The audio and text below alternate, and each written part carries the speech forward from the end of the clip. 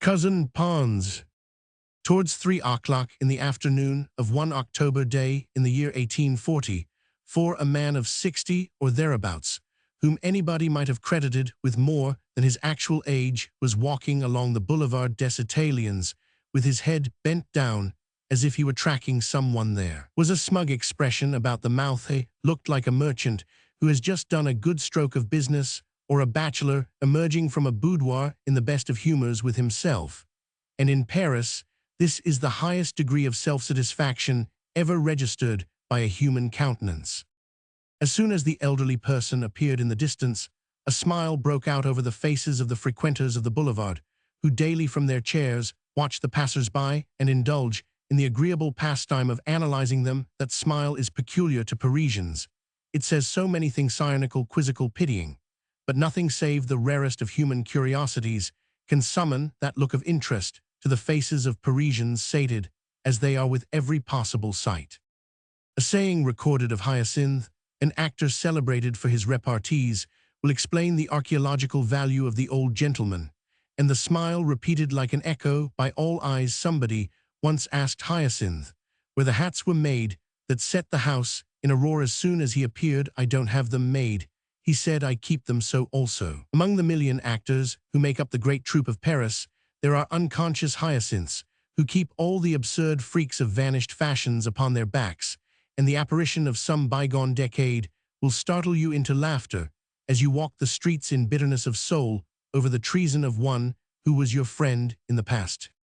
In some respects, the passerby adhered so faithfully to the fashions of the year 1806 that he was not so much a burlesque caricature as a reproduction of the Empire period. To an observer, accuracy of detail in a revival of this sort is extremely valuable, but accuracy of detail, to be properly appreciated, demands the critical attention of an expert flaneur, while the man in the street who raises a laugh as soon as he comes in sight is bound to be one of those outrageous exhibitions which stare you in the face, as the saying goes, and produce the kind of effect which an actor tries to secure for the success of his entry. The elderly person, a thin spare man, wore a nut-brown spencer over a coat of uncertain green with white metal buttons. A man in a spencer in the year 1844. It was as if Napoleon himself had vouchsafed to come to life again for a couple of hours. The spencer, as its name indicates, was the invention of an English lord, vain doubtless of his handsome shape. Some time before the Peace of Amiens, this nobleman solved the problem of covering the bust without destroying the outlines of the figure, and encumbering the person with the hideous box-coat, now finishing its career on the backs of aged hackney cabmen. But elegant figures being in the minority, the success of the spencer was short-lived in France English, though it was. At the sight of the spencer, men of 40 or 50 mentally invested the wearer with top boots, pistachio-colored kerseymere small clothes, adorned with a knot of ribbon, and beheld themselves in the costumes of their youth. Elderly ladies thought of former conquests, but the younger men were asking each other why the aged Alcibiades had cut off the skirts of his overcoat. The rest of the costume was so much in keeping with the spencer that you would not have hesitated to call the wearer an empire man, just as you call a certain kind of furniture empire furniture. Yet the newcomer only symbolized the empire for those who had known that great and magnificent epoch. At any rate, de visu, for a certain accuracy of memory, was needed for the full appreciation of the costume. And even now the empire is so far away that not every one of us can picture it in its Gallo-Grecian reality. The stranger's hat, for instance, tipped to the back of his head, so as to leave almost the whole forehead bare, recalled a certain jaunty air with which civilians and officials attempted to swagger it with military men. But the hat itself was a shocking specimen of the 15-franc variety. Constant friction with a pair of enormous ears had left their marks, which no brush could efface from the underside of the brim. The silk tissue, as usual, fitted badly over the cardboard foundation, and hung in wrinkles here and there, and some skindices apparently had attacked the nap in spite of the hand which rubbed it down of a morning. Beneath the hat, which seemed ready to drop off at any moment, lay an expanse of countenance grotesque and droll as the faces which the Chinese alone of all people can imagine for their quaint curiosities. The broad visage was as full of holes as a colander honeycombed, with the shadows of the dints hollowed out like a Roman mask. It set all the laws of anatomy at defiance. Close inspection failed to detect the substructure Where you expected to find a bone, you discovered a layer of cartilaginous tissue, and the hollows of an ordinary human face were here filled out with flabby bosses. A pair of grey eyes, red-rimmed and lashless, looked forlornly out of a countenance, which was flattened something after the fashion of a pumpkin, and surmounted by a Don Quixote nose that rose out of it like a monolith above a plain. It was the kind of nose, as Cervantes must surely have explained somewhere, which denotes an inborn enthusiasm for all things, great a tendency, which is apt to degenerate into credulity. And yet, though the man's ugliness was something almost ludicrous, it aroused not the slightest inclination to laugh. The exceeding melancholy, which found an outlet in the poor man's faded eyes, reached the mocker himself, and froze the jibes on his lips, for all at once the thought arose that this was a human creature to whom nature had forbidden any expression of love or tenderness, since such expression could only be painful or ridiculous to the woman he loved. In the presence of such misfortune, a Frenchman is silent to him. It seems the most cruel of all afflictions to be unable to please. The man so ill-favored was dressed after the fashion of shabby gentility, a fashion which the rich not seldom try to copy. He wore low shoes beneath gaiters of the pattern worn by the imperial guard, doubtless for the sake of economy, because they kept the socks clean. The rusty tinge of his black breeches, like the cut, and the white or shiny line of the creases, assigned the date of the purchase some 3 years back. The roomy garments failed to disguise the lean proportions of the wearer, due apparently rather to constitution than to a Pythagorean regimen, for the worthy man was endowed with thick lips and a sensual mouth, and when he smiled displayed a set of white teeth which would have done credit to a shark. A shawl waistcoat, likewise of black cloth, was supplemented by a white under waistcoat, and yet again beneath this gleamed the edge of a red knitted underjacket, to put you in mind of garrets. 5. Waistcoats, a huge white muslin stock, with a conspicuous bow, invented by some exquisite to charm the charming sex in 1809, projected so far above the wearer's chin that the lower part of his face was lost, as it were, in a muslin abyss. A silk watchguard, plaited to resemble the keepsakes made of hair, meandered down the shirt front, and secured his watch from the improbable theft. The greenish coat, though older by some 3 years than the breeches, was remarkably neat. The black velvet collar and shining metal buttons, recently renewed, told of carefulness, which descended even to trifles. The particular manner of fixing the hat on the occiput, the triple waistcoat, the vast cravat engulfing the chin, the gaiters, the metal buttons on the greenish coat, these reminiscences of imperial fashions were blended with a sort of afterwaft and lingering perfume of the coquetry of the incroyable, with an indescribable finical something in the folds of the garments, a certain air of stiffness and correctness in the demeanor that smacked of the school of David, that recalled Jacob's spindle-legged furniture. At first sight, moreover, you set him down either for the gentleman by birth fallen a victim to some degrading habit, or for the man of small independent means, whose expenses are calculated to such a nicety that the breakage of a window-pane, a rent in a coat, or a visit from the philanthropic pest, who asks you for subscriptions to a charity, absorbs the whole of a month's little surplus of pocket money. If you had seen him that afternoon, you would have wondered how that grotesque face came to be lighted up with a smile. Usually, surely, it must have worn the dispirited, passive look of the obscure toiler, condemned to labor, without ceasing, for the barest necessaries of life. Yet when you noticed that the odd-looking old man was carrying some object evidently precious in his right hand, with a mother's care, concealing it under the skirts of his coat, to keep it from collisions in the crowd, and still more when you remarked that important air always assumed by an idler when entrusted with a commission, you would have suspected him of recovering some piece of lost property, some modern equivalent of the Marquise's poodle. You would have recognized the assiduous gallantry of the man of the empire, returning in triumph from his mission to some charming woman of 60, reluctant as yet to dispense with the daily visit of her elderly attentive. In Paris only, among great cities, will you see such spectacles as this, for of her boulevards Paris makes a stage where a never-ending drama is played gratuitously by the French nation in the interests of art.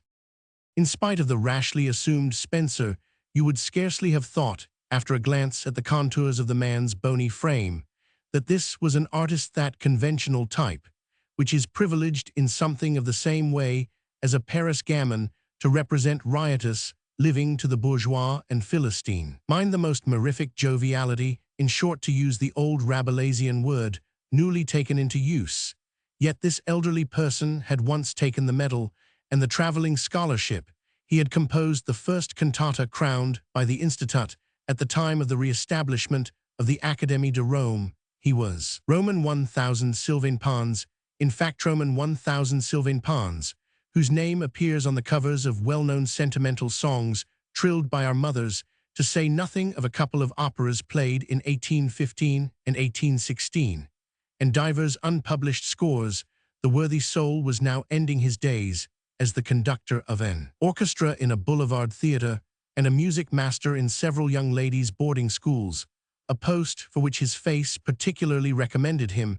He was entirely dependent upon his earnings, running about to give private lessons at his age. Think of it, how many a mystery lies in that unromantic situation. But the last man to wear the spencer carried something about him besides his empire associations, a warning, and a lesson was written large over that triple waistcoat. Wherever he went he exhibited without fee or charge, one of the many victims of the fatal system of competition which still prevails in France in spite of a century of trial without result. For Poisson de Marigny, brother of the Pompadour and director of fine arts, somewhere about 1746, invented this method of applying pressure to the brain that was 100 years ago. Try, if you can count upon your fingers, the men of genius among the prizemen of those 100 years. In the first place, no deliberate effort of schoolmaster or administrator can replace the miracles of chance, which produce great men. Of all the mysteries of generation, this most defies the ambitious modern scientific investigator. In the second, ancient Egyptians, we are told, invented incubator stoves for hatching eggs. What would be thought of Egyptians who should neglect to fill the beaks of the callow fledglings? Yet this is precisely what France is doing. She does her utmost to produce artists by the artificial heat of competitive examination. But the sculptor, painter, engraver, or musician, once turned out by this mechanical process, she no more troubles herself about them and their fate than the dandy cares for yesterday's flower in his buttonhole. And so it happens that the really great man is a Greuze, a Watteau, a Felician, David, a Pagnesi, a Géricault, a Decamps, an Auber, a David d'Angers, and Eugene Delacroix, or a Meissonier, artists who take but little heed of Grand Prix and spring up in the open field under the rays of that invisible sun called vocation. To resume, the government sent Sylvain Pons to Rome to make a great musician of himself, and in Rome, Sylvain Pons acquired a taste for the antique and works of art. He became an admirable judge of those masterpieces of the brain and hand which are summed up by the useful neologism bric-a-brac. And when the child of Euterpe returned to Paris somewhere about the year 1810, it was in the character of a rabid collector, loaded with pictures, statuettes, frames, wood-carving, ivories, enamels, porcelains, and the like. He had sunk the greater part of his patrimony not so much in the purchases themselves, as on the expenses of transit, and every penny inherited from his mother had been spent in the course of a 3 years' travel in Italy. After the residence in Rome came to an end, he had seen Venice, Milan, Florence, Bologna, and Naples leisurely, as he wished to see them, as a dreamer of dreams, and a philosopher careless of the future. For an artist looks to his talent for support, as the fille de joie counts upon her beauty. All through those splendid years of travel, Pons was as happy as was possible to a man with a great soul, a sensitive nature, and a face so ugly that any success with the fair, to use the stereotyped formula of 1809, was out of the question. The realities of life always fell short of the ideals which Pons created for himself. The world without was not in tune with the soul within, but Pons had made up his mind to the dissonance. Doubtless, the sense of beauty that he had kept pure and living in his inmost soul was the spring from which the delicate, graceful, and ingenious music flowed, and won him reputation between 1810 and 1814. Every reputation founded upon the fashion or the fancy of the hour, or upon the short-lived follies of Paris, produces its Pons. No place in the world is so inexorable in great things, no city of the globe so disdainfully indulgent in small Pons notes. were drowned before long in floods of German harmony and the music of Rossini, and if in 1824 he was known as an agreeable musician, a composer of various drawing-room melodies, judge if he was likely to be famous in 183 in 1844, the year in which the single drama of this obscure life began. Sylvain Pons was of no more value than an antediluvian semi-quaver. Dealers in music had never heard of his name, though he was still composing on scanty pay for his own orchestra or for neighboring theaters. And yet the worthy man did justice to the great masters of our day. A masterpiece finely rendered brought tears to his eyes, but his religion never bordered on mania. As in the case of Hoffmann's Chryslers, he kept his enthusiasm to himself. His delight, like the paradise reached by opium or hashish, lay within his own soul.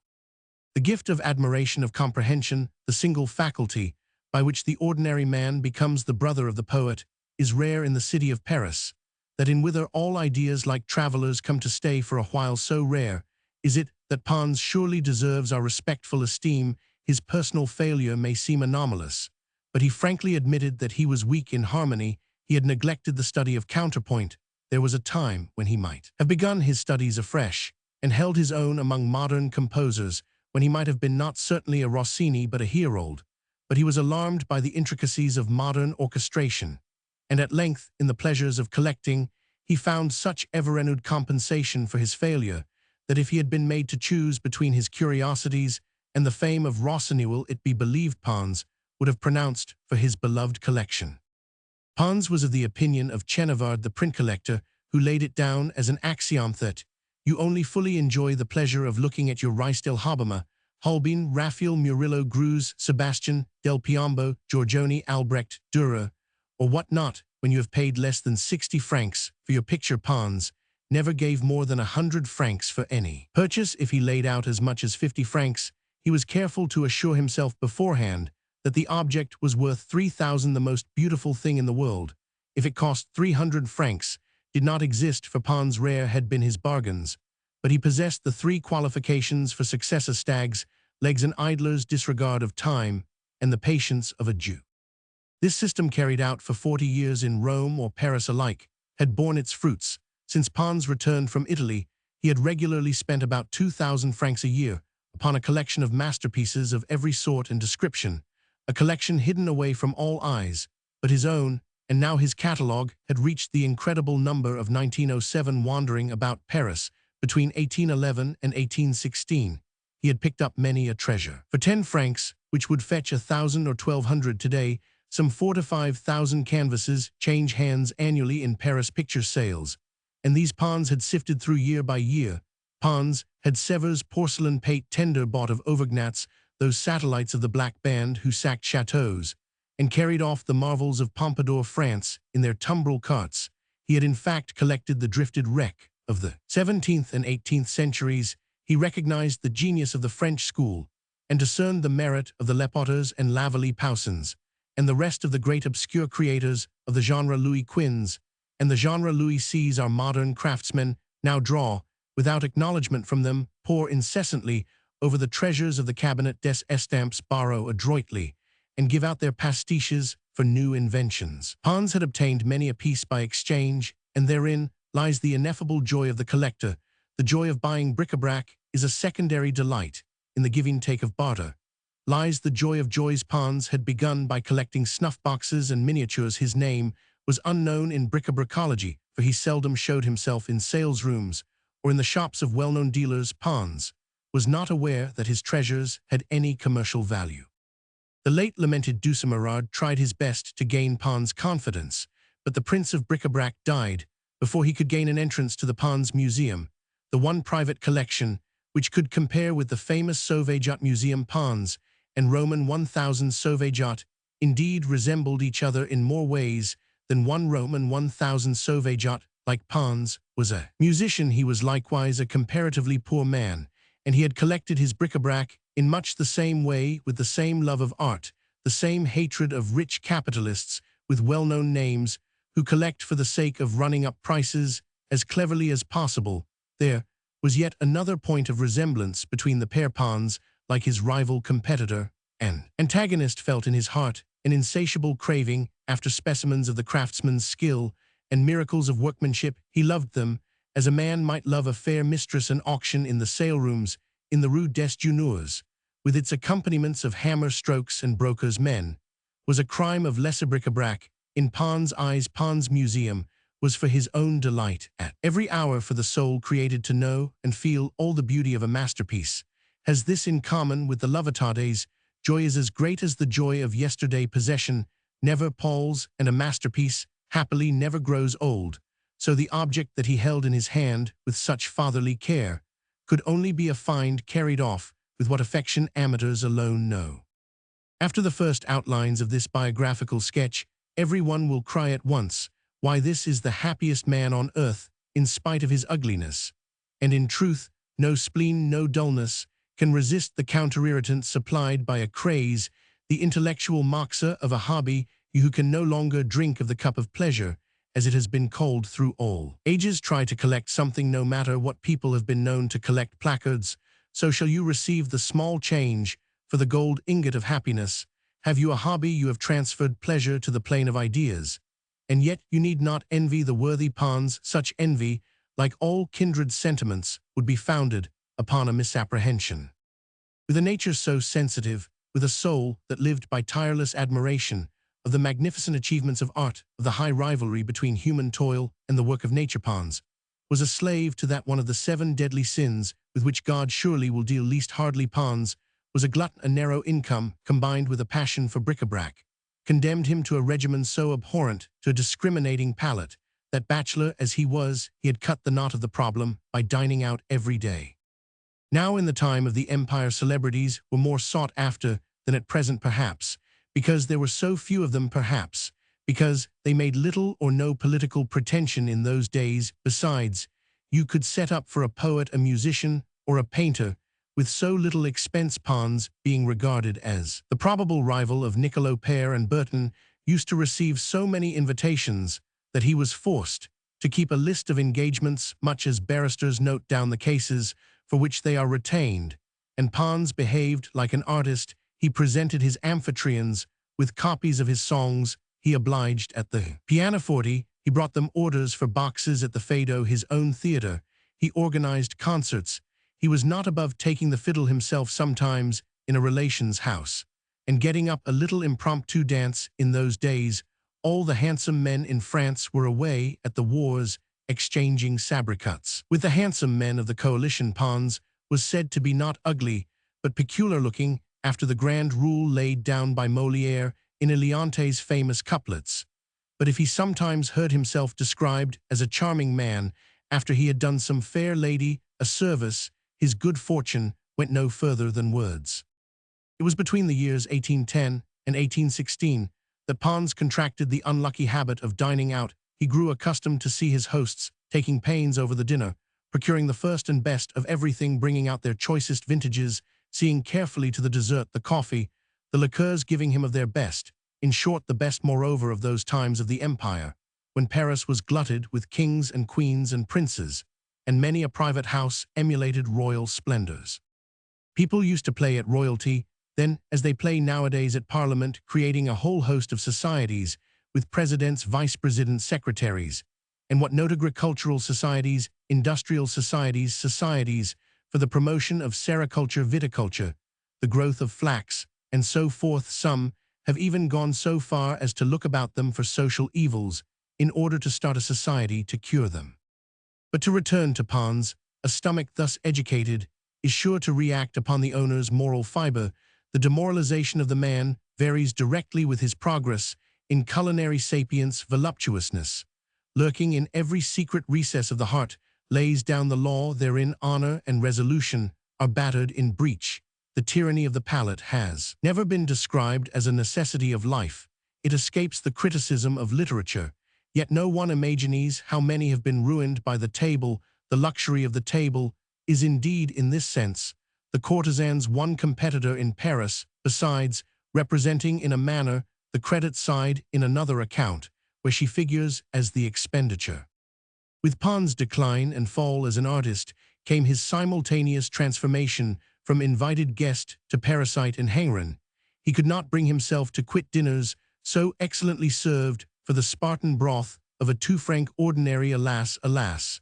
A shudder ran through him at the mere thought of the great sacrifices which independence required him to make. He felt that he was capable of sinking to even lower depths for the sake of good living, if there were no other way of enjoying the first and best of everything, of guzzling vulgar but expressive word, nice little dishes, carefully prepared. Pons lived like a bird, pilfering his meal, flying away when he had taken his fill, singing a few notes by way of return. He took a certain pleasure in the thought that he lived at the expense of society, which asked of him what but the trifling toll of grimaces, like all confirmed bachelors who hold their lodgings in horror and live. As much as possible in other people's houses, Pons was accustomed to the formulas and facial contortions which do duty for feeling in the world. He used compliments as small change, and as far as others were concerned, he was satisfied with the labels they bore, and never plunged a too curious hand into the sack. This not intolerable phase lasted for another 10 years. Such years Pons' life was closing with a rainy autumn. All through those years, he contrived to dine without expense. By making himself necessary in the houses which he frequented, he took the first step in the downward path, by undertaking a host of small commissions. Many and many a time Pons ran on errands instead of the porter or the servant. Many a purchase he made for his entertainers. He became a kind of harmless, well-meaning spy sent by one family into another, but he gained no credit with those for whom he trudged about, and so often sacrificed self-respect. Pons is a bachelor, said they. He is at a loss to know what to do with his time. He is only too glad to trot about. For us, what else would he do? Very soon the cold which old age spreads about itself began to set in, the communicable cold, which sensibly lowers the social temperature, especially if the old man is ugly and poor. Old and ugly and poor is not this to be thrice old. Pons' winter had begun, the winter which brings the reddened nose and frost-nipped cheeks, and the numbed fingers. Numb in how many ways? Invitations very seldom came for Pons, now so far from seeking the society of the parasite. Every family accepted him much as they accepted the taxes. They valued nothing that Pons could do for them. Real services from Pons counted for naught. The family circles in which the worthy artist revolved had no respect for art or letters.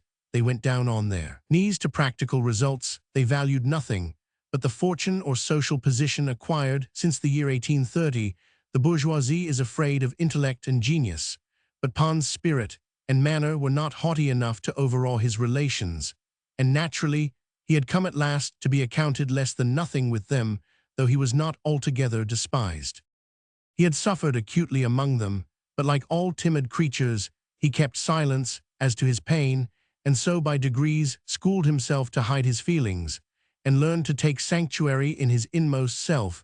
Many superficial persons interpret this conduct by the short word selfishness, and indeed the resemblance between the egoist and the solitary human creature is strong enough to seem to justify the harsher verdict, and this is especially true in Paris, where nobody observes others closely, where all things pass swift as waves and last as little as a ministry.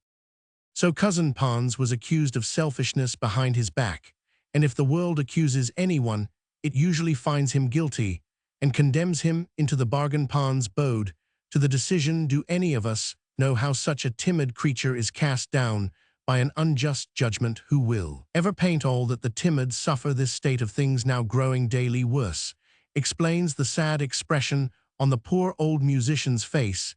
He lived by capitulations of which he was ashamed.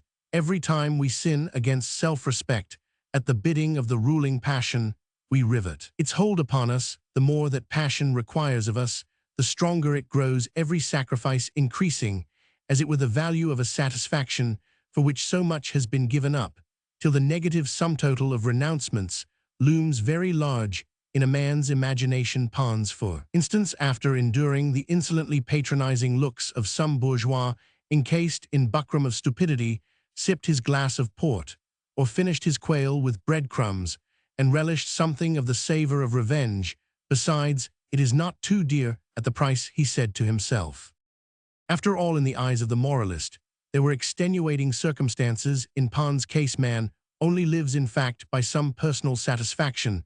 The passionless, perfectly righteous man is not human. He is a monster, an angel wanting wings. The angel of Christian mythology has nothing but a head on earth. The righteous person is the sufficiently tiresome Grandison, for whom the very Venus of the crosswords is sexless. Setting aside one or two commonplace adventures in Italy, in which probably the climate accounted for his success, no woman had ever smiled upon Pons. Plenty of men are doomed to this fate. Pons was an abnormal birth, the child of parents well stricken in years. He bore the stigma of his untimely genesis. His cadaverous complexion might have been contracted in the flask of spirituous wine, in which science preserves some extraordinary fetus artist. Though he was with his tender, dreamy, sensitive soul, he was forced to accept the character which belonged to his face. It was hopeless to think of love, and he remained a bachelor, not so much of choice as of necessity. Then gluttony, the sin of the continent monk, beckoned to Pons. He rushed upon temptation, as he had thrown his whole soul into the adoration of art, and the cult of music, good cheer, and bric-a-brac gave him the small change for the love which could spend itself in no other way. As for music, it was his profession. And where will you find the man who is in love with his means of earning a livelihood? For it is with a profession, as with marriage in the long length, you are sensible of nothing but the drawbacks. Brillat-Savarin has deliberately set himself to justify the gastronome, but perhaps even he has not dwelt sufficiently on the reality of the pleasures of the table. The demands of digestion upon the human economy produce an internal wrestling bout of human forces, which rivals the highest degree of amorous pleasure. The gastronome is conscious of an expenditure of vital power, an expenditure so vast that the brain is atrophied, as it were, that a second brain located in the diaphragm may come into play, and the suspension of all the faculties is in itself a kind of intoxication. A boa constrictor gorged with an ox is so stupid with excess that the creature is easily killed. What man on the wrong side of 40 is rash enough to work after dinner and remark, in the same connection, that all great men have been moderate eaters? The exhilarating effect of the wing of a chicken upon invalids recovering from serious illness and long confined to a stinted and carefully chosen diet has been frequently remarked. The sober Pons, whose whole enjoyment was concentrated in the exercise of his digestive organs, was in the position of chronic convalescence. He looked to his dinner to give him the utmost degree of pleasurable sensation, and hitherto he had procured such sensations daily. Who dares to bid farewell to old habit? Many a man on the brink of suicide has been plucked back on the threshold of death by the thought of the café where he plays his nightly game of dominoes. In the year 1835, chance avenged Pons for the indifference of womankind by finding him a prop for his declining years, as the saying goes, and he who had been old from his cradle found a support in friendship. Pons took to himself the only life partner permitted to him among his kindred old man and a fellow musician. But for La Fontaine's fable, Les Deux Amis, this sketch should have borne the title of The Two Friends. But to take the name of this divine story would surely be a deed of violence, a profanation from which every true man of letters would shrink. The title ought to be borne alone and forever by the fabulists. Masterpiece, the revelation of his soul and the record of his dreams, those three words were set once and forever by the poet at the head of a page, which is his by a sacred right of ownership, for it is a shrine before which all generations all over the world will kneel so long as the art of printing shall endure. Pons' friend gave lessons on the pianoforte. They met and struck up an acquaintance in 1834, one prize day at a boarding school, and so congenial were their ways of thinking and living that Pons used to say that he had found his friend too late for his happiness. Never perhaps did two souls so much alike find each other in the great ocean of humanity, which flowed forth in disobedience to the will of God from its source in the Garden of Eden. Before very long, the two musicians could not live without each other. Confidences were exchanged, and in a week's time they were like brothers. Schmuck, for that was his name, had not believed that such a man as Pons existed, nor had Pons imagined that a schmuck was possible. Here already you have a sufficient description of the good couple, but it is not every mind that takes kindly to the concise synthetic method, and a certain amount of demonstration is necessary if the credulous are to accept the conclusion. This pianist, like all other pianists, was a German like the eminent Liszt, and the great Mendelssohn and Staebelt and Dussek and Mayer and Mozart and Doelher and Thalberg and Dreschkock and Hiller, and Leopold Hertz, Woertz, Karl Wolf, Pixis, and Clara Weikand, all Germans generally speaking. Schmuck was a great musical composer doomed to remain a music master, so utterly did his character lack the audacity which a musical genius needs if he is to push his way to the front. A German's naivete does not invariably last him through his life. In some cases, it fails after a certain age, and even as a cultivator of the soil brings water from afar by means of irrigation channels, so from the springs of his youth does the Teuton draw the simplicity which disarms suspicion's perennial supplies, with which he fertilizes his labors in every field of science, art, or commerce. A crafty Frenchman here and there will turn a Parisian tradesman's stupidity to good account in the same way, but Schmuck had kept his child's simplicity, much as Pons continued to wear his relics of the empirole unsuspectingly. The true and noble-hearted German was at once the theater and the audience, making music within himself for himself alone in this city of Paris. He lived as a nightingale lives among the thickets, and for 20 years he sang on mateless till he met with a second self in Pons une fille d'Eve. Both Pons and Schmuck were abundantly given both by heart and disposition to the peculiarly German sentimentality, which shows itself alike in childlike ways, in a passion for flowers, in that form of nature worship which prompts a German to plant his gardens with big glass globes for the sake of seeing miniature pictures of the view which he can behold about him of a natural size, in the inquiring turn of mind that sets a learned Teuton trudging 300 miles in his gaiters in search of a fact which smiles up in his face from a wayside spring, or lurks laughing under the jessamine leaves in the backyard, or, to take a final instance, in the German craving to endow every least detail in creation with a spiritual significance, a craving which produces sometimes Hoffmann's tipsiness in type, sometimes the folios with which Germany hedges the simplest questions round, about lest haply any fool should fall into her intellectual excavations. And indeed, if you fathom these abysses, you find nothing but a German at the bottom. Both friends were Catholics. They went to Mass and performed the duties of religion together, and like children found nothing to tell their confessors. It was their firm belief that music is to feeling and thought as thought and feeling are to speech, and of their converse on this system there was no end. Each made response to the other in orgies of sound, demonstrating their convictions, each for each, like lovers. Schmuck was as absent-minded as Pons was wide-awake. Pons was a collector. Schmuck, a dreamer of dreams. Schmuck was a student of beauty seen by the soul. Pons, a preserver of material beauty. Pons would catch sight of a china cup and buy it in the time that Schmuck took to blow his nose, wondering the while within himself whether the musical phrase that was ringing in his brain, the motif from Rossini or Bellini or Beethoven or Mozart, had its origin or its counterpart in the world of human thought and emotion. Schmuck's economies were controlled by an absent mind. Pons was a spendthrift through passion, and for both the result was the sympathy had not a penny on St. Sylvester's Day. Perhaps Pons would have given way under his troubles if it had not been for this friendship, but life became bearable when he found someone to whom he could pour out his heart. The first time that he breathed a word of his difficulties, the good German had advised him to live as he himself did, and eat bread and cheese at home sooner than dine abroad at such a cost. Alas, Pons did not dare to confess that heart and stomach were at war within him, that he could digest affronts which pained his heart, and cost what it might. A good dinner that satisfied his palate was a necessity to him, even as your gay Lothario must have a mistress to tease.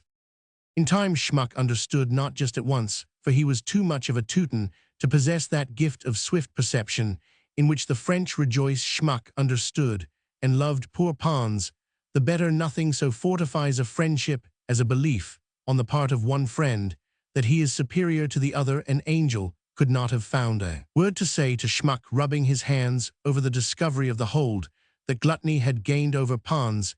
Indeed, the good German adorned their breakfastable next morning with delicacies of which he went in search himself, and every day he was careful to provide something new for his friend, for they always breakfasted together at home.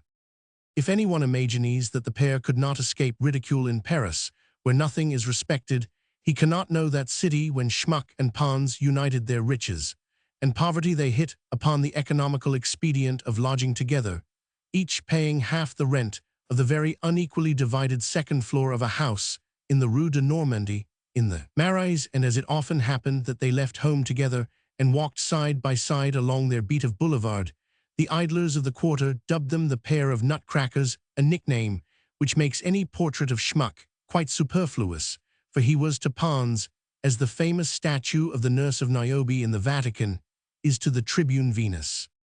Mme Sibot portress of the house in the Rue de Normandie was the pivot on which the domestic life of the nutcrackers turned, but Mme Sibot plays so large a part in the drama, which grew out of their double existence, that it will be more appropriate to give her portrait on her first appearance in this scene of Parisian life.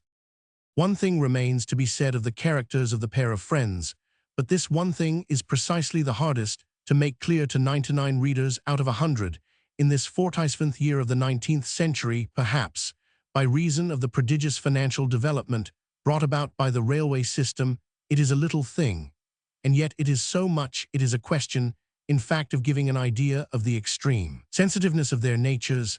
Let us borrow an illustration from the railways, if only by way of retaliation, as it were for the loans which they levy upon us. The railway train of today, tearing over the metals, grinds away fine particles of dust grains so minute that a traveler cannot detect them with the eye, but let a single one of those invisible motes find its way into the kidneys, it will bring about that most excruciating and sometimes fatal disease known as gravel, and our society, rushing like a locomotive along its metal track, is heedless of the all but imperceptible dust made by the grinding of the wheels. But it was otherwise with the two musicians. The invisible grains of sand sank perpetually into the very fibers of their being, causing them intolerable anguish of heart. Tender exceedingly to the pain of others, they wept for their own powerlessness to help, and their own susceptibilities were almost morbidly acute. Neither age nor the continual spectacle of the drama of Paris life had hardened two souls still young and childlike and pure. The longer they lived, indeed, the more keenly they felt their inward suffering, for so it is, alas, with natures unsullied by the world, with the quiet thinker, and with such poets among the poets as have never fallen into any excess. Since the old men began housekeeping together, the day's routine was very nearly the same for them. Both they worked together in harness, in the fraternal fashion of the Paris cab-horse, rising every morning, summer and winter, at 7 o'clock, and setting out after breakfast to give music lessons in the boarding schools, in which upon occasion they would take lessons for each other. Towards noon Pons repaired to his theatre if there was a rehearsal on hand, but all his spare moments were spent in sauntering on the boulevards. Night found both of them in the orchestra at the theatre, for Pons had found a place for Schmuck, and upon this wise. At the time of their first meeting, Pons had just received that marshal's baton of the unknown musical composer, an appointment as conductor of an orchestra. It had come to him unasked by a favor of Count Popinot, a bourgeois hero of July at that time, a member of the government. Count Popinot had the license of a theatre in his gift, and Count Popinot had also an old acquaintance of the kind that the successful man blushes to meet as he rolls through the streets of Paris in his carriage. It is not pleasant to see his boyhood's chum down at heel, with a coat of many improbable colors, and trousers innocent of straps, and a head full of soaring speculations on too grand a scale to tempt shy, easily scared capital. Moreover, this friend of his youth, Gaudissart by name, had done not a little in the past towards founding the fortunes of the great house of Popinot. Popinot, now a count and a peer of France after twice holding a portfolio, had no wish to shake off the illustrious Gaudissart. Quite otherwise, the pomps and vanities of the court of the citizen king had not spoiled the sometime druggist's kind heart. He wished to put his excommercial traveler in the way of renewing his wardrobe and replenishing his purse. So when Gaudissart, always an enthusiastic admirer of the fair sex, applied for the license of a bankrupt theatre, Popinot granted it on condition that Pons, a parasite of the Hotel Popinot, should be engaged as conductor of the orchestra. And at the same time, the Count was careful to send certain elderly amateurs of beauty to the theatre, so that the new manager might be strongly supported financially by wealthy admirers of feminine charms, revealed by the costume of the ballet. Gaudissart and company, who be it said made their fortune hit upon the grand idea of operas for the people, and carried it out in a boulevard theatre in 1834, a tolerable conductor who could adapt or even compose a little music upon occasion, was a necessity for ballets and pantomimes, but the last management had so long been bankrupt that they could not afford to keep a transposer, and copyist Pons therefore introduced Schmuck to the company as copier of music, a humble calling, which requires no small musical knowledge, and Schmuck, acting on Pons' advice, came to an understanding with the chef de service at the Opera Comique, so saving himself the clerical drudgery. The partnership between Pons and Schmuck produced one brilliant result. Schmuck, being a German harmony, was his strong point. He looked over the instrumentation of Pons' compositions, and Pons provided the airs here and there. An amateur among the audience admired the new pieces of music, which served as accompaniment to 2 or 3 great successes, but they attributed the improvement vaguely to progress. No one cared to know the composer's name, like occupants of the baignoires lost to view of the house to gain a view of the stage. Pons and Schmuck eclipsed themselves by their success in Paris, especially since the Revolution of July. No one can hope to succeed unless he will push his way quibuscumque vis, and with all his might through a formidable host of competitors. But for this feat, a man needs thews and sinews, and our 2 friends, be it remembered, had that affection of the heart which cripples all ambitious effort. Pons, as a rule, only went to his theatre towards 8 o'clock, when the piece in favor came on, and overtures and accompaniments needed the strict ruling of the baton. Most minor theatres are lax in such matters, and Pons felt the more at ease because he himself had been by no means grasping in all his dealings with the management, and Schmuck, if need be, could take his place. Time went by, and Schmuck became an institution in the orchestra. The illustrious Gaudissart said nothing, but he was well aware of the value of Pons' collaborator. He was obliged to include a pianoforte in the orchestra. Following the example of the leading theatres, the instrument was placed beside the conductor's chair, and Schmuck played without increase of salary, a volunteer supernumerary. As Schmuck's character, his utter lack of ambition or pretense, became known, the orchestra recognized him as one of themselves, and as time went on, he was entrusted with the often needed miscellaneous musical instruments, which form no part of the regular band of a boulevard theatre. For a very small addition to his stipend, Schmuck played the viola d'amore, hautboy, violoncello, and harp, as well as the piano, the castanets, for the cachucha, the bell's saxhorn, and the like. If the Germans cannot draw harmony from the mighty instruments of liberty, yet to play all instruments of music comes to them by nature. The 2 old artists were exceedingly popular at the theatre, and took its ways philosophically. They had put, as it were, scales over their eyes, lest they should see the offenses that needs must come when a corps de ballet is blended with actors and actresses, one of the most trying combinations ever created by the laws of supply and demand, for the torment of managers, authors, and composers alike. Everyone esteemed Pons with his kindness and his modesty, his great self-respect, and respect for others. For a pure and limpid life wins something like admiration from the worst nature in every social sphere. And in Paris, a fair virtue meets with something of the success of a large diamond, so great a rarity, it is no actor, no dancer, however brazen, would have indulged in the mildest practical joke at the expense of either Pons or Schmuck.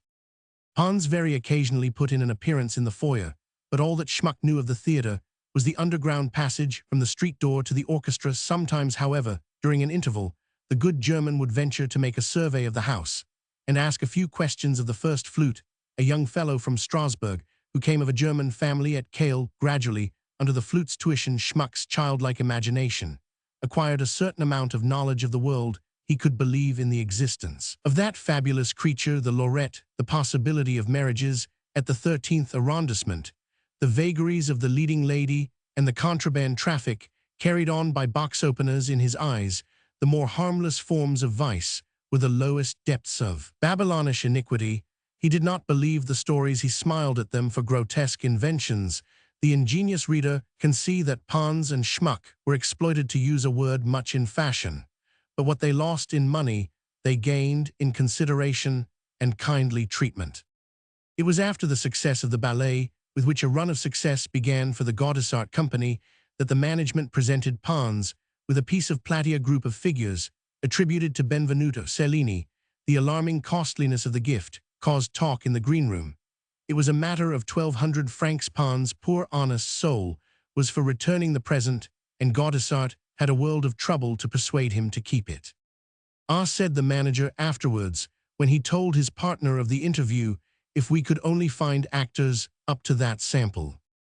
In their joint life, outwardly so quiet, there was the one disturbing element, weakness, to which Pons sacrificed the insatiable craving to dine out whenever Schmuck happened to be at home. While Pons was dressing for the evening, the good German would bewail this deplorable habit. Gif only he was any fatter vor it, he many a time cried. And Schmuck would dream of curing his friend of his degrading vice, for a true friend's instinct in all that belongs to the inner life is unerring as a dog's sense of smell. A friend knows by intuition the trouble in his friend's soul, and guesses at the cause, and ponders it in his heart.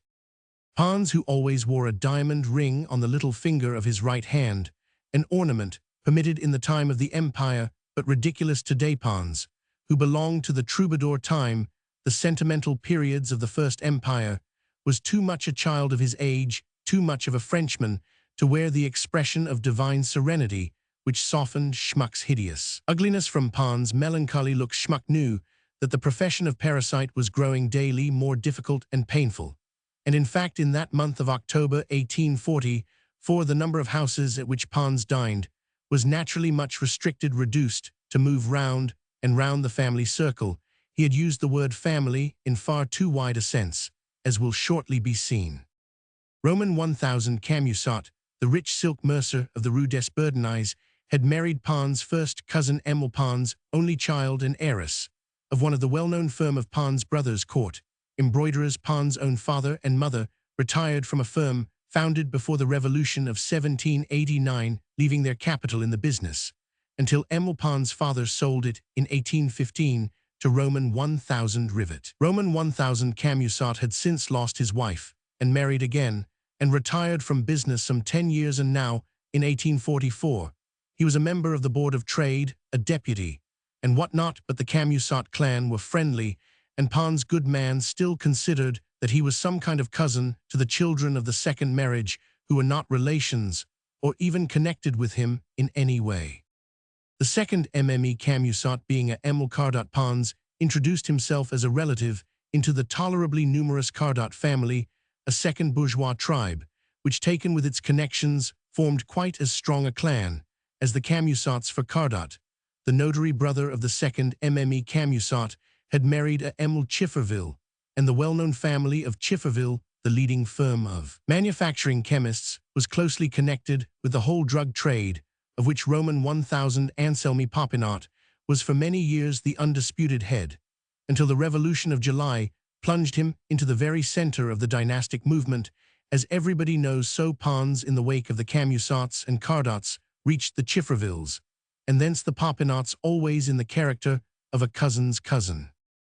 The above concise statement of Pons' relations with his entertainers explains how it came to pass that an old musician was received in 1844 as one of the family in the houses of four distinguished persons, to wit Roman 1000 Leconte Popinot, peer of France, and twice in office Roman 1000 Cardot, retired notary mayor and deputy of an arrondissement in Paris, Roman 1000 Camusot, senior, a member of the Board of Trade and the Municipal Chamber, and a peerage, and lastly Roman 1000 Camusot de Marville, Camusot's son by his first marriage, and Pons' one genuine relation, albeit even he was a first cousin once removed.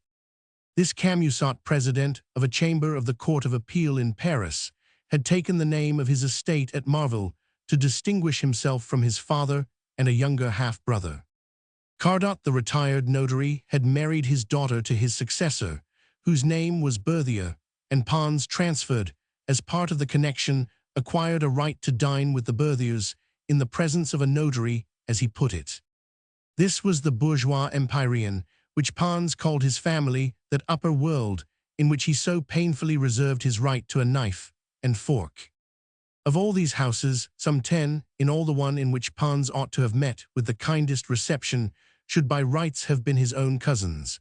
And indeed, he paid most attention to President Camusot's family, but alas, Mme Camusot de Marville, daughter of the seer Therion usher of the cabinet, to Louis Roman XVIII and Charles Roman X, had never taken very kindly to her husband's first cousin, once removed. Pons had tried to soften this formidable relative.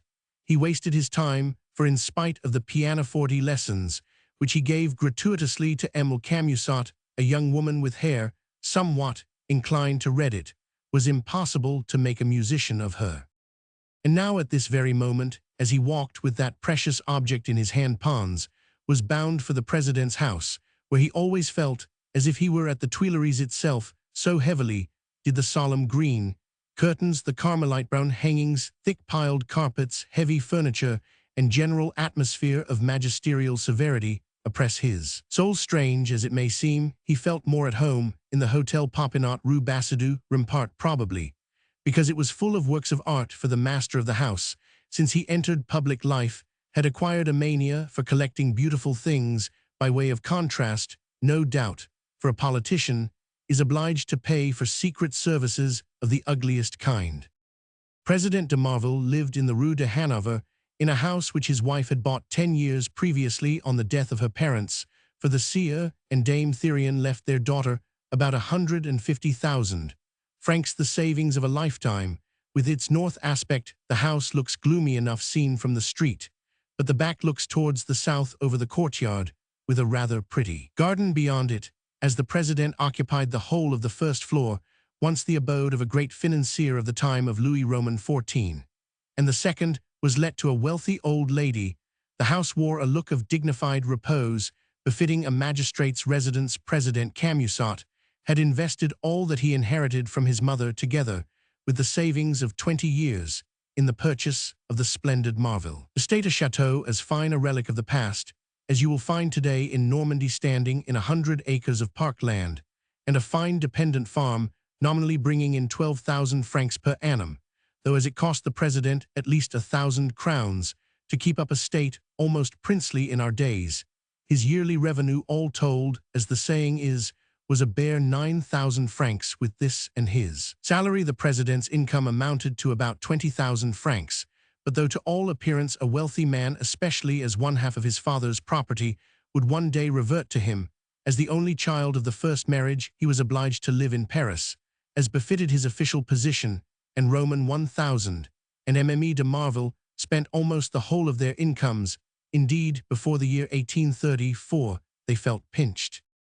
This family schedule sufficiently explains why Emile de Marville, aged 23, was still unwed in spite of 100,000 francs of dowry and tempting prospects frequently skillfully, but so far vainly held out. For the past 5 years Pons had listened to Mme la Président's lamentations, as she beheld one young lawyer after another led to the altar, while all the newly appointed judges at the tribunal were fathers of families already, and she all this time had displayed Emile de Marville's brilliant expectations before the undazzled eyes of young Vicomte Popinot, eldest son of the great man of the drug trade, he of whom it was said by the envious tongues of the neighborhood of the Rue des Lombards that the Revolution of July had been brought about at least as much for his particular benefit as for the sake of the Orleans branch.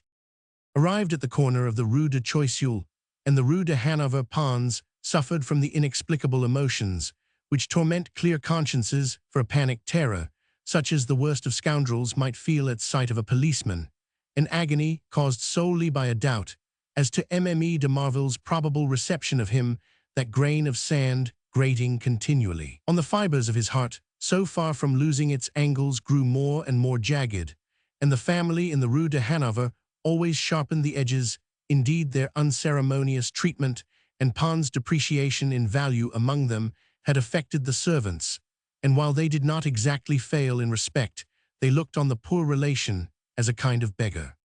Pons' archenemy in the house was the latest maid, a thin and wizened spinster, Madeleine Vivet by name. This Madeleine, in spite of, nay, perhaps on the strength of a pimpled complexion and a viper-like length of spine, had made up her mind that someday she would be Pons, but in vain she dangled 20,000 francs of savings before the old bachelor's eyes. Pons had declined happiness, accompanied by so many pimples from that time, forth the Dido of the antechamber, who fain had called her master, and mistress cousin wreaked her spite, in petty ways, upon the poor musician. She heard him on the stairs, and cried audibly, "Oh, here comes the sponger." She stinted him of wine when she waited at dinner in the footman's absence.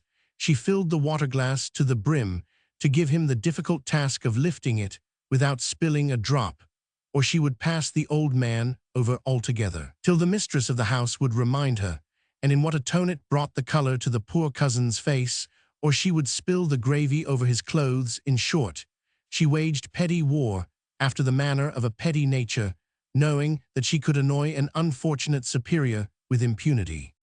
Madeleine Vivet was Mme de Marvel's maid and housekeeper. She had lived with Roman 1000 and Mme Camusot de Marvel. Since their marriage, she had shared the early struggles in the provinces when Roman 1000 Camusot was a judge at Alençon. She had helped them to exist when Roman 1000 Camusot, president of the Tribunal of Mantes, came to Paris in 1828 to be an examining magistrate. She was therefore too much one of the family not to wish, for reasons of her own, to revenge herself upon them beneath her desire to pay a trick upon her haughty and ambitious mistress, and to call her master her cousin. There surely lurked a long-stifled hatred, built up like an avalanche, upon the pebble of some past grievance. "Here comes your Roman 1000 Pons." Madame, still wearing that spencer of his Madeleine, came to tell the president he really might tell me how he manages to make it look the same for 25 years together. Mme Camusot de Marville, hearing a man's footstep in the little drawing-room between the large drawing-room and her bedroom, looked at her daughter and shrugged her shoulders. "You always make these announcements so cleverly that you leave me no time to think." Madeleine. "Jean is out, madame. I was all alone." Roman 1000 Pons rang the bell. I opened the door, and as he is almost one of the family, I could not prevent him from coming after me. "There, he is taking off his spencer." "Poor little puss," said the president, addressing her daughter. "We are caught. We shall have to dine at home. Now let us see," she added, seeing that the dear puss wore a piteous face. "Must we get rid of him for good?" "Oh, poor man," cried Mme Camusot, "deprive him of one of his dinners." Somebody coughed significantly in the next room, by way of warning that he could hear. "Very well, let him come in," said Mme Camusot, looking at Madeleine with another shrug. "You are here so early, cousin, that you have come in upon us just as mother was about to dress," said Cécile Camusot in a coaxing tone, but cousin Pons had caught sight of the president's shrug, and felt so cruelly hurt that he could not find a compliment, and contented himself with the profound remark, "You are always charming, my little cousin." Then turning to the mother, he continued with a bow, "You will not take it amiss, I think, if I have come a little earlier than usual. Dear cousin, I have brought something for you. You once did me the pleasure of asking me for it." Poor Pons, every time he addressed the president's wife, or Cécile, as cousin, he gave them excruciating annoyance. As he spoke, he drew a long, narrow cherrywood box, marvelously carved, from his coat pocket. "Oh, did I had forgotten," the lady answered dryly. It was a heartless speech, was it not? Did not those few words deny all merit to the pains taken for her by the cousin, whose one offense lay in the fact that he was a poor relation? "But it is very kind of you, cousin," she added. "How much do I owe you for this little trifle?" Pons quivered inwardly at the question. He had meant the trinket as a return for his dinners. "I thought that you would permit me to offer it you," he faltered out. "What?" said Mme Camusot. "Oh, but there need be no ceremony between us. We know each other well enough to wash our linen among ourselves. I know very well that you are not rich enough to give more than you get, and to go no further, it is quite enough that you should have spent a good deal of time in running among the dealers. If you were asked to pay the full price of the fan, my dear cousin, you would not care to have it," answered poor Pons, hurt and insulted. "It is one of Watteau's masterpieces, painted on both sides. But you may be quite easy, cousin, I did not give 1/100th part of its value as a work of art." To tell a rich man that he is poor, you might as well tell the Archbishop of Granada that his homilies show signs of senility. Mme. La Presidente, proud of her husband's position of the estate of Marville and her invitations to court balls, was keenly susceptible on this point. And what was worse, the remark came from a poverty-stricken musician to whom she had been charitable. "Then the people of whom you buy things of this kind are very stupid, are they?" she asked quickly.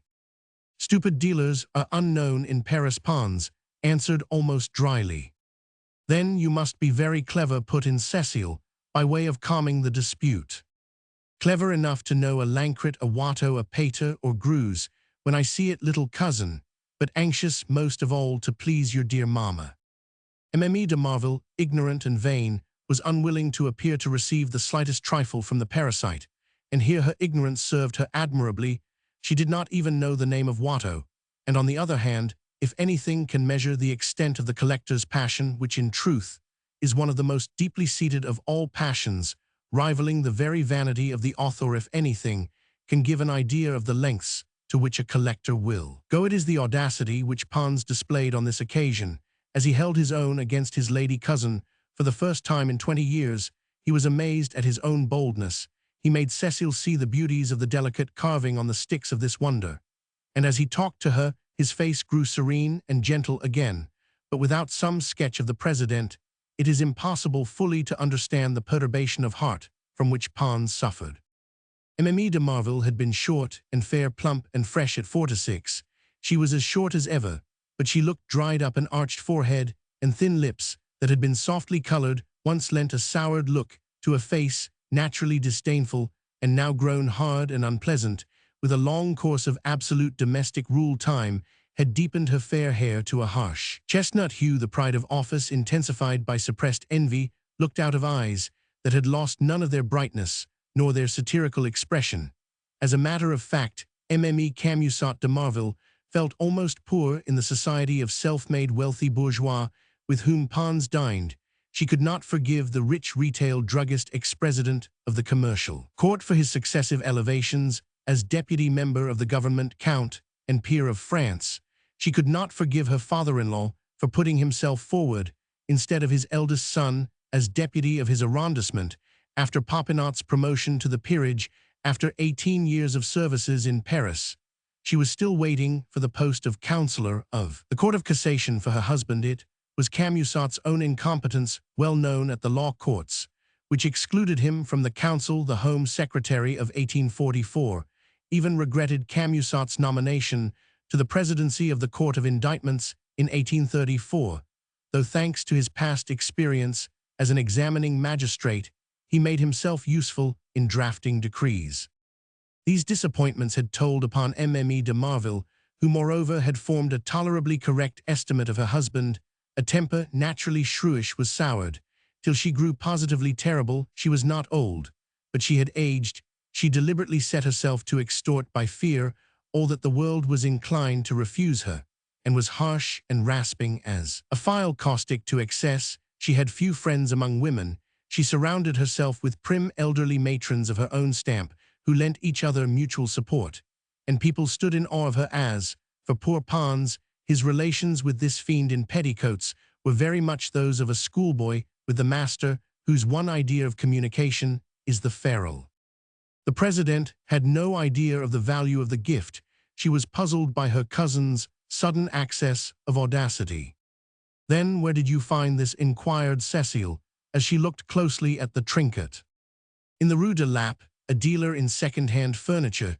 There had just brought it back with him from a chateau that is being pulled down near Dreux Aulnay. Mme. de Pompadour used to spend part of her time there, before she built Menars. Some of the most splendid woodcarving ever known has been saved from destruction. Leonard, our most famous living woodcarver, had kept a couple of oval frames for models as the ne plus ultra of the art. So fine it is, there were treasures in that place.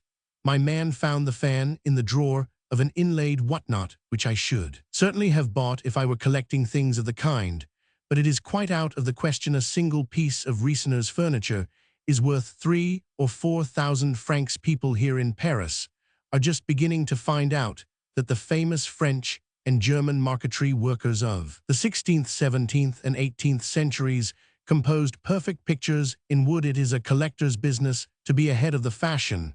Why, in 5 years' time, the Frankenthal ware, which I have been collecting these 20 years, will fetch twice the price of Sevres potter tender. What is Frankenthal ware? Asked Cecile. That is the name of the porcelain made by the Elector of the Palatinate. It dates further back than our manufactory at Sevres, just as the famous gardens at Heidelberg, laid waste by Turenne, had the bad luck to exist before the garden of Versailles. Sevres copied Frankenthal to a large extent. In justice to the Germans, it must be said that they have done admirable work in Saxony and in the Palatinate. Mother and daughter looked at one another as if Pons was speaking Chinese. No one can imagine how ignorant and exclusive Parisians are. They only learn what they are taught, and that only when they choose. And how do you know the Frankenthal ware when you see it? By the mark, cried Pons with enthusiasm. There is a mark on every one of those exquisite masterpieces. Frankenthal ware is marked with a C and T for Charles Theodore interlaced, and crowned on old Dresden china. There are 2 crossed swords, and the number of the order in gilt figures. Vincennes bears a hunting horn. Vienna, a V closed and barred. You can tell Berlin by the 2 bars, Mayence by the wheel, and Sevres by the 2 crossed ls. The Queen's porcelain is marked A for Antoinette with a royal crown above it. In the 18th century, all the crowned heads of Europe had rival porcelain factories, and workmen were kidnapped. Watteau designed services for the Dresden factory. They fetch frantic prices at the present day. One has to know what one is about with them too, for they are turning out imitations now at Dresden. Wonderful things they used to make, they will never make the like again. Objets. No, cousin, some inlaid work and some kinds of porcelain will never be made again, just as there will never be another Raphael, nor Titian, nor Rembrandt, nor Van Eyck, nor Cranach. Well, now, there are the Chinese. They are very ingenious, very clever. They make modern copies of their Grand Mandarin porcelain, as it is called, but a pair of vases of genuine Grand Mandarin vases of the largest size are worth 6, 8, and 10,000 francs, while you can buy the modern replicas for a couple of hundred. You are joking. You are astonished at the prices, but that is nothing, cousin. A dinner service of Sevres pate tender, and pate tender is not porcelain. A complete dinner service of Sevres pate tender for 12 persons is not merely worth 100,000 francs, but that is the price charged on the invoice. Such a dinner service cost 15,000 francs at Sevres in 1750. I have seen the original invoices. But let us go back to this fan, said Cecile. Evidently, in her opinion, the trinket was an old-fashioned thing. You can understand that as soon as your dear mamma did me the honor of asking for a fan, I went round of all the curiosity shops in Paris. But I found nothing fine enough. I wanted nothing less than a masterpiece for the dear President, and thought of giving her one that once belonged to Marie Antoinette, the most beautiful of all celebrated fans. But yesterday I was dazzled by this divine chef-d'oeuvre of her, which certainly must have been ordered by Louis Roman XV himself. Do you ask how I came to look for fans in the Rue de Lappe, among an Auvergnat stock of brass and iron, and Ormolu furniture? Well, I myself believe that there is an intelligence in works of art. They know art lovers, they call to them CHTTT. Mme de Marville shrugged her shoulders and looked at her daughter. Pons did not notice the rapid pantomime. I know all those sharpers, continued Pons, so I asked him anything fresh today, Daddy Monostralfer. He always lets me look over his lots before the big buyers commined. At that, he began to tell me how Leonard, that did such beautiful work for the government in the Chapelle de Dreux, had been at the Aulnay sale and rescued the carved panels out of the clutches of the Paris dealers, while their heads were running on china and inlaid furniture. I did not do much myself, he went on, but I may make my traveling expenses out of this. And he showed me a whatnot, a marvel, Boucher's designs, executed in marquetry, and with such art one could have gone down on one's knees before it. Look, sir, he said, I have just found this fan in a little drawer. It was locked, I had to force it open. You might tell me where I can sell it, and with that he brings out this little carved cherrywood box. See, says he, it is the kind of pompadour that looks like decorated Gothic. Yes, I told him the box is pretty, the box might suit me, but as for the fan Monostral, I have no mme Pons to give the old trinket to, and they make very pretty new ones nowadays. You can buy miracles of painting on vellum. Cheaply enough, there are 2,000 painters in Paris, you know, and I opened out the fan, carelessly keeping down my admiration, looked indifferently at those two exquisite little pictures, touched off with an ease fit to send you into raptures.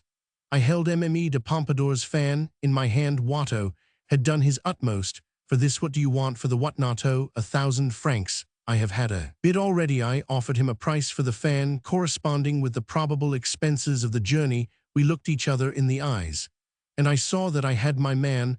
I put the fan back into the box, lest my Auvergnat should begin to look at it, and went into ecstasies over the box. Indeed, it is a jewel if I take it, said I. It is for the sake of the box. The box tempts me. As for the whatnot, you will get more than 1,000 francs. For that, just see how the brass is wrought. It is a model. There is business in it. It has never been copied. It is a unique specimen, made solely for Mme de Pompadour, and so on, till my man, all on fire for his whatnot, forgets the fan, and lets me have it for a mere trifle, because I have pointed out the beauties of his piece of Riesner's furniture. So here it is. But it needs a great deal of experience to make such a bargain, as that it is a duel eye to eye, and who has such eyes as a Jew or an Auvergnat? The old artist's wonderful pantomime, his vivid, eager way of telling the story of the triumph of his shrewdness over the dealer's ignorance, would have made a subject for a Dutch painter, but it was all thrown away upon the audience. Mother and daughter exchanged cold, contemptuous glances. What an oddity, they seemed to say. So it amuses you, remarked Mme de Marville. The question sent a cold chill through Pons. He felt a strong desire to slap the president. Why, my dear cousin, that is the way to hunt down a work of art. You are face to face with antagonists that dispute the game with you. It is craft against craft. A work of art in the hands of a Norman, an Auvergnat, or a Jew is like a princess guarded by magicians in a fairy tale. And how can you tell that this is by what do you call him? Watteau, cousin, one of the greatest 18th century painters in France. Look, do you not see that it is his work, pointing to a pastoral scene, courtship swains and shepherdesses, dancing in a ring, the movement, the life in it, the coloring there, it is painted with a stroke of the brush as a writing master makes a flourish with a pen, not a trace of effort here, and turn it over. Look, a ball in a drawing room, summer and winter, and what ornaments, and how well preserved it is. The hingepin is gold, you see, and on cleaning it, I found a tiny ruby at either side. If it is so, cousin, I could not think of accepting such a valuable present from you. It would be better to lay up the money for yourself, said Mme de Marville, but all the same she asked no better than to keep the splendid fan. It is time that it should pass from the service of vice into the hands of virtue, said the good soul, recovering his assurance. It has taken a century to work the miracle. No princess at court, you may be sure, will have anything to compare with it, for unfortunately men will do more for a Pompadour than for a virtuous queen. Such is human nature.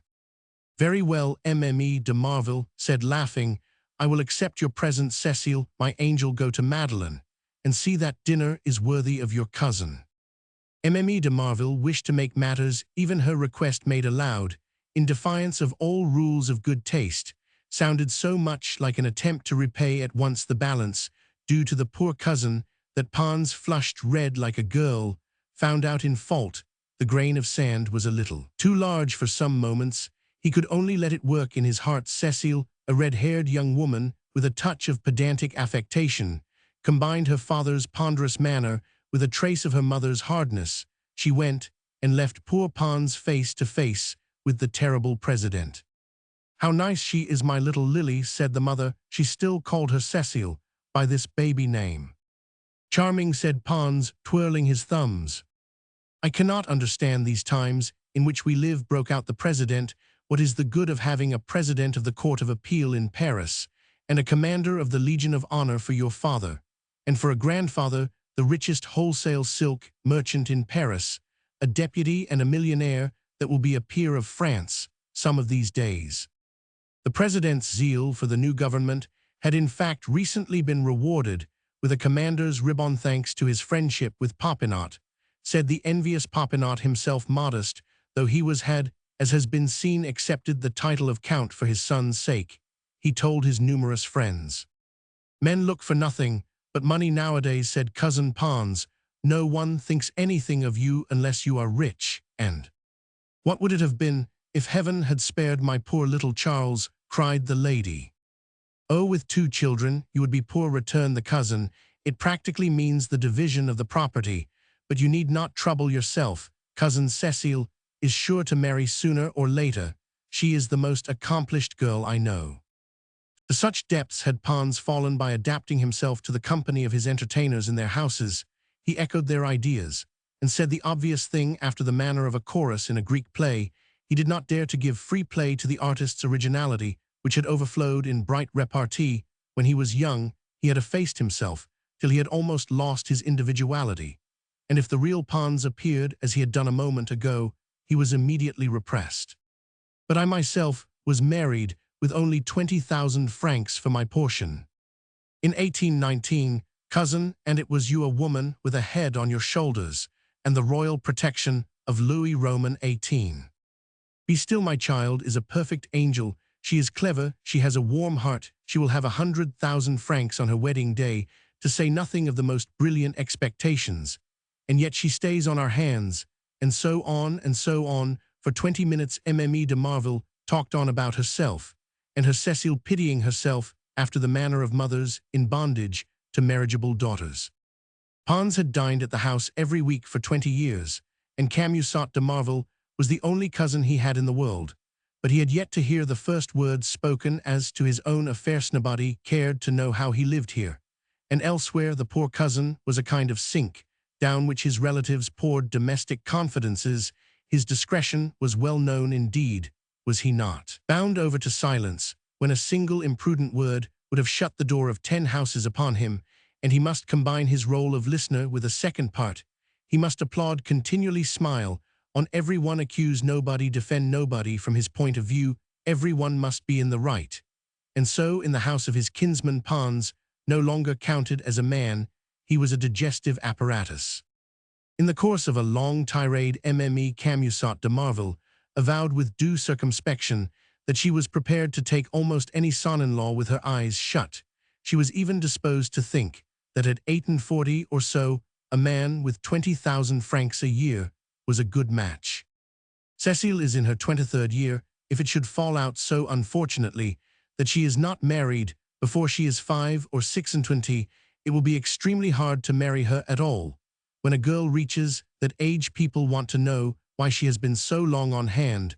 We are a good deal talked about in our set. We have come to the end of all the ordinary excuses. She is so young, she is so fond of her father and mother that she doesn't like to leave them. She is so happy at home, she is hard to please, she would like a good name. We are beginning to look silly.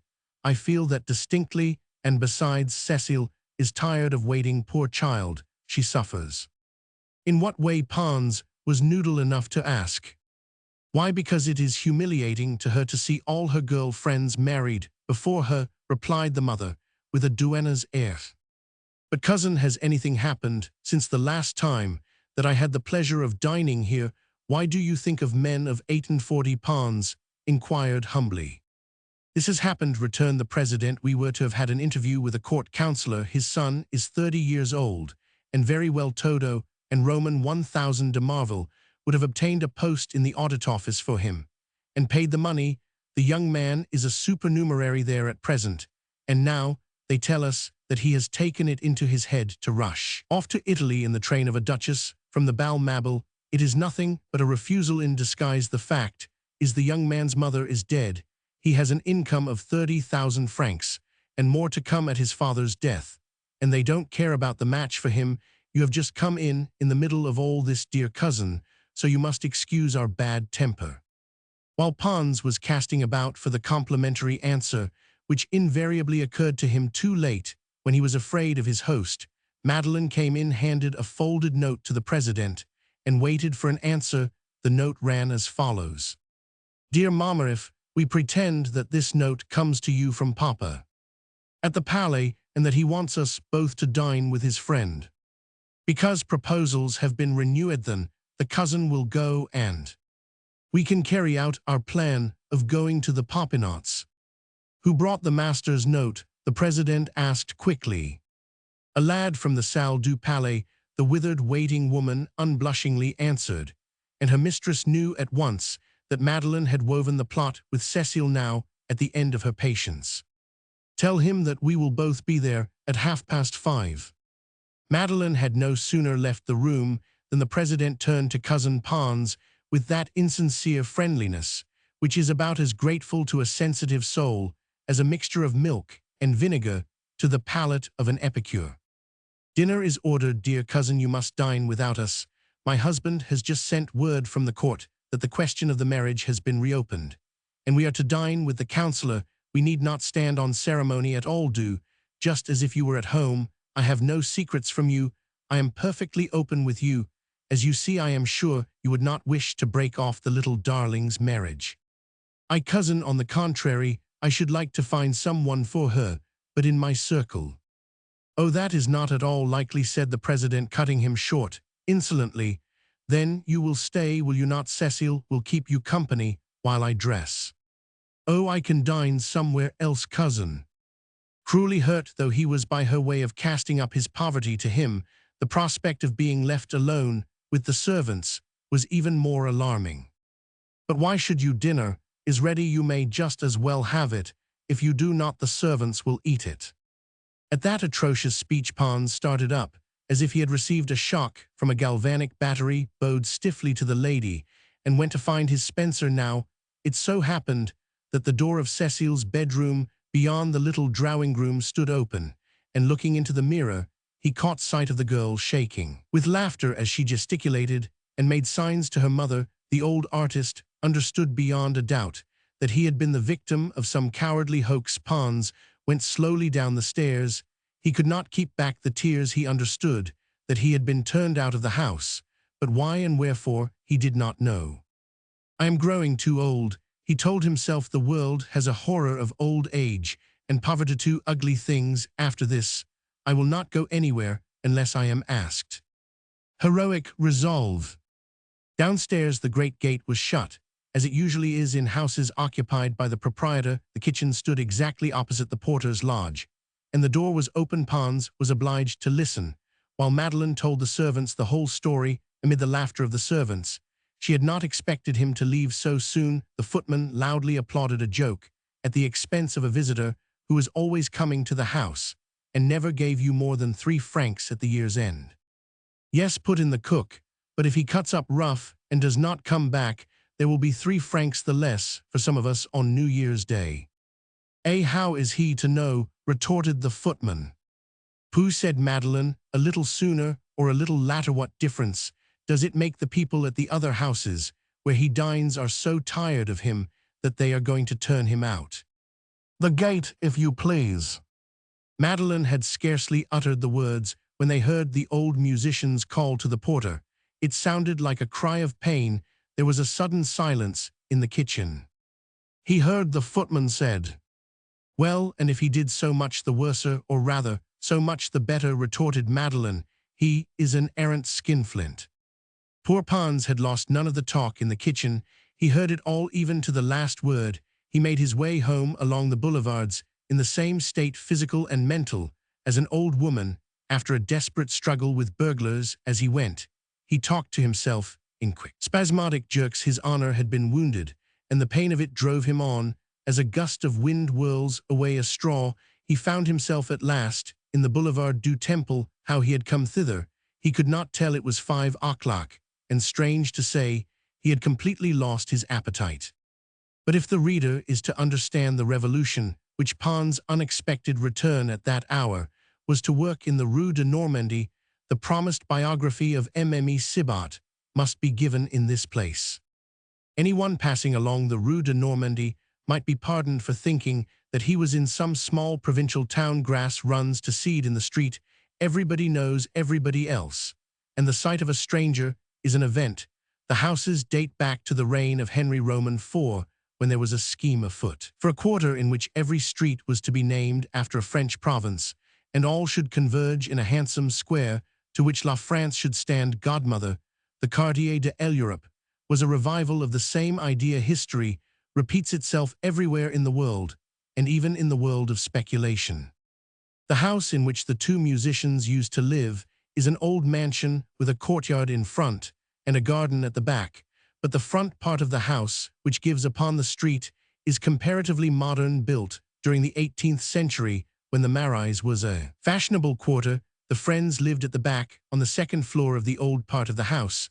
The whole building belongs to Roman 1000 Pilaralt, an old man of 80 who left matters very much in the hands of Roman 1000, and mme Sibat his porters for the past 26 years. Now as a porter cannot live by his lodge alone, the aforesaid Sibat had other means of gaining a livelihood, and supplemented his 5% on the rental, and his faggot from every cartload of wood by his own earnings. As a tailor in time, Sibat ceased to work for the master tailors. He made a connection among the little tradespeople of the quarter, and enjoyed a monopoly of the repairs, renovations, and fine drawing of all the coats and trousers in 3 adjacent streets. The lodge was spacious and wholesome, and boasted a second room, wherefore the Sibat couple were looked upon as among the luckiest porters in the arrondissement. Sibat, small and stunted, with a complexion almost olive-colored by reason of sitting day in day out in Turk fashion on a table level with the barred window, made about 12 or 14 francs a week. He worked still, though he was 58 years old. But 58 is the porter's golden age. He is used to his lodge. He and his room fit each other like the shell and the oyster, and he is known in the neighborhood. Mme Sibat, sometime opener of oysters at the Cadran Bleu, after all the adventures which come unsought to the belle of an oyster bar, left her post for love of Sibat at the age of 28. The beauty of a woman of the people is short-lived, especially if she is planted espalier fashion at a restaurant door. Her features are hardened by puffs of hot air from the kitchen.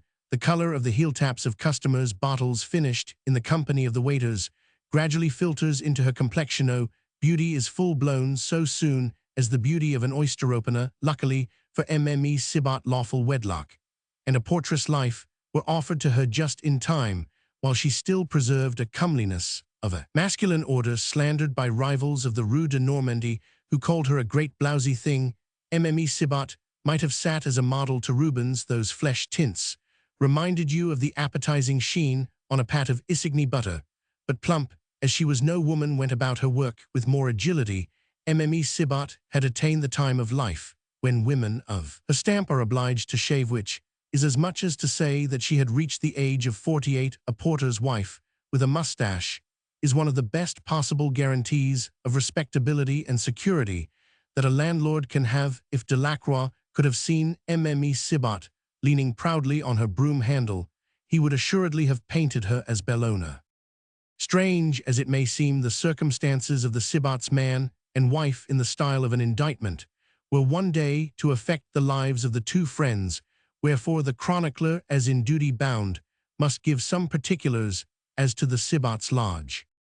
The house brought in about 8,000 francs, for there were 3 complete sets of apartments back and front on the side nearest the Rue de Normandie, as well as the 3 floors in the older mansion between the courtyard and the garden, and a shop kept by a marine store dealer named Ramonenc, which fronted on the street. During the past few months, this Ramonenc had begun to deal in old curiosities and knew the value of Pons' collection so well that he took off his hat whenever the musician came in or went out.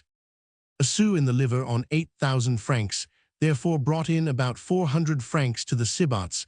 They had no rent to pay and no expenses for firing. Sibat's earnings amounted on an average to 700 or 800 francs, add tips at New Year, and the pair had altogether an income of 1,600 francs, every penny of which they spent for the Sibats lived, and fared better than working people usually do. One can only live once. La Sibat used to say. She was born during the Revolution, you see, and had never learned her catechism.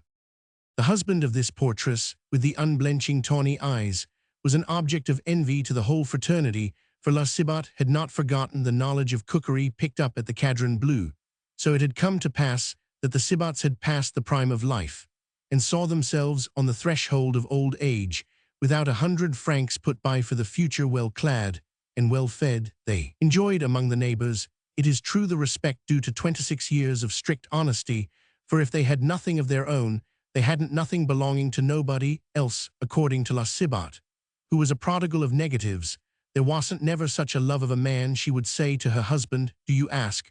Why, you might as well ask the reason of her indifference in matters of religion. Both of them were proud of a life lived in open day, of the esteem in which they were held for 6 or 7 streets round about, and of the autocratic rule permitted to them by the proprietor they called him.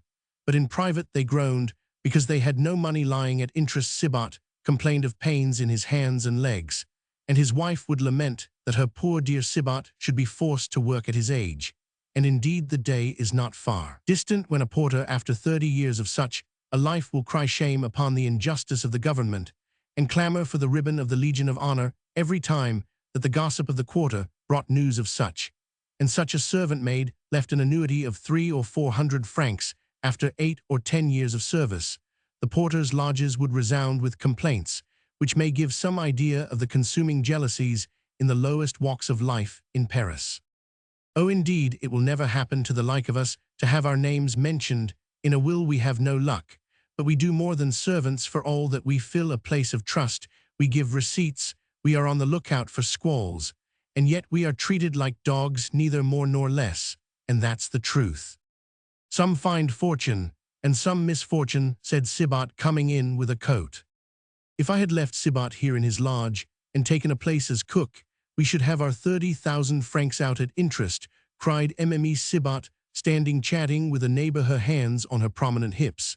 But I didn't understand how to get on in life, housed inside of a snug lodge and firing found, and want for nothing, but that is all. In 1836, when the friends took up their abode on the 2nd floor, they brought about a sort of revolution in the Sybat household.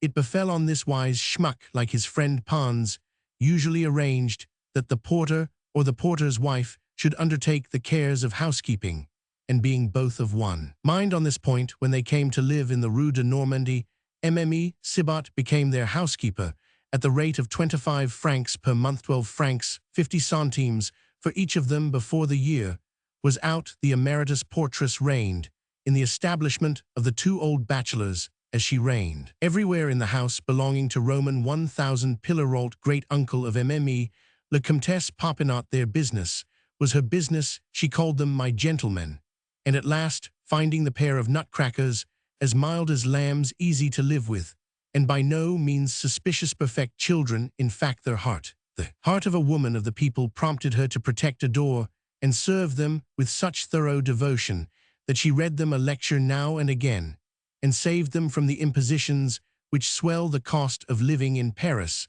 For 25 francs a month, the 2 old bachelors inadvertently acquired a mother.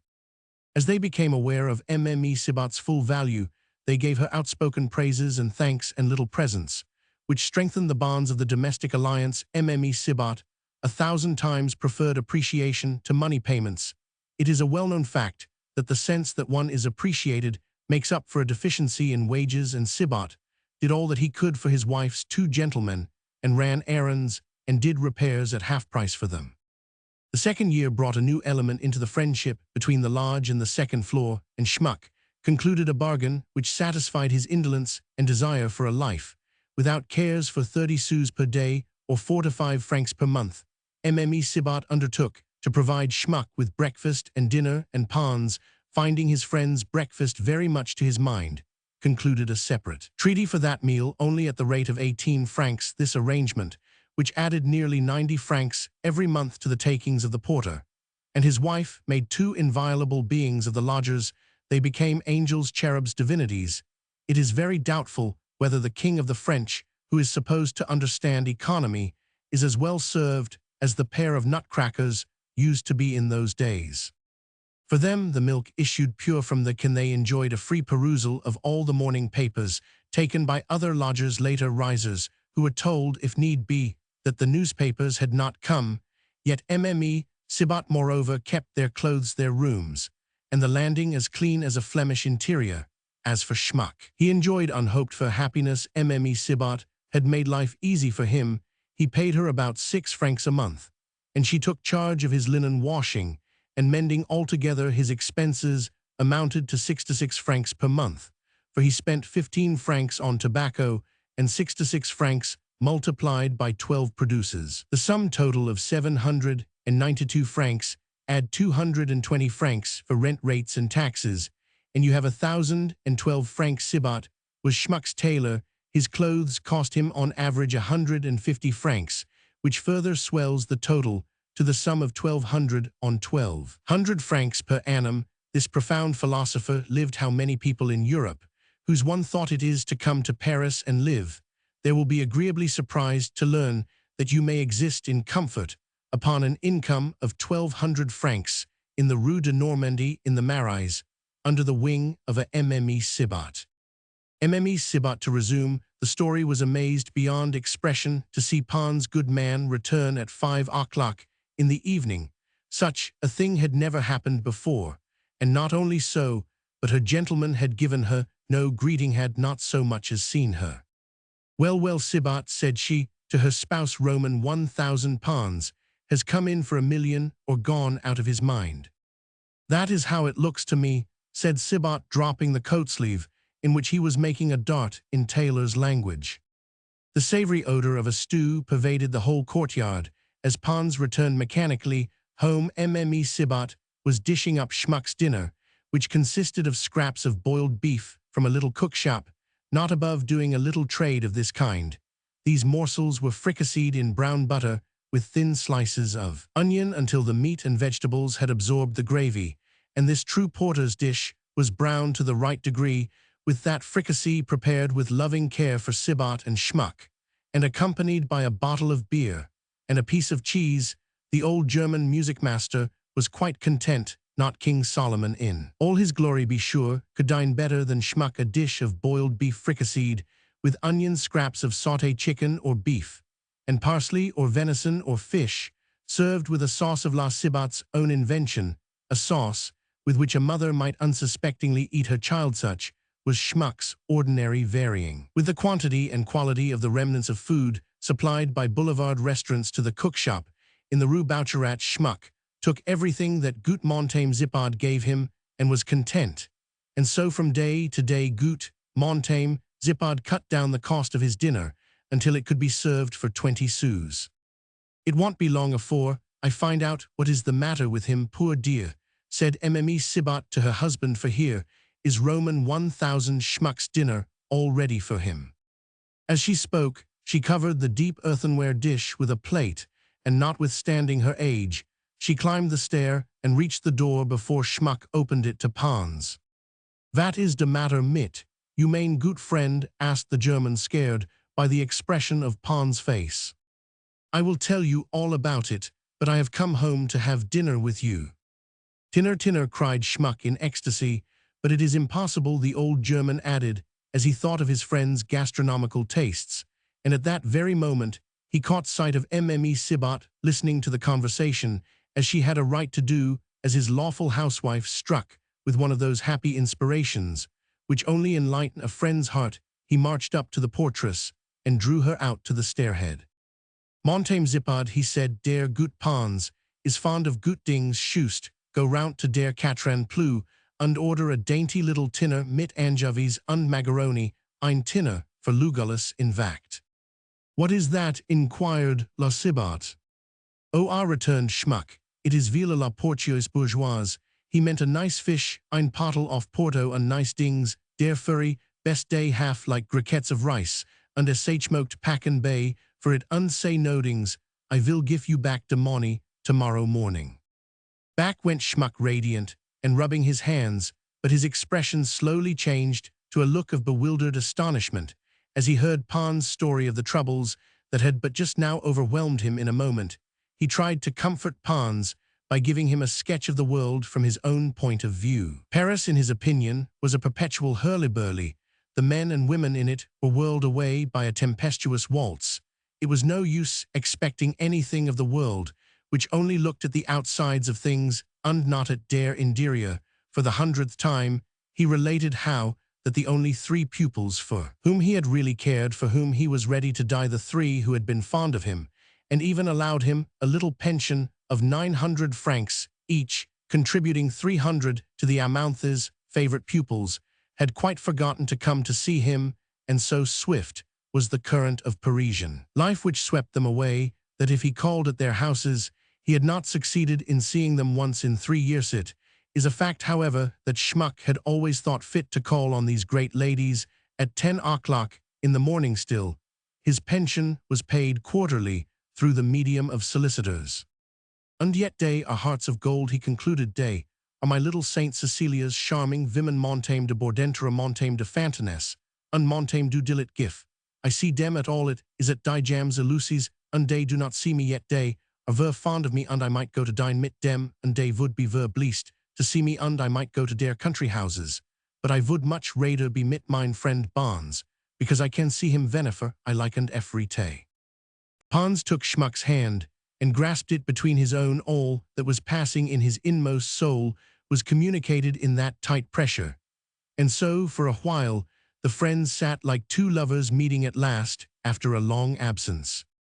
"Tine here every day," broke out Schmuck inwardly, blessing Mme de Marvel for her hardness of heart. "Look here, we shall go a prick-a-pracking toadsters, und der Teufel shall never show his tail here."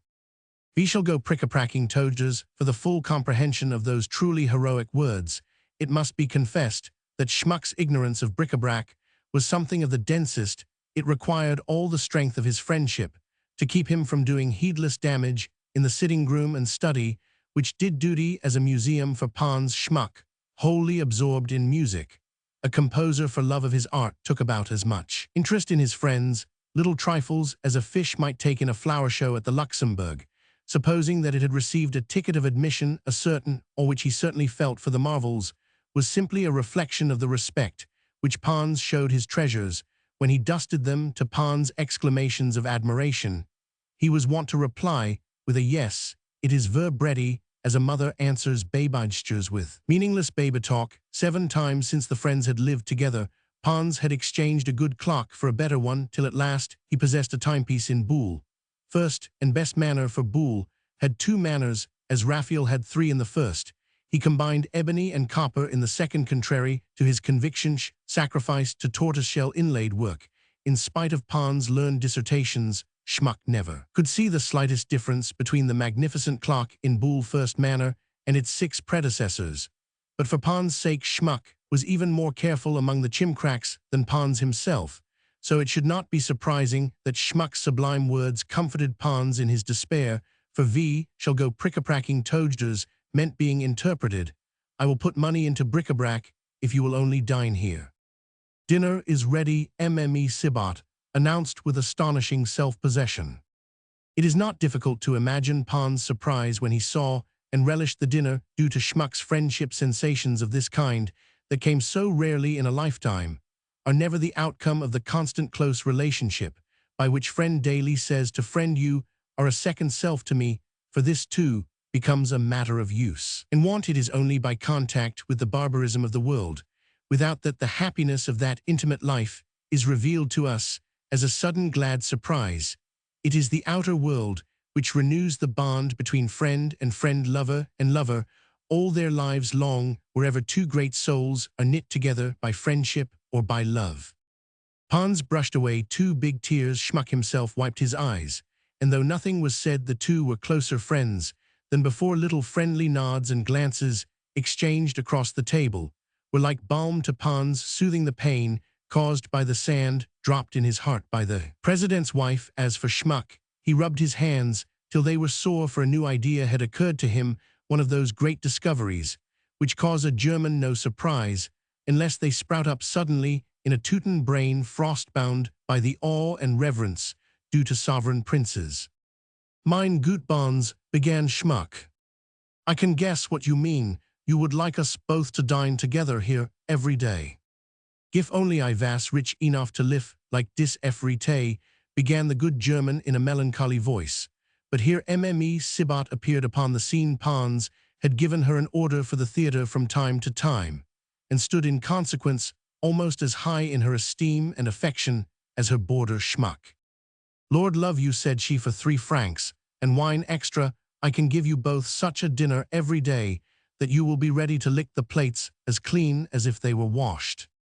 "It is a fact," Schmuck remarked, "dat die dinners, dat montame zipod cooks, for me are better as de messes dey eat at der royal table." In his eagerness, Schmuck usually so full of respect for the powers that be, so far forgot himself as to imitate the irreverent newspapers which scoffed at the fixed-price dinners of royalty.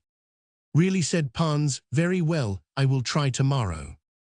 And at that promise, Schmuck sprang from one end of the table to the other, sweeping off tablecloth, bottles, and dishes as he went, and hugged Pons to his heart, so might gas rush to combine with gas. "That happiness," cried he. Mme. Sibat was quite touched. "Monsieur is going to dine here every day," she cried proudly. That excellent woman departed downstairs again, in ignorance of the event which had brought about this result, entered her room like Joseph in William Tell, set down the plates and dishes on the table with a bang, and called aloud to her husband. "Sibat, run to the Café Turk for 2 small cups of coffee, and tell the man at the stove that it is for me." Then she sat down and rested her hands on her massive knees, and gazed out of the window at the opposite wall. "I will go tonight and see what Mame Fontaine says." She thought Madame Fontaine told fortunes on the cards for all the servants in the quarter of the Marais. "Since these 2 gentlemen came here, we have put 2,000 francs in the savings bank. 2,000 francs in 8 years. What luck! Would it be better to make no profit out of Roman 1,000 pounds dinner, and keep him here at home? Mame Fontaine's hen will tell me that." 3 years ago, Mme. Sibat had begun to cherish a hope that her name might be mentioned in her gentleman's will. She had redoubled her zeal, since that covetous thought tardily sprouted up in the midst of that. So honest moustache Pons hitherto had dined abroad, eluding her desire to have both of her gentlemen entirely under her management. His troubadour collector's life had scared away certain vague ideas which hovered in La Sibat's brain, but now her shadowy projects assumed the formidable shape of a definite plan dating from that memorable dinner. 15 minutes later, she reappeared in the dining-room with 2 cups of excellent coffee, flanked by a couple of tiny glasses of Kirschwasser. "Long live Montaigne!" Zippard cried Schmuck. She half guessed right. The dine-rout bemoaned himself a little, while Schmuck met his lamentations with coaxing fondness, like a home pigeon welcoming back a wandering bird. Then the pair set out for the theatre. Schmuck could not leave his friend in the condition to which he had been brought by the Camusot's mistresses and servants. He knew Pons so well, he feared lest some cruel sad thought should seize on him at his conductor's desk, and undo all the good done by his welcome home to the nest. And Schmuck brought his friend back on his arm through the streets at midnight. A lover could not be more careful of his lady. He pointed out the edges of the curbstones. He was on the lookout whenever they stepped on or off the pavement, ready with a warning. If there was a gutter to cross, Schmuck could have wished that the streets were paved with cottondown. He would have had a blue sky overhead, and Pons should hear the music which all the angels in heaven were making for him. He had won the lost province in his friend's heart. For nearly 3 months Pons and Schmuck dined together. Every day Pons was obliged to retrench at once for dinner at 4 to 5 francs a month, and wine at 35 meant precisely 80 francs less to spend on bric-a-brac. And very soon, in spite of all that Schmuck could do, in spite of his little German jokes, Pons fell to regretting the delicate dishes, the liqueurs, the good coffee, the table talk, the insincere politeness, the guests, and the gossip, and the houses where he used to dine on the wrong side of 60. A man cannot break himself of a habit of 36 years' growth. Wine at 130 francs per hogshead is scarcely a generous liquid in a gourmet's glass. Every time that Pons raised it to his lips, he thought with infinite regret of the exquisite wines in his entertainer's cellars. In short, at the end of 3 months, the cruel pangs which had gone near to break Pons' sensitive heart had died away. He forgot everything but the charms of society, and languished for them like some elderly slave of a petticoat, compelled to leave the mistress who too repeatedly deceives him. In vain he tried to hide his profound and consuming melancholy. It was too plain that he was suffering from one of the mysterious complaints which the mind brings upon the body. A single symptom will throw light upon this case of nostalgia, as it were produced by breaking away from an old habit in itself. It is trifling, one of the myriad nothings which are as rings in a coat of chainmail, enveloping the soul in a network of iron. One of the keenest pleasures of Pons' old life, one of the joys of the dinnertable parasite at all times, was the surprise, the thrill produced by the extra dainty dish added triumphantly to the bill of fare by the mistress of a bourgeois house, to give a festal air to the dinner. Pons' stomach hankered after that gastronomical satisfaction. Mme Sibat, in the pride of her heart, enumerated every dish beforehand. A salt and savor once periodically recurrent had vanished utterly from daily life. Dinner proceeded without le plat couvert, as our grandsires called it. This lay beyond the bounds of Schmuck's powers of comprehension.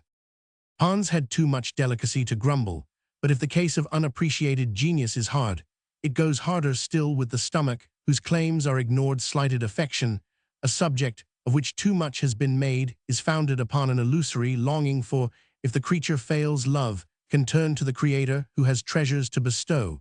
But the stomach, nothing can be compared to its sufferings, for in the first place one must live.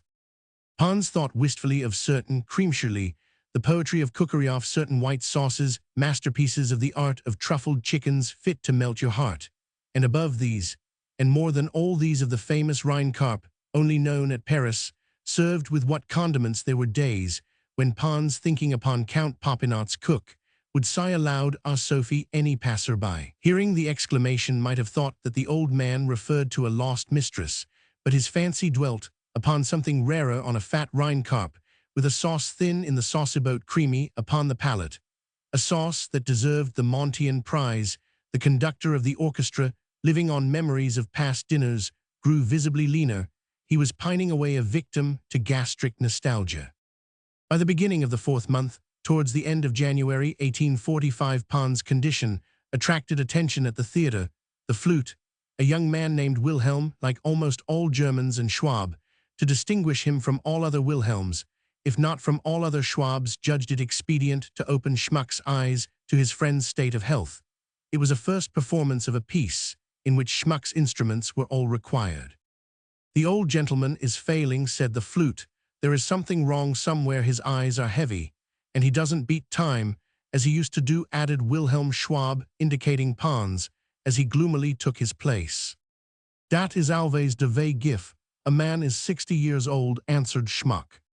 The Highland widow in the chronicles of the Canongate sent her son to his death to have him beside her for 24 hours, and Schmuck could have sacrificed Pons for the sake of seeing his face every day across the dinner table. "Everybody in the theatre is anxious about him," continued the flute, "and as the première danseuse, Emil Breistout, says, he makes hardly any noise now when he blows his nose." And indeed a peal like a blast of a horn used to resound through the old musician's bandana handkerchief.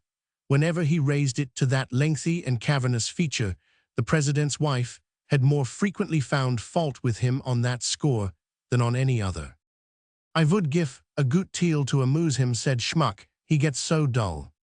Roman 1000 Pons always seems so much above the like of us poor devils that upon my word I didn't dare to ask him to my wedding," said Wilhelm Schwab. "I am going to be married."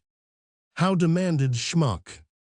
"Oh, quite properly," returned Wilhelm Schwab, taking Schmuck's quaint inquiry for a jibe of which that perfect Christian was quite incapable. "Come, gentlemen, take your places," called Pons, looking round at his little army, as the stage manager's bell rang for the overture. The piece was a dramatized fairy tale, a pantomime called The Devil's Betrothed, which ran for 200 nights. In the interval after the first act, Wilhelm Schwab and Schmuck were left alone in the orchestra with a house at a temperature of 32 degrees Réaumur. "Tell me your history," said Schmuck. "Look there, do you see that young man in the box yonder? Do you recognize him?" "Never a bit."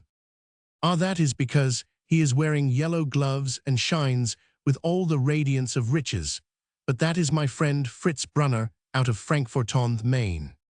Dat used to come to see du Blav und sit beside you in der orchestra. The same. You would not believe he could look so different, would you?" The hero of the promised story was a German of that particular type, in which the somber irony of Goethe's Mephistopheles is blended with a homely cheerfulness found in the romances of Auguste Lafontaine of pacific memory, but the predominating element in the compound of artlessness and guile of shopkeeper's shrewdness, and the studied carelessness of a member of the Jockey Club, was that form of disgust which set a pistol in the hands of a young. Whether bored to death less by Charlotte than by German princes, It was a thoroughly German face, full of cunning, full of simplicity, stupidity.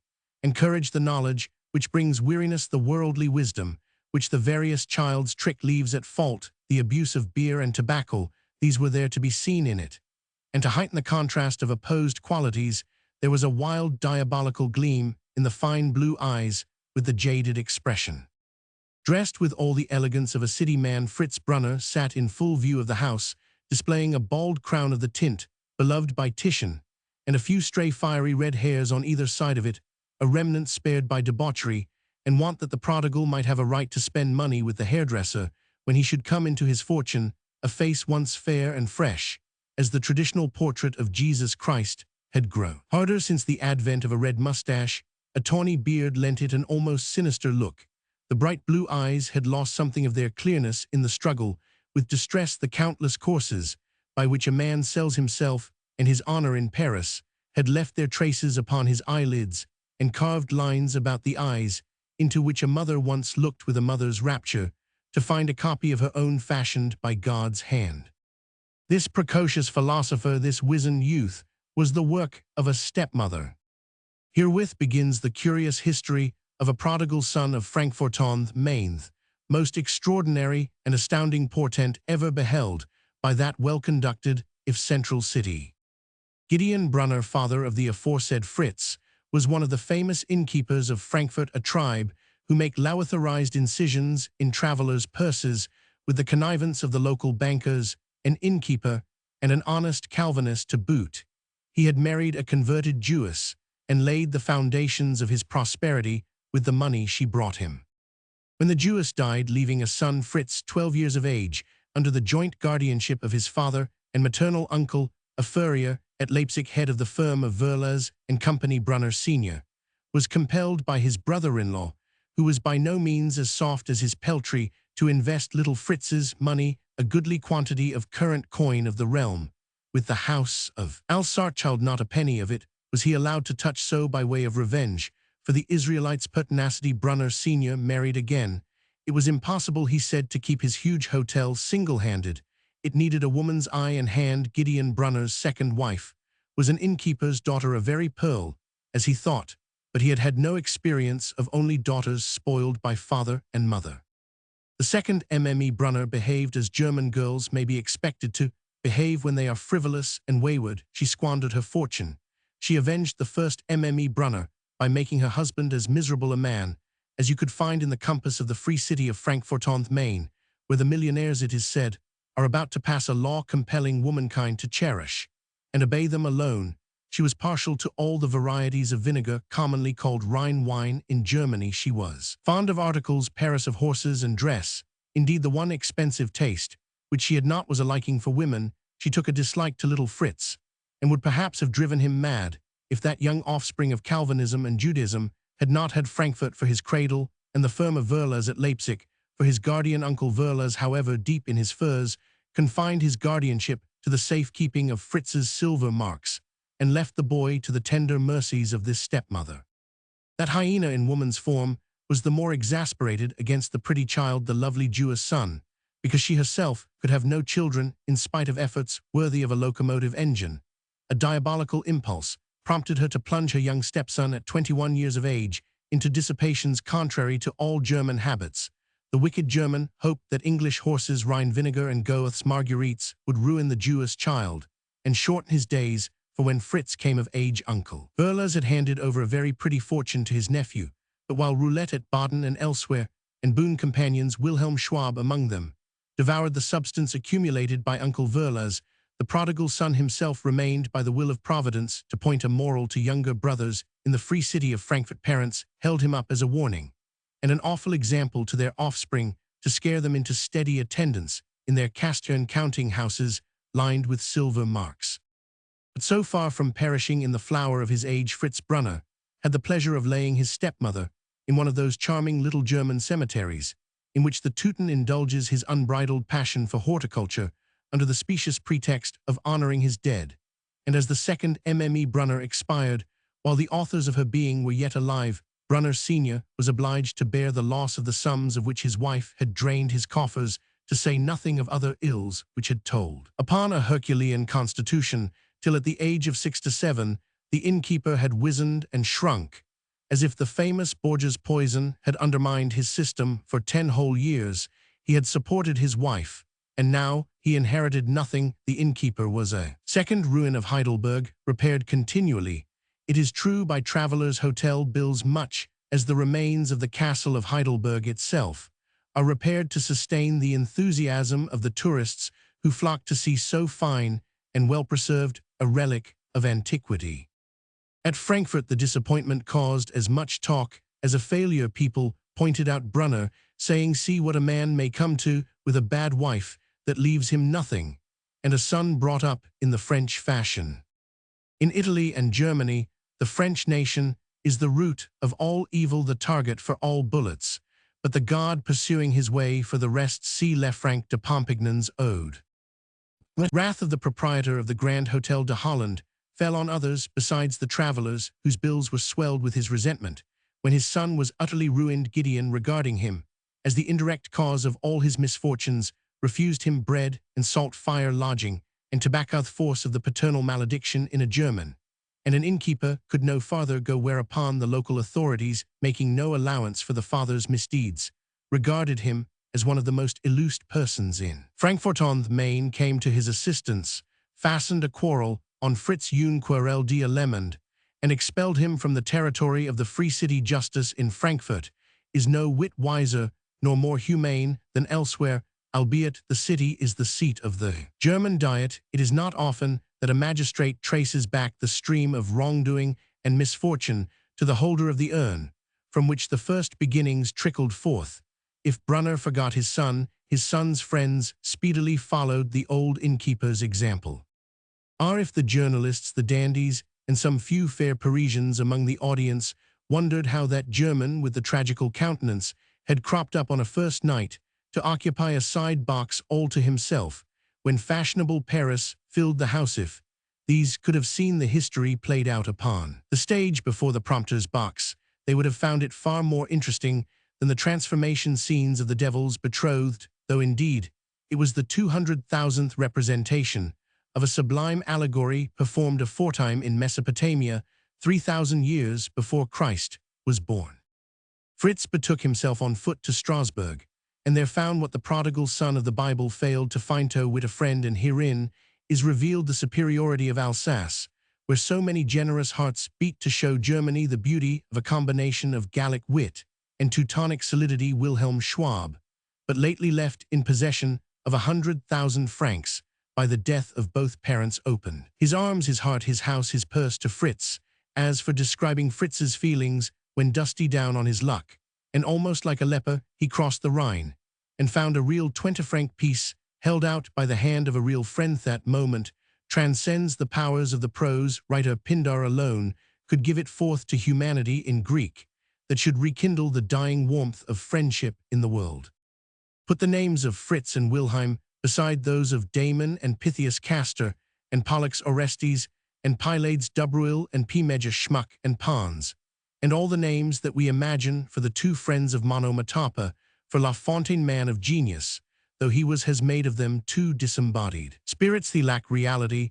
The two new names may join the illustrious company, and with so much the more reason since that Wilhelm, who had helped to drink Fritz's inheritance, now proceeded with Fritz's assistance to devour his own substance, smoking, needless to say, every known variety of tobacco. The pair, strange to relate, squandered the property in the dullest, stupidest, most commonplace fashion in Strasbourg brasseries, in the company of ballet girls of the Strasbourg theaters and little Alsatians who had not a rag of a tattered reputation left. Every morning they would say, "We really must stop this and make up our minds and do something or other with the money that is left." Pooh, Fritz would retort, "Just one more day, and tomorrow, tomorrow." In the lives of prodigal sons, today is a prodigious coxcomb, but tomorrow is a very poltroon, taking fright at the big words of his predecessor. Today is the truculent captain of old-world comedy, tomorrow the clown of modern pantomime. When the two friends had reached their last 1,000-franc note, they took places in the mail coach styled Royal and departed for Paris, where they installed themselves in the attics of the Hotel du Rhin, in the Rue du Mail, the property of one Graf, formerly Gideon Brunner's headwaiter Fritz, found a situation as clerk in the Keller's bank on Graf's recommendation, with a salary of 600 francs, and a place as bookkeeper was likewise found for Wilhelm in the business of Graf, the fashionable tailor brother of Graf of the Hotel du Rhin, who found the scantily paid employment for the pair of prodigals for the sake of old times, and his apprenticeship at the Hotel de Holland. These two incidents, recognition of a ruined man by a well-to-do friend and a German innkeeper interesting himself in two penniless fellow countrymen, give, no doubt, an air of improbability to the story. But truth is so much the more like fiction, since modern writers of fiction have been at such untold pains to imitate truth. It was not long before Fritz, a clerk with 600 francs, and Wilhelm, a bookkeeper with precisely the same salary, discovered the difficulties of existence in a city so full of temptations. In 1837, the second year of their abode, Wilhelm, who possessed a pretty talent for the flute, entered Pons' orchestra to earn a little occasional butter to put on his dry bread, as, to Fritz, his only way to an increase of income lay through the display of the capacity for business inherited by a descendant of the Verlas family. Yet in spite of his assiduity, in spite of abilities, which possibly may have stood in his way, his salary only reached the sum of 2,000 francs in 1843. Penury, that divine stepmother did for the two men all that their mothers had not been able to do for them.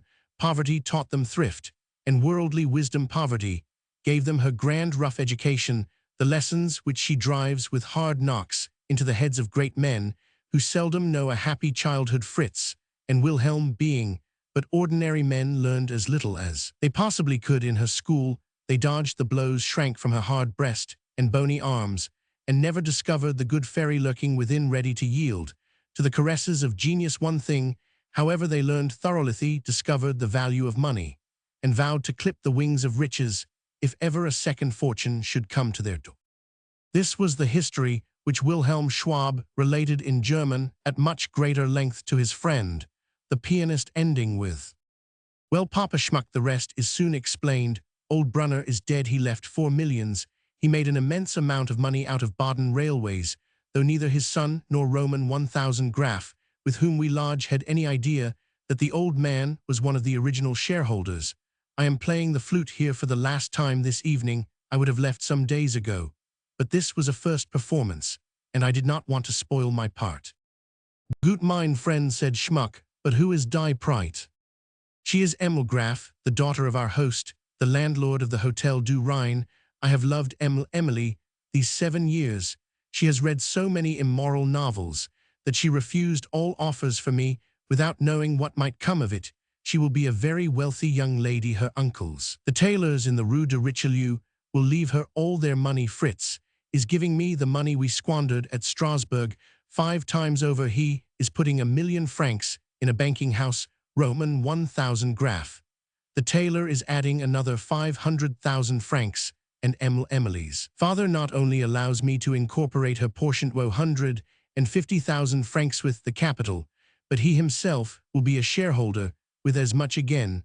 So the firm of Brunner, Schwab and Company will start with 2,500,000 francs. Fritz has just bought 1,500,000 francs worth of shares in the Bank of France to guarantee our account with them.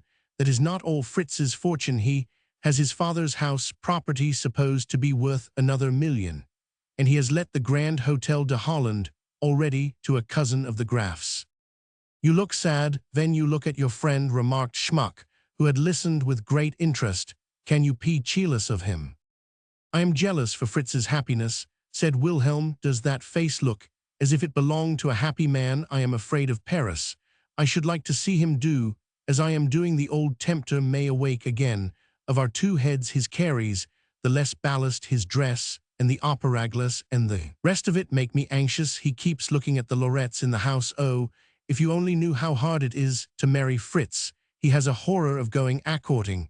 As you say, you would have to give him a drop into a family, just as in England they give a man a drop into the next world."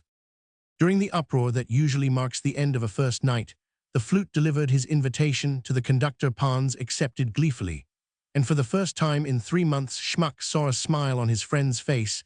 they went back to the Rue de Normandie in perfect silence. That sudden flash of joy had thrown a light on the extent of the disease, which was consuming Pons. Oh, that a man so truly noble, so disinterested, so great in feeling, should have such a weakness.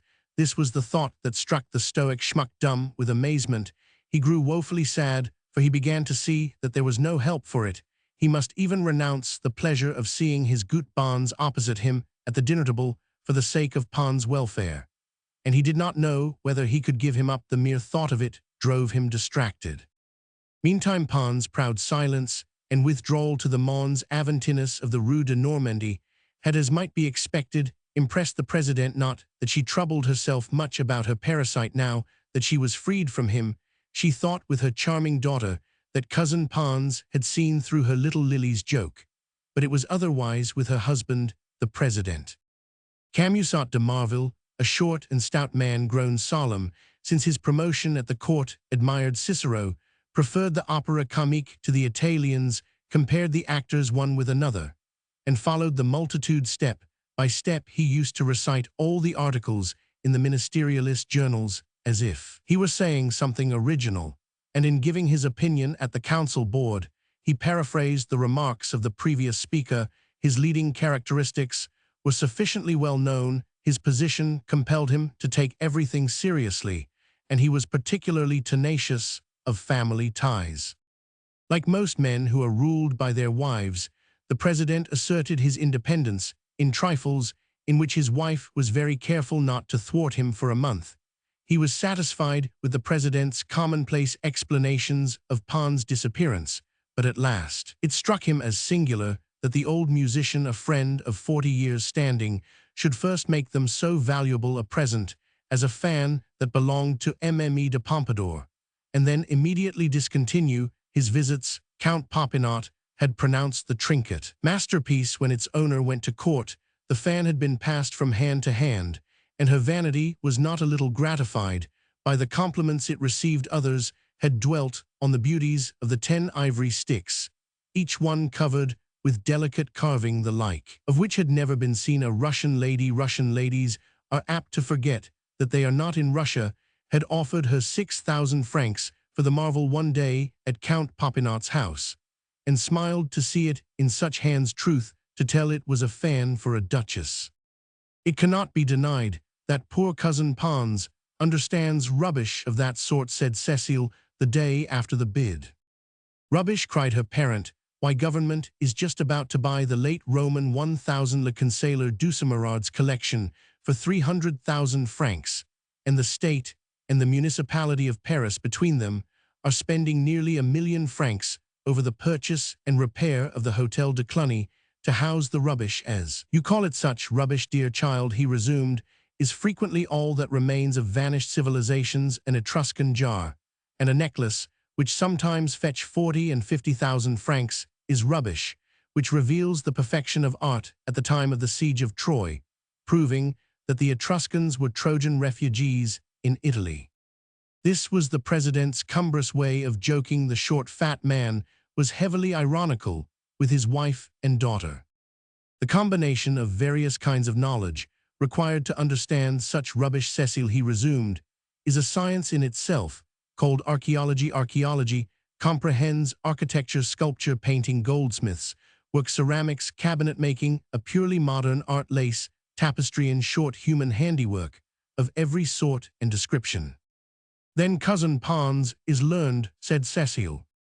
Ah, by the by, why is he never to be seen nowadays? Asked the president. He spoke with the air of a man in whom thousands of forgotten and dormant impressions have suddenly begun to stir and, shaping themselves into one idea, reach consciousness with a ricochet, as sportsmen say.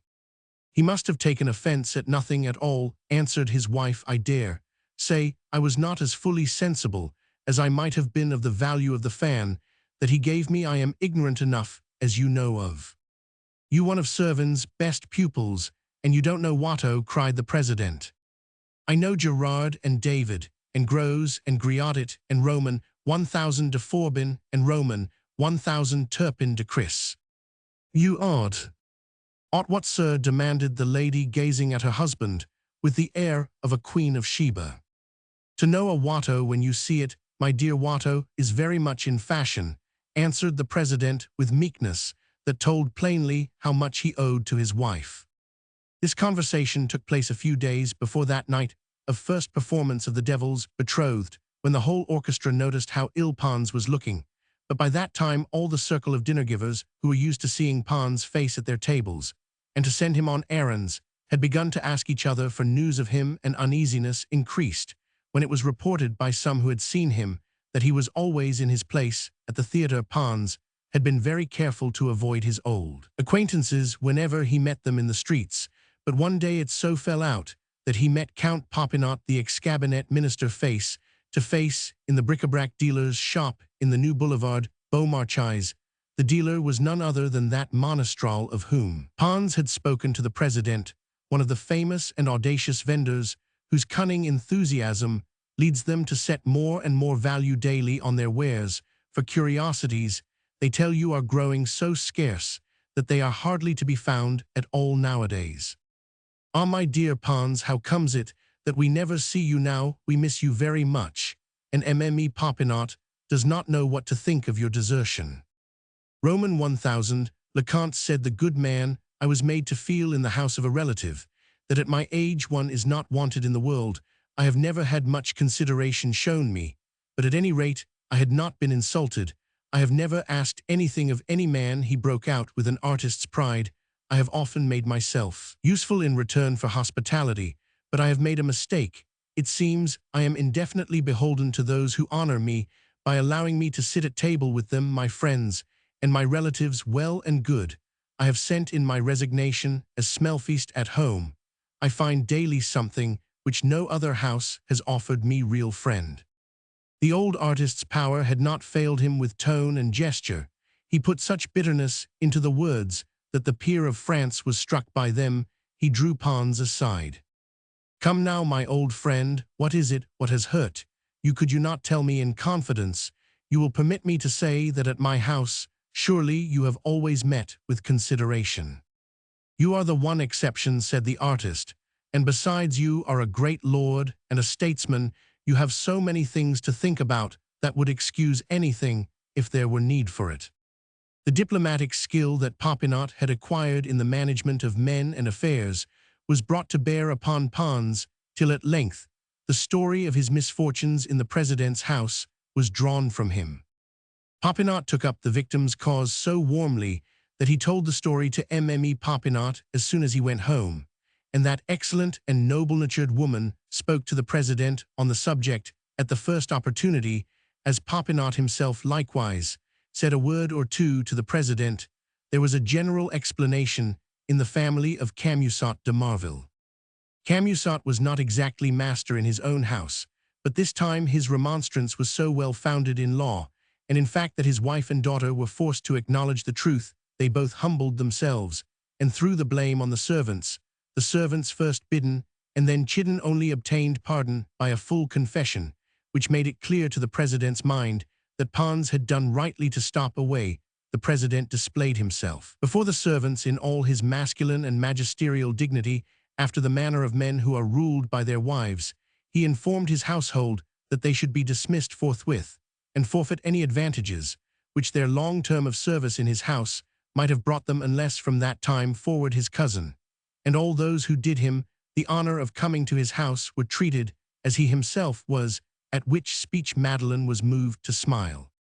You have only one chance of salvation, as it is, continued the president. Go to my cousin, make your excuses to him, and tell him that you will lose your situations unless he forgives you, for I shall turn you all away if he does not. Next morning the president went out fairly early to pay a call on his cousin before going down to the court. The apparition of Roman 1000 Le President de Marville, announced by Mme Sibat, was an event in the house. Pons, thus honored for the first time in his life, saw reparation ahead. At last, my dear cousin, said the president, after the ordinary greetings, at last, I have discovered the cause of your retreat. Your behavior increases. If that were possible, my esteem for you I have but one word to say in that connection. My servants have all been dismissed. My wife and daughter are in despair. They want to see you to have an explanation in all this, my cousin. there is one innocent person, and he is an old judge. You will not punish me, will you, for the escapade of a thoughtless child who wished to dine with the Popinots, especially when I come to beg for peace, admitting that all the wrong has been on our side, an old friendship of 36 years, even suppose that there had been a misunderstanding, has still some claims come sign a treaty of peace by dining with us tonight. Pons involved himself in a diffuse reply and ended by informing his cousin that he was to sign a marriage contract that evening, how that one of the orchestra was not only going to be married, but also about to fling his flute to the winds to become a banker. Very well, tomorrow. Mme la Comtesse Popinot has done me the honor of asking me cousin, she was so kind as to write. The day after tomorrow then. Roman 1000 Brunner, a German, my first flute's future partner, returns the compliment paid him today by the young couple. You are such pleasant company that it is not surprising that people dispute for the honor of seeing you very well next Sunday, within a week, as we say at the courts. On Sunday, we are to dine with Roman 1000 Graf, the flute's father-in-law. Very well, on Saturday, between now and then, you will have time to reassure a little girl who has shed tears already over her fault. God asks no more than repentance. You will not be more severe than the Eternal Father with poor little Cecile. Pons, thus reached on his weak side again, plunged into formulas more than polite, and went as far as the stairhead with the president. An hour later, the president's servants arrived in a troop on poor Pons' second floor. They behaved after the manner of their kind. They cringed and fawned, they wept. Madeleine took Roman 1000 Pons aside, and flung herself resolutely at his feet. It is all my fault, and monsieur knows quite well that I love him. Here she burst into tears. It was vengeance boiling in my veins. Monsieur ought to throw all the blame of the unhappy affair on that we are all to lose our pensions. Monsieur, I was mad, and I would not have the rest suffer for my fault. I can see now well enough that fate did not make me for monsieur. I have come to my senses. I aimed too high, but I love you still, monsieur. These 10 years I have thought of nothing but the happiness of making you happy and looking after things here. What a lot! Oh, if monsieur but knew how much I love him. But monsieur must have seen it through all my mischief-making. If I were to die tomorrow, what would they find? A will in your favor, monsieur? Yes, monsieur, in my trunk, under my best things. Madeleine had set a responsive chord, vibrating. The passion inspired in another may be unwelcome, but it will always be gratifying to self-love. This was the case with the old bachelor. After generously pardoning Madeleine, he extended his forgiveness to the other servants, promising to use his influence with his cousin, the president, on their behalf. It was unspeakably pleasant to Pons to find all his old enjoyments restored to him without any loss of self-respect. The world had come to Pons.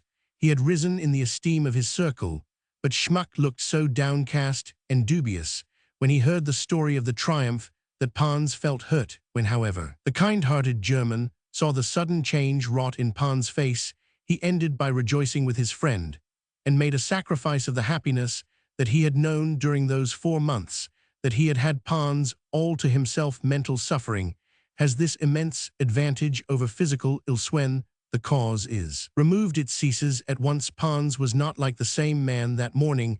The old man, depressed and visibly failing, had given place to the serenely contented Pons, who entered the president's house that October afternoon with the Marquise de Pompadour's fan in his pocket. Schmuck, on the other hand, pondered deeply over this phenomenon and could not understand it. Your true Stoic never can understand the courtier that dwells in a Frenchman. Pons was a born Frenchman of the Empire, a mixture of 18th-century gallantry and that devotion to womankind so often celebrated in songs of the type of Partant pour la Syrie. So Schmuck was fain to bury his chagrin beneath the flowers of his German philosophy, but a week later he grew so yellow that Mme Sibat exerted her ingenuity to call in the parish doctor. The leech had fears of icterus, and left Mme Sibat frightened half out of her wits by the Latin word for an attack of the jaundice. Meantime the two friends went out to dinner together, perhaps for the first time in their lives for Schmuck. It was a return to the fatherland for Johann Graf of the Hotel du Rhin and his daughter Emily Wolfgang Graf, The tailor and his wife Fritz Brunner and Wilhelm Schwab were Germans, and Pons and the notary were the only Frenchmen present at the banquet. The Grafs of the tailor's business owned a splendid house in the Rue de Richelieu between the Rue Nouvelles Petits Champs and the Rue Valido. They had brought up their niece, for Emily's father, not without reason, had feared contact with the very mixed society of an inn for his daughter. The good tailor Grafs, who loved Emily as if she had been their own daughter, were giving up the ground floor of their great house to the young couple. And here the bank of Brunner, Schwab and Company was to be established. The arrangements for the marriage had been made about a month ago. Some time must elapse before Fritz Brunner, author of all this felicity, could settle his deceased father's affairs, and the famous firm of tailors had taken advantage of the delay to redecorate the first floor, and to furnish it very handsomely for the bride and bridegroom.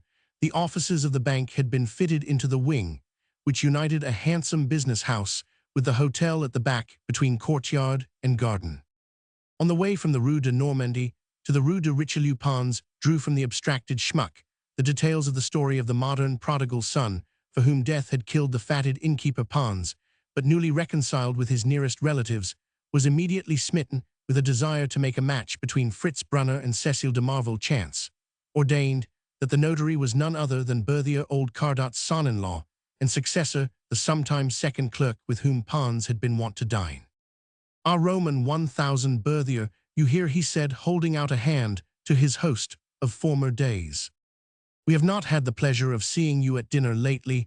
How is it?" returned the notary. "My wife has been anxious about you. We saw you at the first performance of The Devil's Betrothed, and our anxiety became curiosity." "Old folk are sensitive," replied the worthy musician. "They make the mistake of being a century behind the times. But how can it be helped? It is quite enough to represent one century, cannot entirely belong to the century which sees them die." "Ah," said the notary with a shrewd look, "one cannot run 2 centuries at once." "By the by," continued Pons, drawing the young lawyer into a corner, "why do you not find someone for my cousin Cecile de Marville?"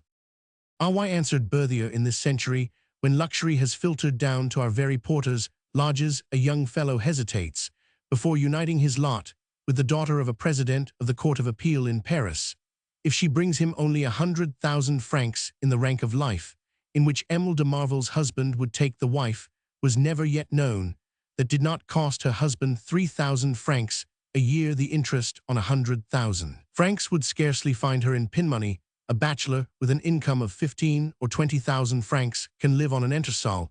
He is not expected to cut any figure. He need not keep more than 1 servant, and all his surplus income he can spend on his amusements.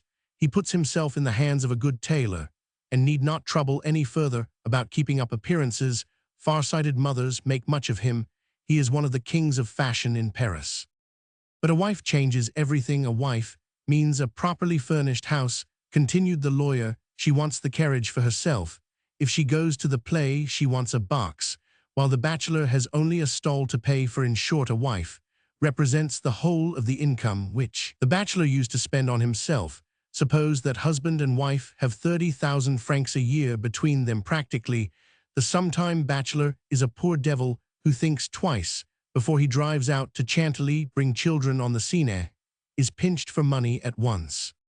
Now as Roman 1000 and Mme de Marville are scarcely turned 50, Cecile's expectations are bills that will not fall due for 15 or 20 years to come, and no young fellow cares to keep them so long in his portfolio.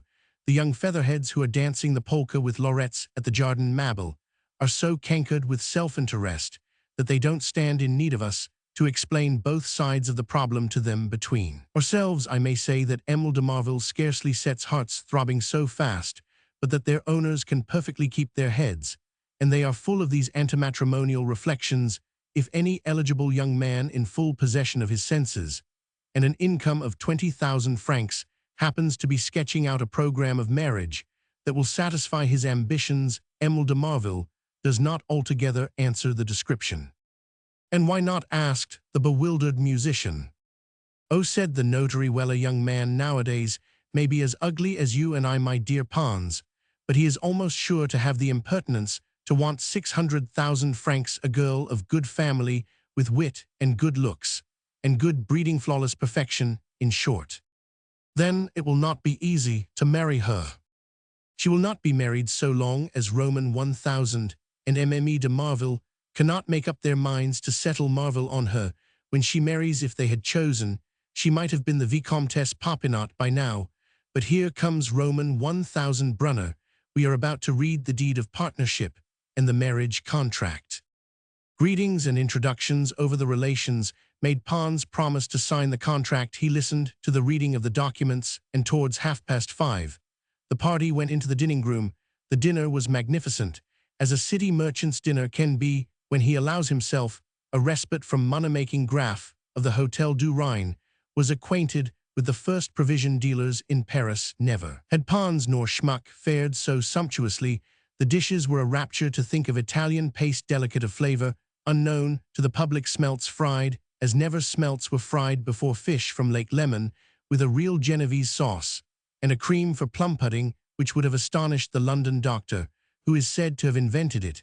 It was nearly 10 o'clock before they rose from table. The amount of wine, German and French, consumed at that dinner would amaze the contemporary dandy. Nobody knows the amount of liquor that a German can imbibe, and yet keep calm and quiet. To have even an idea of the quantity, you must dine in Germany and watch bottle succeed to bottle like wave, rippling after wave, along the sunny shores of the Mediterranean, and disappear as if the Teuton possessed the absorbing power of sponges or sea sand. Perfect harmony prevails. Meanwhile, there is none of the racket that there would be over the liquor in France.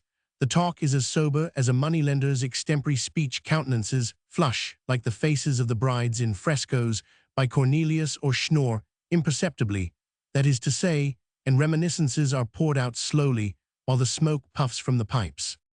About 10:30 that evening, Pons and Schmuck found themselves sitting on a bench out in the garden with the ex-flute between them.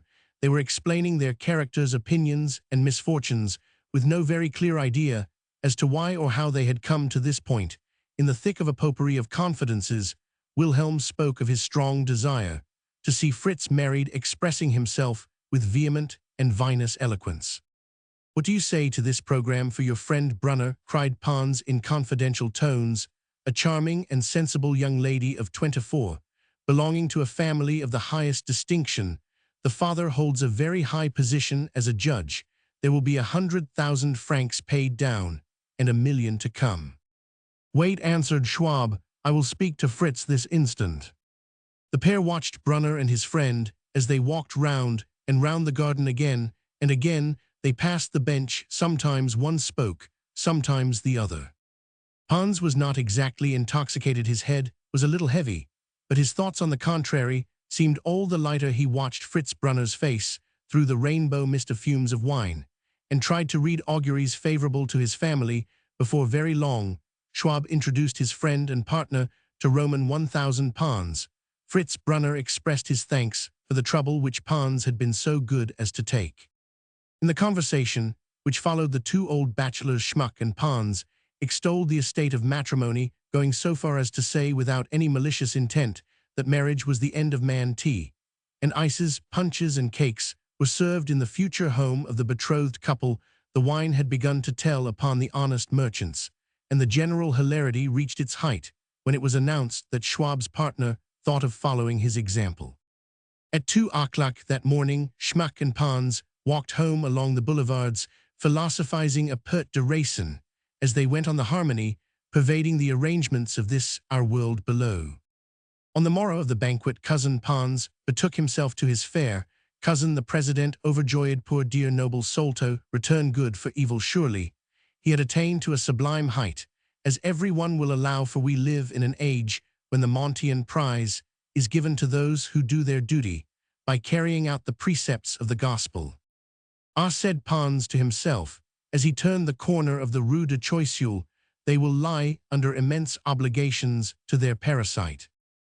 Any man less absorbed in his contentment, any man of the world, any distrustful nature, would have watched the president's wife and daughter very narrowly on this first return to the house. But the poor musician was a child. He had all the simplicity of an artist, believing in goodness as he believed in beauty. So he was delighted when Cecile and her mother made much of him, after all the vaudevilles, tragedies, and comedies which had been played under the worthy man's eyes for 12 long years. He could not detect the insincerity and grimaces of social comedy, no doubt, because he had seen too much of it. Anyone who goes into society in Paris and knows the type of woman dried up body and soul by a burning thirst for social position and a fierce desire to be thought virtuous, anyone familiar with the sham piety and the domineering character of a woman whose word is law in her own house, may imagine the lurking hatred she bore this husband's cousin whom she had wronged. All the demonstrative friendliness of mother and daughter was lined with a formidable longing for revenge, evidently postponed for the first time in Amélie de Marvelle's life. She had been put in the wrong, and that in the sight of the husband over whom she tyrannized. And not only so, she was obliged to be amiable to the author of her defeat. You can scarcely find a match for this position save in the hypocritical dramas, which are sometimes kept up for years in the Sacred College of Cardinals, or in chapters of certain religious orders. At 3 o'clock, when the president came back from the law courts, Pons had scarcely made an end of the marvelous history of his acquaintance, Roman 1000 Frederick Brunner. Cécile had gone straight to the point. She wanted to know how Frederick Brunner was dressed, how he looked, his height and figure, the color of his hair and eyes. And when she had conjectured a distinguished air for Frederick, she admired his generosity of character. Think of his giving 500,000 francs to his companion in misfortune. Oh, mamma, I shall have a carriage and a box at the Italians. Cécile grew almost pretty as she thought that all her mother's ambitions for her were about to be realized, that the hopes which had almost left her were to come to something after all. As for the president, all that she said was, "My dear little girl, you may perhaps be married within the fortnight." All mothers with daughters of 23 address them as little girl. Still, added the president, in any case, we must have time to make inquiries. Never will I give my daughter to just anybody. As to inquiries, said Pons, Berthier is drawing up the deeds. As to the young man himself, my dear cousin, you remember what you told me. Well, he is quite 40 years old. He is bald. He wishes to find in family life a haven after a storm. I did not dissuade him. Every man has his tastes. One reason the more for a personal interview, returned the president. I am not going to give my daughter to a valetudinarian. Very good, cousin, you shall see my suitor in 5 days, if you like, for with your views, a single interview would be enough. Cécile and her mother signified their rapture. Frederick is decidedly a distinguished amateur. He begged me to allow him to see my little collection at his leisure. You have never seen my pictures and curiosities. Come and see them. He continued, looking at his relatives. You can come simply as 2 ladies brought by my friend Schmuck, and make Roman 1000 Brunner's acquaintance, without betraying yourselves. Frederick Nade, not in the least know who you are. Admirable, cried the president. The attention they paid to the once scorned parasite may be left to the imagination. Poor Pons that day became the president's cousin. The happy mother drowned her dislike in floods of joy. Her looks, her smiles, her words sent the old man into ecstasies over the good that he had done, over the future that he saw by glimpses. Was he not sure to find dinners such as yesterday's banquet over the signing of the contract, multiplied indefinitely by 3 in the houses of Brunner, Schwab, and Graf? He saw before him a land of plenty, of vie de coquagny, a miraculous succession of plats couverts, of delicate surprise dishes, of exquisite wines. If cousin Pons brings this through, said the president, addressing his wife, after Pons had departed, we ought to settle an income upon him equal to his salary at the theater. Certainly, said the lady, and Cécile was informed that if the proposed suitor found favor in her eyes, she must undertake to induce the old musician to accept a munificence in such bad taste. Next day the president went to Berthier. He was anxious to make sure of Roman 1000 Frederick Brunner's financial position. Berthier, forewarned by Amélie de Marville, had asked his new client Schwab to come. Schwab, the banker, was dazzled by the prospect of such a match for his friend. Everybody knows how deeply a German venerates social distinctions, so much so that in Germany a wife takes her husband's official title and is the Frau General, the Frau Rath, and so forth. Schwab, therefore, was as accommodating as a collector who imagines that he is cheating a dealer. In the first place, said Cécile's father, as I shall make over my estate of marvel to my daughter, I should wish the contract to be drawn up on the dotal system. In that case, Roman 1000 Brunner would invest 1,000,000 francs in land to increase the estate, and by settling the land on his wife, he would secure her and his children from any share in the liabilities of the bank. Berthier stroked his chin. He is coming on well, is Roman 1000, le President, thought he. When the dotal system had been explained to Schwab, he seemed much inclined that way for his friend. He had heard Fritz say that he wished to find some way of insuring himself against another lapse into poverty. There is a farm and pasture land worth 1,200,000 francs in the market at this moment, remarked the President. If we take up shares in the Bank of France to the amount of 1,000,000 francs, that will be quite enough to guarantee our account, said Schwab. Fritz does not want to invest more than 2,000,000 francs in business. He will do as you wish, I am sure, Roman 1000, le President. The President's wife and daughter were almost wild with joy when he brought home this news. Never surely did so rich a capture swim so complacently into the nets of matrimony.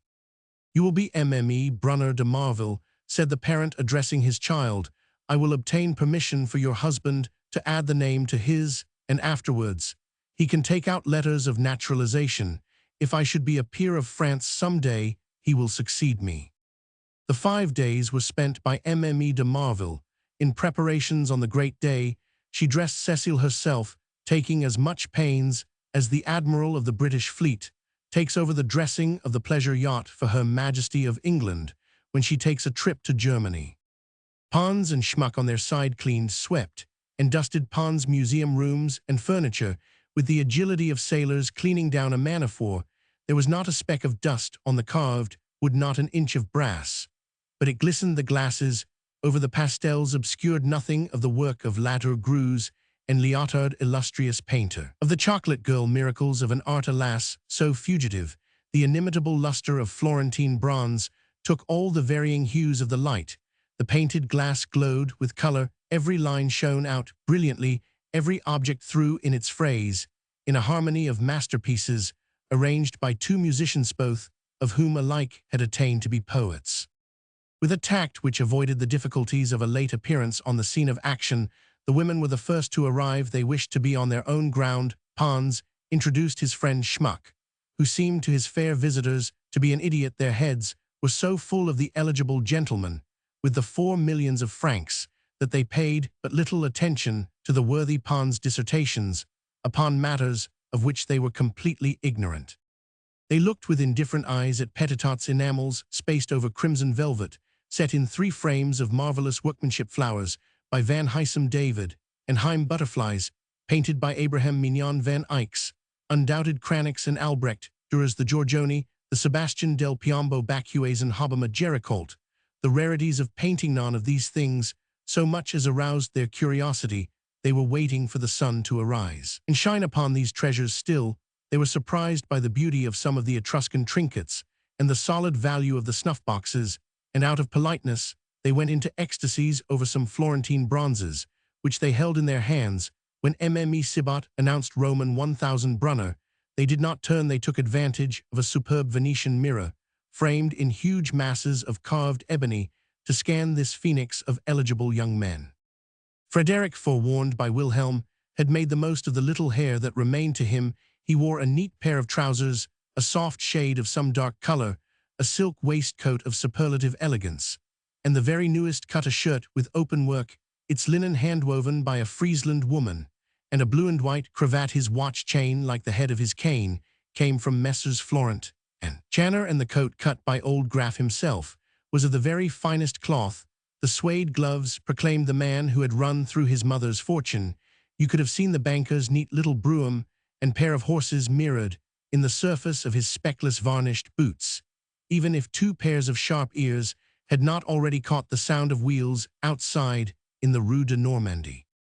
When the prodigal of 20 years is a kind of chrysalis from which a banker emerges at the age of 40, the said banker is usually an observer of human nature, and so much the more shrewd if, as in Brunner's case, he understands how to turn his German simplicity to good account.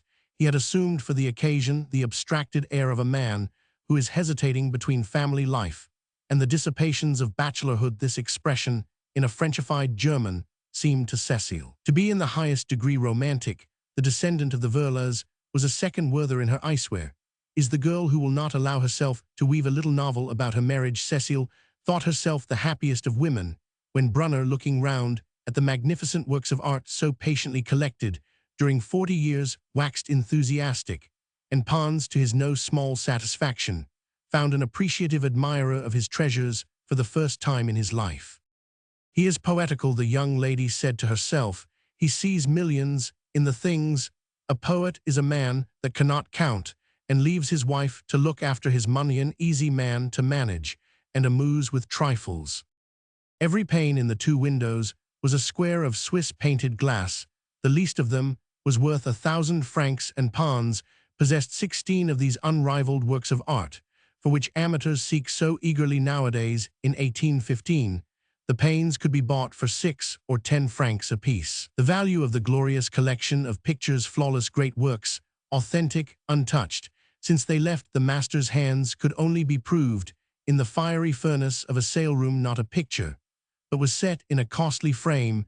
There were frames of every kind, Venetians carved with heavy ornaments like English plate of the present day, Romans distinguishable among the others for a certain dash that artists call flapless Spanish wreaths, in bold relief Flemings and Germans, with quaint figures, tortoiseshell frames, inlaid with copper and brass and mother-of-pearl and ivory. Frames of ebony and boxwood in the styles of Louis XIII, Louis XIV, Louis Quinze, and Louis XVI. In short, it was a unique collection of the finest models. Pons, luckier than the art museums of Dresden and Vienna, possessed a frame by the famous Brustolonide Michelangelo of woodcarvers. Emile de Marville naturally asked for explanations of each new curiosity, and was initiated into the mysteries of art by Brunner. Her exclamations were so childish. She seemed so pleased to have the value and beauty of the paintings, carvings, or bronzes pointed out to her, that the German gradually thawed and looked quite young again, and both were led on further than they intended at this purely accidental first meeting. The private view lasted for 3 hours. Brunner offered his arm when Cecile went downstairs. As they descended slowly and discreetly, Cecile, still talking fine art, wondered that Roman 1000 Brunner should admire her cousin's gimcracks so much. Do you really think that these things that we have just seen are worth a great deal of money? Mademoiselle, if your cousin would sell his collection, I would give 800,000 francs for it this evening, and I should not make a bad bargain. The pictures alone would fetch more than that at a public sale. Since you say so, I believe it, returned she. The things took up so much of your attention that it must be so. On Mademoiselle, protested Brunner, for all answer to your reproach, I will ask your mother's permission to call, so that I may have the pleasure of seeing you again. How clever she is, that little girl of mine, thought the president, following closely upon her daughter's heels. Aloud, she said, with the greatest pleasure, monsieur. I hope that you will come at dinner time with our cousin Pons. The president will be delighted to make your acquaintance. Thank you, cousin. The lady squeezed Pons' arm with deep meaning. She could not have said more if she had used the consecrated formula, let us swear an eternal friendship. The glance which accompanied that thank you, cousin, was a caress. When the young lady had been put into the carriage, and the jobbed brougham had disappeared down the Rue Charlotte, Brunner talked bric-a-brac to Pons, and Pons talked marriage. Then you see no obstacle, said Pons. Oh, said Brunner, she is an insignificant little thing, and the mother is a trifle prim. We shall see. A handsome fortune one of these days, more than 1 million. Goodbye till Monday, interrupted the millionaire. If you should care to sell your collection of pictures, I would give you 500,000 or 600,000 francs. Ah, said Pons, he had no idea that he was so rich, but they are my great pleasure in life, and I could not bring myself to part with them. I could only sell my collection to be delivered after my death. Very well, we shall see. Here we have 2 affairs afoot, said Pons. He was thinking only of the marriage.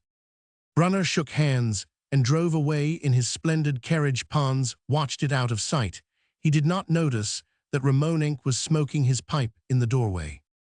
That evening, Mme de Marville went to ask advice of her father-in-law and found the whole Popinot family at the Camusot's house. It was only natural that a mother who had failed to capture an eldest son should be tempted to take her little revenge.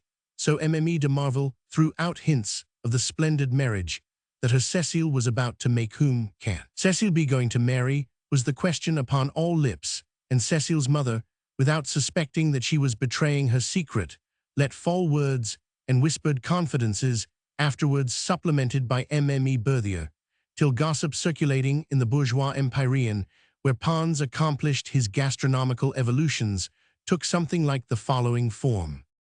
Cécile de Marville is engaged to be married to a young German, a banker from philanthropic motives, for he has 4 millions, he is like a hero. In a novel, a perfect Werther, charming and kind-hearted, he has sown his wild oats, and he is distractedly in love with Cécile.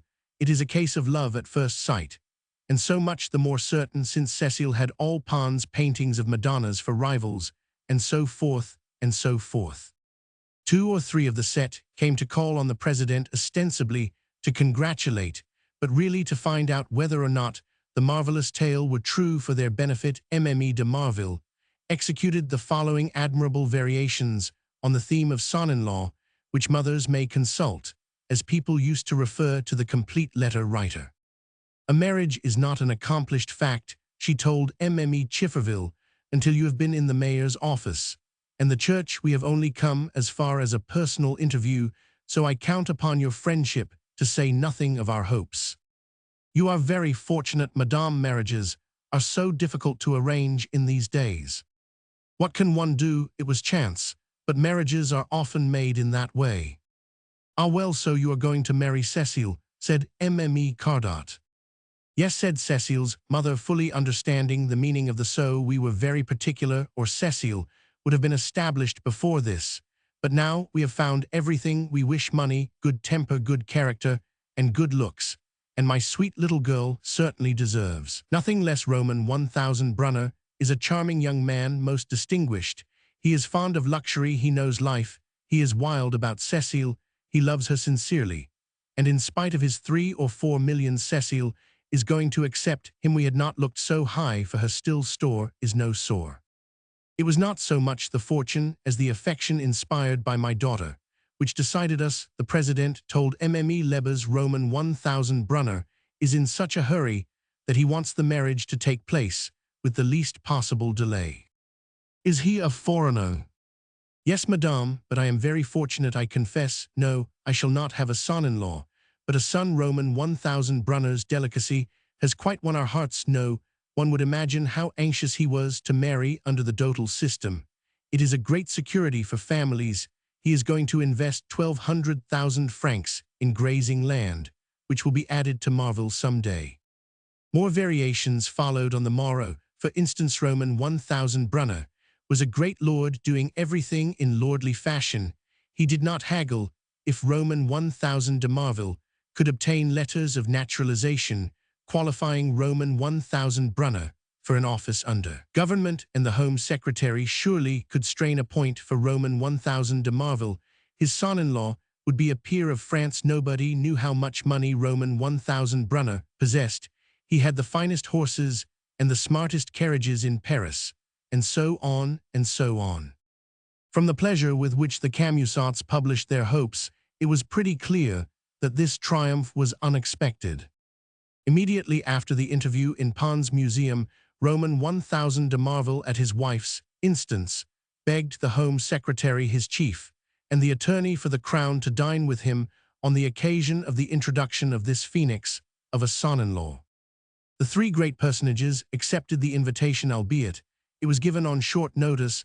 They all saw the part that they were to play in the family politics, and readily came to the father's support. In France, we are usually pretty ready to assist the mother of marriageable daughters to hook an eligible son-in-law. The Count and Countess Popinot likewise lent their presence to complete the splendor of the occasion, although they thought the invitation in questionable taste. There were 11 in all. Cécile's grandfather, old Camusot, came of course with his wife to a family reunion purposely arranged to elicit a proposal from Roman 1000 Brunner. The Camusot de Marvilles had given out that the guest of the evening was one of the richest capitalists in Germany, a man of taste. He was in love with the little girl, a future rival of the Nucingens, Kellers, Dutilitz, and their like. "It is our day," said the president with elaborate simplicity, when she had named her guests one by one for the German, whom she already regarded as her son-in-law. "We have only a few intimate friends. First, my husband's father, who, as you know, is sure to be raised to the peerage, Roman 1000 le Comte, and mme la Comtesse Popinot, whose son was not thought rich enough for Cecile, the Home Secretary, our first president, our attorney, for the crown, our personal friends. In short, we shall be obliged to dine rather late tonight, because the chamber is sitting, and people cannot get away before 6. Brunner looked significantly at Pons, and Pons rubbed his hands as if to say, "Our friends, you see, my friends." Mme de Marville, as a clever tactician, had something very particular to say to her cousin, that Cecile and her Werther might be left together. For a moment Cecile chattered away volubly, and contrived that Frederick should catch sight of a German dictionary, a German grammar, and a volume of Goethe hidden away in a place where he was likely to find them. "Are you learning German?" asked Brunner, flushing red. "For laying traps of this kind, the Frenchwoman has not her match." "Oh, how naughty you are," she cried. "It is too bad of you, monsieur, to explore my hiding places like this. I want to read Goethe in the original," she added. "I have been learning German for 2 years." "Then the grammar must be very difficult to learn, for scarcely 10 pages have been cut," Brunner remarked with much candor. Cecile, abashed, turned away to hide her blushes. A German cannot resist a display of this kind. Brunner caught Cecile's hand, made her turn, and watched her confusion under his gaze, after the manner of the heroes of the novels of Auguste Lafontaine, of chaste memory. "You are adorable," said he. Cecile's petulant gesture replied, "So are you. Who could help liking you?" "It is all right, mamma," she whispered to her parent, who came up at that moment with Pons. The sight of a family party on these occasions is not to be described. Everybody was well satisfied to see a mother put her hand on an eligible son-in-law. Compliments, double-barreled and double-charged, were paid to Brunner, who pretended to understand nothing, to Cecile, on whom nothing was lost, and to the president, who fished for them. Pons heard the blood singing in his ears. The light of all the blazing gas-jets of the theater footlights seemed to be dazzling his eyes, when Cecile, in a low voice, and with the most ingenious circumspection, spoke of her father's plan of the annuity of 1,200 francs. The old artist positively declined the offer, bringing forward the value of his fortune in furniture, only now made known to him by Brunner. The Home Secretary, the first president, the attorney for the crown, the Popinots, and those who had other engagements all went, and before long no one was left, except Roman 1000 Camusot Sr., and Cardot, the old notary, and his assistant and son-in-law Berthier. Pons were the sole looking round, and seeing no one but the family, blundered out a speech of thanks to the president and his wife for the proposal which Cecile had just made to him. So it is with those who are guided by their feelings, they act upon impulse. Brunner, hearing of an annuity offered in this way, thought that it had very much the look of a commission paid to Pons. He made an Israelite's return upon himself. His attitude told of more than cool calculation. Meanwhile Pons was saying to his astonished relations, "My collection, or its value, will in any case go to your family, whether I come to terms with our friend Brunner or keep it." The Camusots were amazed to hear that Pons was so rich. Brunner, watching, saw how all these ignorant people looked favorably upon a man once believed to be poor. So soon as they knew that he had great possessions, he had seen too already that Cecile was spoiled by her father and mother. He amused himself, therefore, by astonishing the good bourgeois. "I was telling mademoiselle," said he, "that Roman 1000 Pons pictures were worth that sum to me, but the prices of works of art have risen so much of late that no one can tell how much the collection might sell for at public auction. The 60 pictures might fetch 1,000,000 francs. Several that I saw the other day were worth 50,000 apiece."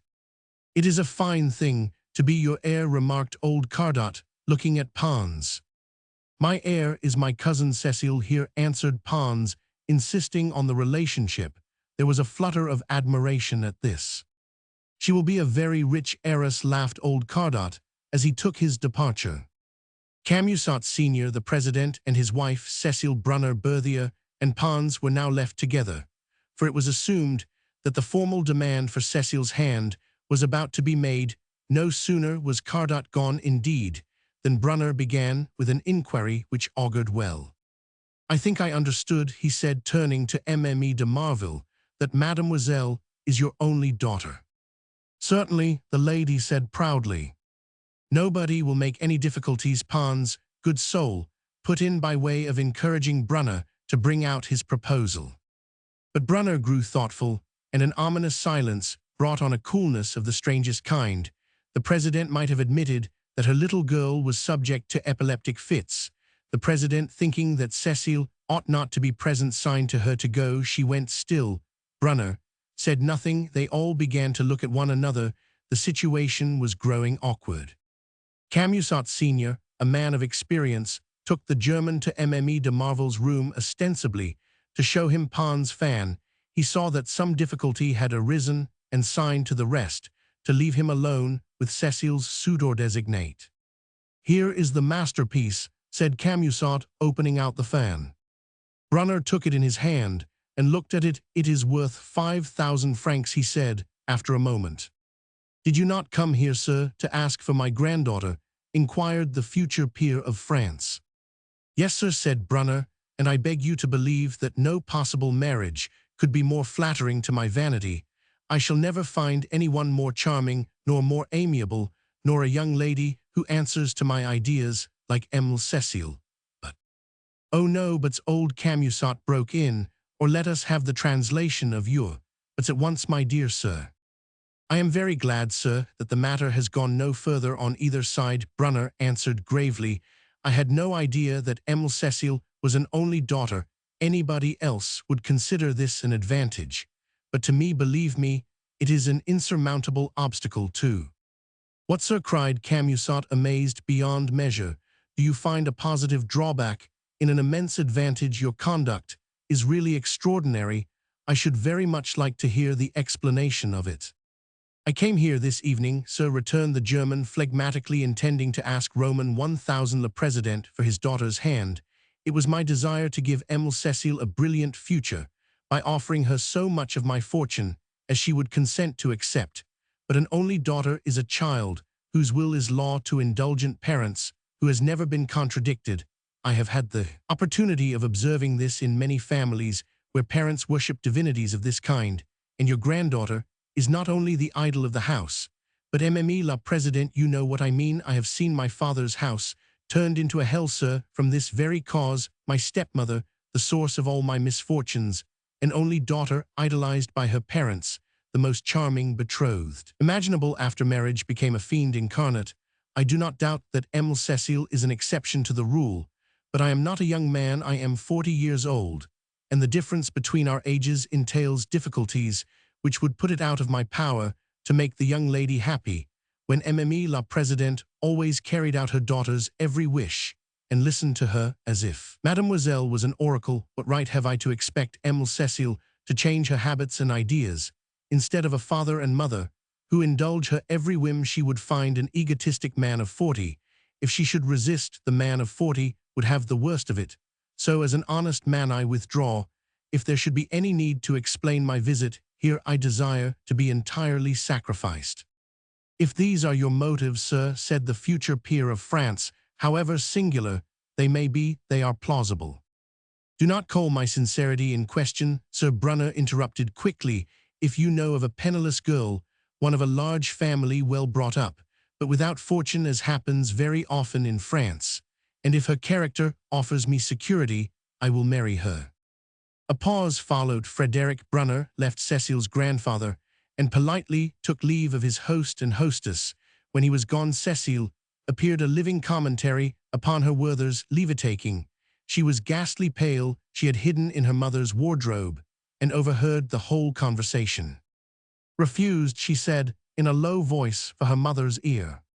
"And why?" asked the president, fixing her eyes upon her embarrassed father-in-law.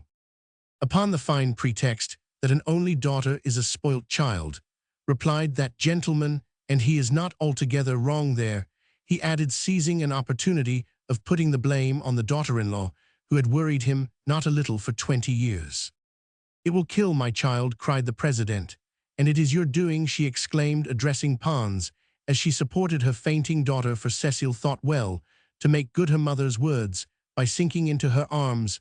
The president and his wife carried Cecile to an easy-chair, where she swooned outright. The grandfather rang for the servants. "It is a plot of his weaving. I see it all now," said the infuriated mother. Pons sprang up, as if the trump of doom were sounding in his ears. "Yes," said the lady, her eyes like two springs of green bile. "This gentleman wished to repay a harmless joke by an insult. Who will believe that that German was right in his mind? He is either an accomplice in a wicked scheme of revenge, or he is crazy. I hope, Roman 1,000 Pons, that in future you will spare us the annoyance of seeing you in the house where you have tried to bring shame and dishonor." Pons stood like a statue, with his eyes fixed on the pattern of the carpet. "Well, are you still here, monster of ingratitude?" cried she, turning round on Pons, who was twirling his thumbs. "Your master and I are never at home, remember, if this gentleman calls," she continued, turning to the servants. "Jean, go for the doctor, and bring hartshorn Madeleine."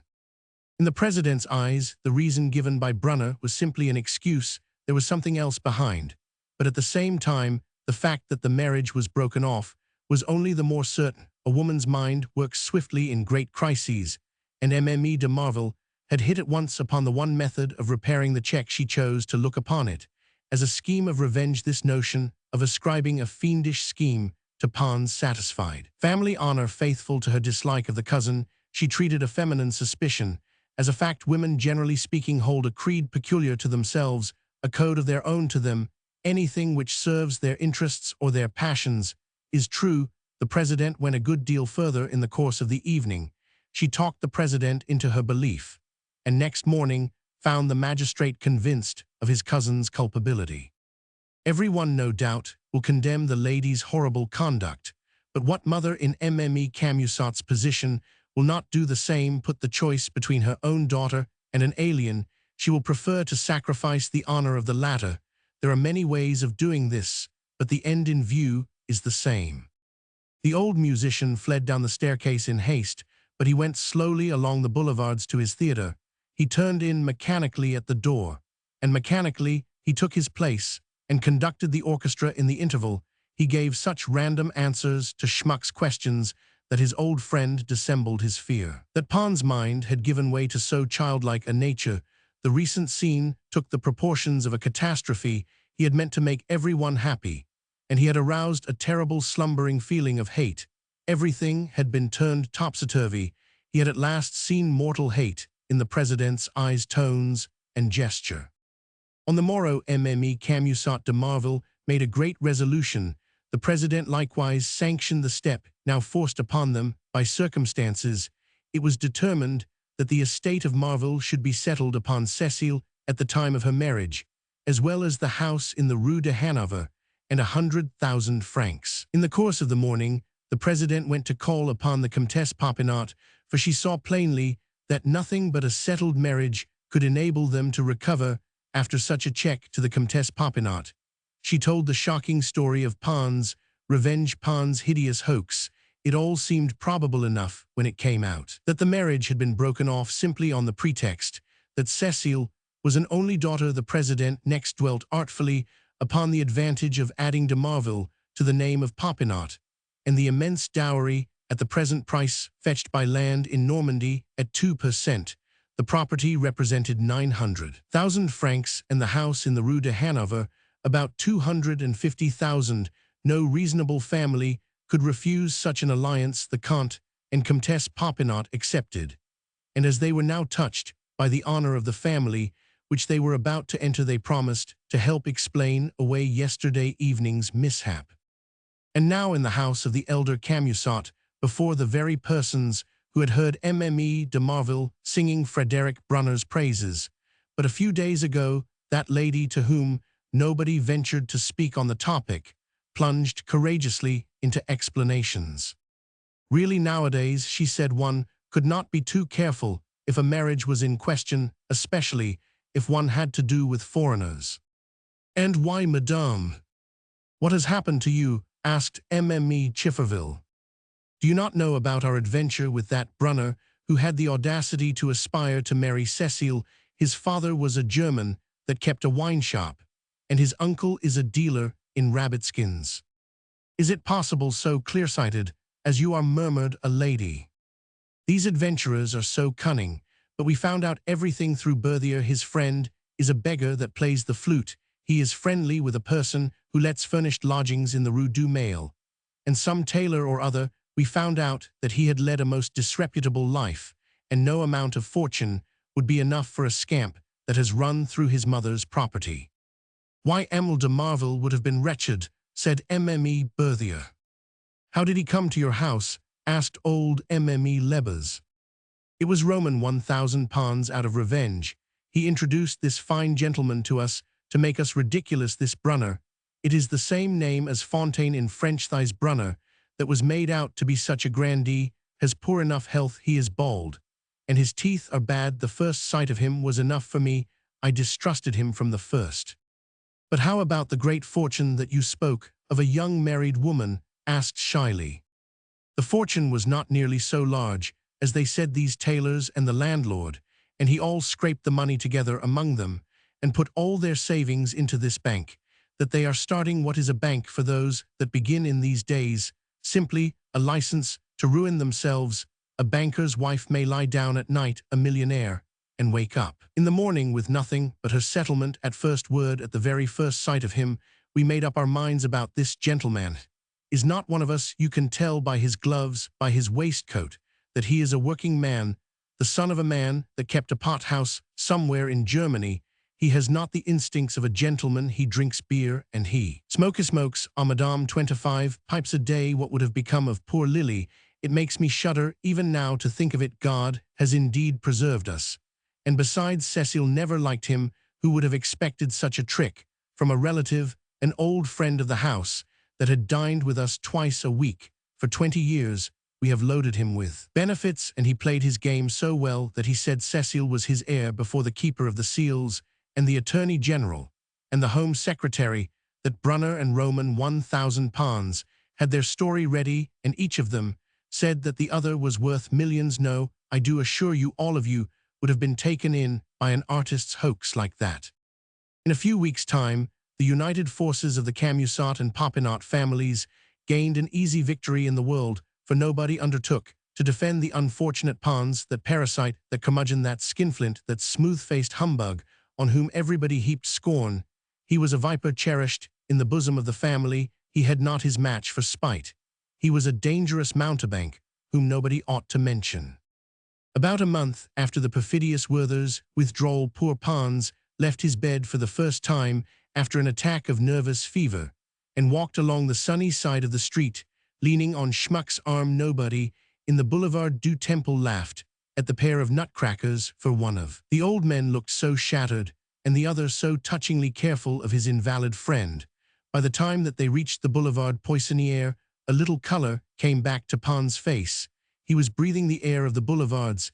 He felt the vitalizing power of the atmosphere of the crowded street, the life-giving property of the air that is noticeable in quarters where human life abounds. In the filthy Roman ghetto, for instance, with its swarming Jewish population, where malaria is unknown, perhaps, to the sight of the streets, the great spectacle of Paris, the daily pleasure of his life, did the invalid good. They walked on side by side, though Pons now and again left his friend to look at the shop windows opposite the Théâtre des Variétés. He saw Count Popinot, and went up to him very respectfully, for of all men Pons esteemed and venerated the ex-minister.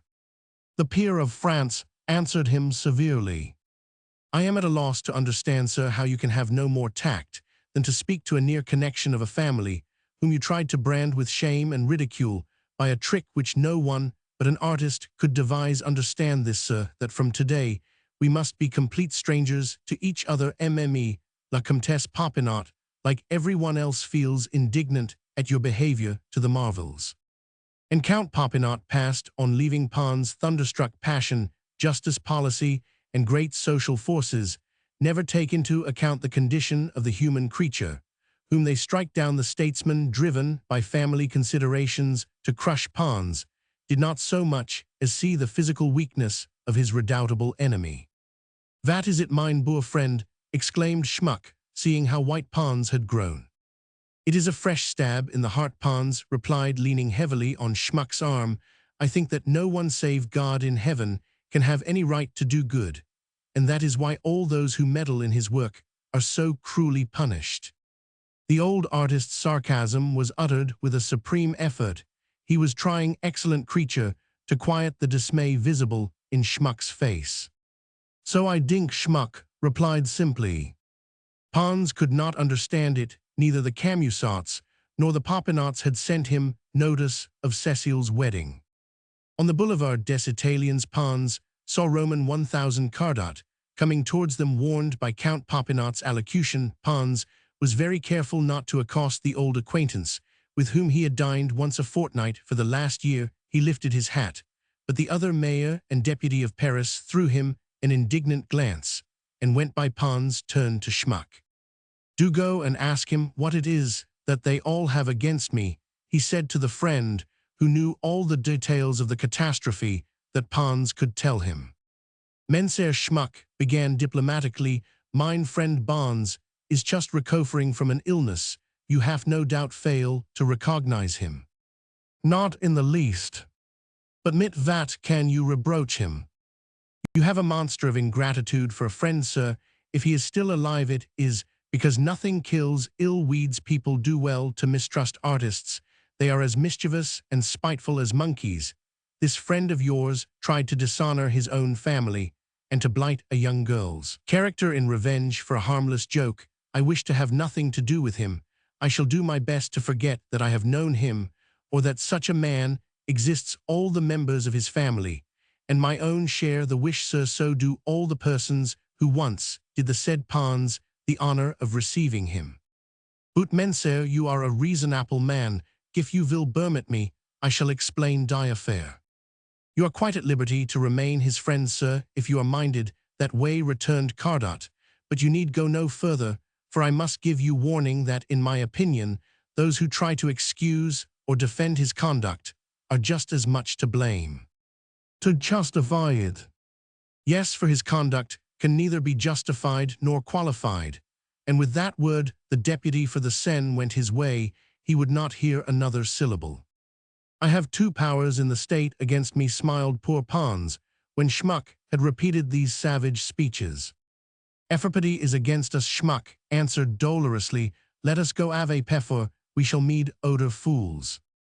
Never before in the course of a truly ovine life had Schmuck uttered such words as these. Never before had his almost divine meekness been ruffled.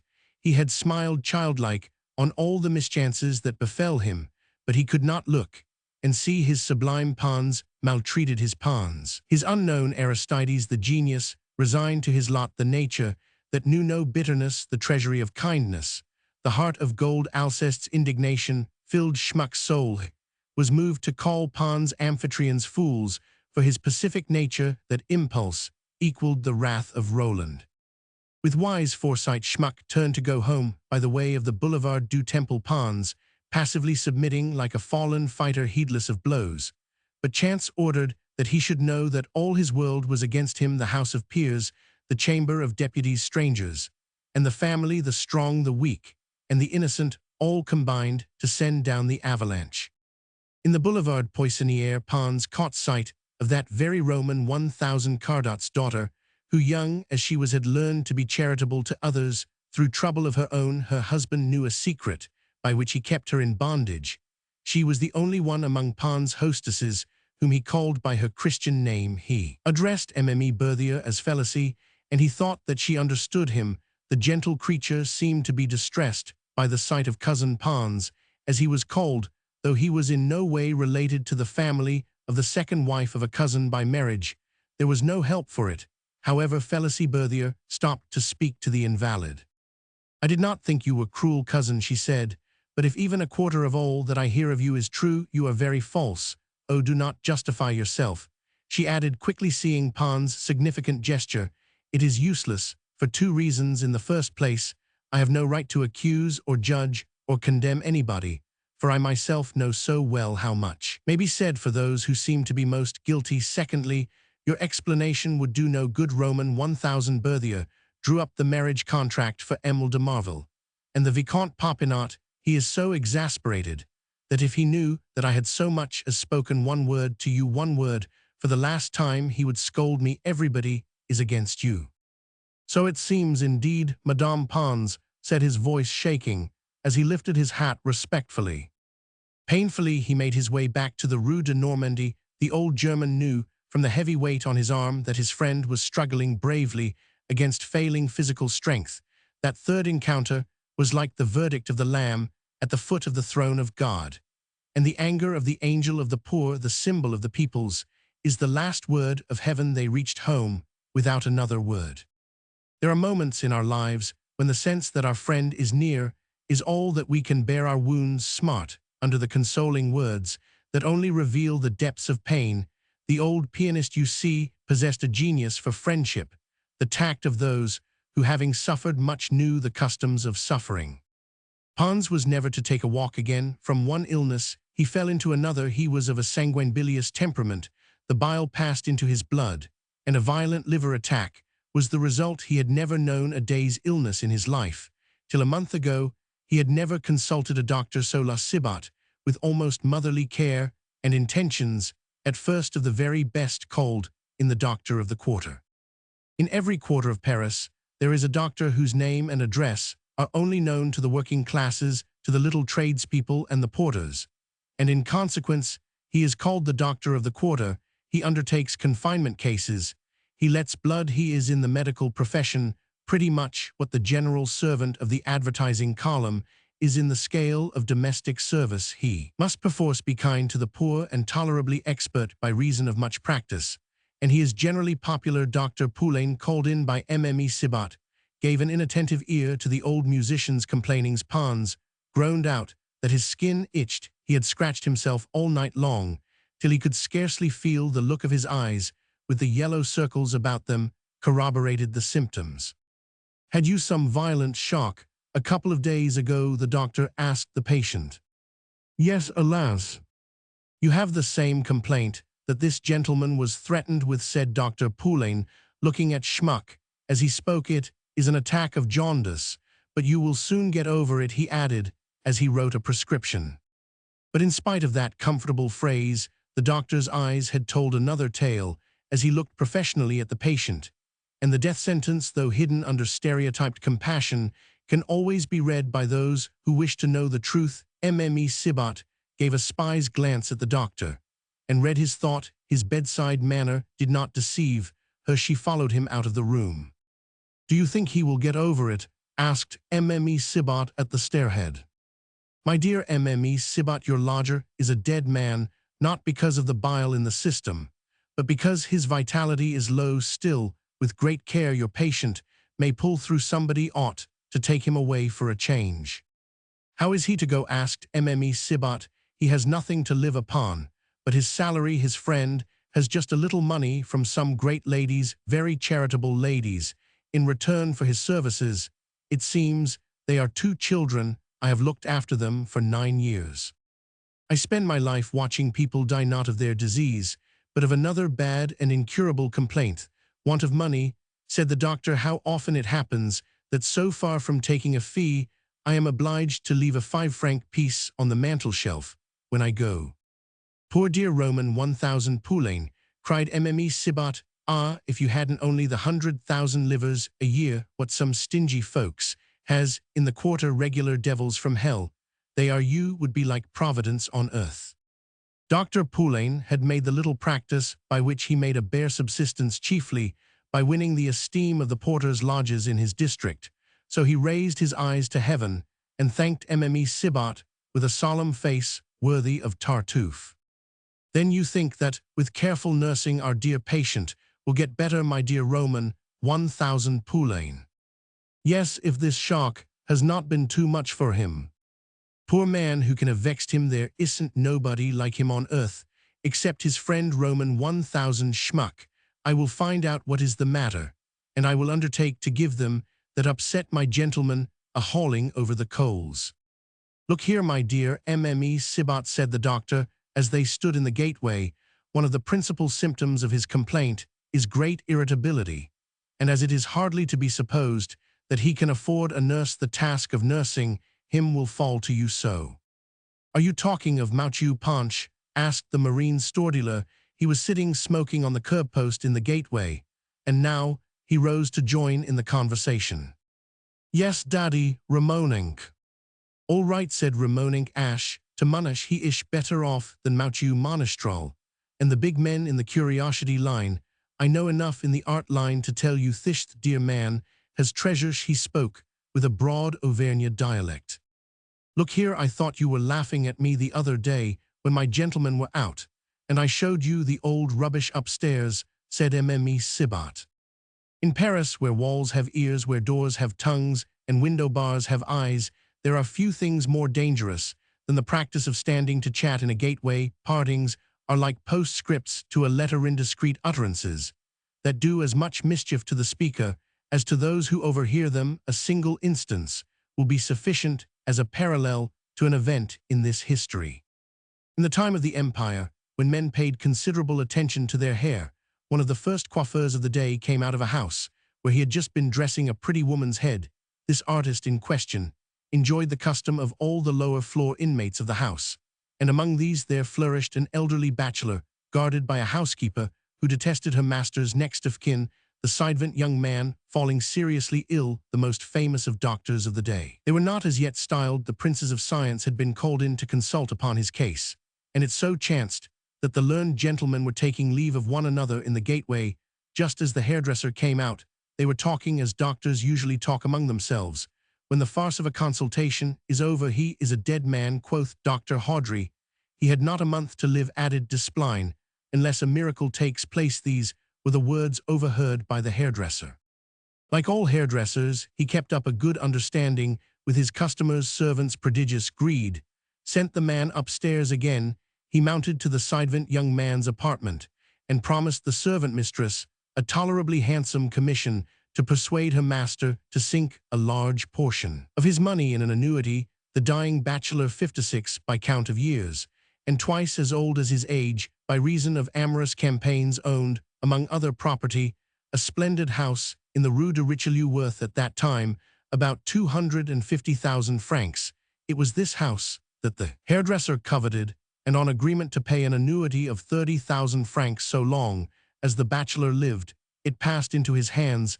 This happened in 1806, and in this year 1846, the hairdresser is still paying that annuity. He has retired from business. He is 70 years old. The sidevant young man is in his dotage, and as he has married his Mme Evrard, he may last for a long while. Yet as the hairdresser gave the woman 30,000 francs, his bit of real estate has cost him first and last more than 1,000,000, and the house at this day is worth 800,000 or 900,000 francs. Like the hairdresser Ramonink, the Auvergnat had overheard Brunner's parting remark in the gateway on the day of Cecile's first interview with that phoenix of eligible men. Ramonink at once longed to gain a sight of Pons Museum, and as he lived on good terms with his neighbors, the Sibats, it was not very long before the opportunity came. One day, when the friends were out, the sight of such treasures dazzled him. He saw a good haul in dealer's phrase, which being interpreted means a chance to steal a fortune. He had been meditating this for 5 or 6 days. "I am so far from joking," he said, in reply to Mme Sibat's remark, "that we will talk the thing over, and if the good gentleman will take an annuity of 50,000 francs, I will stand a hamper of wine. If 50,000 francs, interrupted the doctor. "What are you thinking about? Why, if the good man is so well off as that, with me in attendance and Mme Sibat to nurse him, he may get better, for liver complaint is a disease that attacks strong constitutions. 50, did I say? Why, a gentleman here on your very doorstep offered him 700,000 francs simply for the picture Schfoutstra." While Ramonink made this announcement, Mme Sibat was looking at Dr. Poulain. There was a strange expression in her eyes. The devil might have kindled that sinister glitter in their tawny depths. "Oh, come, we must not pay any attention to such idle tales," said the doctor, well pleased, however, to find that his patient could afford to pay for his visits. If my dear Mme Sibat here would let me come and bring an expert shinch, the gentleman upstairs-ish in bed, I will certainly find the money in a couple of hours, even if 700,000 francs-ish in question. All right, my friend, said the doctor. Now, Mme Sibat, be careful never to contradict the invalid. You must be prepared to be very patient with him, for he will find everything irritating and wearisome, even your services. Nothing will please him. You must expect grumbling. He will be uncommonly hard to please, said La Sibat. Look here, mind what I tell you, the doctor said, in a tone of authority. Roman 1,000 Pons life is in the hands of those that nurse him. I shall come perhaps twice a day. I shall take him first on my round. The doctor's profound indifference to the fate of a poor patient had suddenly given place to a most tender solicitude when he saw that the speculator was serious and that there was a possible fortune in question. He will be nursed like a king, said Madame Sibat, forcing up enthusiasm. She waited till the doctor turned the corner into the Rue Charlotte. Then she fell to talking again with the dealer in old iron. Ramonink had finished smoking his pipe and stood in the doorway of his shop, leaning against the frame. He had purposely taken this position. He meant the portress to come to him. The shop had once been a café. Nothing had been changed there since the Auvergnat discovered it and took over the lease. You could still read Café de Normandie on the strip left above the windows. In all modern shops, Ramonink had found somebody, probably a housepainter's apprentice, who did the work for nothing, to paint another inscription in the remaining space below. Ramonink, it ran, dealer in marine stores, furniture, bought, painted in small black letters, all the mirrors, tables, seats, shelves, and fittings of the Café de Normandie had been sold, as might have been expected, before Ramonink took possession of the shop, as it stood paying a yearly rent of 600 francs for the place, with a back shop, a kitchen, and a single room above, where the head waiter used to sleep. For the house belonging to the Café de Normandie was let separately of the former splendor of the café. Nothing now remained save the plain light green paper on the walls and the strong iron bolts and bars of the shop front. When Ramonink came hither in 1831, after the Revolution of July, he began by displaying a selection of broken doorbells, cracked plates, old iron, and the obsolete scales and weights abolished by a government which alone fails to carry out its own regulations. For pence and halfpence of the time of Louis Roman XVI are still in circulation. After a time, this Auvergnat, a match for 5 ordinary Auvergnats, bought up old saucepans and kettles, old picture frames, old copper and chipped china. Gradually, as the shop was emptied and filled, the quality of the stock in trade improved. Like Nicolet's farces, Ramonink persisted in an unfailing and prodigiously profitable martingale, a system which any philosophical idler may study as he watches the increasing value of the stock kept by this intelligent class of trader. Picture frames and copper succeed to tinware, argan lamps, and damaged crockery. China marks the next transition, and after no long tarriance in the omnium gatherum stage, the shop becomes a museum. Some day or other, the dusty windows are cleaned, the interior is restored, the Auvergnat relinquishes velveteen and jackets for a greatcoat, and there he sits like a dragon, guarding his treasure, surrounded by masterpieces. He is a cunning connoisseur. By this time, he has increased his capital tenfold. He is not to be cheated. He knows the tricks of the trade. The monster among his treasures looks like some old hag among a score of young girls that she offers to the public. Beauty and miracles of art are alike indifferent to him. Subtle and dense as he is, he has a keen eye to profits. He talks roughly to those who know less than he does. He has learned to act a part. He pretends to love his pictures, or again, he lets you know the price he himself gave for the things he offers, to let you see the memoranda of the sale. He is a Proteus in 1 hour. He can be Jacques, Janot, Cure Rouge, Mondor, Hapagan, or Nicodeme. The third year found armor and old pictures, and some tolerably fine clocks in Ramonink's shop. He sent for his sister, and La Ramonink came on foot all the way from Auvergne to take charge of the shop. While her brother was away, a big and very ugly woman, dressed like a Japanese idol, a half-idiotic creature, with a vague staring gaze. She would not bate a centime of the prices fixed by her brother. In the intervals of business, she did the work of the house and solved the apparently insoluble problem how to live on the mists of the Seine. The Ramonink's diet consisted of bread and herrings, with the outside leaves of lettuce or vegetable refuse, selected from the heaps deposited in the kennel before the doors of eating houses. The two between them did not spend more than 5 pence a day on food bread included, and La Ramonenque earned the money by sewing or spinning. Ramonenque came to Paris, in the first instance, to work as an errand boy between the years 1825 and 1830. He ran errands for dealers in curiosities in the Boulevard Beaumarchais or coppersmiths in the Rue de Lappe. It is the usual start in life, in his line of business Jews. Normans, Auvergnats, and Savoyards, those four different races of men, all have the same instincts and make their fortunes in the same way. They spend nothing, make small profits, and let them accumulate at compound interest. Such is their trading charter, and that charter is no delusion. Ramonenque at this moment had made it up with his old master Monestral. He did business with wholesale dealers. He was a chiner, the technical word, plying his trade in the banlieue, which, as everybody knows, extends for some 40 leagues round Paris. After 14 years of business, he had 60,000 francs in hand, and a well-stocked shop. He lived in the Rue de Normandie because the rent was low, but casual customers were scarce. Most of his goods were sold to other dealers, and he was content with moderate gains. All his business transactions were carried on in the Auvergne dialect, or charabia, as people call it. Ramonenque cherished a dream. He wished to establish himself on a boulevard, to be a rich dealer in curiosities, and do a direct trade with amateurs someday. And indeed, within him, there was a formidable man of business. His countenance was the more inscrutable, because it was glazed over by a deposit of dust and particles of metal glued together by the sweat of his brow, for he did everything himself, and the use and want of bodily labor had given him something of the stoical impassibility of the old soldiers of 1799. In personal appearance, Ramonenque was short and thin. His little eyes were set in his head in porcine fashion. A Jew's slyness and concentrated greed looked out of those dull blue circles, though in his case, the false humility that masks the Hebrew's unfathomed contempt for the Gentile was lacking. The relations between the Sibots and the Ramonenques were those of benefactors and recipients. Mme Sibot, convinced that the Auvergnats were wretchedly poor, used to let them have the remainder of her gentlemen's dinners at ridiculous prices.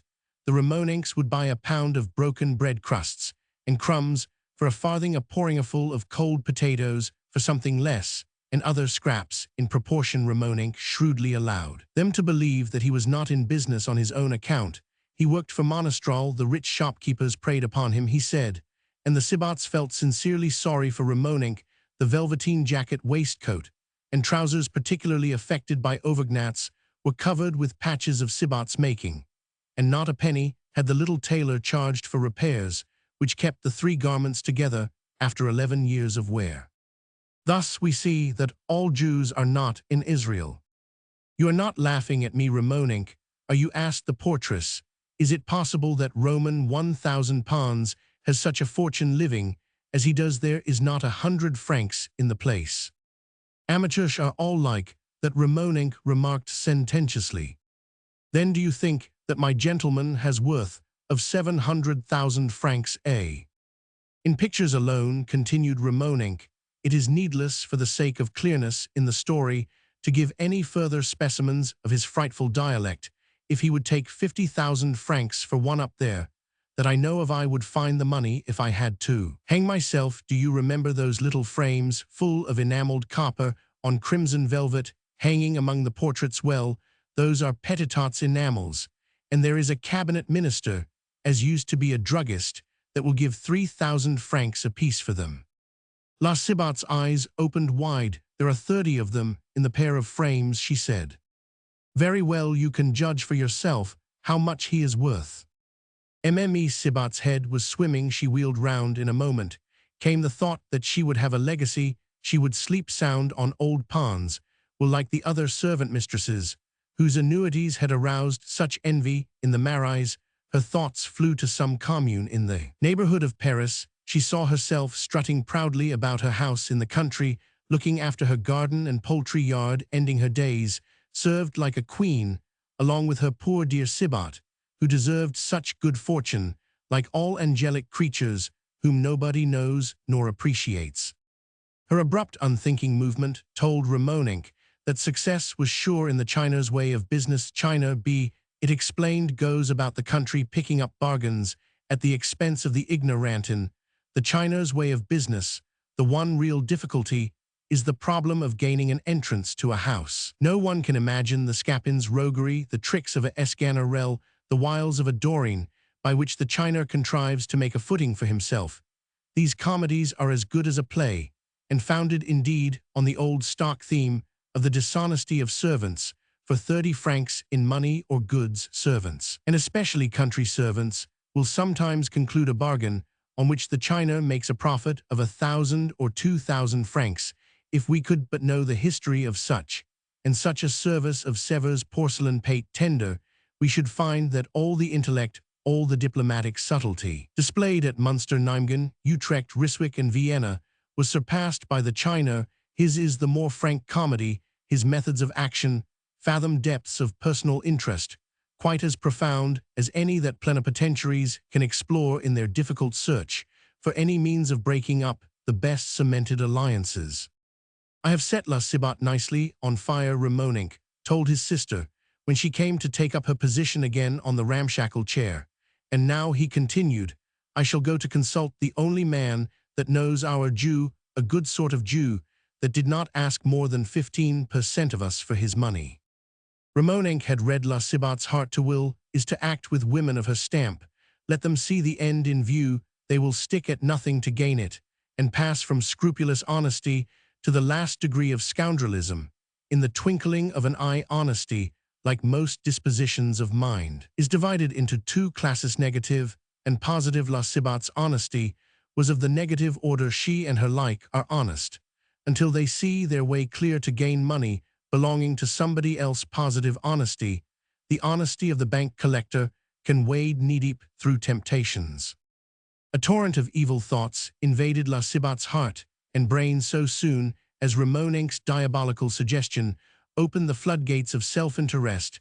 La Cibot climbed, or to be more accurate, fled up the stairs, opened the door on the landing, and showed a face disguised in false solicitude in the doorway of the room, where Pons and Schmuck were bemoaning themselves. As soon as she came in, Schmuck made her a warning sign for true friend and sublime German that he too had read the doctor's eyes, and he was afraid that Mme Cibot might repeat the verdict. Mme Cibot answered by a shake of the head, indicative of deep woe.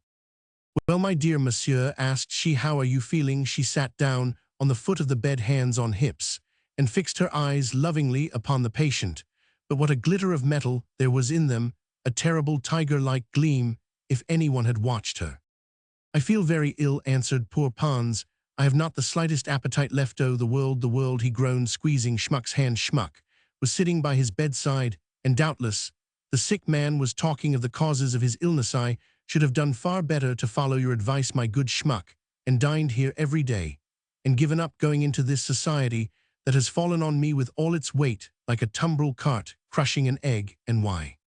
Come, don't complain, Roman 1,000 Pons, said La Cibot. The doctor told me just how it is. Schmuck tugged at her gown end. You will pull through, she continued.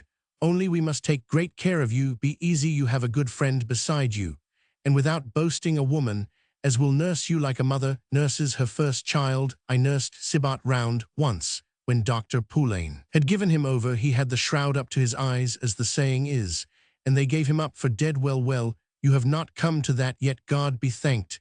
Ill though you may be, count on me. I would pull you through all by myself. I would keep still, don't you fidget like that. She pulled the coverlet over the patient's hands as she spoke. They're sunny, Roman 1,000 Schmuck, and I will sit up with you of nights. A prince won't be no better nursed.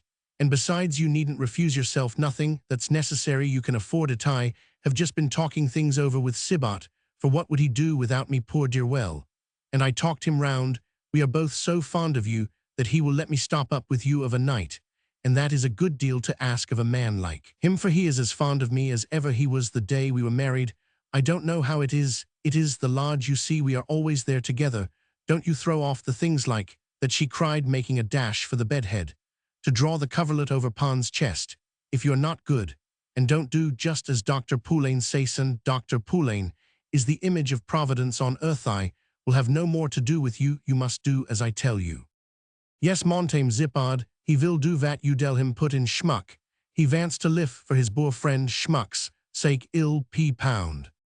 And of all things, don't fidget yourself, continued la Sibat, for your illness makes you quite bad enough without your making it worse for want of patience. God sends us our troubles, my dear good gentleman. He punishes us for our sins. Haven't you nothing to reproach yourself with some poor little bit of a fault or other? The invalid shook his head. Oh, go on, you were young, once you had your fling. There is some love-child of yours somewhere cold and starving and homeless. What monsters men are, their love doesn't last only for a day. And then in a jiffy, they forget they don't so much as think of the child at the breast for months, poor women. But no one has ever loved me except schmuck, and my mother, poor Pons, broke in sadly. Oh, come, you aren't no saint, you were young in your time, and a fine-looking young fellow you must have been at 20.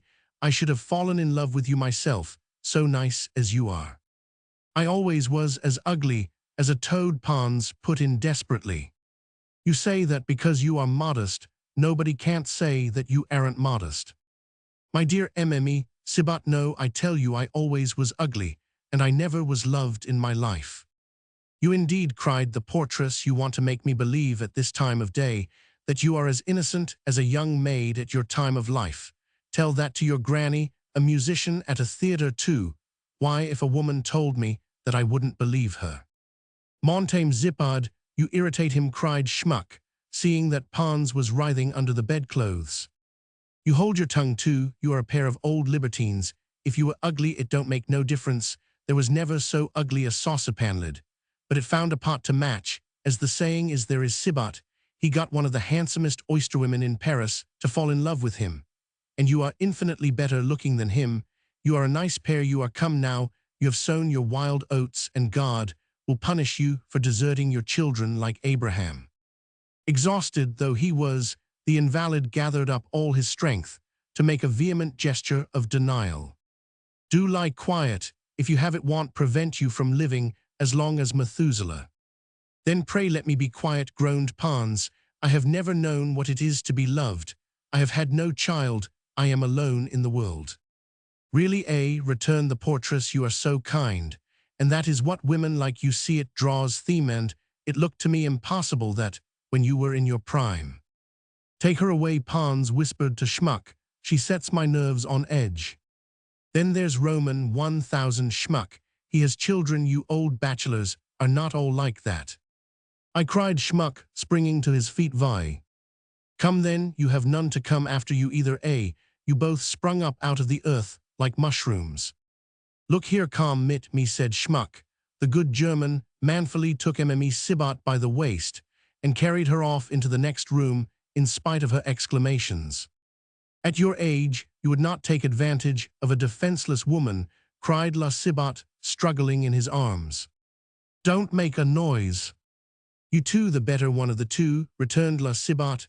Ah, it is my fault for talking about love to two old men who have never had nothing to do with women. I have roused your passions, cried she as Schmuck's eyes glittered with wrath. Help, help, police.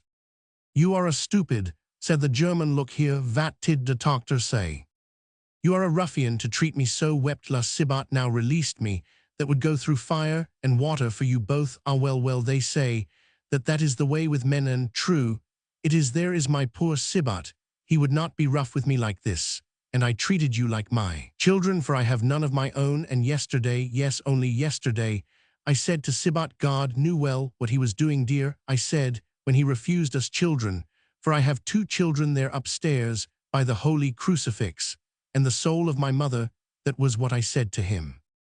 But vat did der doctor say? Schmuck demanded furiously, stamping on the floor for the first time in his life. Well, said Mme Sibat, drawing Schmuck into the dining room, he just said this, that our dear darling love lying ill there would die if he wasn't carefully nursed.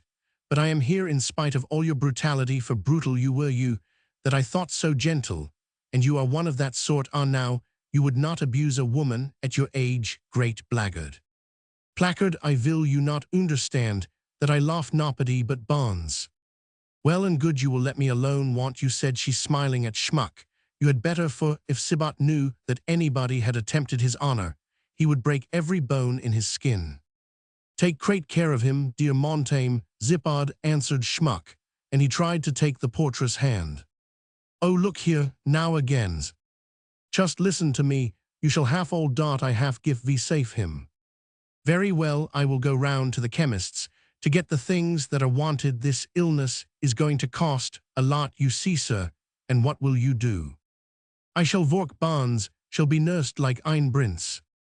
"So he shall Roman 1,000 Schmuck, and look here, don't you trouble about nothing. Sibat and I between us have saved a couple of £1,000. They are yours. I have been spending money on you this long time, I have." "Gut Vomen," cried Schmuck, brushing the tears from his eyes, "that ein Hart." "Wipe your tears, they do me honor. This is my reward," said La Sibat melodramatically. "There isn't no more disinterested creature on earth than me, but don't you go into the room with tears in your eyes, or Roman 1,000 Pons will be thinking himself worse than he is." Schmuck was touched by this delicate feeling. He took La Sibat's hand and gave it a final squeeze. "Spare me," cried the Exoisterseller, leering at Schmuck. "Pons," the good German said, when he returned Montaigne, "Zippard is an anchel tease, an anchel dat brattles, but an anchel all dare same." "Do you think so? I have grown suspicious in the past month," said the invalid, shaking his head. "After all I have been through, one comes to believe in nothing but God and my friend." "Get better and we will live like kings, all three of us," exclaimed Schmuck. Sibat, panted the portress, as she entered the lodge. "Oh, my dear, our fortune is made. My two gentlemen haven't nobody to come after them, no natural children, no nothing. In short, oh, I shall go round to Ma'am Fontaine's and get her to tell my fortune on the cards, then we shall know how much we are going to have." "Wife," said the little tailor, "it's ill counting on dead men's shoes." "Oh, I say, are you going to worry me?" asked she, giving her spouse a playful tap. "I know what I know. Dr. Poulain has given up Roman 1,000 Pons, and we are going to be rich. My name will be down in the will. Ill see to that. Draw your needle in and out, and look after the lodge. You will not do it for long now. We will retire and go into the country out at Batignolles, a nice house and a fine garden. You will amuse yourself with gardening, and I shall keep a servant." "Well, neighbor, and how are things going on upstairs?" The words were spoken with the thick Auvergnat accent, and Ramonink put his head in at the door. "Do you know what the collection is worth?" "No, not yet. One can't go at that rate, my good man. I have begun myself by finding out more important things." "More important?" exclaimed Ramonink. "Why, what things can be more important?" "Come, let me do the steering," Ragamuffin said, La Sibat authoritatively. "But 30% on 700,000 francs, persisted the dealer in old iron. "You could be your own mistress for the rest of your days on that." "Be easy, Daddy Ramonink. When we want to know the value of the things that the old man has got together, then we will see." La Sibat went for the medicine ordered by Dr. Poulain and put off her consultation with Mme. Fontaine until the morrow. The oracle's faculties would be fresher and clearer in the morning, she thought, and she would go early before everybody else came, for there was often a crowd at Mme. Fontaine's. Mme. Fontaine was at this time the oracle of the Marais. She had survived the rival of 40 years, the celebrated M. Lenormand. No one imagines the part that fortunetellers play among Parisians of the lower classes, nor the immense influence which they exert over the uneducated general servants, portresses, kept women, workmen, all the many in Paris who live on hope. Consult the privileged beings who possess the mysterious power of reading the future. The belief of the occult science is far more widely spread than scholars, lawyers, doctors, magistrates, and philosophers imagine. The instincts of the people are ineradicable. One among those instincts, so foolishly styled superstition, runs in the blood of the populace and tinges no less the intellects of better educated folk. More than one French statesman has been known to consult the fortunetellers' cards for skeptical minds. Astrology in French, so oddly termed astrologie judiciaire, is nothing more than a cunning device for making a profit out of one of the strongest of all the instincts of human nature, wit. Curiosity. The skeptical mind consequently denies that there is any connection between human destiny and the prognostications obtained by the 7 or 8 principal methods known to astrology, and the occult sciences, like many natural phenomena, are passed over by the freethinker or the materialist. Philosopher id est by those who believe in nothing but visible and tangible facts, in the results given by the chemist's retort, and the scales of modern physical science. The occult sciences still exist, they are at work, but they make no progress, for the greatest intellects of 2 centuries have abandoned the field. If you only look at the practical side of divination, it seems absurd to imagine that events in a man's past life and secrets known only to himself can be represented on the spur of the moment by a pack of cards, which he shuffles and cuts for the fortune teller to lay out in piles according to certain mysterious rules. But then the steam engine was condemned, as absurd aerial navigation is still said to be absurd, so in their time were the inventions of gunpowder printing spectacles, engraving, and that latest discovery of all. Daguerreotype, if any man had come to Napoleon to tell him that a building or a figure is at all times, and in all places represented by an image in the atmosphere, that every existing object has a spectral intangible double, which may become visible, the emperor would have sent his informant to Charenton for a lunatic, just as Richelieu before his day sent that Norman martyr Salomon de Cox to the Bicêtre for announcing his immense triumph. The idea of navigation by steam, yet Daguerre's discovery amounts to nothing more nor less than this. And if for some clairvoyant eyes God has written each man's destiny over his whole outward and visible form, if a man's body is the record of his fate, why should not the hand in a manner epitomize the body, since the hand represents the deed of man, and by his deeds he is known? Herein lies the theory of palmistry. Does not society imitate God? At the sight of a soldier we can predict that he will fight of a lawyer, that he will talk of a shoemaker, that he shall make shoes or boots of a worker of the soil, that he shall dig the ground and dung it. And is it a more wonderful thing that such an one with the seer's gift should foretell the events of a man's life from his hand? To take a striking example, genius is so visible in a man that a great artist cannot walk about the streets of Paris, but the most ignorant people are conscious of his passing. He is a sun, as it were, in the mental world, shedding light that colors everything in its path, and who does not know an idiot at once, by an impression, the exact opposite of the sensation of the presence of genius? Most observers of human nature, in general, and Parisian nature, in particular, can guess the profession or calling of the man in the street. The mysteries of the witches' Sabbath, so wonderfully painted in the 16th century, are no mysteries for us. The Egyptian ancestors of that mysterious people of Indian origin, the gypsies of the present day, simply used to drug their clients with hashish, a practice that fully accounts for broomstick rides and flights up the chimney, the real seeming visions, so to speak, of old crones transformed into young damsels, the frantic dances, the exquisite music, and all the fantastic tales of devil worship. So many proven facts have been first discovered by occult science that someday we shall have professors of occult science, as we already have professors of chemistry and astronomy. It is even singular that here in Paris, where we are founding chairs of Manchu and slave, and literatures so little professable, to coin a word, as the literatures of the North, which so far from providing lessons, stand very badly in need of them, when the curriculum is full of the everlasting lectures on Shakespeare and the 16th century. It is strange that someone has not restored the teaching of the occult philosophies, once the glory of the University of Paris, under the title of Anthropology. Germany, so childlike and so great, has outstripped France in this particular. In Germany, they have professors of a science of far more use than a knowledge of the heterogeneous philosophies, which all come to the same thing at bottom. Once admit that certain beings have the power of discerning the future in its germ form of the cause, as the great inventor sees a glimpse of the industry latent in his invention, or a science in something that happens every day unnoticed by ordinary eyes. Allow this, and there is nothing to cause an outcry in such phenomena, no violent exception to nature's laws, but the operation of a recognized faculty, possibly a kind of mental somnambulism, as it were. If, therefore, the hypothesis upon which the various ways of divining the future are based seem absurd, the facts remain. Remark that it is not really more wonderful that the seer should foretell the chief events of the future than that he should read the past and future on the skeptic system, equally lie beyond the limits of knowledge. If the past has left traces behind it, it is not improbable that future events have as it were their roots in the present.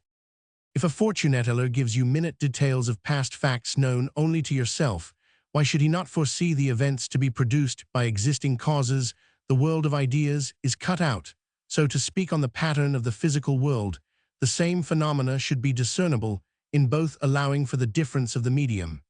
As for instance, a corporeal body actually projects an image upon the atmosphere spectral double, detected and recorded by the daguerreotype, so also ideas having a real and effective existence leave an impression, as it were, upon the atmosphere of the spiritual world.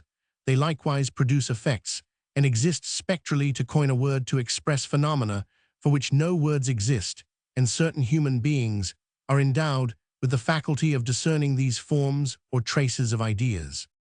As for the material means employed to assist the seer, the objects arranged by the hands of the consultant, that the accidents of his life may be revealed to him, thus is the least inexplicable part of the process. Everything in the material world is part of a series of causes and effects. Nothing happens without a cause. Every cause is a part of a whole, and consequently the whole leaves its impression on the slightest accident. Rabelais, the greatest mind among moderns, resuming Pythagoras, Hippocrates, Aristophanes, and Dante, pronounced 3 centuries ago that man is a microcosm, a little world. 300 years later, the great seer Swedenborg declared that the world was a man. The prophet and the precursor of incredulity meet thus in the greatest of all formulas. Everything in human life is predestined, so it is also with the existence of the planet. The least event, the most futile phenomena, are all subordinate parts of a scheme. Great things, therefore great designs and great thoughts, are of necessity reflected in the smallest actions, and that so faithfully that should a conspirator shuffle and cut a pack of playing cards, he will write the history of his plot. For the eyes of the seer, styled gypsy, fortune teller, charlatan, or what not, if you once admit fate, which is to say the chain of links of cause and effect, astrology has a locus standi, and becomes what it was of yore, a boundless science, requiring the same faculty of deduction, by which Cuvier became so great a faculty, to be exercised spontaneously, however, and not merely in nights of study in the closet. For 7 centuries, astrology and divination have exercised an influence, not only as at present over the uneducated, but over the greatest minds, over kings and queens and wealthy people. Animal magnetism, one of the great sciences of antiquity, had its origin in occult philosophy. Chemistry is the outcome of alchemy. Phrenology and neurology are no less the fruit of similar studies. The first illustrious workers in these two, all appearance untouched fields, made one mistake, the mistake of all inventors, that is to say, they erected an absolute system on a basis of isolated facts, for which modern analysis as yet cannot account. The Catholic Church, the law of the land, and modern philosophy, in agreement, for once combined to prescribe, persecute, and ridicule the mysteries of the Kabbalah, as well as the adepts. The result is a lamentable interregnum of century in occult philosophy, but the uneducated classes, and not a few cultivated people, women especially, continue to pay a tribute to the mysterious power of those who can raise the veil of the future. They go to buy hope, strength, and courage of the fortune teller, in other words, to ask of him all that religion alone can give. So the art is still practiced, in spite of a certain amount of risk. The 18th century encyclopedists procured tolerance for the sorcerer. He is no longer amenable to a court of law, unless indeed he lends himself to fraudulent practices and frightens his clients to extort money from them, in which case he may be prosecuted on a charge of obtaining money under false pretenses. Unluckily, the exercise of the sublime art is only too often used as a method of obtaining money under false pretenses, and for the following reasons. The seer's wonderful gifts are usually bestowed upon those who are described by the epithets rough and uneducated. The rough and uneducated are the chosen vessels into which God pours the elixirs, at which we marvel. From among the rough and uneducated prophets, Arician, Apostle Peter, or St. Peter, the hermit, wherever mental power is imprisoned and remains intact and entire for want of an outlet, in conversation, in politics, in literature, in the imaginings of the scholar, in the efforts of the statesman, in the conceptions of the inventor, or the soldier's toils of war. The fire within is apt to flash out in gleams of marvelously vivid light, like the sparks hidden in an unpolished diamond. Let the occasion come, and the spirit within kindles and glows, finds wings to traverse space, and the godlike power of beholding all things the coal of yesterday under the play of some mysterious influence, becomes a radiant diamond, better educated people manicided, and highly polished, continually giving out all that is in them, can never exhibit. This supreme power, saved by one of the miracles which God sometimes vouchsafes to work for this reason, the soothsayer is almost always a beggar, whose mind is virgin soil, a creature coarse, to all appearance a pebble borne along the torrent of misery, and left in the ruts of life, where it spends nothing of itself save in mere physical suffering.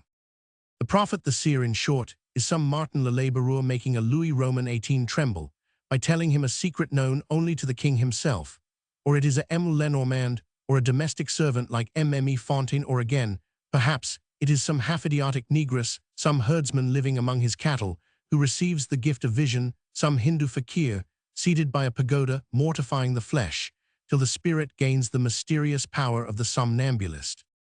Asia, indeed, through all time, has been the home of the heroes of occult science. Persons of this kind, recovering their normal state, are usually just as they were before. They fulfill, in some sort, the chemical and physical functions of bodies, which conduct electricity at times, inert metal at other times, a channel filled with a mysterious current in their normal condition. They are given to practices which bring them before the magistrate, yea, verily, like the notorious Balthazar, even unto the criminal court. And so to the hulks, you could hardly find a better proof of the immense influence of fortune-telling upon the working classes than the fact that poor Pons' life and death hung upon the prediction that Mme Fontaine was to make from the cards. Although a certain amount of repetition is inevitable in a canvas so considerable and so full of detail as a complete picture of French society in the 19th century, it is needless to repeat the description of Mme Fontaine's den already given in Les Comedians, sans le savoir. Suffice it to say that Mme Sibat used to go to Mme Fontaine's house in the Rue Villa du Temple as regularly as frequenters of the Café Anglais drop in at that restaurant for lunch. Mme Sibat, being a very old customer, often introduced young persons and old gossips consumed with curiosity to the wise woman. The old servant, who acted as provost marshal, flung open the door of the sanctuary with no further ceremony than the remark, "It's Mme Sibat, come in, there's nobody here." "Well, child, what can bring you here so early of a morning?" asked the sorceress, as Mme Fontaine might well be called, for she was 78 years old, and looked like one of the Parsi. "Something has given me a turn," said La Sibat. "I want the Grand Jew. It is a question of my fortune." Therewith she explained her position, and wished to know if her sordid hopes were likely to be realized.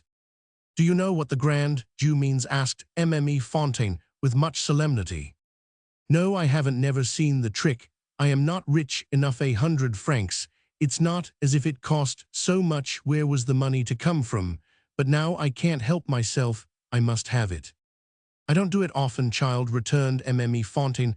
"I only do it for rich people on great occasions, and they pay me 25 louis for doing it. It tires me, you see. It wears me out. The spirit rives my inside here. It is like going to the Sabbath, as they used to say. But when I tell you that it means my whole future, my dear good Ma'am Fontaine, well, as it is you that have come to consult me so often, I will submit myself to the spirit," replied Mme Fontaine with a look of genuine terror on her face.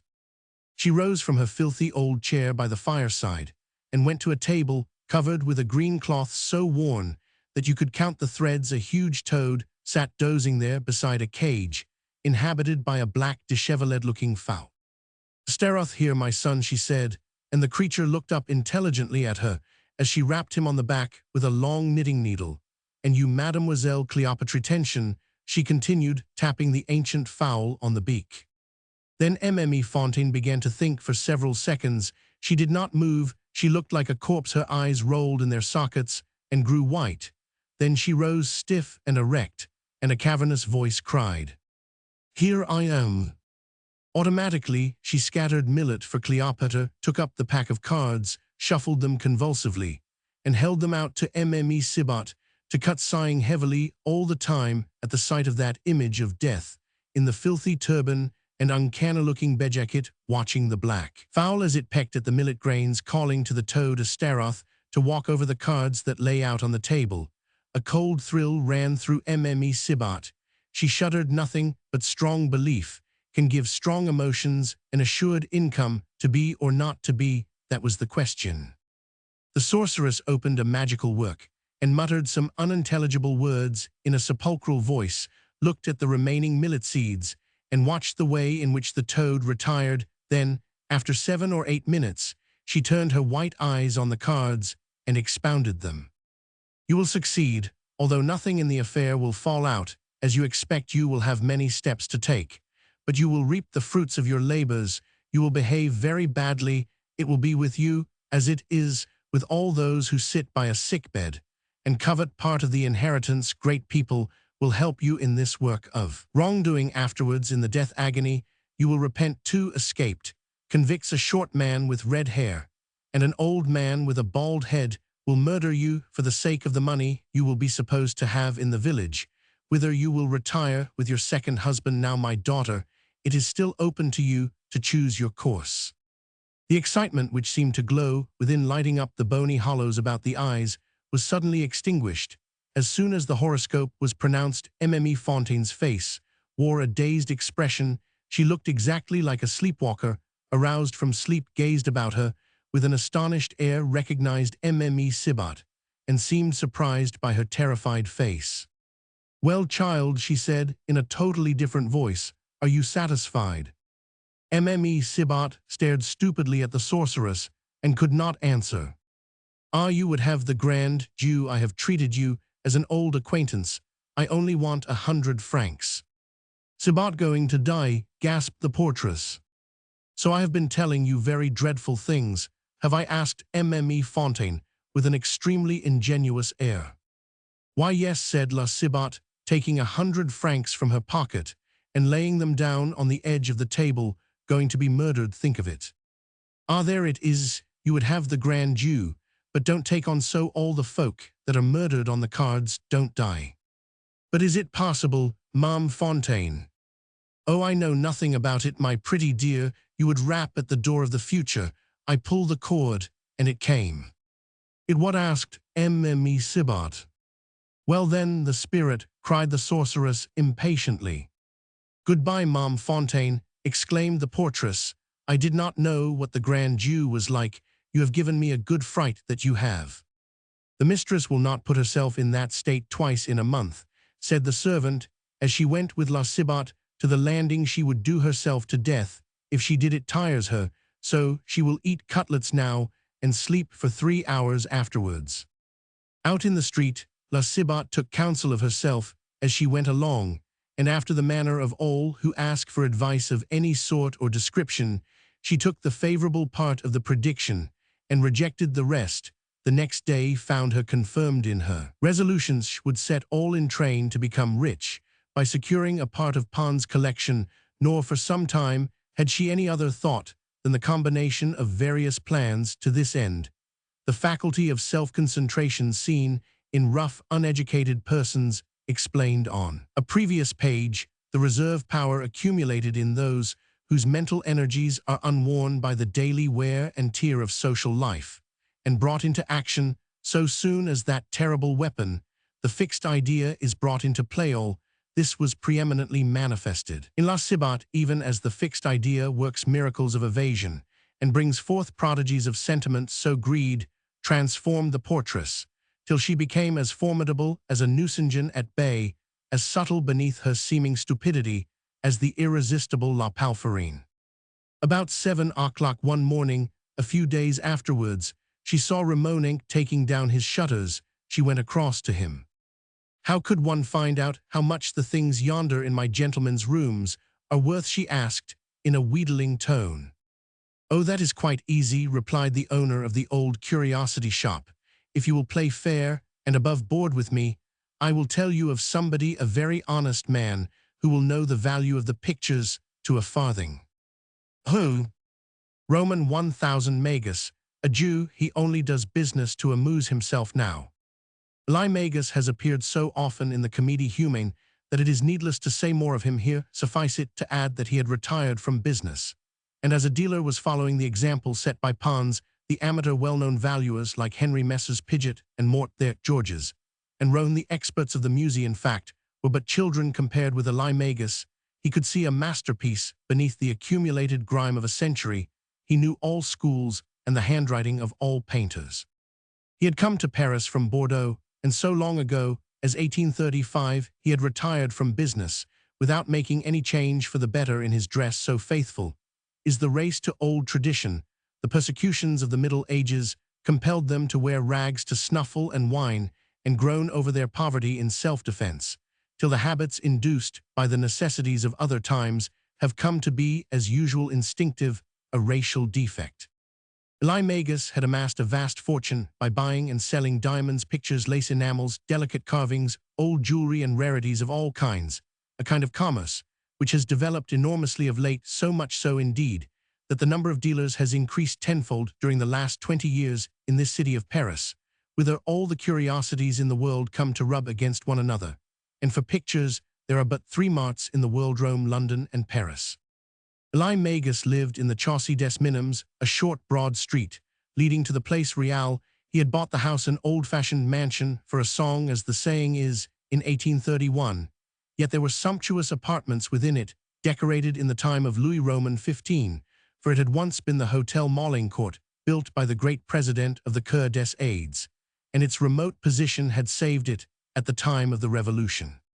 You may be quite sure that the old Jew had sound reasons for buying house property contrary to the Hebrew law and custom. He had ended, as most of us end, with a hobby that bordered on a craze. He was as miserly as his friend, the late lamented Gobseck, but he had been caught by the snare of the eyes, by the beauty of the pictures, in which he dealt as his taste grew more and more fastidious. It became one of the passions which princes alone can indulge when they are wealthy, and art lovers, as the second king of Prussia, found nothing that so kindled enthusiasm as the spectacle of a grenadier over 6 feet high, and gave extravagant sums for a new specimen to add to his living museum of a regiment.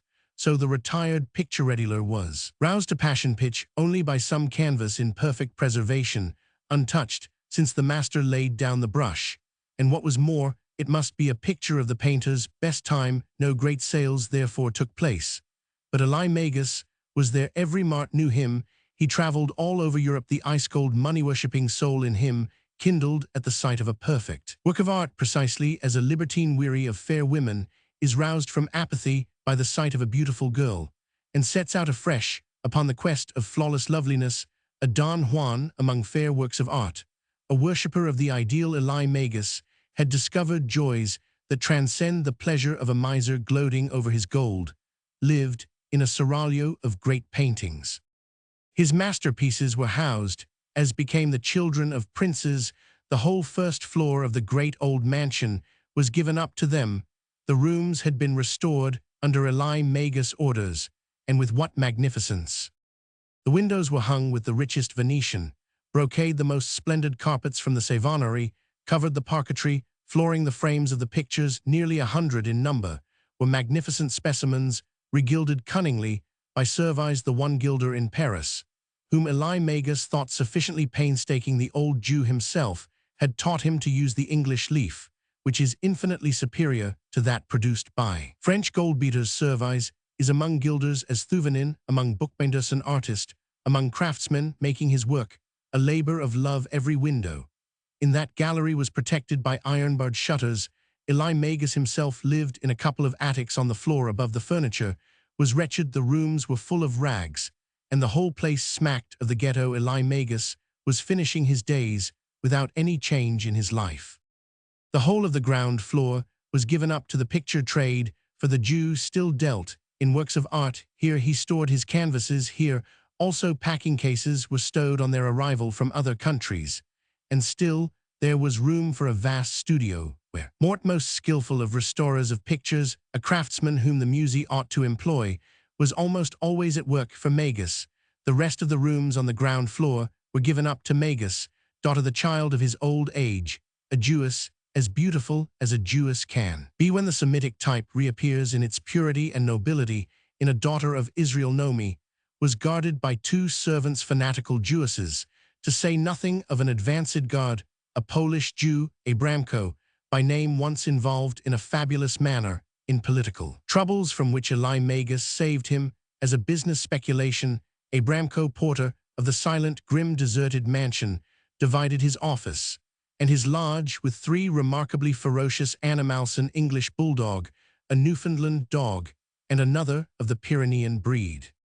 Behold the profound observations of human nature, upon which Eli Magus based his feeling of security. For secure he felt, he left home, without misgivings, slept with both ears shut, and feared no attempt upon his daughter, his chief treasure, his pictures, or his money. In the first place, Abramko's salary was increased every year by 200 francs so long as his master should live, and Magus, moreover, was training Abramko as a moneylender.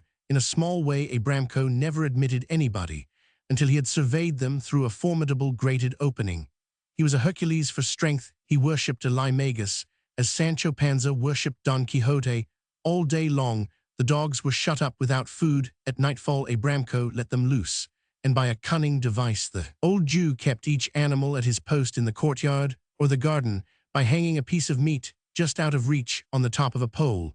The animals guarded the house, and sheer hunger guarded the dogs. No odor that reached their nostrils could tempt them from the neighborhood of that piece of meat. They would not have left their places at the foot of the poles for the most engaging female of the canine species.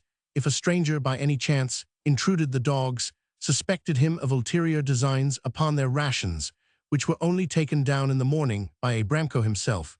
When he awoke, the advantages of this fiendish scheme are patent. The animals never barked. Magus' ingenuity had made savages of them. They were treacherous as Mohicans. And now for the result. One night burglars, emboldened by the silence, decided too hastily that it would be easy enough to clean out the old Jew's strong box. One of their number, told off to advance to the assault, scrambled up the garden wall, and prepared to descend this. The bulldog allowed him to do. The animal, knowing perfectly well what was coming, waited for the burglar to reach the ground. But when that gentleman directed a kick at him, the bulldog flew at the visitor's shins, and making but one bite of it, snapped the ankle bone clean in two. The thief had the courage to tear him away, and returned walking upon the bare bone of the mutilated stump, till he reached the rest of the gang, when he fell fainting, and they carried him off. The police news, of course, did not fail to report this delightful night incident, but no one believed in it. Magus at this time was 75 years old, and there was no reason why he should not live to 100. Rich man though he lived like the Ramonenks. His necessary expenses, including the money he lavished on his daughter, did not exceed 3,000 francs. No life could be more regular. The old man rose as soon as it was light, breakfasted on bread, rubbed with a clove of garlic, and ate no more food until dinner time. Dinner, a meal frugal enough for a convent. He took it home all the forenoons. He spent among his treasures, walking up and down the gallery, where they hung in their glory. He would dust everything himself, furniture and pictures. He never wearied of admiring. Then he would go downstairs to his daughter, drink deep of a father's happiness, and start out upon his walks through Paris to attend sales or visit exhibitions and the like. If Eli Magus found a great work of art under the right conditions, the discovery put new life into the man. Here was a bit of sharp practice, a bargain to make a battle of Marengo. To win, he would pile ruse on ruse to buy the new sultana as cheaply as possible. Magus had a map of Europe, on which all great pictures were marked. His coreligionists in every city spied out business for him, and received a commission on the purchase. And then what rewards for all his pains! The two lost Raphaels, so earnestly sought after by Raphael lovers, are both in his collection. Eli Magus owns the original portrait of Giorgione's mistress, the woman for whom the painter died. The so-called originals are merely copies of the famous picture, which is worth 500,000 francs, according to its owner's estimation. This Jew possesses Titian's masterpiece, an entombment painted for Charles Roman 5 cent by the great man to the great emperor, with a holograph letter now fastened down upon the lower part of the canvas. And Magus has yet another Titian, the original sketch, from which all the portraits of Philip Roman II were painted. His remaining 97 pictures are all of the same rank and distinction, wherefore Magus laughs at our national collection, raked by the sunlight, which destroys the fairest paintings pouring in through panes of glass that act as lenses. Picture galleries can only be lighted from above. Magus opens, closes his shutters himself. He is as careful of his pictures as of his daughter, his second idol. And well, the old picture referencier knows the laws of the lives of pictures. To hear him talk, a great picture has a life of its own. It is changeable, it takes its beauty from the color of the light. Magus talks of his paintings. As Dutch fanciers used to talk of their tulips, he will come home on purpose to see some one picture in the hour of its glory, when the light is bright and clean.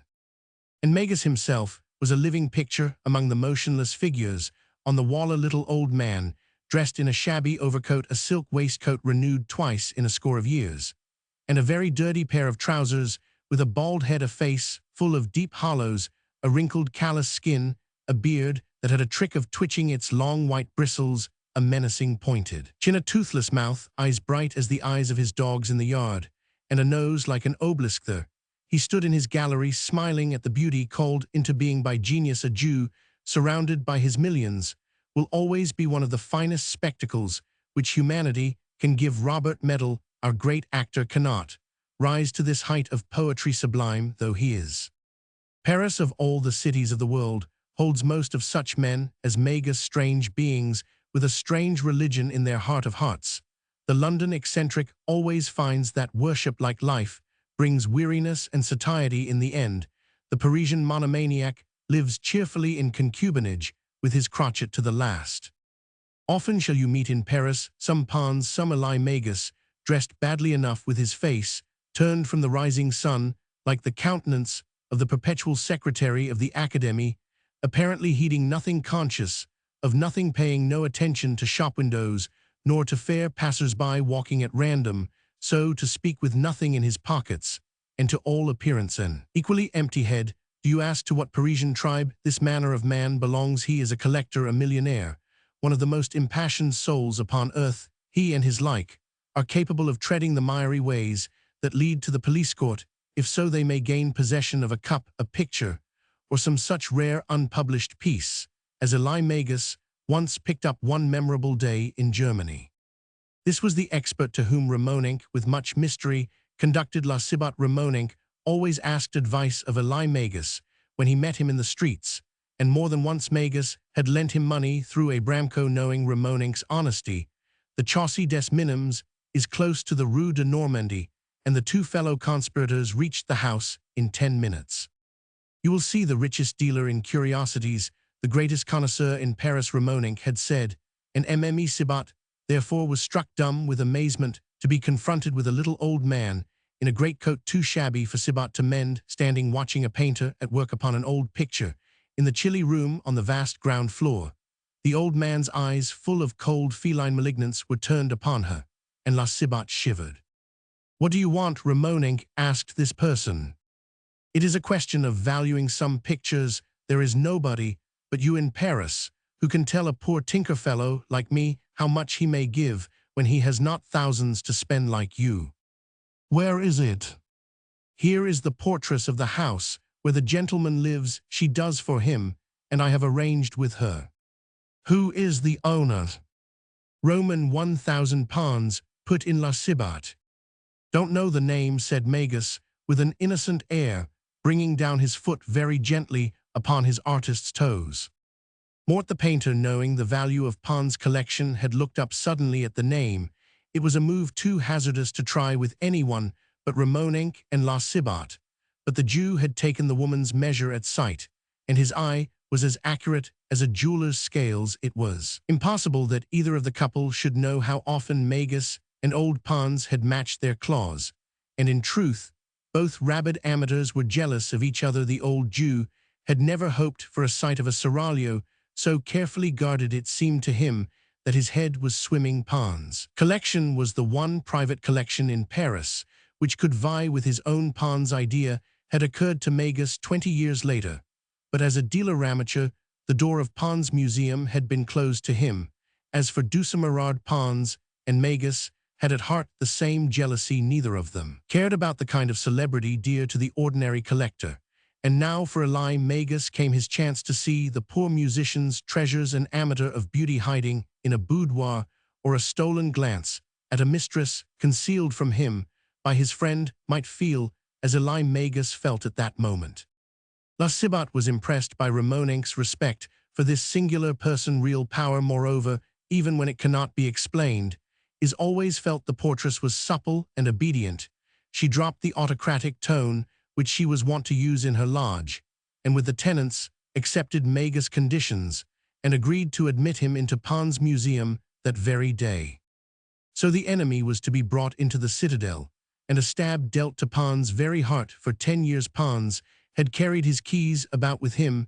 He had forbidden Sibat to allow anyone, no matter whom, to cross his threshold, and Sibat had so far shared Schmuck's opinions of bric-a-brac that she had obeyed him, the good Schmuck, by speaking of the splendors as chimcracks, and deploring his friend's mania, had taught Sibat to despise the old rubbish, and so secured Pons' museum from invasion for many a long year.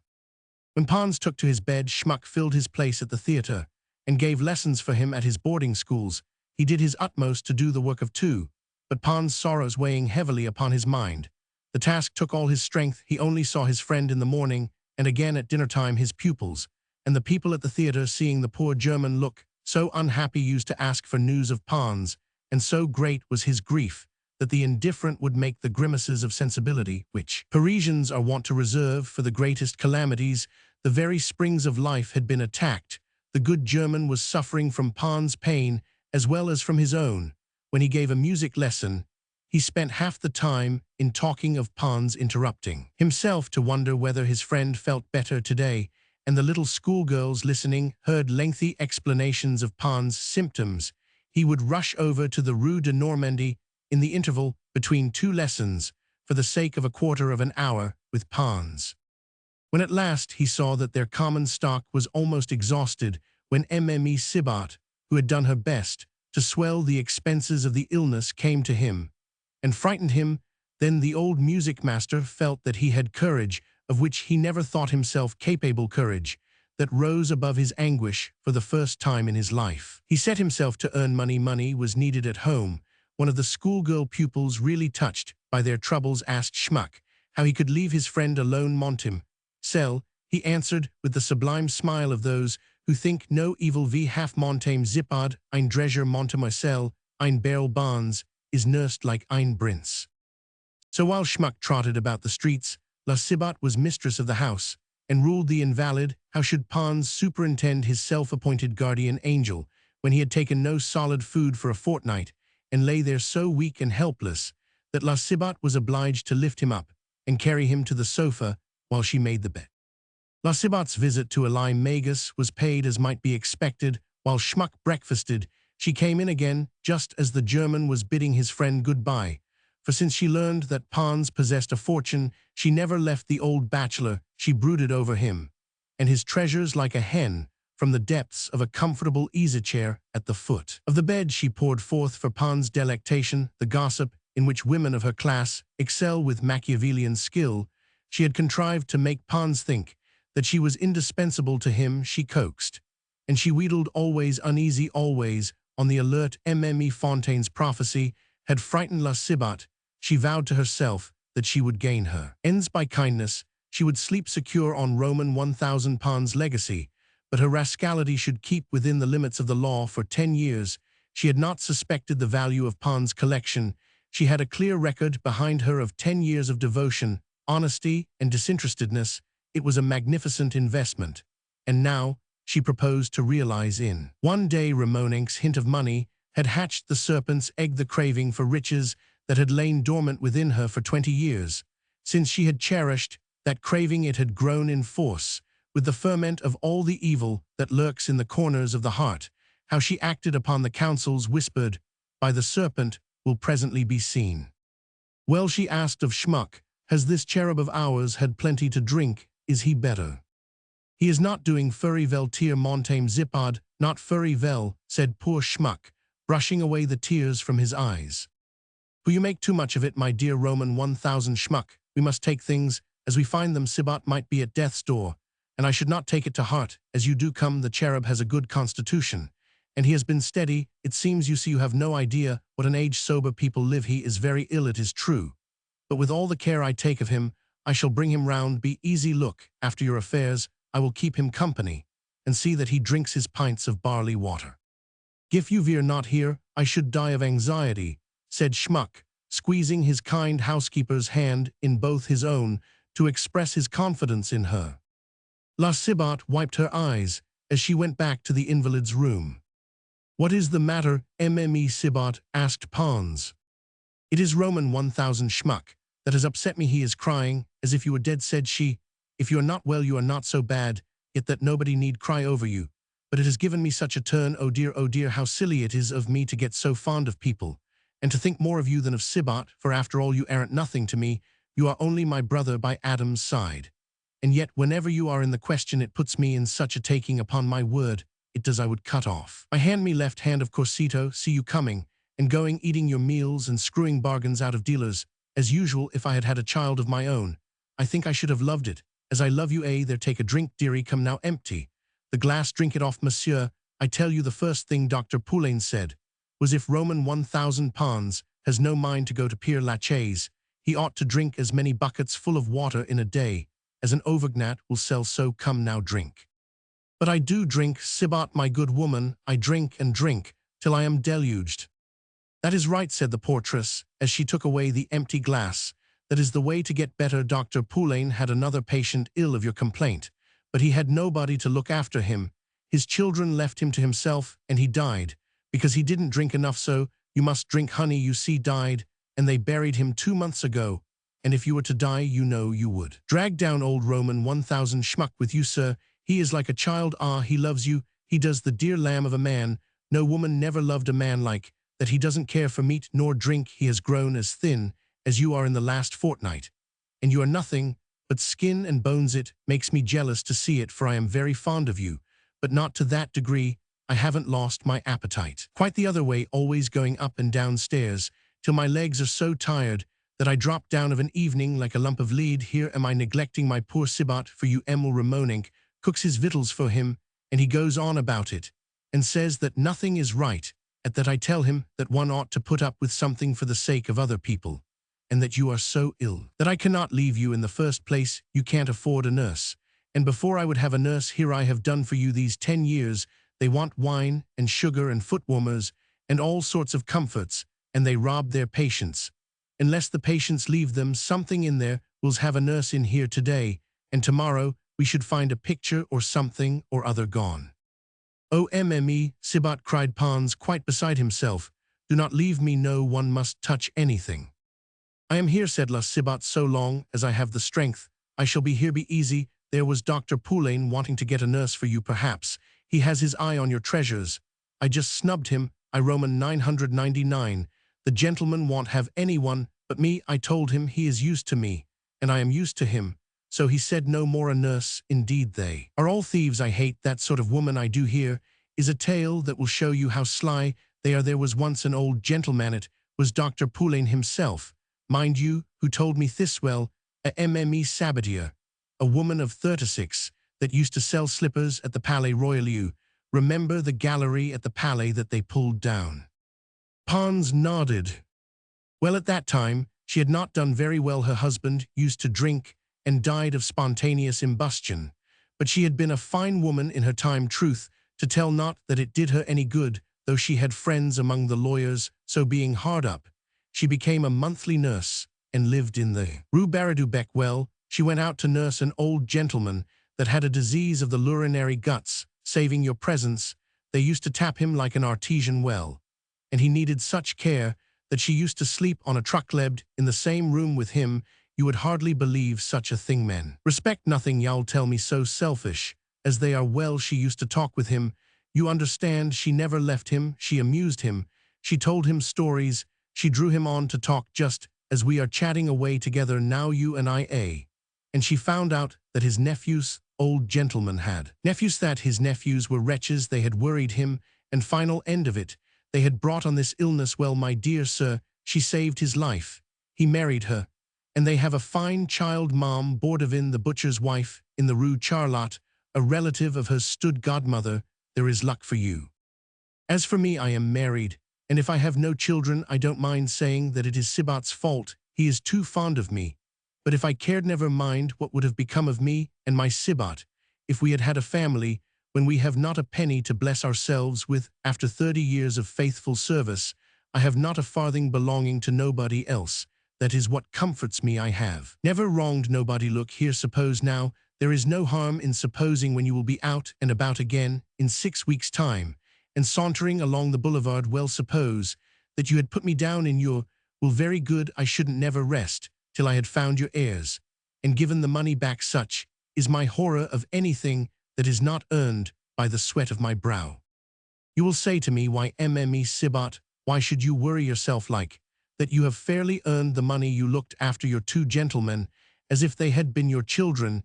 You saved them 1,000 francs a year, for there are plenty, sir, you know, that would have had their 10,000 francs put out to interest by now if they had been in my place. So, if the worthy gentleman leaves you a trifle of an annuity, it is only right. Suppose they told me that, well, now, I am not thinking of myself. I cannot think how some women can do a kindness, thinking of themselves all the time. It is not doing good, sir, is it? I do not go to church myself. I haven't the time. But my conscience tells me what is right. Don't you fidget like that, my lamb. Don't scratch yourself. Dear me, how yellow you grow, so yellow. You are quite brown. How funny it is that one can come to look like a lemon in 3 weeks. Honesty is all that poor folk have, and one must surely have something. Suppose that you were just at death's door. I should be the first to tell you that you ought to leave all that you have to Roman 1,000 schmuck. It is your duty, for he is all the family you have. He loves you, he does, as a dog loves his master. Ah yes, said Pons, nobody else has ever loved me all my life long. Ah, that is not kind of you, sir, said mme Sibat. Then I do not love you, I suppose. I do not say so, my dear mme Sibat. Could you take me for a servant, do you, a common servant, as if I hadn't no heart? Goodness me, for 11 years you do, for 2 old bachelors you think of nothing but their comfort. I have turned half a score of greengrocers' shops upside down for you. I have talked people round to get you good brie cheese. I have gone down as far as the market for fresh butter for you. I have taken such care of things that nothing of yours hasn't been chipped nor broken in all these 10 years. I have just treated you like my own children. And then to hear a my dear mme Sibat, that shows that there is not a bit of feeling for you in the heart of an old gentleman, that you have cared for like a king's son, for the little king of Rome was not so well looked after he died in his prime. There is proof for you. Come, sir, you are unjust, you are ungrateful. It is because I am only a poor portress. Goodness me, are you one of those that think we are dogs? But my dear mme Sibat, indeed you that know so much, tell me why we porters are treated like this, and are supposed to have no feelings. People look down on us in these days when they talk of equality. As for me, am I not as good as another woman? I that was one of the finest women in Paris, and was called La Belle Éclair, and received declarations 7 or 8 times a day. And even now, if I liked, look here, so you know that little scrubby marine store dealer downstairs very well, he would marry me any day if I were a widow. That is, with his eyes shut. He has had them looking wide open in my direction. So often he is always saying, oh, what fine arms you have, Mom Sibat. I dreamed last night that it was bread, and I was butter, and I was spread on the top. Look, sir, there is an arm. She rolled up her sleeve and displayed the shapeliest arm imaginable, as white and fresh as her hand was red and rough, a plump, round, dimpled arm drawn from its merino sheath like a blade from the scabbard to dazzle Pons, who looked away. For every oyster the knife opened, the arm has opened a heart. Well, it belongs to Sibat, and I did wrong when I neglected him. Poor dear, he would throw himself over a precipice at a word from me, while you, sir, that call me my dear mme Sibat, when I do impossible things for you. Do just listen to me, broke in the patient. I cannot call you my mother, nor my wife. No, never in all my born days will I take again to anybody. Do let me speak, continued Pons. Let me see, I put Roman 1,000 schmuck first. Roman 1,000 schmuck, there is a heart for you, cried La Sibat. Ah, he loves me. But then he is poor, it is money that deadens the heart. And you are rich, oh well, take a nurse, you will see what a life she will lead you. She will torment you, you will be like a cockchafer on a string. The doctor will say that you must have plenty to drink. And she will do nothing but feed you. She will bring you to your grave and rob you. You do not deserve to have a mme Sibat. When Dr. Poulain comes, ask him for a nurse. "Oh, fiddlestick," the patient cried angrily. "Will you listen to me when I spoke of my friend Schmuck? I was not thinking of women. I know quite well that no one cares for me so sincerely as you do, you and Schmuck." "Have the goodness not to irritate yourself in this way," exclaimed La Cibot, plunging down upon Pons and covering him by force with the bedclothes. "How should I not love you?" said poor Pons. "You love me really there, forgive me, sir," she said, crying and wiping her eyes. "Ah, yes, of course you love me, as you love a servant. That is the way a servant, to whom you throw an annuity of 600 francs, like a crust, you fling into a dog's kennel." "Oh, mme, Cibot," cried Pons, "for what do you take me? You do not know me." "Ah, you will care even more than that for me," she said, meeting Pons' eyes. "You will love your kind old Cibot like a mother. Will you not, a mother? That is it, I am your mother. You are both of you my children. Ah, if I only knew them that caused you this sorrow, I would do that which would bring me into the police courts. And even to prison I would tear their eyes out. Such people deserve to die at the Barrière Saint-Jacques. And that is too good for such scoundrels, so kind, so good as you are, for you have a heart of gold. You were sent into the world to make some woman happy. Yes, you would have her happy as anybody can see. You were cut out for that in the very beginning. When I saw how you were with Roman 1000 Schmuck, I said to myself, Roman 1000 Pons has missed the life he was meant, for he was made to be a good husband. Come now, you like women." "Ah, yes," said Pons, "and no woman has been mine." "Really?" exclaimed La Cibot with a provocative air, as she came nearer and took Pons' hand in hers. "Do you not know what it is to love a woman that will do anything for her lover? Is it possible, if I were in your place, I should not wish to leave this world for another, until I had known the greatest happiness on earth? Poor dear, if I was now what I was once, I would leave Cibot for you, upon my word, I would. Why, with a nose shaped like that, for you have a fine nose. How did you manage it, poor cherub? You will tell me that not every woman knows a man when she sees him, and a pity it is that they marry so at random as they do. It makes you sorry to see it now. For my own part, I should have thought that you had had mistresses by the dozen, dancers, actresses, and duchesses, for you went out so much. When you went out, I used to say too, Cibot, look, there is Roman 1000 Pons going agalivanting. On my word, I did. I was so sure that women ran after you. Heaven made you for love. Why, my dear sir, I found that out the first day that you dined at home, and you were so touched with Roman 1000 Schmuck's pleasure. And next day Roman 1000 Schmuck kept saying to me, Montame Zipard, he half-tined Hira with the tears in his eyes, till I cried along with him like a fool, as I am. And how sad he looked when you took to gadding abroad again, and dining out. Poor man, you never saw anyone so disconsolate. Ah, you're quite right to leave everything to him, dear worthy man. Why, he is as good as a family to you. He is. Do not forget him, for if you do, God will not receive you into his paradise. For those that have been ungrateful to their friends and left them no rents will not go to heaven." In vain Pons tried to put in a word. La Cibot talked as the wind blows. Means of arresting steam engines have been invented, but it would tax a mechanician's genius to discover any plan for stopping a portress tongue. "I know what you mean," continued she, "but it does not kill you, my dear gentleman, to make a will when you are out of health, and in your place I might not leave that poor dear alone for fear that something might happen. He is like God Almighty's lamb. He knows nothing about nothing, and I should not like him to be at the mercy of those sharks of lawyers and a wretched pack of relations. Let us see now, has one of them come here to see you in 20 years? And would you leave your property to them? Do you know they say that all these things here are worth something?" "Why, yes," said Pons. "Ramonenc, who deals in pictures and knows that you are an amateur, says that he would be quite ready to pay you an annuity of 30,000 francs so long as you live to have the pictures afterwards. There is a change. If I were you, I should take it. Why, I thought he said it for a joke, when he told me that you ought to let Roman 1000 Schmuck know the value of all those things, for he is a man that could be cheated like a child. He has not the slightest idea of the value of these fine things that you have. He so little suspects it, that he would give them away for a morsel of bread, if he did not keep them all his life for love of you, always supposing that he lives after you, for he will die of your death. But I am here. I will take his part against anybody and everybody. I and Cibot will defend him."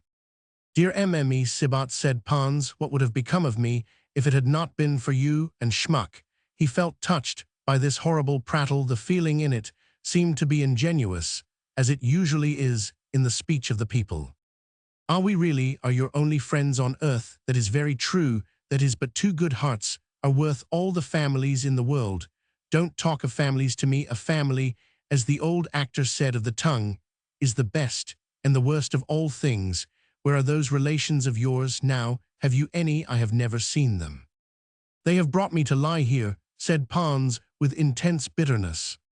So you have relations, cried La Cibot, springing up, as if her easy-chair had been heated red-hot. Oh well, they are a nice lot, are your relations.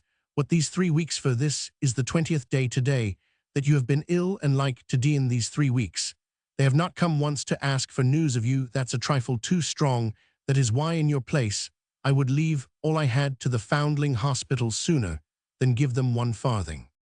Well, my dear Mme Cibot, I meant to leave all that I had to a cousin, once removed, the daughter of my first cousin, President Camusot, you know, who came here one morning, nearly 2 months ago. Oh, a little stout man who sent his servants to beg your pardon for his wife's blunder. The housemaid came asking me questions about you, an affected old creature.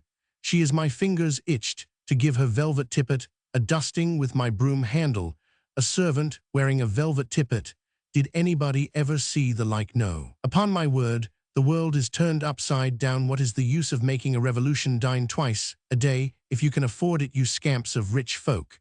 But laws are no good, I tell you, and nothing will be safe if Louis Philippe does not keep people in their places, for after all, if we are all equal, sir, a housemaid didn't ought to have a velvet tippet, while I Mme Cibot haven't one after 30 years of honest work. There is a pretty thing for you people, ought to be able to tell who you are. A housemaid is a housemaid, just as I myself am a portress.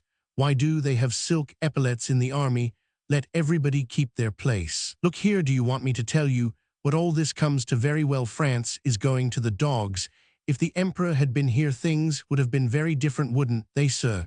So I said to Cibot, I said, see here, Cibot, a house where the servants wear velvet tippets belongs to people that have no heart in them. No heart in them, that is just it, repeated Pons. And with that he began to tell Mme Cibot about his troubles and mortifications, she pouring out abuse of the relations the while, and showing exceeding tenderness on every fresh sentence in the sad history. She fairly wept at last. To understand the sudden intimacy between the old musician and Mme Cibot, you have only to imagine the position of an old bachelor lying on his bed of pain, seriously ill.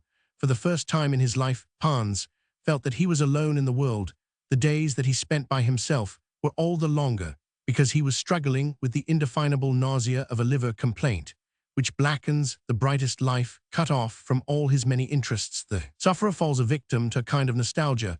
He regrets the many sights to be seen for nothing in Paris, the isolation, the darkened days, the suffering that affects the mind and spirits even more than the body, the emptiness of the life-all.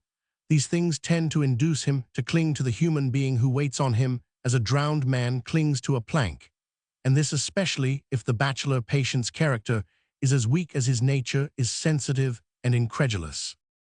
Pons was charmed to hear La Cibot's tittle-tattle schmuck. Mme Cibot and Dr. Poulain meant all humanity to him now, when his sickroom became the universe, if invalids' thoughts, as a rule, never travel beyond in the little space over which his eyes can wander, if their selfishness in its narrow sphere subordinates all creatures and all things to itself. You can imagine the lengths to which an old bachelor may go before 3 weeks were out. He had even gone so far as to regret once and again that he had not married Madeleine Vivet. Mme Cibot, too, had made immense progress in his esteem in those 3 weeks without her.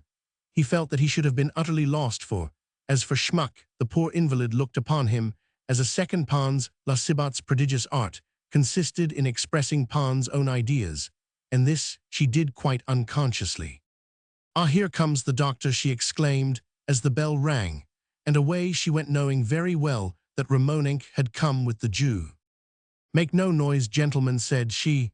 He must not know anything. He is all on the fidget when his precious treasures are concerned. A walk round will be enough, said the Hebrew, armed with a magnifying glass and a lorgnette.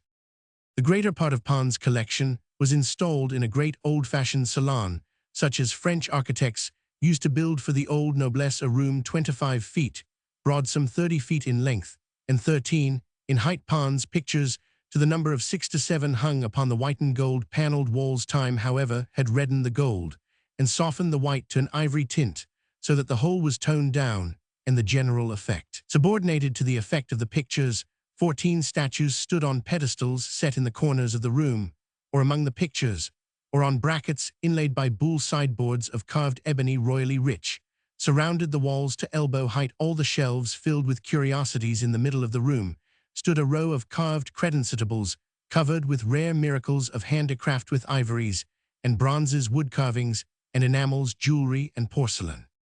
As soon as Magus entered the sanctuary, he went straight to the 4 masterpieces. He saw at a glance that these were the gems of Pons' collection, and masters lacking in his own. For Magus, these were the naturalist's desiderata, for which men undertake long voyages from east to west, through deserts and tropical countries, across southern savannas, through virgin forests. The first was a painting by Sebastian del Piombo, the second, a Fra Bartolomeo della Porta, the third, a Habama landscape, and the fourth and last, a Dürer portrait of a woman. 4 diamonds indeed. In the history of art, Sebastian del Piombo is like a shining point, in which 3 schools meet, each bringing its preeminent qualities. A Venetian painter, he came to Rome to learn the manner of Raphael under the direction of Michelangelo, who would fain oppose Raphael on his own ground by pitting one of his own lieutenants against the reigning king of art. And so it came to pass that in Del Piombo's indolent genius Venetian color was blended with Florentine composition, and a something of Raphael's manner in the few pictures which he deigned to paint, and the sketches were made for him, it is said, by Michelangelo himself. If you would see the perfection to which the painter attained armed, as he was with triple power, go to the Louvre, and look at the Baccio Bandinelli portrait. You might place it beside Titian's Man with a glove, or by that other portrait of an old man, in which Raphael's consummate skill blends with Correggio's art, or again compare it with Leonardo da Vinci's Charles Roman 8, and the picture would scarcely lose. The 4 pearls are equal. There is the same luster and sheen, the same rounded completeness, the same brilliancy. Art can go no further than this. Art has risen above nature, since nature only gives her creatures a few brief years of life. Pons possessed one example of this immortal great genius and incurably indolent painter. It was a knight of Malta, a Templar kneeling in prayer. The picture was painted on slate, and in its unfaded color and its finish was immeasurably finer than the Baccio Bandinelli. Fra Bartolomeo was represented by a Holy Family, which many connoisseurs might have taken for a Raphael. The Habama would have fetched 60,000 francs at a public sale. And as for the Dürer, it was equal to the famous Halsscher portrait at Nuremberg, for which the kings of Bavaria, Holland, and Prussia have vainly offered 200,000 francs. Again and again was it the portrait of the wife or the daughter of Halsscher. Albrecht Dürer's personal friend. The hypothesis seems to be a certainty, for the attitude of the figure in Pons' picture suggests that it is meant for a pendant. The position of the coat of arms is the same as in the Nuremberg portrait. And finally, the Otatis Seu Roman 41 accords perfectly with the age inscribed on the picture, religiously kept by the Halsschers of Nuremberg, and but recently engraved. The tears stood in Magus' eyes. As he looked from one masterpiece to another, he turned round to Sibat. "I will give you a commission of 2,000 francs on each of the pictures, if you can arrange that I shall have them for 40,000 francs, he said. Sibat was amazed at this good fortune, dropped from the sky. Admiration, or to be more accurate, delirious joy, had wrought such havoc in the Jew's brain that it had actually unsettled his habitual greed, and he fell headlong into enthusiasm, as you see. And I put in Ramonenk, who knew nothing about pictures. Everything here is equally good," the Jew said cunningly, lowering his voice for Ramonenk's ears. "Take 10 pictures, just as they come, and on the same conditions your fortune will be made." Again the 3 thieves looked each other in the face, each one of them overcome with the keenest of all joy-sated greed. All of a sudden the sick man's voice rang through the room. The tones vibrated like the strokes of a bell. "Who is there called Pons?" "Monsieur, just go back to bed," exclaimed Sibat, springing upon Pons and dragging him by main force. "What next? Have you a mind to kill yourself? Very Well, then it is not Dr. Poulain, it is Ramonink, good soul, so anxious that he has come to ask after you. Everybody is so fond of you that the whole house is in a flutter, so what is there to fear? It seems to me that there are several of you, said Pons. Several, that is good. What next are you dreaming? You will go off your head before you have done. Upon my word, here, look. And La Cibot flung open the door, signed to Magus to go, and beckoned to Ramonink. Well, my dear sir, said the Auvergnat, now supplied with something to say, I just came to ask after you, for the whole house is alarmed about you. Nobody likes death to set foot in a house. And lastly, Daddy Monestral, whom you know very well, told me to tell you that if you wanted money, he was at your service. He sent you here to take a look round at my knickknacks, returned the old collector from his bed, and the sour tones of his voice were full of suspicion. A sufferer from liver complaint nearly always takes momentary and special dislikes to some person or thing, and concentrates all his ill humor upon the object. Pons imagined that someone had designs upon his precious collection. The thought of guarding it became a fixed idea with him. Schmuck was continually sent to see if anyone had stolen into the sanctuary. Your collection is fine enough to attract the attention of China's. Ramonink answered astutely, I am not much in the art line myself, but you are supposed to be such a great connoisseur, sir, that with my eyes shut, supposing, for instance, that you should need money some time or other, for nothing costs so much as these confounded illnesses. There was my sister now, when she would have got better again, just as well without doctors are rascals that take advantage of your condition too. Thank you, good day, broke in Pons, eyeing the marine store dealer uneasily. I will go to the door with him, for fear he should touch something. La Cibot whispered to her patient. Yes, yes, answered the invalid, thanking her by a glance. La Cibot shut the bedroom door behind her, and Pons' suspicions awoke again at once. She found Magus standing motionless before the four pictures. His immobility, his admiration, can only be understood by other souls open to ideal beauty, to the ineffable joy of beholding art, made perfect. Such as these can stand for whole hours before the Antiope Correggio's masterpiece, for Leonardo's, Gioconda Titian's, Mistress Andrea del Sarto's, Holy Family Domnicino's children among the flowers, Raphael's little cameo, or his portrait of an old man. Art's greatest masterpieces. Be quick and go, and make no noise, said La Cibot. The Jew walked slowly backwards, giving the pictures such a farewell gaze, as a lover gives his love outside on the landing. La Cibot tapped his bony arm. His rapt contemplations had put an idea into her head. Make it 4,000 francs for each picture, said she, or I do nothing. I am so poor, began Magus. I want the pictures simply for their own sake, simply and solely for the love of art, my dear lady. I can understand that, love Sonny, you are so dried up, but if you do not promise me 16,000 francs now before Ramonink here, I shall want 20 tomorrow. 16, I promise, returned the Jew, frightened by the woman's rapacity. La Cibot turned to Ramonink. What oath can a Jew swear? She inquired. You may trust him, replied the marine store dealer. He is as honest as I am. Very well, and you asked she if I get him to sell them to you, what will you give me? Half share of profits, Ramonink answered briskly. I would rather have a lump sum, returned La Cibot. I am not in business myself. You understand business uncommonly well, put in a lie, Magus, smiling. A famous saleswoman you would make.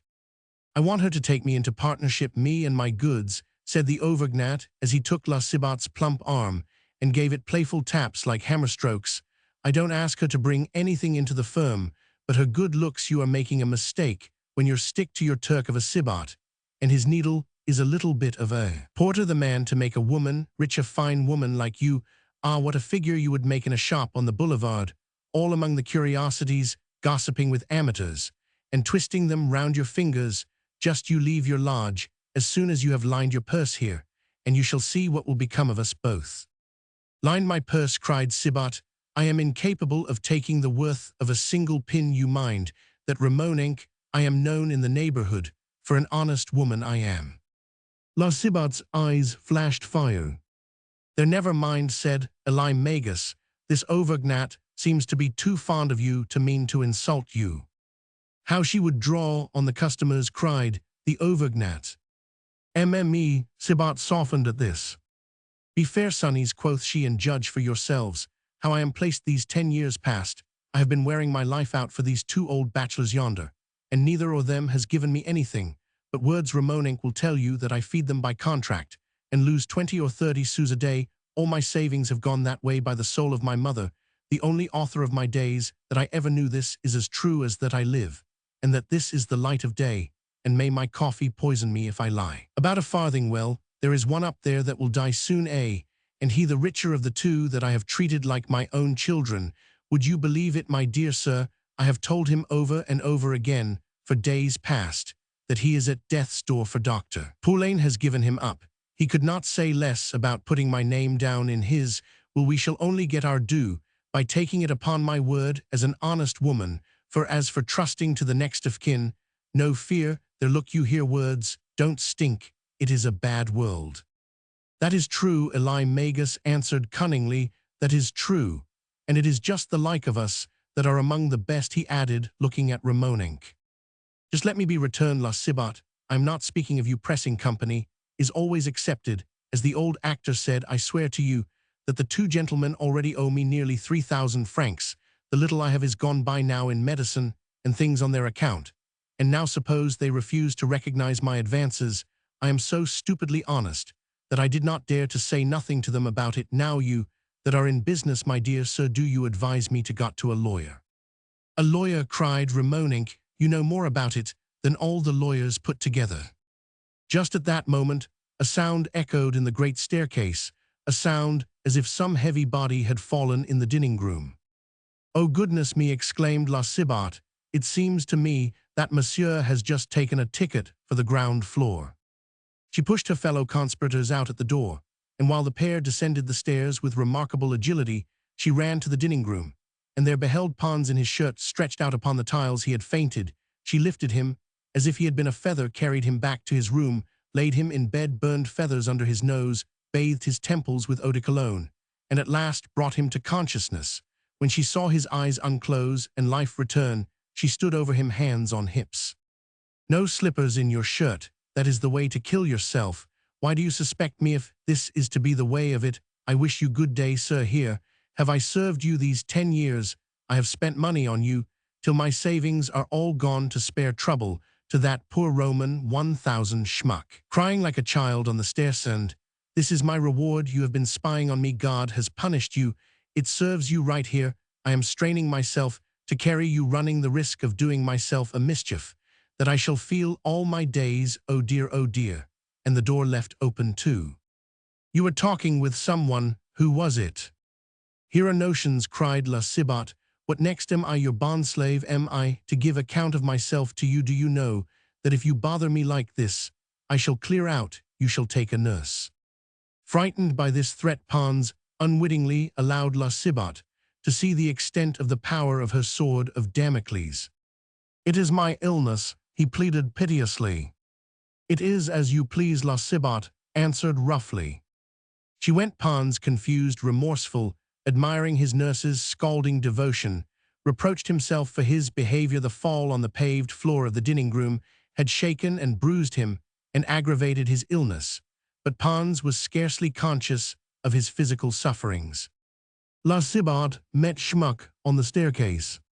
Come here, sir, she said. There is bad news, that there is Roman 1,000 Pons is going off his head. Just think of it.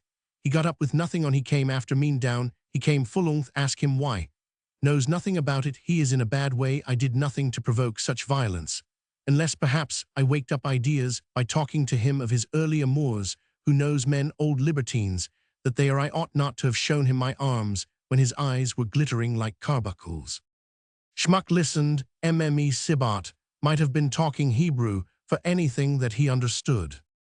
I have given myself a wrench that I shall feel all my days, added she, making as though she were in great pain. Her arms did, as a matter of fact, ache a little, and the muscular fatigue suggested an idea which she proceeded to turn to profit. So stupid I am.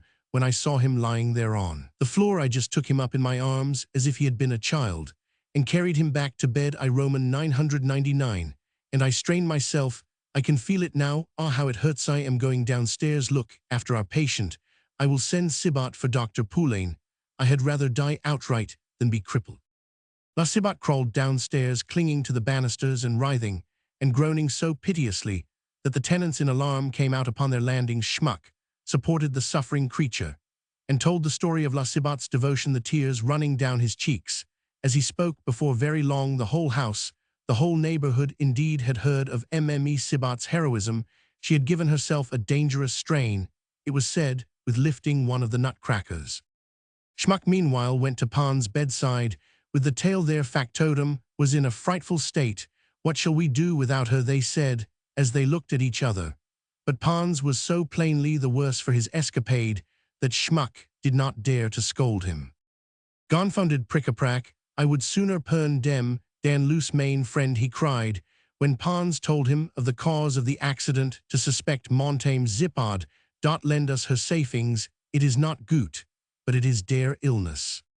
Ah, what an illness! I am not the same man, I can feel it, said Pons. My dear Schmuck, if only you did not suffer through me. Scold me, Schmuck, answered unleaf Montaigne Zippard in beace.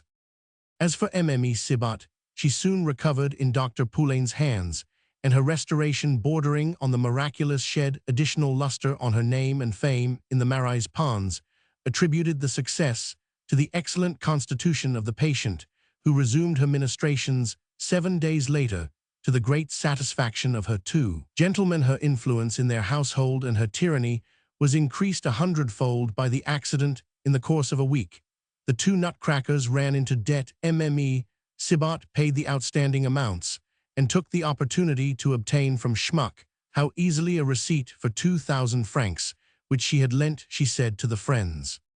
Oh, what a doctor Roman 1,000 Poulain is, cried La Sybat for Pons' benefit. He will bring you through, my dear sir, for he pulled me out of my coffin. Sybat, poor man, thought I was dead. Well, Dr. Poulain will have told you that while I was in bed, I thought of nothing, but you God above said, I take me, and let my dear Mr. Pons live. Poor dear Mme Sybat, you all but crippled yourself for me. Ah, but for Dr. Poulain, I should have been put to bed with a shovel by now, as we shall all be one day. Well, what must be must, as the old actor said. One must take things philosophically. How did you get on without me? Schmuck nursed me, said the invalid, but our poor money box and our lessons have suffered. I do not know how he managed. Calm yourself, Pons, exclaimed Schmuck v. Half in Zippard ein Penker. Do not speak of it, my lamb, you are our children, both of you, cried La Sybat. Our savings will be well invested. You are safer than the bank so long as we have a morsel of bread. Half of it is yours. It is not worth mentioning. Bour Montaigne Zippard, said Schmuck, and he went. Pons said nothing. Would you believe it, my cherub, said La Sybat, as the sick man tossed uneasily in my agonifer. It was a near squeak, for me thing that worried me most was the thought that I must leave you alone, with no one to look after you and my poor Sybat, without a farthing. My savings are such a trifle that I only mention them in connection with my death, and Sybat an angel that he is. No, he nursed me as if I had been a queen, he did, and cried like a calf over me, but I counted on you, upon my word. I said to him, there, Sybat, my gentleman will not let you starve. Pons made no reply to this thrust ad testamentum, but as the portress waited for him to say something, I shall recommend you to Roman 1,000 Schmuck, he said at last. Ah, cried La Sybat, whatever you do will be right. I trust in you and your heart. Let us never talk of this again. You make me feel ashamed, my cherub. Think of getting better. You will outlive us all yet. Profound uneasiness filled Mme Sybat's mind. She cast about for some way of making the sick man understand that she expected a legacy.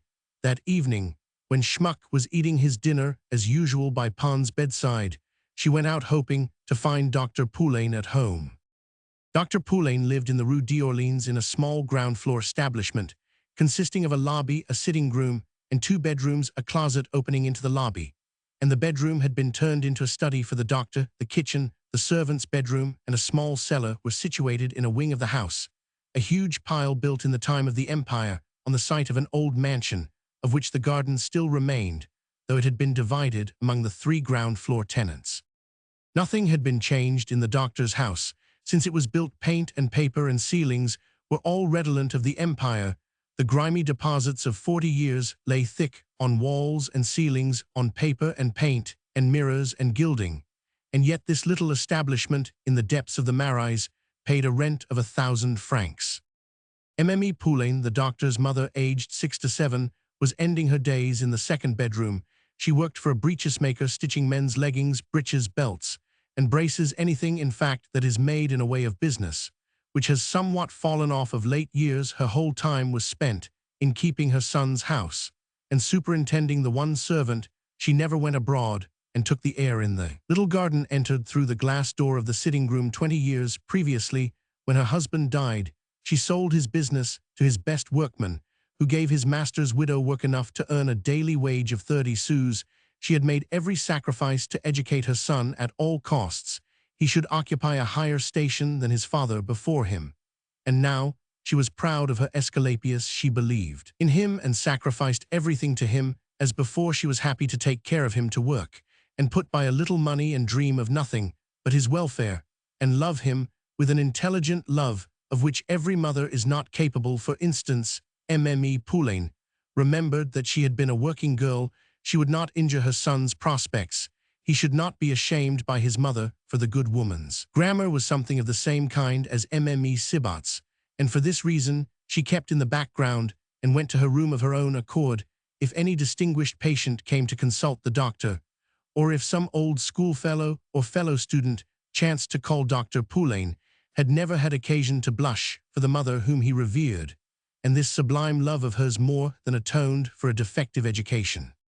The breeches maker's business sold for about 20,000 francs, and the widow invested the money in the funds. In 1820, the income of 1,100 francs per annum derived from this source was at one time her whole fortune. For many a year, the neighbors used to see the doctor's linen hanging out to dry upon a clothesline in the garden, and the servant and Mme Poulain thriftily washed everything at home, a piece of domestic economy which did not a little to injure the doctor's practice, for it was thought that if he was so poor, it must be through his own fault. Her 1,100 francs scarcely did more than pay the rent during those early days. Mme Poulain, good stout little old woman, was the breadwinner, and the poor household lived upon her earnings. After 12 years of perseverance upon a rough and stony road, Dr. Poulain at last was making an income of 3,000 francs, and Mme Poulain had an income of about 5,000 francs at her disposal. 5,000 francs, for those who know Paris, means a bare subsistence. The sitting room where patients waited for an interview was shabbily furnished. There was the inevitable mahogany sofa, covered with yellow-flowered Utrecht velvet, 4 easy-chairs, a tea table, a console, and half a dozen chairs, all the property of the deceased breeches maker, and chosen by him a lyre-shaped clock between 2 Egyptian candlesticks still preserved its glass shade intact. You asked yourself how the yellow chintz window curtains covered with red flowers had contrived to hang together for so long, for evidently they had come from the Jowie factory, and Oberkampf received the emperor's congratulations upon similar hideous productions of the cotton industry in 1809. The doctor's consulting room was fitted up in the same style, with household stuff from the paternal chamber. It looked stiff, poverty-stricken, and bare. What patient could put faith in the skill of any unknown doctor who could not even furnish his house? And this in a time when advertising is all-powerful, when we gild the gas lamps in the Place de la Concorde to console the poor man for his poverty by reminding him that he is rich as a citizen. The antechamber did duty as a dining room. The servant sat at her sewing there whenever she was not busy in the kitchen, or keeping the doctor's mother company. From the dingy short curtains in the windows, you would have guessed at the shabby thrift behind them without setting foot in the dreary place. What could those wallcupboards contain but stale scraps of food, chipped earthenware corks used over and over again, indefinitely soiled table linen, odds and ends that could descend but one step lower into the dust heap, and all the squalid necessities of a pinched household in Paris.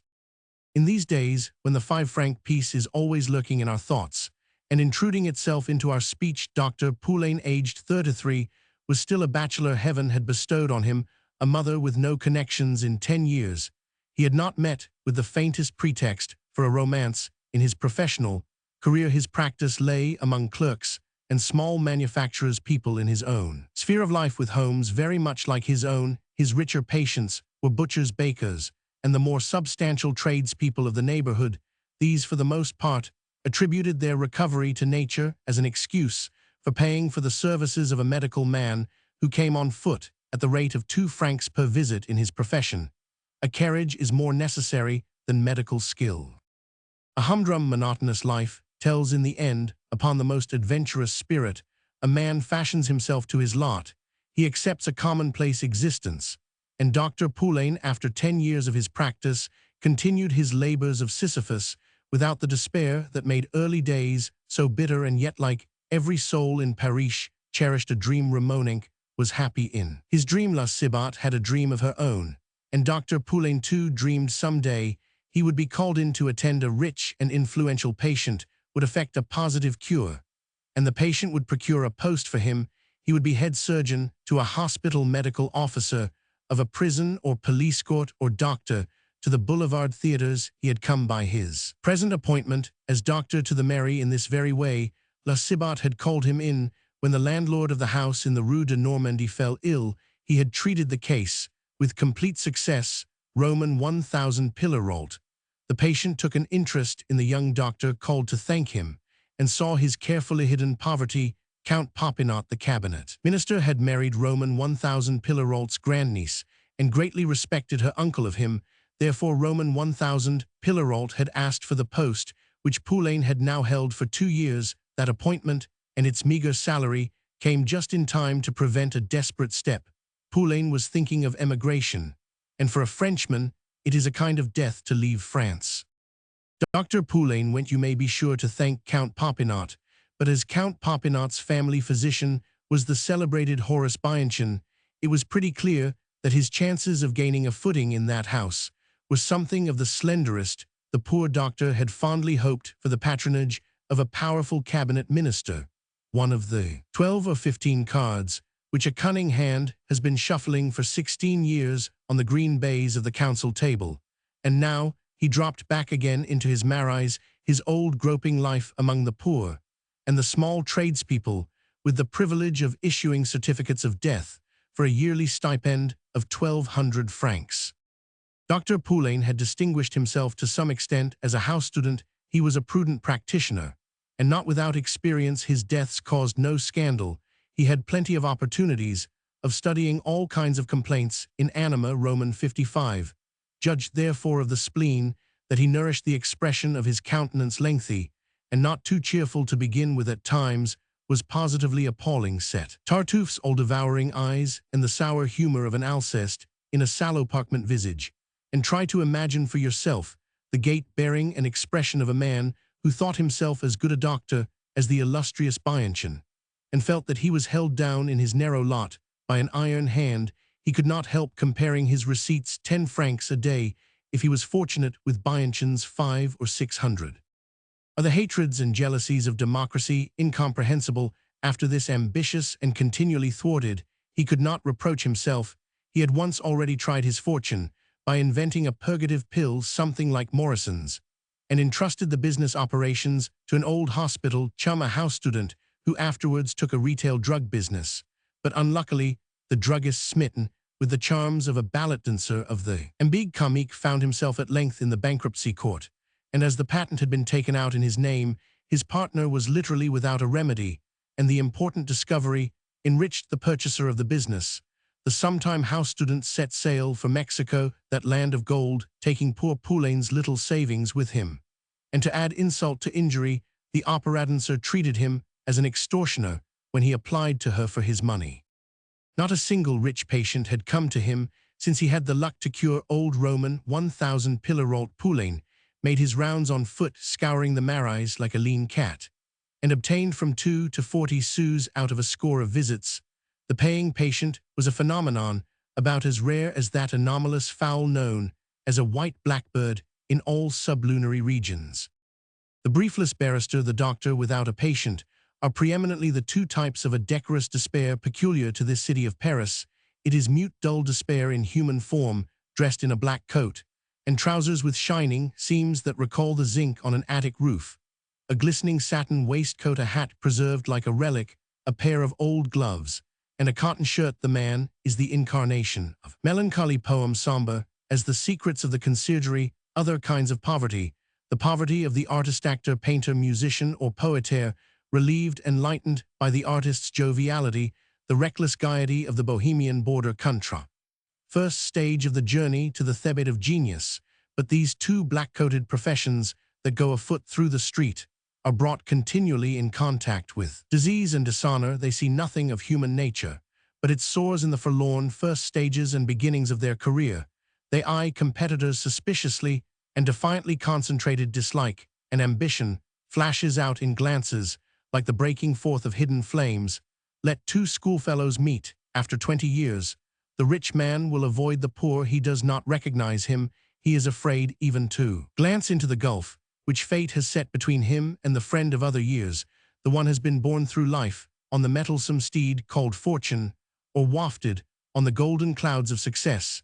The other has been making his way in underground Paris through the sewers, and bears the marks of his career upon him. How many a chum of old days turned aside at the sight of the doctor's greatcoat and waistcoat.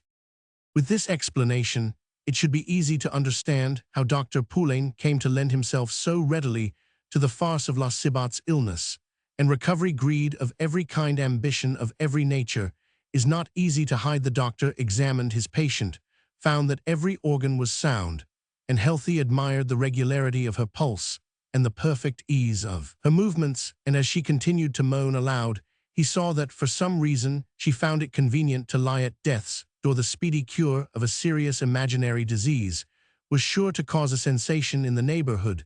The doctor would be talked about. He made up his mind at once. He talked of rupture, and of taking it in time, and thought even worse of the case than La Cibot herself. The portress was plied with various remedies, and finally underwent a sham operation crowned with complete success. Poulain repaired to the Arsenal Library, looked out a grotesque case in some of Desplines's records of extraordinary cures, and fitted the details to Mme Cibot, modestly attributing the success of the treatment to the great surgeon in whose steps he said he walked. Such is the impudence of beginners in Paris. Everything is made to serve as a ladder by which to climb upon the scene, and as everything, even the rungs of a ladder, will wear out in time, the new members of every profession are at a loss to find the right sort of wood of which to make steps for themselves. There are moments when the Parisian is not propitious. He grows tired of raising pedestals, pouts like a spoiled child, and will have no more idols, or to state it more accurately, Paris cannot always find a proper object for infatuation now, and then the vein of genius gives out, and at such times the Parisian may turn supercilious. He is not always willing to bow down and gild mediocrity. Mme Cibot, entering in her usual unceremonious fashion, found the doctor and his mother at table before a bowl of lambs, lettuce, the cheapest of all salad stuffs. The dessert consisted of a thin wedge of brie cheese, flanked by a plate of specked foreign apples, and a dish of mixed dry fruits, known as quatremendiants, in which the raisin stalks were abundantly conspicuous. "You can stay, mother," said the doctor, laying a hand on Mme Poulain's arm. "This is Mme Cibot, of whom I have told you." "My respects to you, madame, and my duty to you, sir," said La Cibot, taking the chair which the doctor offered. "Ah, is this your mother, sir? She is very happy to have a son who has such talent. He saved my life, madame, brought me back from the depths." The widow, hearing Mme Cibot praise her son in this way, thought her a delightful woman. "I have just come to tell you that between ourselves, poor Roman 1,000 Pons is doing very badly, sir, and I have something to say to you about him." "Let us go into the sitting-room," interrupted the doctor, and with a significant gesture, he indicated the servant. In the sitting-room, La Cibot explained her position with regard to the pair of nutcrackers at very considerable length. She repeated the history of her loan with added embellishments, and gave a full account of the immense services rendered during the past 10 years to Roman 2,000 Pons, and Schmuck, the two old men, to all appearance, could not exist without her motherly care. She posed as an angel. She told so many lies, one after another, watering them with her tears, that old Mme Poulain was quite touched. You understand, my dear sir, she concluded, that I really ought to know how far I can depend on Roman 1000 Pons' intentions, supposing that he should not die, not that I want him to die for looking after those two innocents. Is my life, madame, you see, still, when one of them is gone, I shall look after the other. For my own part, I was built by nature to rival mothers, without nobody to care for, nobody to take for a child. I don't know what I should do, so, if Roman 1000 Poulain only would, he might do me a service for which I should be very grateful, and that is to say a word to Roman 1000 Pons for me. Goodness me, an annuity of 1,000 francs. Is that too much? I ask you to Roman 1000 Schmuck. It would be so much gained. Our dear patient said that he should recommend me to the German. Poor man, it is his idea, no doubt, that Roman 1000 Schmuck should be his heir. But what is a man that cannot put two ideas together in French? And besides, he would be quite capable of going back to Germany. He will be in such despair over his friend's death. The doctor grew grave. My dear Mme Sibat, he said, this sort of thing does not in the least concern a doctor. I should not be allowed to exercise my profession if it was known that I interfered in the matter of my patient's testamentary dispositions. The law forbids a doctor to receive a legacy from a patient. A stupid law. What is to hinder me from dividing my legacy with you? La Sibat said immediately. I will go further, said the doctor. My professional conscience will not permit me to speak to Roman 1000 Pons of his death. In the first place, he is not so dangerously ill that there is any need to speak of it, and in the second, such talk coming from me might give a shock to the system that would do him real harm, and then his illness might terminate fatally. I don't put on gloves to tell him to get his affairs in order, cried Mme Sibat, and he is none the worse for that. He is used to it. There is nothing to fear. Not a word more about it, my dear Mme Sibat. These things are not within a doctor's province. It is a notary's business. But my dear Roman 1000 Poulain, suppose that Roman 1000 Pons of his own accord should ask you how he is, and whether he had better make his arrangements. Then would you refuse to tell him that if you want to get better, it is an excellent plan to set everything in order? Then you might just slip in a little word for me. Oh, if he talks of making his, well, I certainly shall not dissuade him, said the doctor. Very well, that is settled. I came to thank you for your care of me, she added, as she slipped a folded paper containing 3 gold coins into the doctor's hands.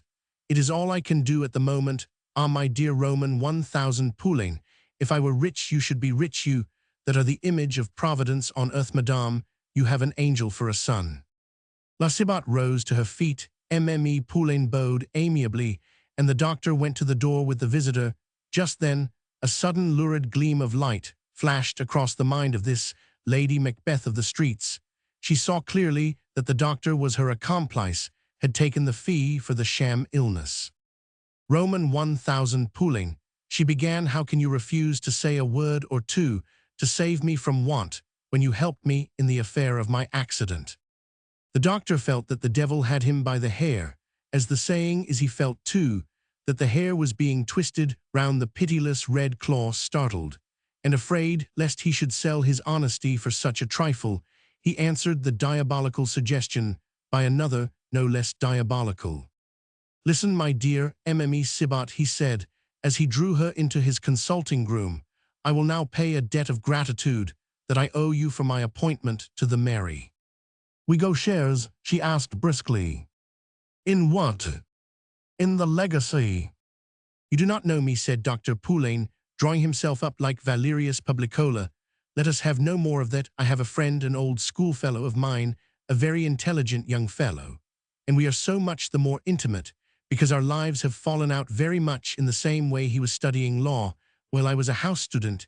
He was engrossing deeds in Maître Couture's office. His father was a shoemaker, and mine was a breeches maker.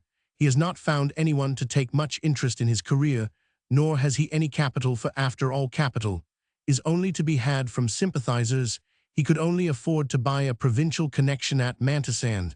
So little do provincials understand the Parisian intellect, that they set all sorts of intrigues on foot against him. The wretches cried, "La Cibot!" Yes, said the doctor, they combined against him to such purpose that they forced him to sell his connection. By misrepresenting something that he had done, the attorney for the crown interfered. He belonged to the place, and sided with his fellow townsmen. My friend's name is Frazier. He is lodged as I am, and he is even leaner and more threadbare. He took refuge in our arrondissement, and is reduced to appear for clients in the police court or before the magistrate. He lives in the Rue de la Perle close by go to no 9 3rd floor, and you will see his name on the door on the landing, painted in gilt letters on a small square of red leather. Frazier makes a special point of disputes among the porters, workmen, and poor folk in the arrondissement, and his charges are low. He is an honest man, for I need not tell you that if he had been a scamp, he would be keeping his carriage by now. I will call and see my friend Frazier this evening. Go to him early tomorrow. He knows Roman 1000, Louchard the bailiff, Roman 1000 Taberio, the clerk of the court, and the justice of the peace, Roman 1000 Vittel, and Roman 1000 Trognon, the notary. He is even now looked upon as one of the best men of business in the quarter. If he takes charge of your interests, if you can secure him as Roman 1000 Pons advisor, you will have a second self in him, you see. But do not make dishonorable proposals to him, as you did just now to me. He has a head on his shoulders. You will understand each other. And as for acknowledging his services, I will be your intermediary. Mme Cibot looked askance at the doctor. Is that the lawyer who helped Mme Florimond the haberdasher in the Rue Viollet du Temple out of a fix in that matter of her friend's legacy? The very same. Wasn't it a shame that she did not marry him after he had gained 2,000 francs a year for her, exclaimed La Cibot, and she thought to clear off scores by making him a present of a dozen shirts and a couple of dozen pocket handkerchiefs, an outfit in short. My dear Mme Cibot, that outfit cost 1,000 francs, and Frazier was just setting up for himself in the quarter, and wanted the things very badly, and what was more, she paid the bill without asking any questions. That affair brought him clients, and now he is very busy, but in my line a practice brings. It is only the righteous that suffer here below, said La Cibot. Well, Roman 1000 Poulain, good day, and thank you. And herewith begins the tragedy, or if you like to have it so, a terrible comedied death of an old bachelor, delivered over by circumstances too strong for him to the rapacity and greed that gathered about his bed. And other forces came to the support of rapacity and greed. There was the picture collector's mania, that most intense of all passions. There was the cupidity of the seer Frazier, whom you shall presently behold in his den, a sight to make you shudder. And lastly, there was the Auvergnat thirsting for money, ready for anything Jevon, for a crime that should bring him the capital he wanted. The first part of the story serves in some sort as a prelude to this comedy, in which all the actors who have hitherto occupied the stage will reappear. The degradation of a word is one of those curious freaks of manners upon which whole volumes of explanation might be written. Right to an attorney and address him as lawyer so-and-so, and you insult him as surely as you would insult a wholesale colonial produce merchant by addressing your letter to Mr. So-and-so grocer. There are plenty of men of the world who ought to be aware, since the knowledge of such subtle distinctions is their province, that you cannot insult a French right more cruelly than by calling him un homme de lettres, a literary man. The word monsieur is a capital example of the life and death of words, abbreviated from Monseigneur, once so considerable a title, and even now in the form of sire, reserved for emperors and kings. It is bestowed indifferently upon all and sundry, while the twin word monsieur, which is nothing but its double and equivalent, if by any chance it slips into a certificate of burial, produces an outcry in the Republican papers. Magistrates, councillors, jurisconsults, judges, barristers, officers for the crown, bailiffs, attorneys, clerks of the court, procurators, solicitors, and agents of various kinds represent or misrepresent justice. The lawyer and the bailiff's men, commonly called the brokers, are the two lowest rungs of the ladder. Now the bailiff's man is an outsider, an adventitious minister of justice, appearing to see that judgment is executed.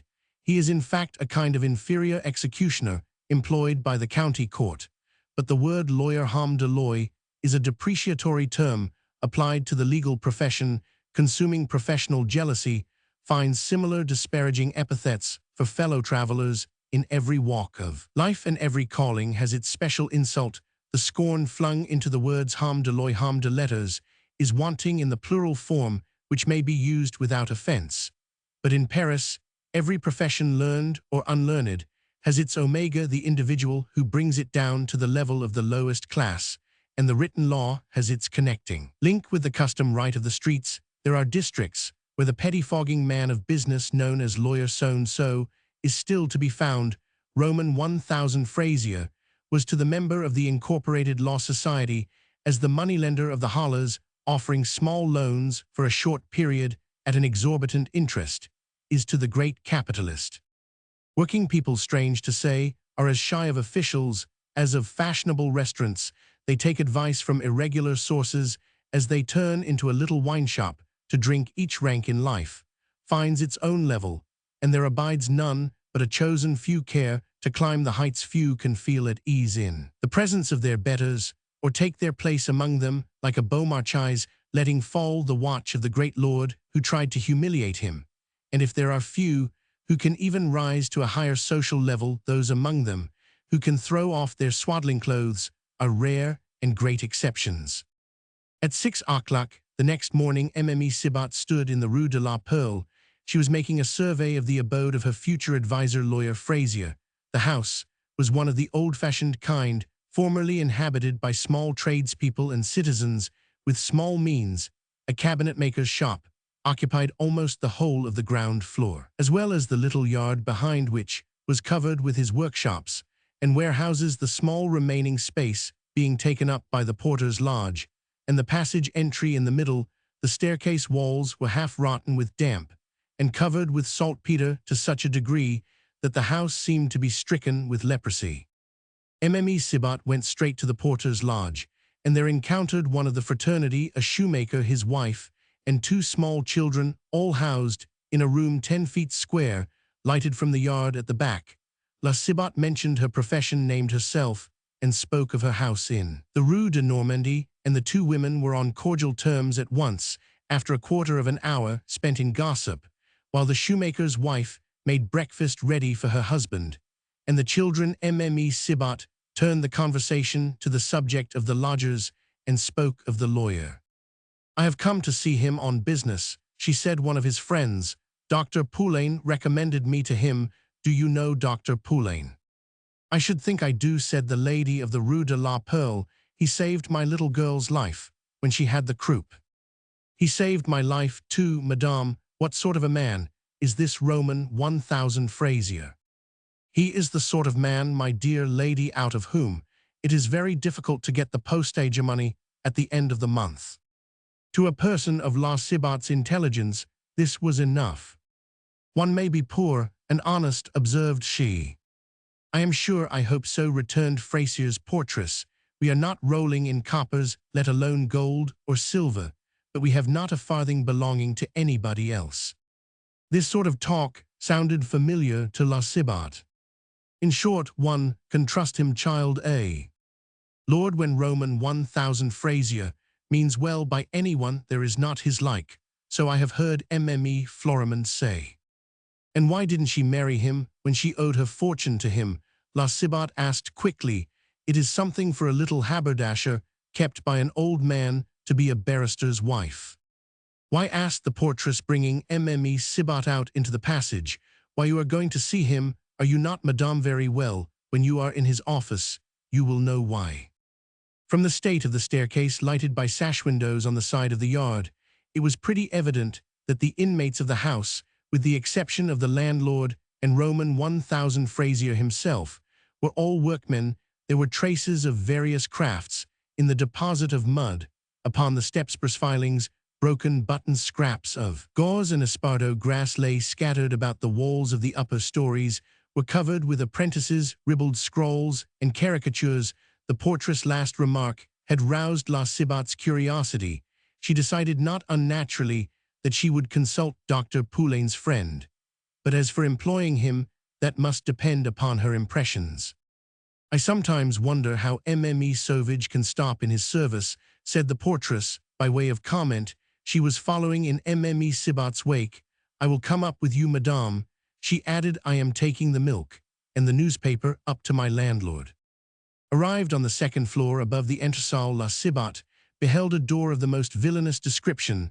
The doubtful red paint was coated for 7 or 8 inches round the keyhole with a filthy glaze, a grimy deposit from which the modern house decorator endeavors to protect the doors of more elegant apartments by glass, fingerplates, a grating almost stopped up with some compound similar to the deposit, with which a restaurant keeper gives an air of cellar-bound antiquity to a merely middle-aged bottle, only served to heighten the general resemblance to a prison door. Resemblance further heightened by the trefoil-shaped ironwork, the formidable hinges, the clumsy nail-heads. A miser or a pamphleteer at strife with the world at large must surely have invented these fortifications. A leaden sink, which received the waste water of the household, contributed its quota to the fetid atmosphere of the staircase, and the ceiling was covered with fantastic arabesques, traced by candle smoke. Such arabesques, on pulling a greasy acorn tassel attached to the bell rope, a little bell jangled feebly somewhere within, complaining of the fissure in its metal sides. Every detail was in keeping with the general dismal effect. La Cibot heard a heavy footstep, and the asthmatic wheezing of a virago within, and Mme Sauvage presently showed herself. Adrien Brouwer might have painted just such a hag for his picture of witches starting for the Sabbath, a stout, unwholesome slattern 5 feet 6 inches in height, with a grenadier countenance, and a beard which far surpassed La Cibot's own. She wore a cheap, hideously ugly cotton gown, a bandana handkerchief knotted over hair, which she still continued to put in curl papers, using for that purpose the printed circulars which her master received, and a huge pair of gold earrings like cartwheels in her ears. This female Cerberus carried a battered skillet in one hand, and opening the door set free an imprisoned odor of scorched milk, a nauseous and penetrating smell that lost itself at once, however, among the fumes outside. "What can I do for you, Mrs.?" demanded Mme Sauvage, and with a truculent air she looked La Cibot over. Evidently, she was of the opinion that the visitor was too well dressed, and her eyes looked the more murderous because they were naturally bloodshot. "I have come to see Roman 1000 Frazier. His friend Dr. Poulain sent me." "Oh, come in, Mrs." said La Sauvage, grown very amiable of a sudden, which proves that she was prepared for this morning visit. With a sweeping courtesy, the stalwart woman flung open the door of a private office, which looked upon the street, and discovered the exactorny of Manse. The room was a complete picture of a third-rate solicitor's office, with the stained wooden cases, the letter files so old that they had grown beards in ecclesiastical language, the red tape dangling limp, and dejected the pasteboard boxes covered with traces of the gambols of mice, the dirty floor, the ceiling tawny with smoke. A frugal allowance of wood was smouldering on a couple of fire-dogs on the hearth, and on the chimney-piece above stood a foggy mirror and a modern clock with an inlaid wooden case. Frazier had picked it up at an execution sale together with the tawdry imitation rococo candlesticks, with the zinc beneath showing through the lacquer in several places. Roman 1000 Frazier was small, thin, and unwholesome looking, his red face covered with an eruption told of tainted blood, and he had moreover a trick of continually scratching his right arm. A wig pushed to the back of his head displayed a brick-colored cranium of ominous conformation. This person rose from a caneated armchair in which he sat on a green leather cushion, assumed an agreeable expression, and brought forward a chair. "Mme Cibot, I believe?" queried he in dulcet tones. "Yes, sir," answered the portress. She had lost her habitual assurance. Something in the tones of a voice, which strongly resembled the sounds of the little doorbell, something in a glance even sharper than the sharp green eyes of her future legal adviser, scared Mme Cibot. Frazier's presence so pervaded the room that anyone might have thought there was pestilence in the air, and in a flash Mme Cibot understood why Mme Florimond had not become Mme Frazier. "Poulain told me about you, my dear madame," said the lawyer in the unnatural fashion commonly described by the words mincing tones, sharp, thin, and grating as Verges in spite of all his efforts. Arrived at this point, he tried to draw the skirts of his dressing gown over a pair of angular knees encased in threadbare, felt the robe was an ancient printed cotton garment lined with wadding, which took the liberty of protruding itself through various slits in it here and there. The weight of this lining had pulled the skirts aside, disclosing a dingy-hued flannel waistcoat beneath. With something of a coxcomb's manner, Frazier fastened this refractory article of dress, tightening the girdle to define his reedy figure. Then, with a blow of the tongs, he effected a reconciliation between two burning brands that had long avoided one another like brothers after a family quarrel. A sudden bright idea struck him, and he rose from his chair. "Mme Sauvage," called he. "Well, I am not at home to anybody." Bless your life, there's no need to say that." "She is my old nurse," the lawyer said in some confusion. "And she has not recovered her figure yet," remarked the heroine of the Hollers. Frazier laughed and drew the bolt, lest his housekeeper should interrupt Mme Sibat's confidences.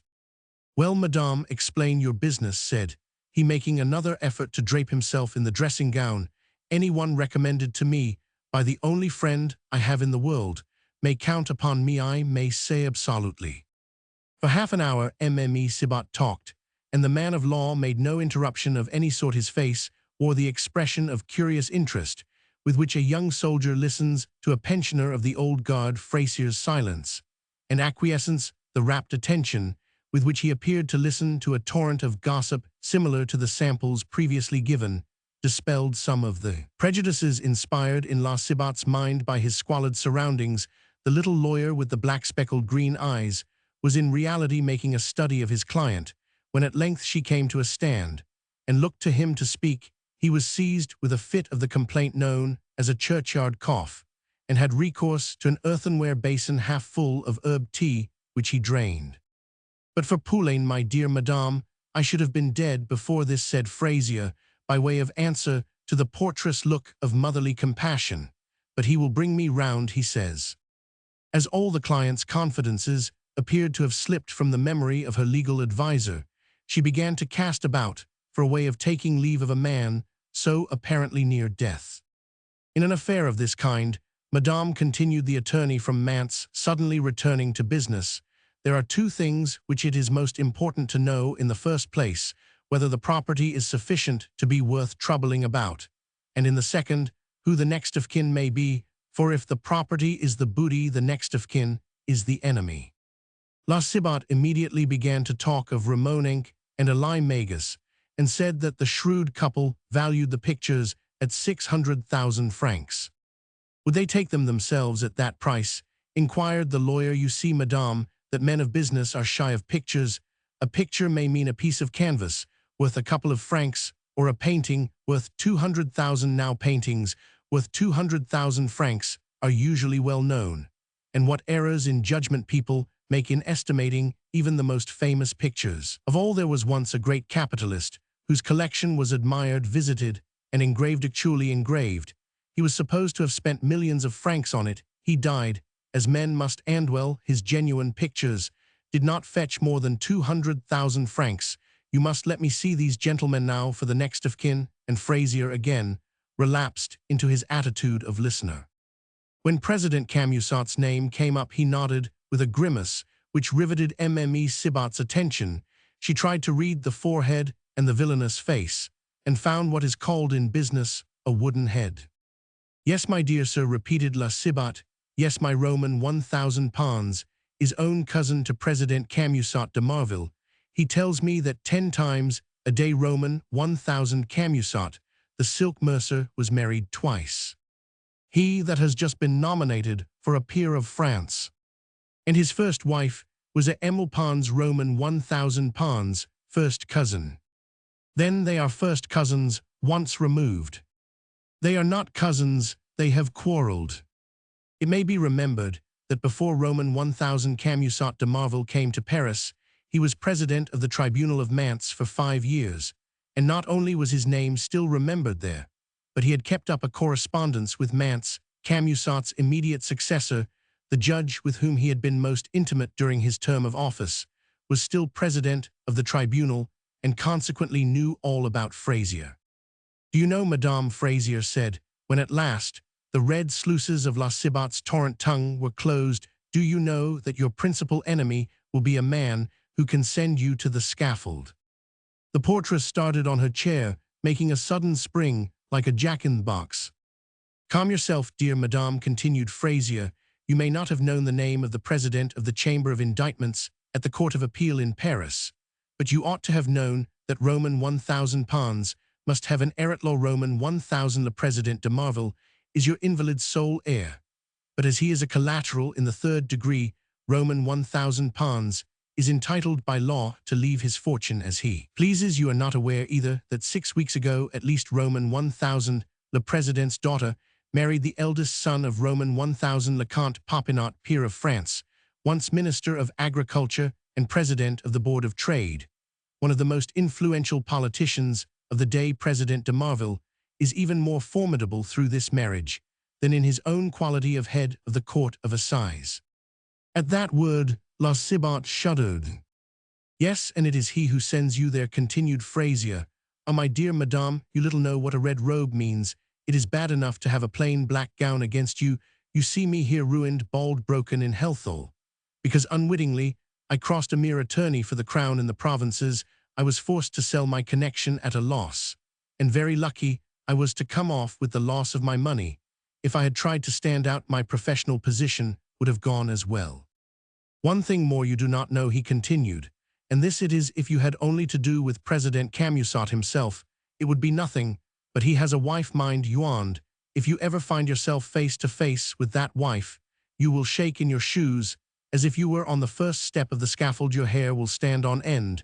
The President is so vindictive that she would spend 10 years over setting a trap to kill you. She sets that husband of hers spinning like a top. Through her a charming young fellow committed suicide at the conciergerie. A count was accused of forgery, made his character as white as snow. She all but drove a person of the highest quality from the court of Charles Roman 10.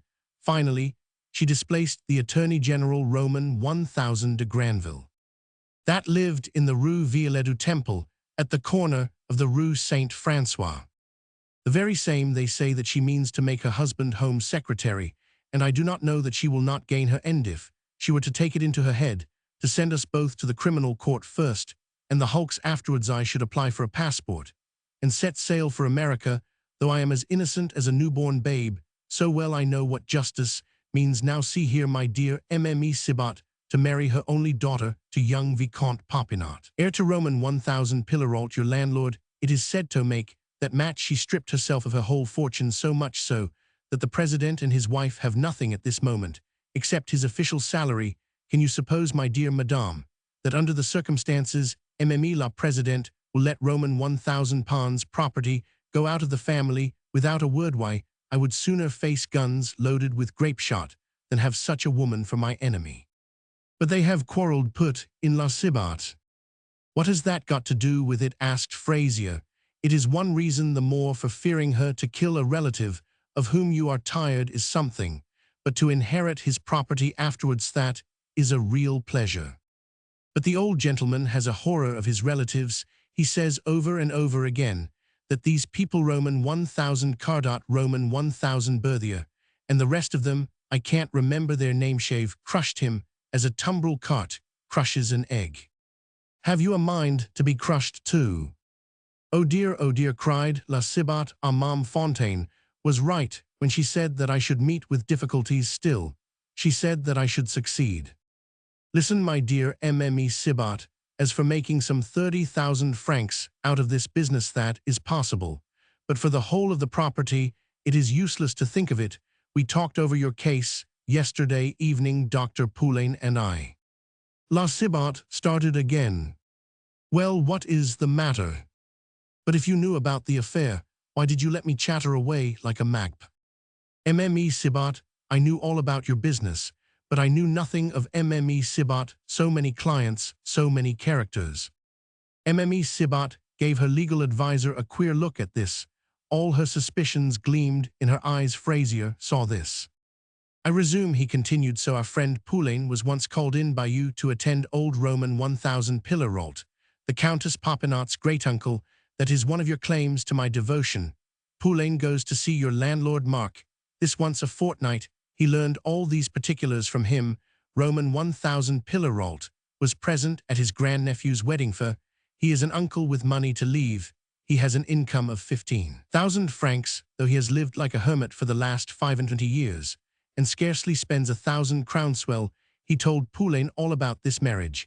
It seems that your old musician was precisely the cause of the row. He tried to disgrace his own family by way of revenge. If you only hear one bell, you only hear one sound, you're invalid, says that he meant no harm, but everybody thinks him a monster of.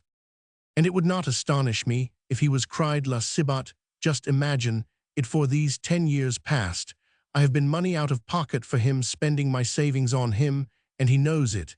And yet he will not let me lie down to sleep on a legacy. No, sir, he will not. He is obstinate, a regular mule. He as I have talked to him these 10 days, and the cross-grained cur won't stir no more than a signpost.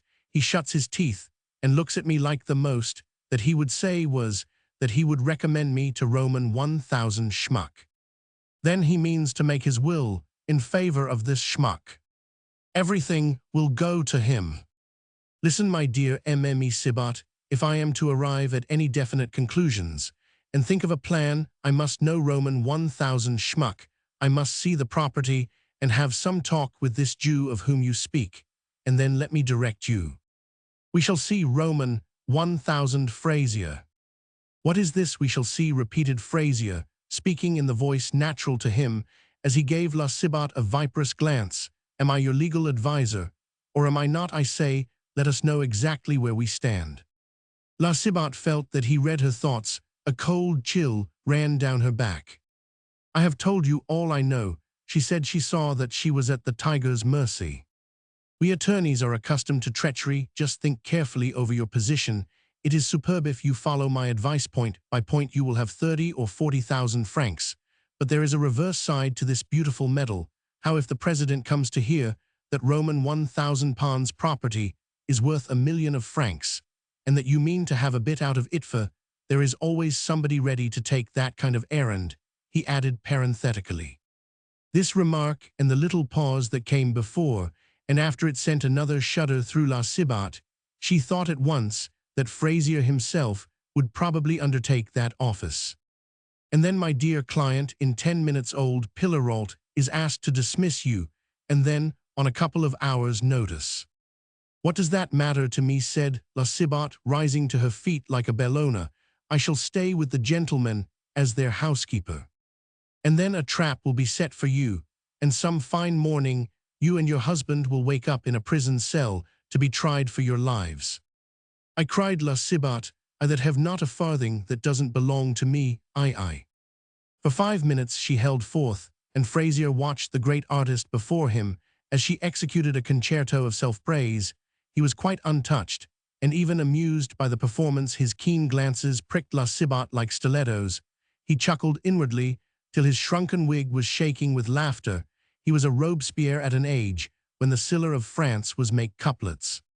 And how and why, and on what pretext, demanded she when she had come to an end. You wish to know how you may come to the guillotine. La Cibot turned pale as death at the words. The words fell like a knife upon her neck. She stared wildly at Frazier. Listen to me, my dear child, began Frazier, suppressing his inward satisfaction at his client's discomfiture. I would sooner leave things as they are, murmured La Cibot, and she rose to go. Stay, Frazier said imperiously. You ought to know the risks that you are running. I am bound to give you the benefit of my lights. You are dismissed by Roman 1,000 Pillarolt. We will say there is no doubt about that, is there? You enter the service of these two gentlemen. Very good. That is a declaration of war against the president. You mean to do everything you can to gain possession of the property, and to get a slice of it at any rate. Oh, I am not blaming you, Frazier continued in answer to a gesture from his client. It is not my place to do so. This is a battle, and you will be led on further than you think, for one grows full of one's ideas. One hits hard. Another gesture of denial. This time, La Cibot tossed her head. There, old lady, said Frazier with odious familiarity. You will go a very long way. You take me for a thief, I suppose. Come now, mamma, you hold a receipt in Roman 1,000 schmuck's hand, which did not cost you much. You are in the confessional, my lady. Don't deceive your confessor, especially when the confessor has the power of reading your thoughts. La Cibot was dismayed by the man's perspicacity. Now she knew why he had listened to her so intently. Very good, continued he, you can admit at once that the president will not allow you to pass her in the race for the property. You will be watched and spied upon. You get your name into Rome and 1,000 Pons. Well, nothing could be better, but some fine day the law steps in. Arsenic is found in a glass, and you and your husband are arrested, tried, and condemned for attempting the life of the seer Pons so as to come by your legacy. I once defended a poor woman at Versailles. She was in reality as innocent as you would be in such a case. Things were as I have told you, and all that I could do was to save her life. The unhappy creature was sentenced to 20 years penal servitude. She is working out her time now at St. Lazare. Mme Cibot's terror grew to the highest pitch. She grew paler and paler, staring at the little thin man with the green eyes, as some wretched more accused of adhering to her own religion might gaze at the inquisitor who doomed her to the stake. Then do you tell me that if I leave you to act and put my interests in your hands, I shall get something without fear? I guarantee you 30,000 francs, said Frazier, speaking like a man sure of the fact. After all, you know how fond I am of dear Dr. Poulain, she began again in her most coaxing tones. He told me to come to you, worthy man, and he did not send me here to be told that I shall be guillotined for poisoning someone. The thought of the guillotine so moved her that she burst into tears. Her nerves were shaken, terror clutched at her heart. She lost her head. Frazier gloated over his triumph. When he saw his client hesitate, he thought that he had lost his chance.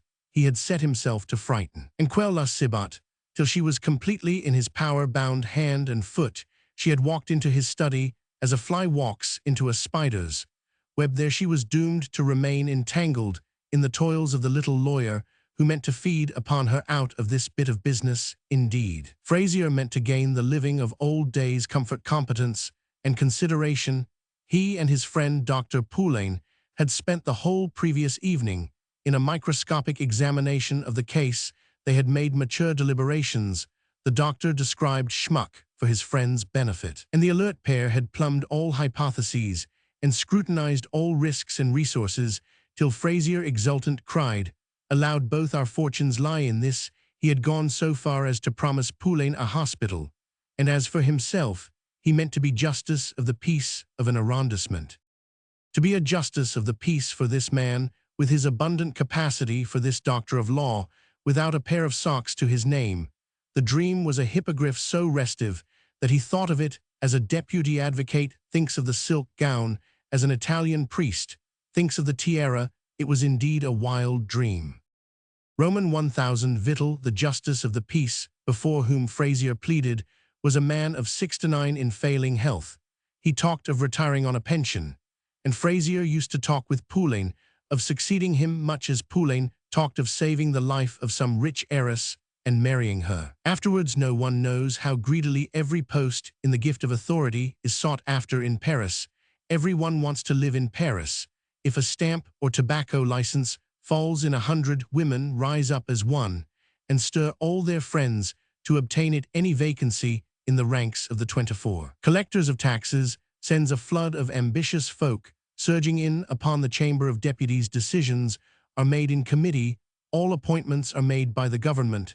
Now the salary of a justice of the peace, the lowest stipendiary magistrate in Paris, is about 6,000 francs. The post of registrar to the court is worth 100,000 francs. Few places are more coveted in the administration. Frazier, as a justice of the peace, with the head physician of a hospital for his friend, would make a rich marriage himself, and a good match for Dr. Poulain. Each would lend a hand to each.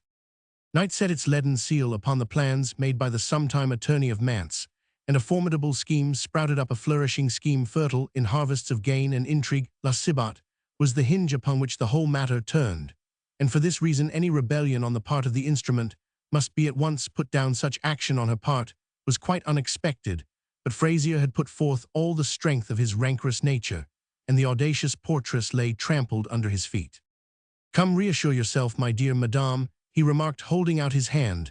The touch of the cold, serpent-like skin made a terrible impression upon the portress. it brought about something like a physical reaction, which checked her emotion. Mme Fontaine's toad Astaroth seemed to her to be less deadly than this poison sac that wore a sandy wig and spoke in tones like the creaking of a hinge.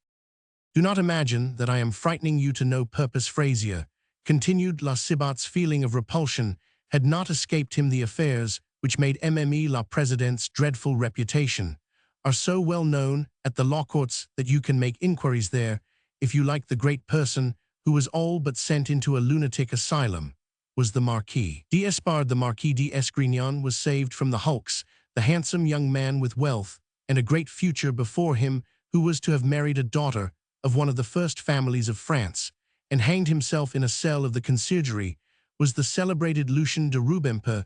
The affair made a great deal of noise in Paris. At the time that was a question of a will. His mistress, the notorious Esther, died and left him several millions, and they accused the young fellow of poisoning her. He was not even in Paris at the time of her death, nor did he so much as know the woman had left the money to him. One cannot well be more innocent than that. Well, after Roman 1000 Camusot examined him, he hanged himself in his cell. Law, like medicine, has its victims. In the first case, one man suffers for the many, and in the second, he dies for science, he added, and an ugly smile stole over his lips. Well, I know the risks myself. You see, poor and obscure little attorney as I am, the law has been the ruin of me. My experience was dearly bought. It is all at your service. Thank you. No, said La Cibot, I will have nothing to do with it. Upon my word, I shall have nourished ingratitude. That is all. I want nothing but my due. I have 30 years of honesty behind me. Sir Roman 1000 Pons says that he will recommend me to his friend Schmuck. Well and good. I shall end my days in peace with the German goodman. Fraisier had overshot his mark. He had discouraged La Cibot. Now he was obliged to remove these unpleasant impressions. Do not let us give up, he said. Just go away quietly home. Come now, we will steer the affair to a good end. But what about my rents? What am I to do to get them? And feel no remorse, he interrupted quickly. It is precisely for that men of business were invented. Unless you keep within the law, you get nothing. You know nothing of law. I know a good deal. I will see that you keep on the right side of it, and you can hold your own in all men's sight. As for your conscience, that is your own affair. Very well, tell me how to do it, returned La Cibot, curious and delighted. I do not know how yet. I have not looked at the strong points of the case, yet I have been busy with the obstacles. But the first thing to be done is to urge him to make a will. You cannot go wrong over that, and find out first of all how Pons means to leave his fortune, for if you were his heir. No, he does not like me. If I had but known the value of his gimcracks, and if I had known what I know now about his amours, I should be easy in my mind this day. Keep on. In fact, broke in Fraisier, dying folk have queer fancies, my dear madame. They disappoint hopes many a time. Let him make his will, and then we shall see. And of all things the property must be valued, so I must see this Ramonink and the Jew. They will be very useful to us. Put entire confidence in me. I am at your disposal. When a client is a friend to me, I am his friend, through thick and thin. Friend or enemy, that is my character. Very well said, La Cibot, I am yours entirely, and as for fees, Roman 1000 Poulain.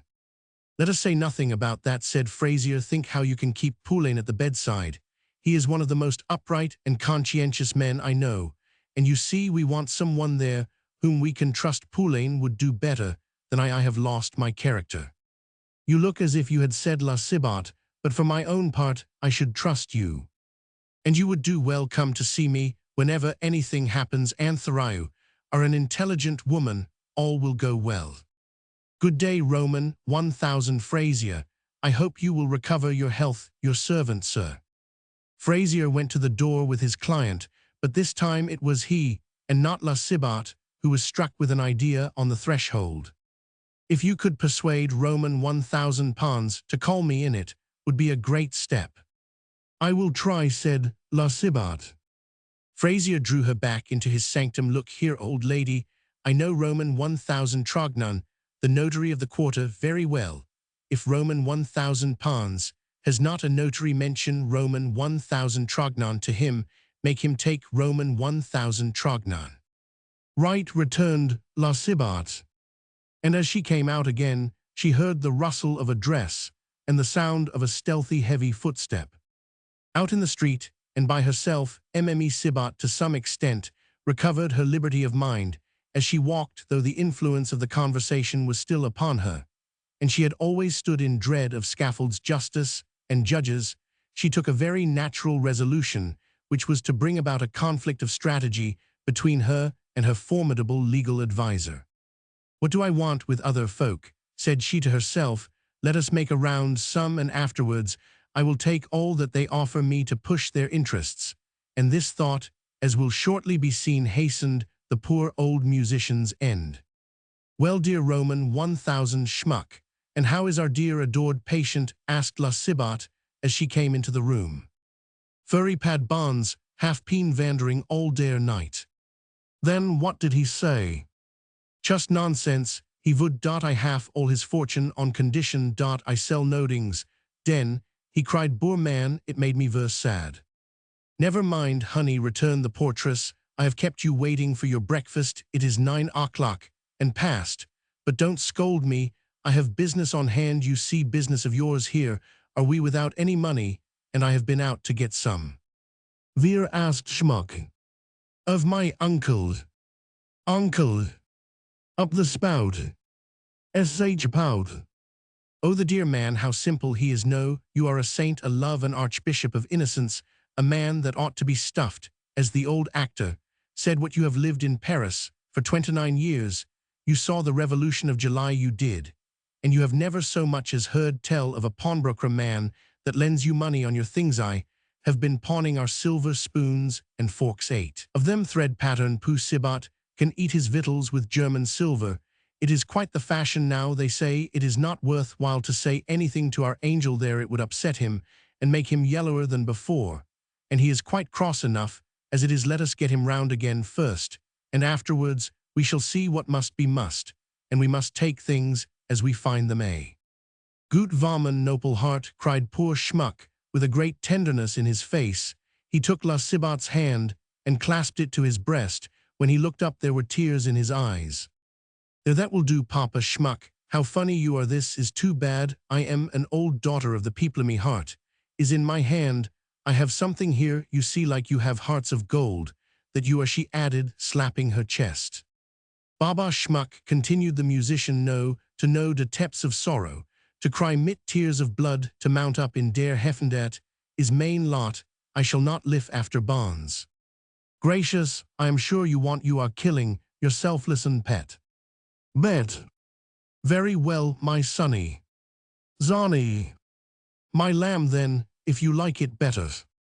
It is not more clear.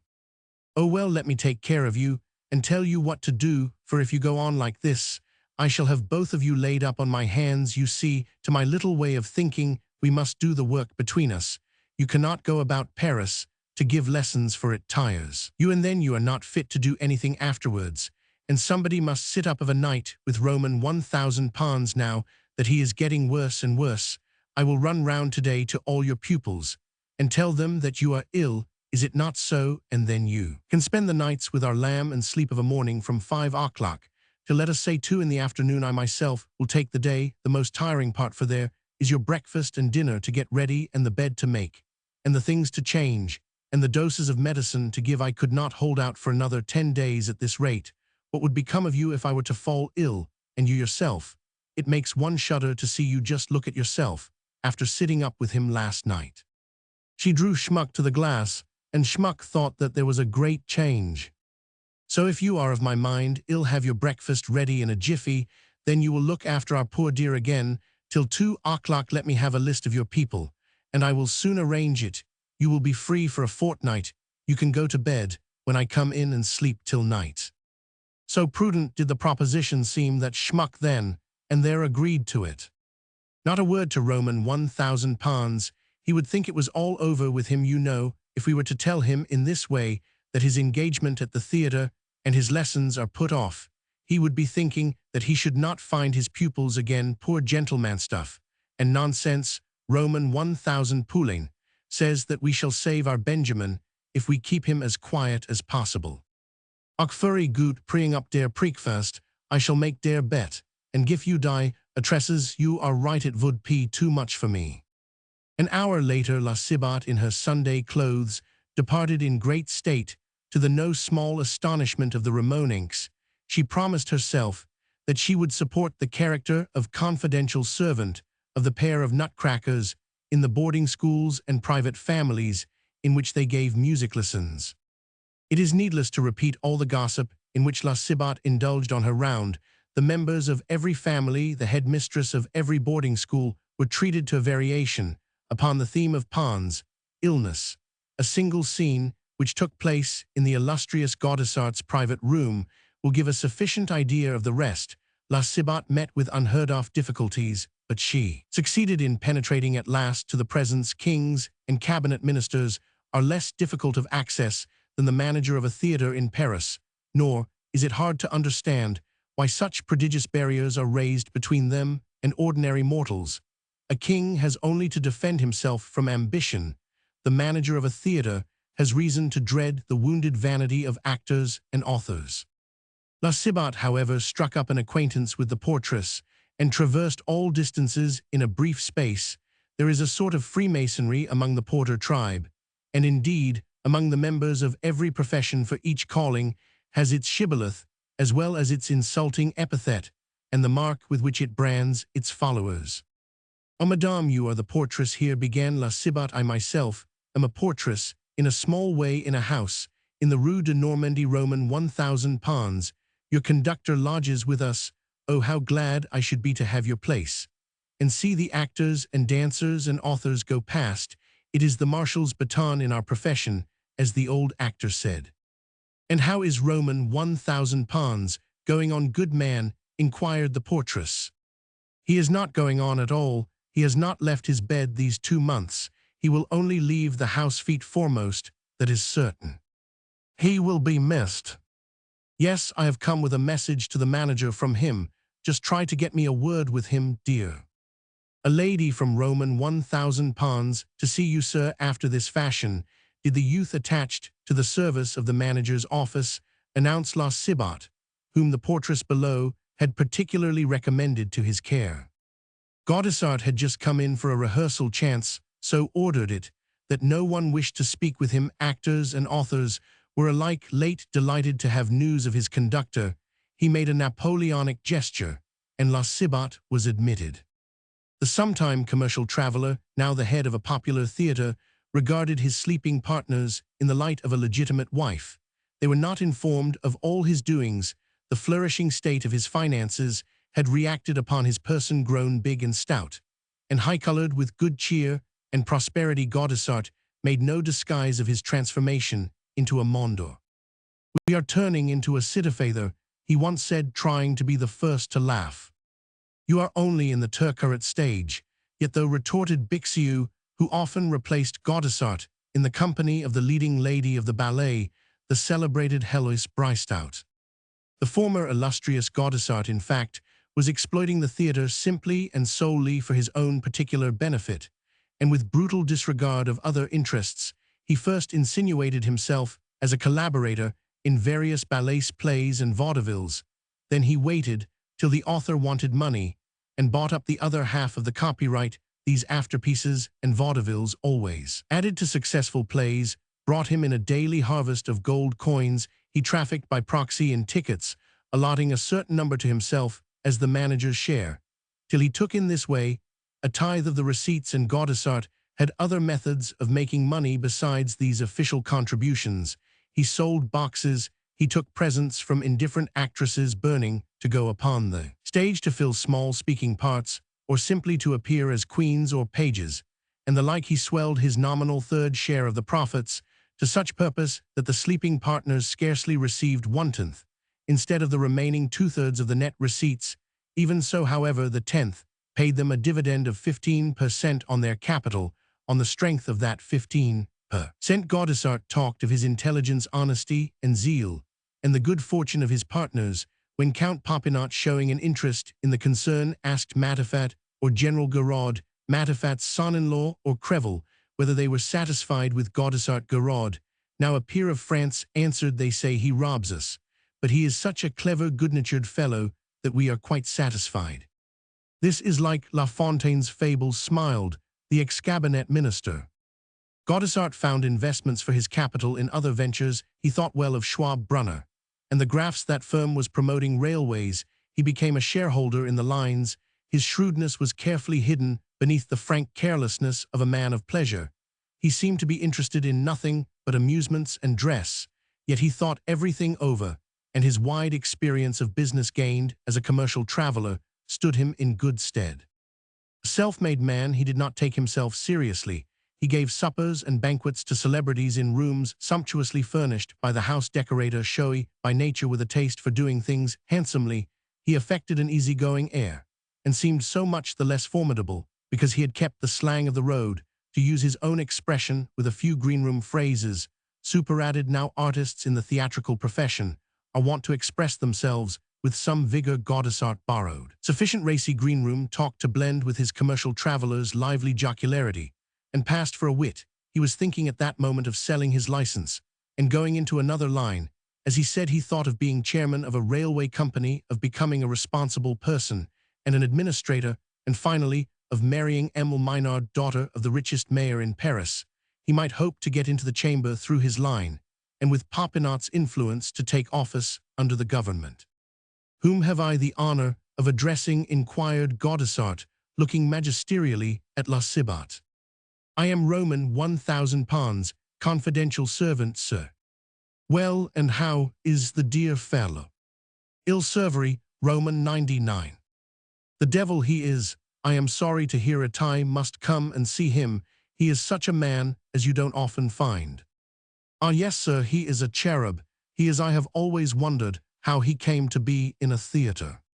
"Why, madame, the theatre is a house of correction for morals," said Gaudissart. "Poor Pons, upon my word, one ought to cultivate the species to keep up the stock. He's a pattern man, and has talent too. When will he be able to take his orchestra again? Do you think a theatre, unfortunately, is like a stage-coach, empty or full? It starts at the same time here at 6 o'clock. Every evening up goes the curtain. And if we are never sorry for ourselves, it won't make good music. Let us see know how is he." La Cibot pulled out her pocket handkerchief and held it to her eyes. "It is a terrible thing to say, my dear sir," said she, "but I am afraid we shall lose him, though we are as careful of him as of the apple of our eyes. And at the same time I came to say that you must not count on Roman 1000 schmuck-worthy man, for he is going to sit up with him at night. One cannot help doing as if there was hope still left, and trying one's best to snatch the dear good soul from death, but the doctor has given him up." "What is the matter with him?" "He is dying of grief, jaundice, and liver complaint, with a lot of family affairs to complicate matters." "And a doctor as well," said Gaudissart. "He ought to have had Lebrun, our doctor. It would have cost him nothing." "Roman 1000 Pons doctor is a providence on earth, but what can a doctor do, no matter how clever he is, with such complications? I wanted the good pair of nutcrackers badly for the accompaniment of my new fairy piece." "Is there anything that I can do for them?" asked La Cibot, and her expression would have done credit to a jocriss. Gaudissart burst out laughing. "I am their housekeeper, sir, and do many things for my gentlemen." She did not finish her speech, for in the middle of Gaudissart's roar of laughter, a woman's voice exclaimed, "If you are laughing, old man, one may come in." And the leading lady of the ballet rushed into the room and flung herself upon the only sofa. The newcomer was Héloïse Bristout, with a splendid Algerienne, such as scarves used to be called about her shoulders. "Who is amusing you? Is it this lady? What post does she want?" asked this nymph, giving the manager such a glance, as artist gives artist a glance, that would make a subject for a picture. Héloïse, a young woman of exceedingly literary tastes, was on intimate terms with great and famous artists in Bohemia, elegant, accomplished, and graceful. She was more intelligent than dancers usually are. As she put her question, she sniffed at a scent bottle full of some aromatic perfume. "One fine woman is as good as another, madame, and if I don't sniff the pestilence out of a scent bottle, nor daub brickdust on my cheeks, that would be a sinful waste, child, when nature put it on for you to begin with," said Héloïse, with a side glance at her manager. "I am an honest woman." "So much the worse for you. It is not every one by a long chalk that can find someone to keep them, and kept I am, and in slap-up style, madame. So much the worse, what do you mean? Oh, you may toss your head, and go about in scarves, you will never have as many declarations, as I have had misses, you will never match the belle éclair of the cadran bleu.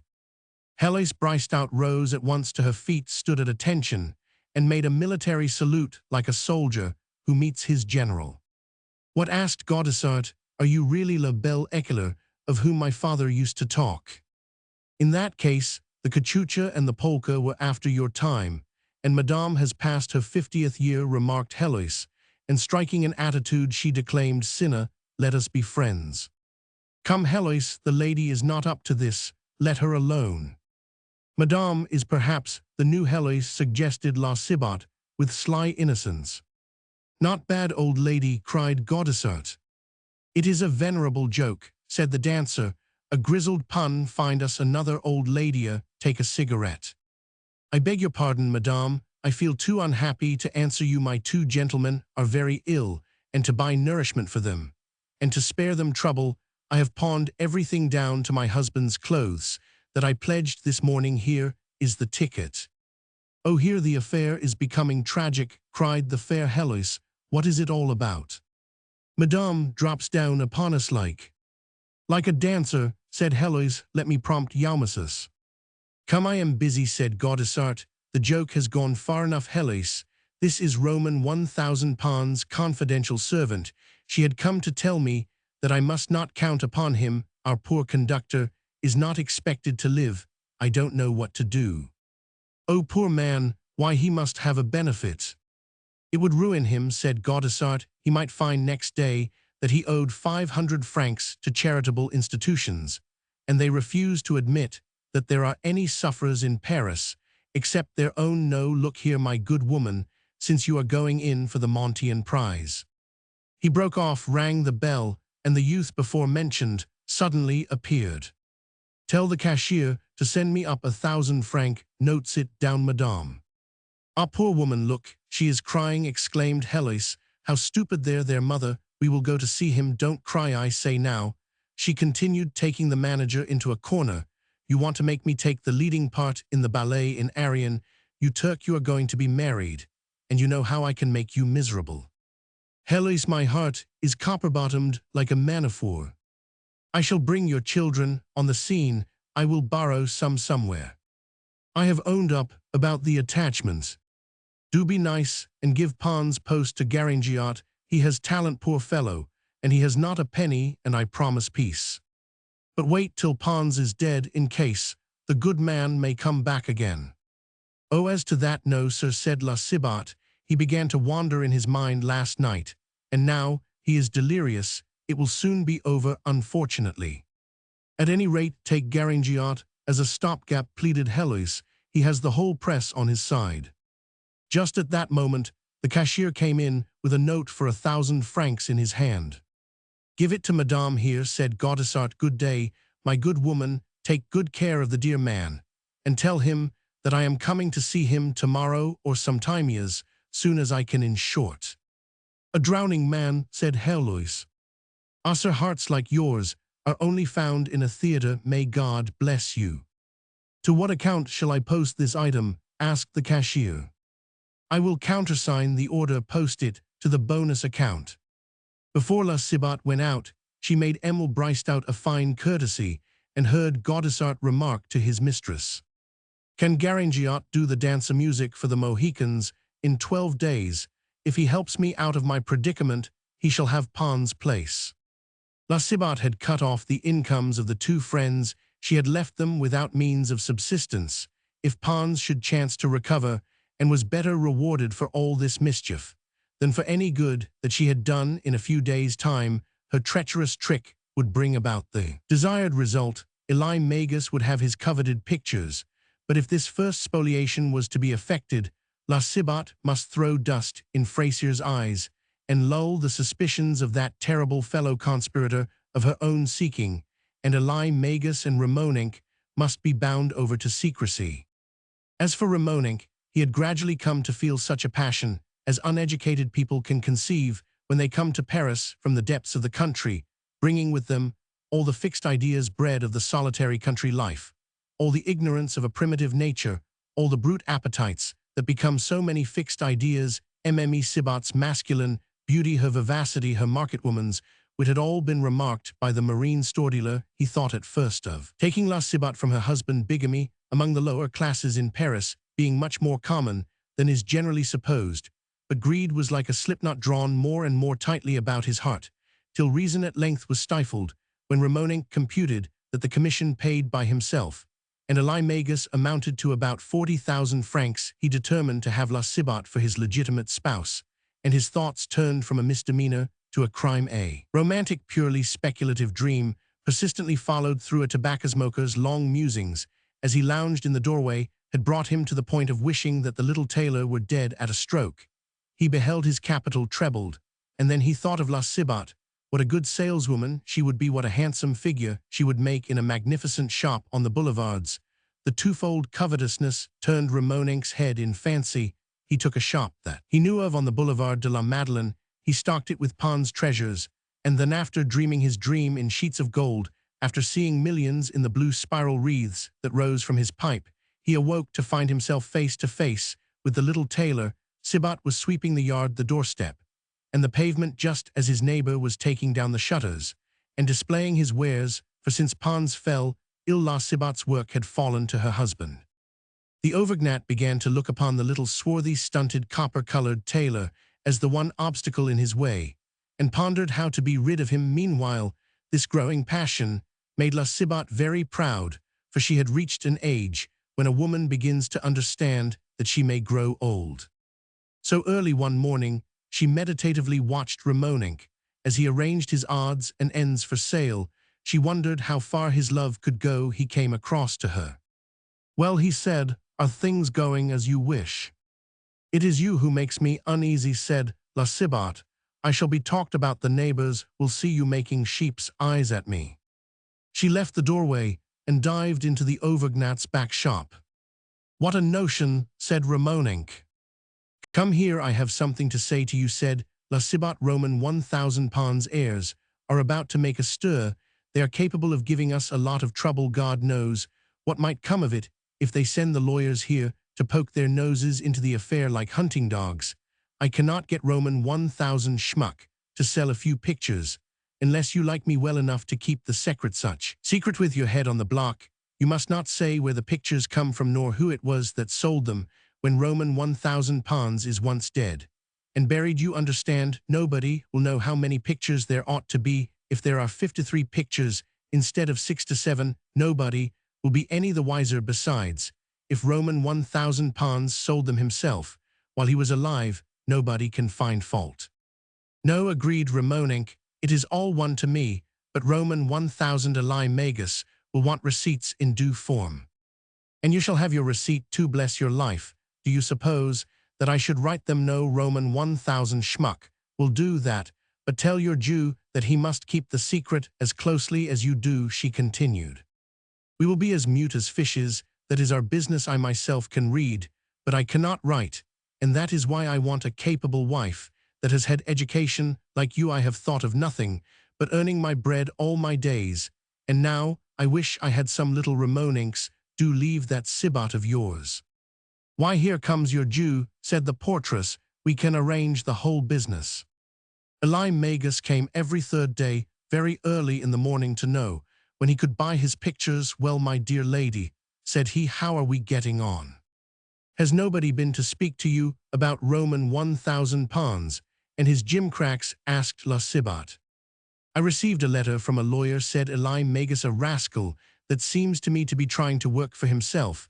I don't like people of that sort, so I took no notice of his letter. 3 days afterwards, he came to see me and left his card. I told my porter that I am never at home when he calls." "You are a love of a Jew," said La Sibat. Little did she know Magus' prudence. "Well, sonnies, in a few days' time, I will bring Roman 1,000 schmuck to the point of selling you 7 or 8 pictures, 10 at most, but on 2 conditions: absolute secrecy. In the first place, Roman 1,000 schmuck will send for you, sir. Is not that so?" And Roman 1,000 Ramoninck suggested that you might be a purchaser. And come what may, I will not meddle in it, For nothing you are giving 4 to 6,000 francs for 4 pictures, are you not? So be it, groaned the Jew. Very good, this is the second condition. You will give me 4 to 3,000 francs, and pay 3,000 only to Roman 1,000 schmuck Ramonink, will buy 4 for 2,000 francs, and hand over the surplus to me. But at the same time, you see, my dear Roman 1,000 magus, I am going to help you and Ramonink to a splendid bit of business, in condition that the profits are shared among the 3 of us. I will introduce you to that lawyer, as he no doubt will come here. You shall make a valuation of Roman 1,000 Pons things at the prices which you can give for them, so that Roman 1,000 Frazier may know how much the property is worth, but not until after our sale, you understand. I understand, said the Jew, but it takes time to look at the things and value them. You shall have half a day, but there, that is my affair. Talk it over between yourselves, my boys, and for that matter the business will be settled by the day after tomorrow. I will go round to speak to this Frazier, for Dr. Poulain tells him everything that goes on in the house, and it is a great bother to keep that scarecrow quiet. La Cibot met Frazier halfway between the Rue de la Perle and the Rue de Normandie. So impatient was he to know the elements of the case, to use his own expression, that he was coming to see her. I say, I was going to you, said she. Frazier grumbled because Eli Magus had refused to see him, but La Cibot extinguished the spark of distrust that gleamed in the lawyer's eyes by informing him that Eli Magus had returned from a journey, and that she would arrange for an interview in Pons' rooms, and for the valuation of the property for the day after tomorrow at latest. Deal frankly with me, returned Frazier. It is more than probable that I shall act for Roman 1,000 Pons next of kin. In that case, I shall be even better able to serve you. The words were spoken so dryly that La Cibot quaked. This starving limb of the law was sure to maneuver on his side, as she herself was doing. She resolved forthwith to hurry on the sale of the pictures. La Cibot was right. The doctor and lawyer had clubbed together to buy a new suit of clothes, in which Frazier could decently present himself before Mme. La Presidente Camusot de Marville. Indeed, if the clothes had been ready, the interview would have taken place sooner, for the fate of the couple hung upon its issues. Frazier left Mme. Cibot and went to try on his new clothes. He found them waiting for him, went home, adjusted his new wig, and towards 10 o'clock that morning set out in a carriage from a livery stable for the Rue de Hanover, hoping for an audience in his white tie, yellow gloves, and new wig redolent of eau de Portugal. He looked something like a poisonous essence, kept in a cut-glass bottle, seeming but the more deadly because everything about it is daintily neat, from the stopper, covered with white kid, to the label, and the thread, his peremptory manner, the eruption on his blotched countenance, the green eyes, and a malignant something about him. All these things struck the beholder with the same sense of surprise as storm clouds in a blue sky. If in his private office, as he showed himself to La Cibot, he was the common knife that a murderer catches up for his crime, no, at the president's door, he was the daintily wrought dagger which a woman sets among the ornaments on her whatnot. A great change had taken place in the Rue de Hanover. The Count and Countess Popinot and the young people would not allow the president and his wife to leave the house that they had settled upon their daughter to pay rent elsewhere, Roman 1,000, and Mme. La Presidente therefore were installed on the second floor, now left at liberty, for the elderly lady had made up her mind to end her days in the country.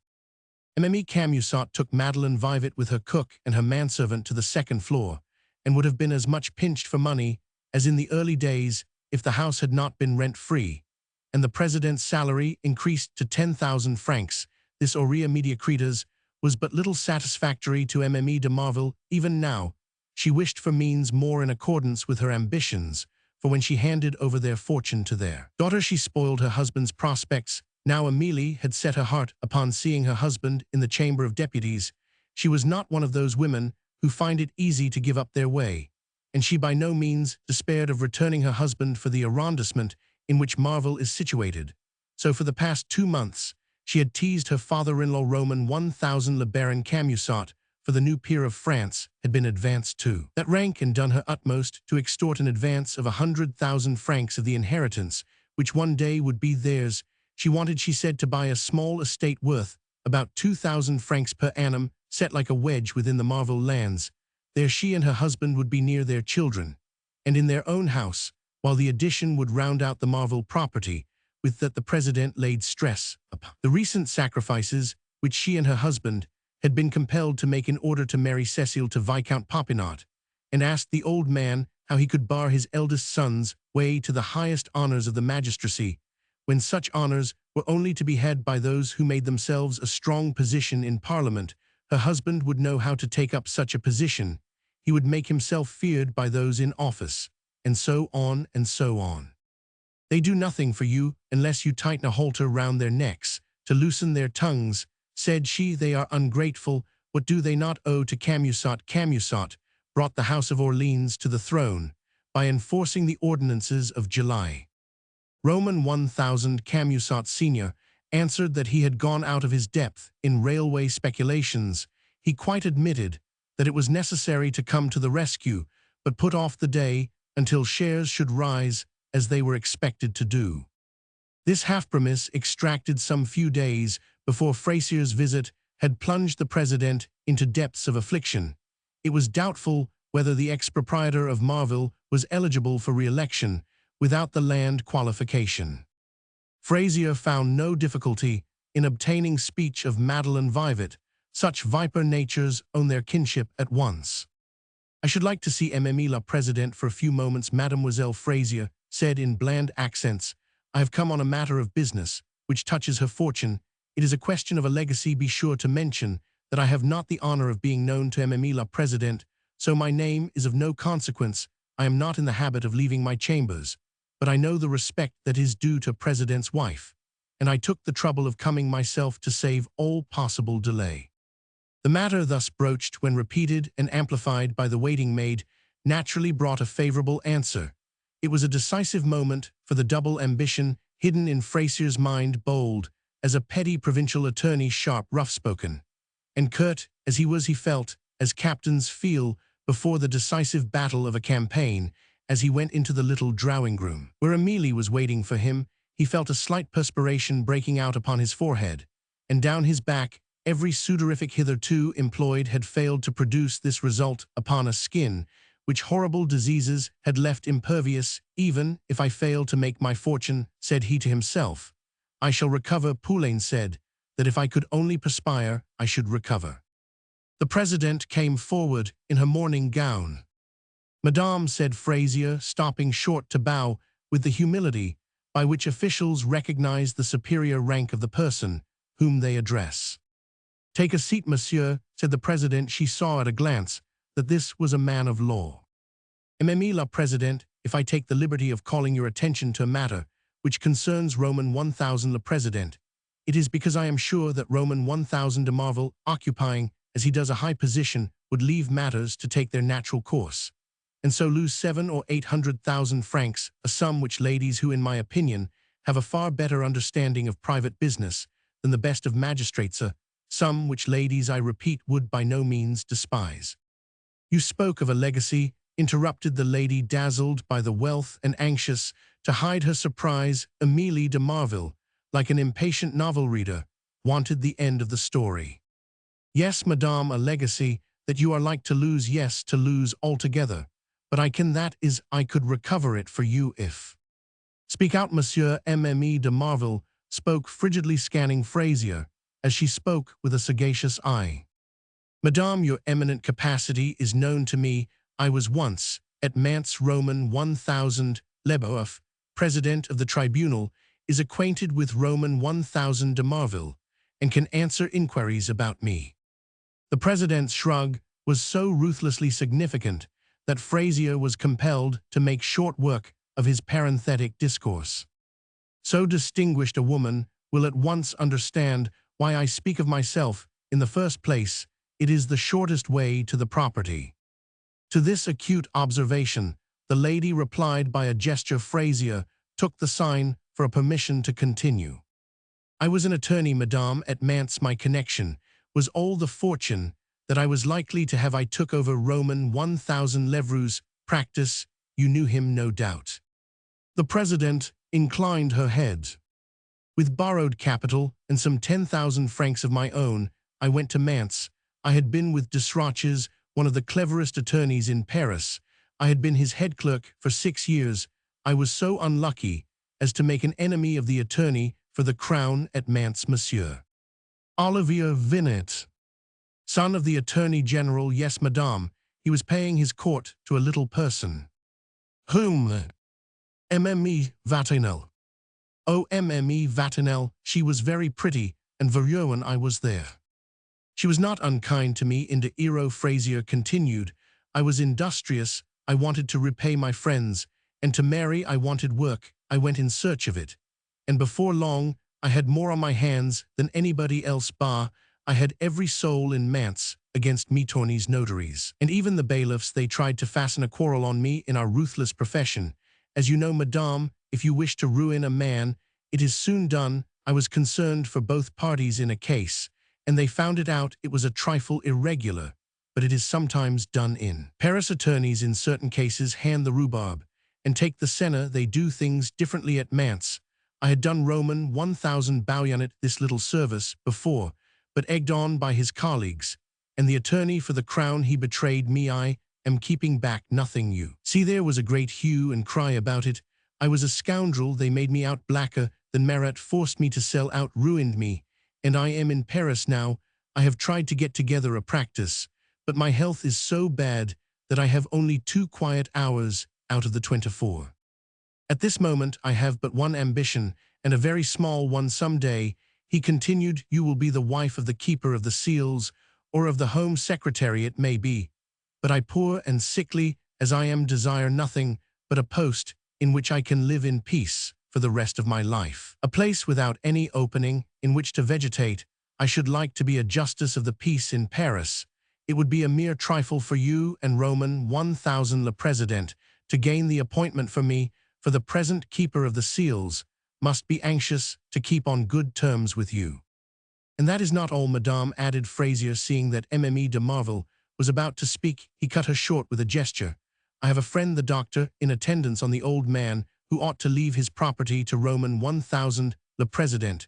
We are coming to the point. You see, the doctor's cooperation is indispensable, and the doctor is precisely in my position.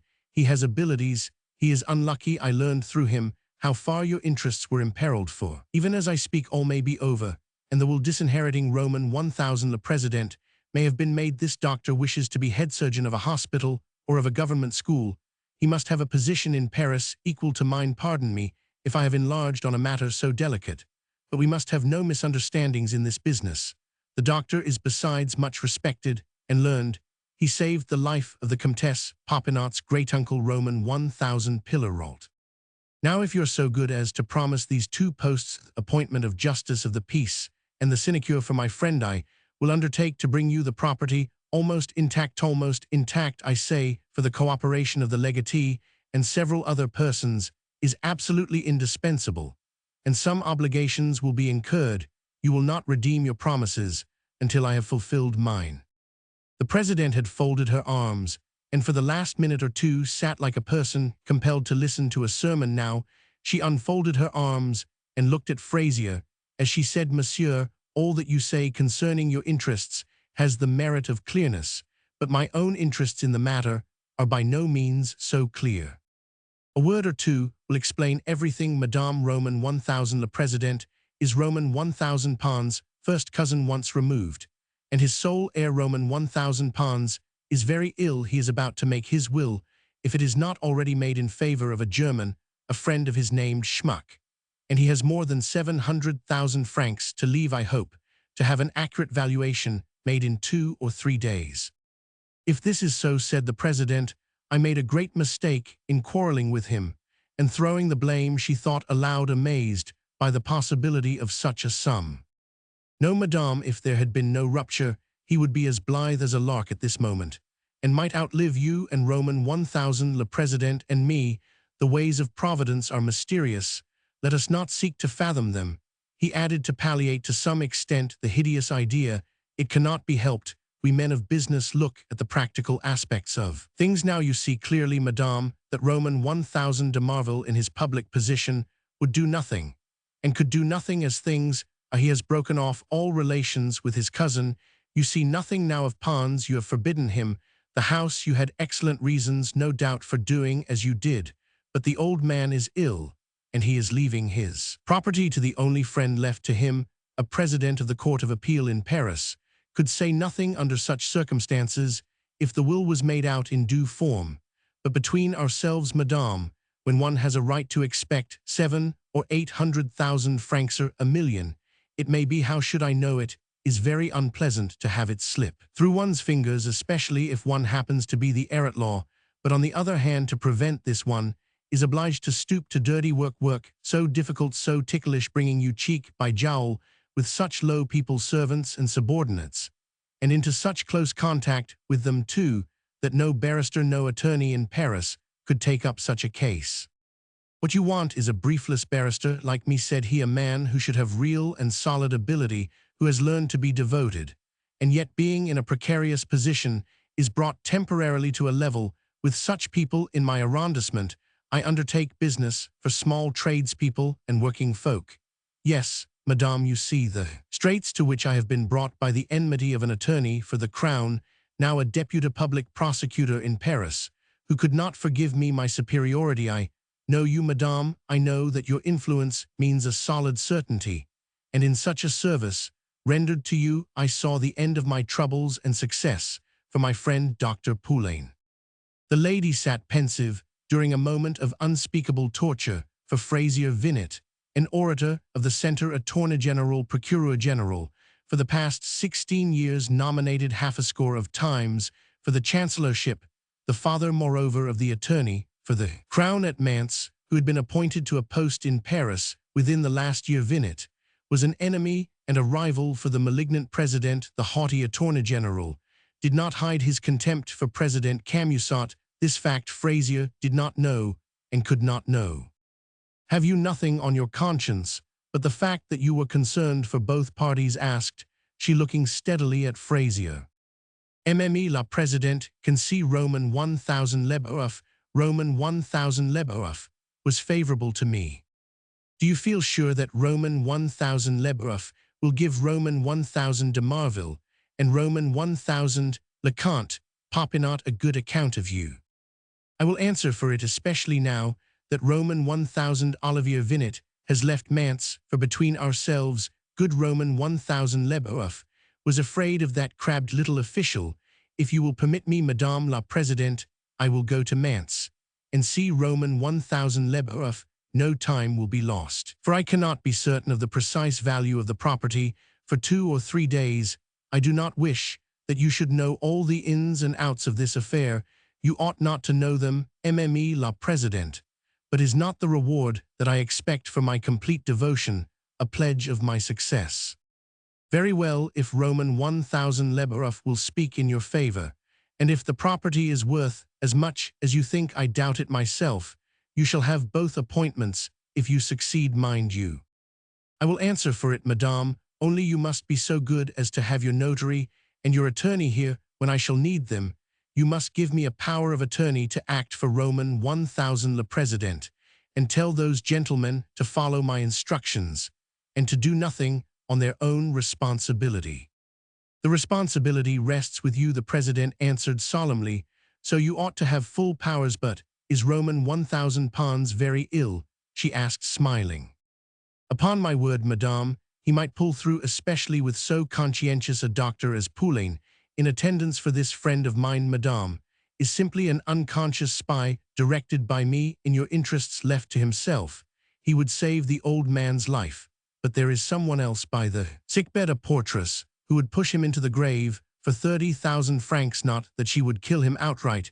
She will not give him arsenic. She is not so merciful. She will do worse. She will kill him by inches. She will worry him to death day by day.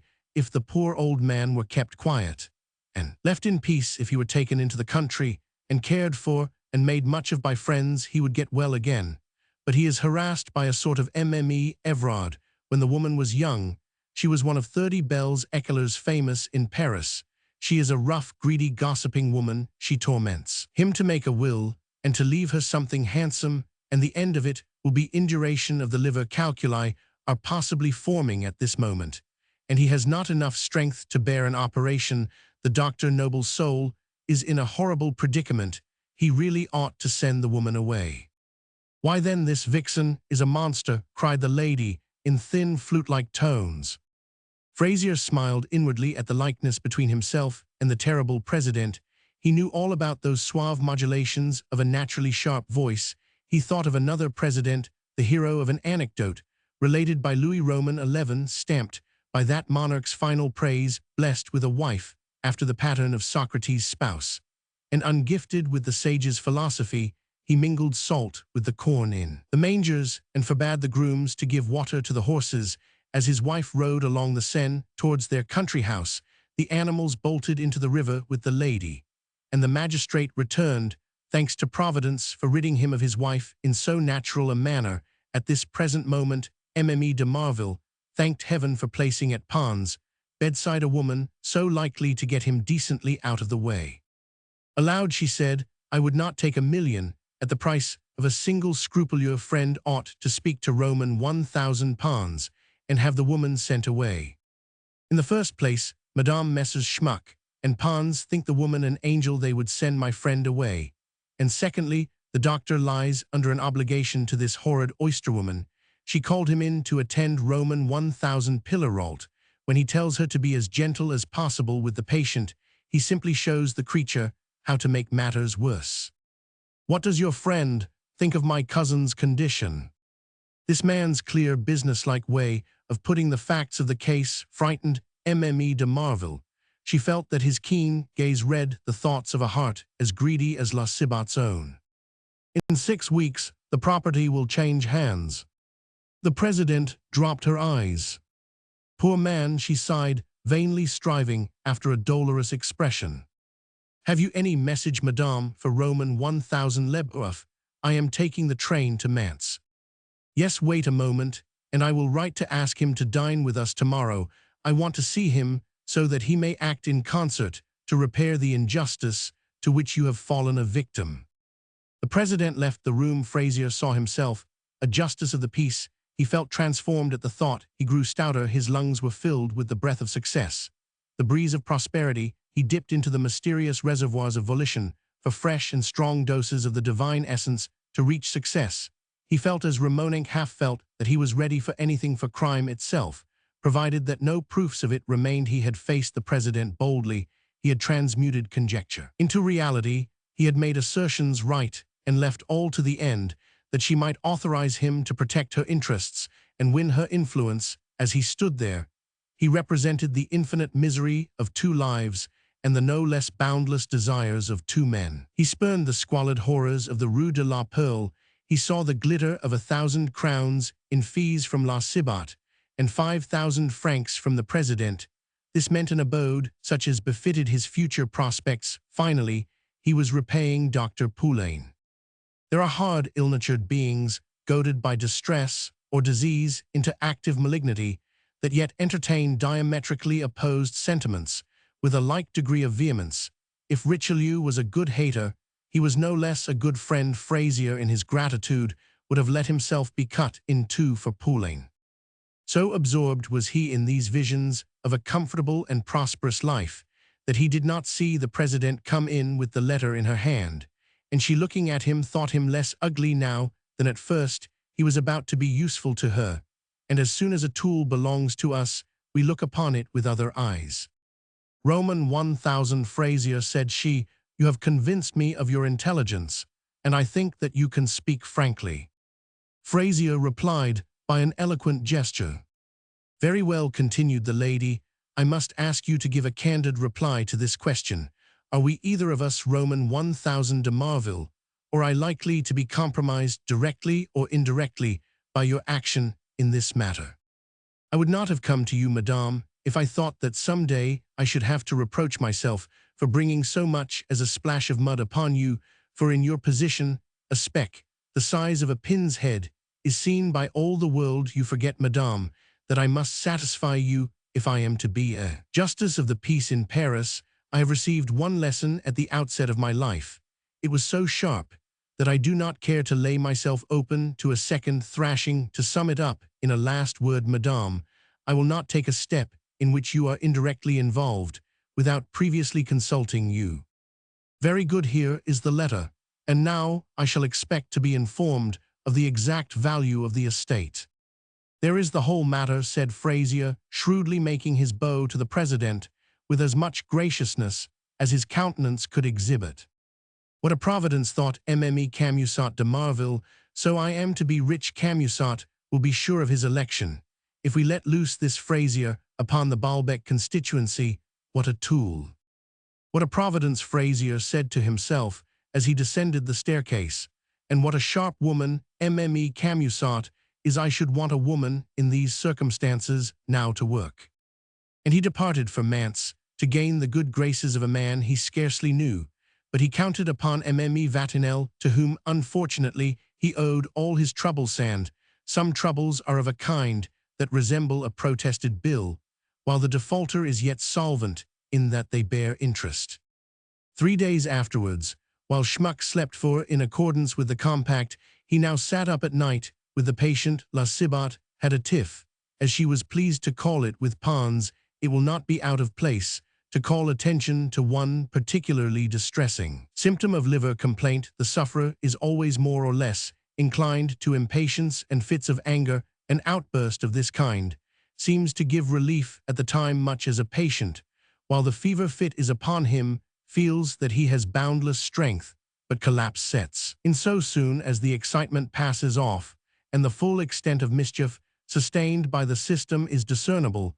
This is especially the case when the disease has been induced by some great shock, and the prostration is so much the more dangerous because the patient is kept upon a restricted diet. It is a kind of fever affecting neither the blood nor the brain, but the humoristic mechanism, fretting the whole system, producing melancholy, in which the patient hates himself. In such a crisis, anything may cause dangerous irritation. In spite of all that the doctor could say, La Cibot had no belief in this wear and tear of the nervous system by the humoristic. She was a woman of the people, without experience or education. Dr. Poulain's explanations for her were simply doctor's notions. Like most of her class, she thought that sick people must be fed, and nothing short of Dr. Poulain's direct order prevented her from administering ham, a nice omelette, or vanilla chocolate upon the sly.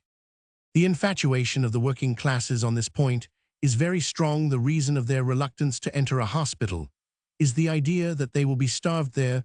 The mortality caused by the food smuggled in by the wives of patients on visiting days was at one time so great that the doctors were obliged to institute a very strict search for contraband provisions. If La Cibot was to realize her profits, at once a momentary quarrel must be worked up in some way. She began by telling Pons about her visit to the theater, not omitting her passage at arms with Émile Helois, the dancer. But why did you go? The invalid asked for the third time. La Cibot once launched on a stream of words. He was powerless to stop her. So then, when I had given her a piece of my mind, Mademoiselle Helois saw who I was and knuckled under, and we were the best of friends. And now do you ask me why I went? She added, repeating Pons' question. There are certain babblers of genius, are they, who sweep up interruptions, objections, and observations in this way as they go along, by way of provision to swell the matter of their conversation, as if that source were ever in any danger of running dry. Why I went, repeated she, I went to get your Roman 1000 Gaudissart out of a fix. He wants some music for a ballet, and you are hardly fit to scribble on sheets of paper. And do your work, dearie, so I understood, things being so, that a Roman 1000 Garangiot was to be asked to set the Mohicans to music. Garangiot, roared Pons in fury. Garangiot, a man with no talent. I would not have him for first violin. He is very clever. He is very good at musical criticism. But as to composing, I doubt it. And what the devil put the notion of going to the theater into your head? How confoundedly contrary the man is. Look here, dearie, we mustn't boil over like milk on the fire. How are you to write music in the state that you are in? Why, you can't have looked at yourself in the glass. Will you have the glass? And see, you are nothing but skin and bone. You are as weak as a sparrow. And do you think that you are fit to make your notes? Why, you would not so much as make out mine. And that reminds me that I ought to go up to the third floor lodgers that owes us 17 francs for when the chemist has been paid, we shall not have 20 left, so I had to tell Roman 1000 Gaudissart. I like that name, a good sort. He seems to be regular Roger Bontemps. That would just suit me. He will never have liver complaint well. So I had to tell him how you were, Lord, you are not well, and he has put someone else in your place for a bit. Someone else in my place, cried Pons in a terrible voice, as he sat right up in bed. Sick people, generally speaking, and those most particularly who lie within the sweep of the scythe of death, cling to their places with the same passionate energy that the beginner displays to gain a start in life. To hear that someone had taken his place was like a foretaste of death to the dying man. Why, the doctor told me that I was going on as well as possible, continued. He said that I should soon be about again. As usual, you have killed me, ruined me, murdered me. Tut, tut, tut, cried La Cibot. There you go, I am killing you, am I? Mercy on us. These are the pretty things that you are always telling Roman 1000 schmuck. When my back is turned, I hear all that you say, that I do. You are a monster of ingratitude. But you do not know that, if I am only away for another fortnight, they will tell me that I have had my day, that I am old-fashioned, out-of-date Empire Rococo.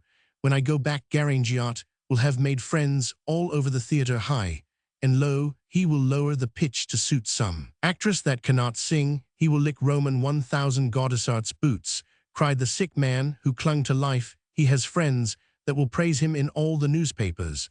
And when things are like that in such a shop, mme Cibot, they can find holes in anybody's coat. What fiend drove you to do it? Why, plague take it, Roman 1000 schmuck, talked it over with me for a week. What would you have? You see nothing but yourself. You are so selfish that other people may die. If you can only get better. Why, poor Roman 1000 schmuck has been tired out this month past. He is tied by the leg. He can go no where. He cannot give lessons nor take his place at the theatre. Do you really see nothing? He sits up with you at night, and I take the nursing in the day. If I were to sit up at night with you, as I tried to do at first, when I thought you were so poor I should have to sleep all day, and who would see to the house and look out for squalls? Illness is illness, it cannot be helped, and here are you. This was not Schmuck's idea. It is quite impossible.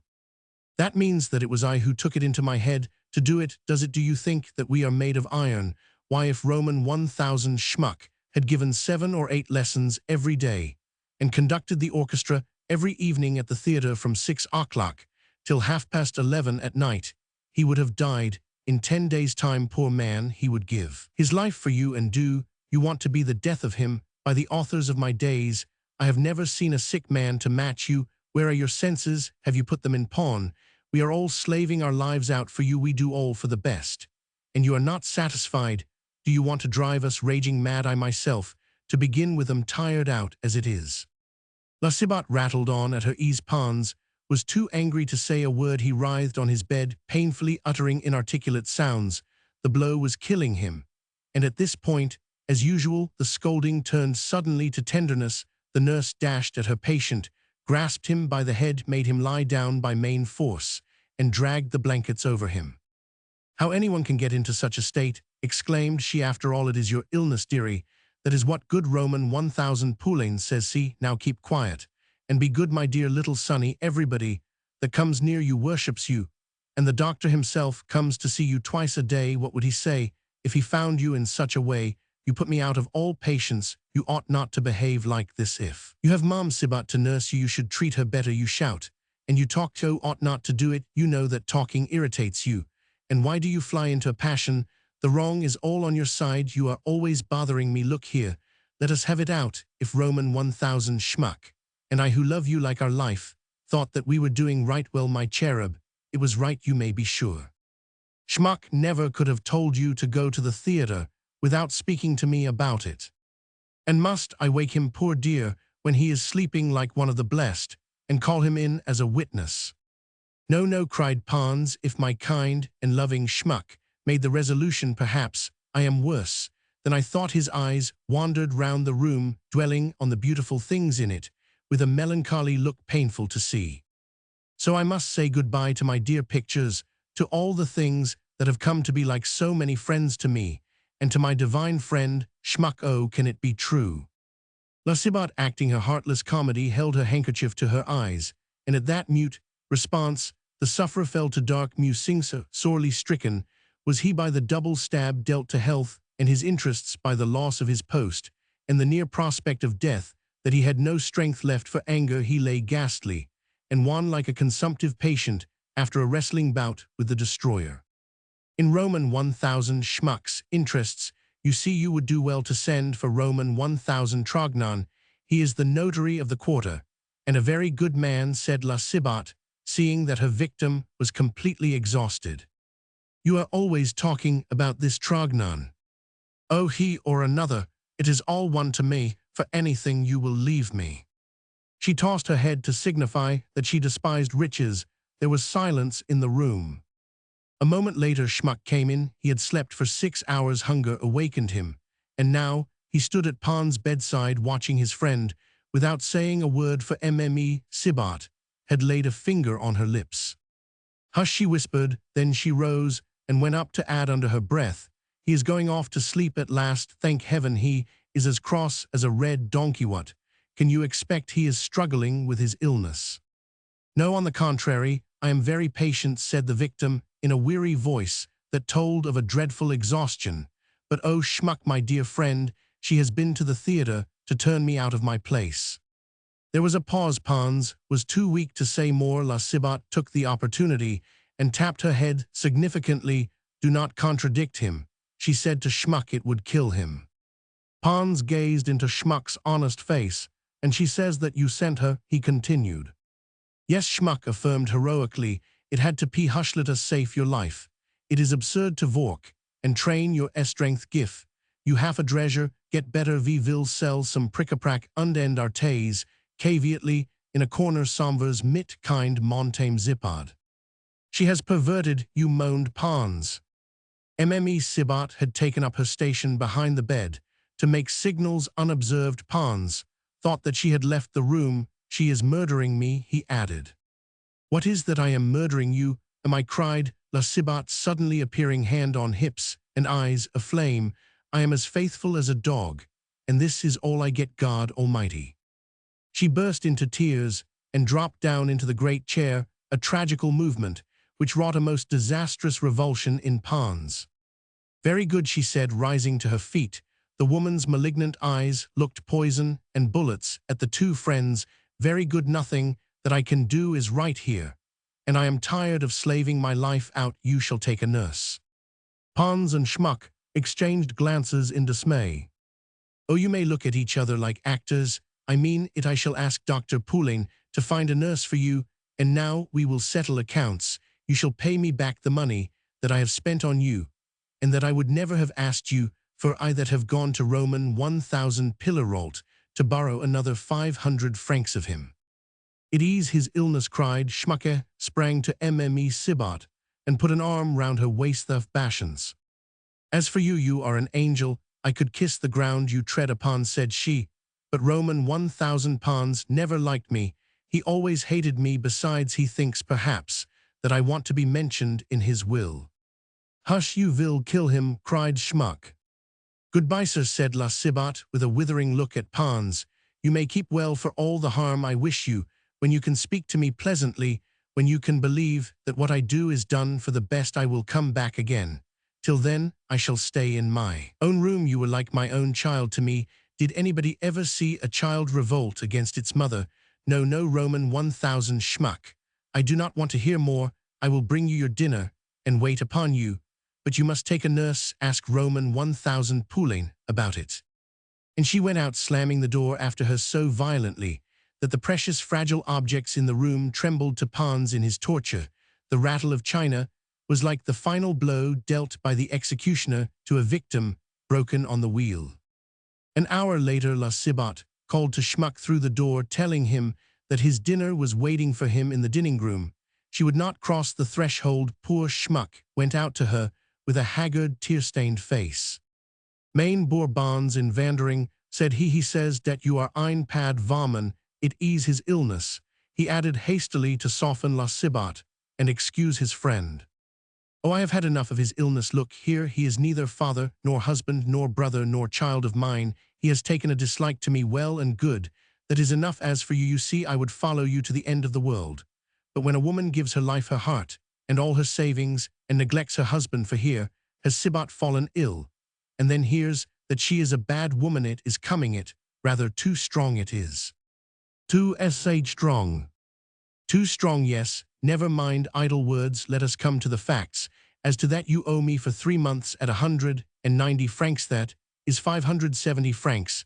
Then there is the rent that I have paid twice, here are the receipts, 600 more including rates, and the sou and the franc, for the porter something under 1,200 francs altogether, and with the 2,000 francs, besides without interest, mind you, the total amounts to 3,192 francs, and remember that you will want at least 2,000 francs before long for the doctor, and the nurse, and the medicine, and the nurse's board.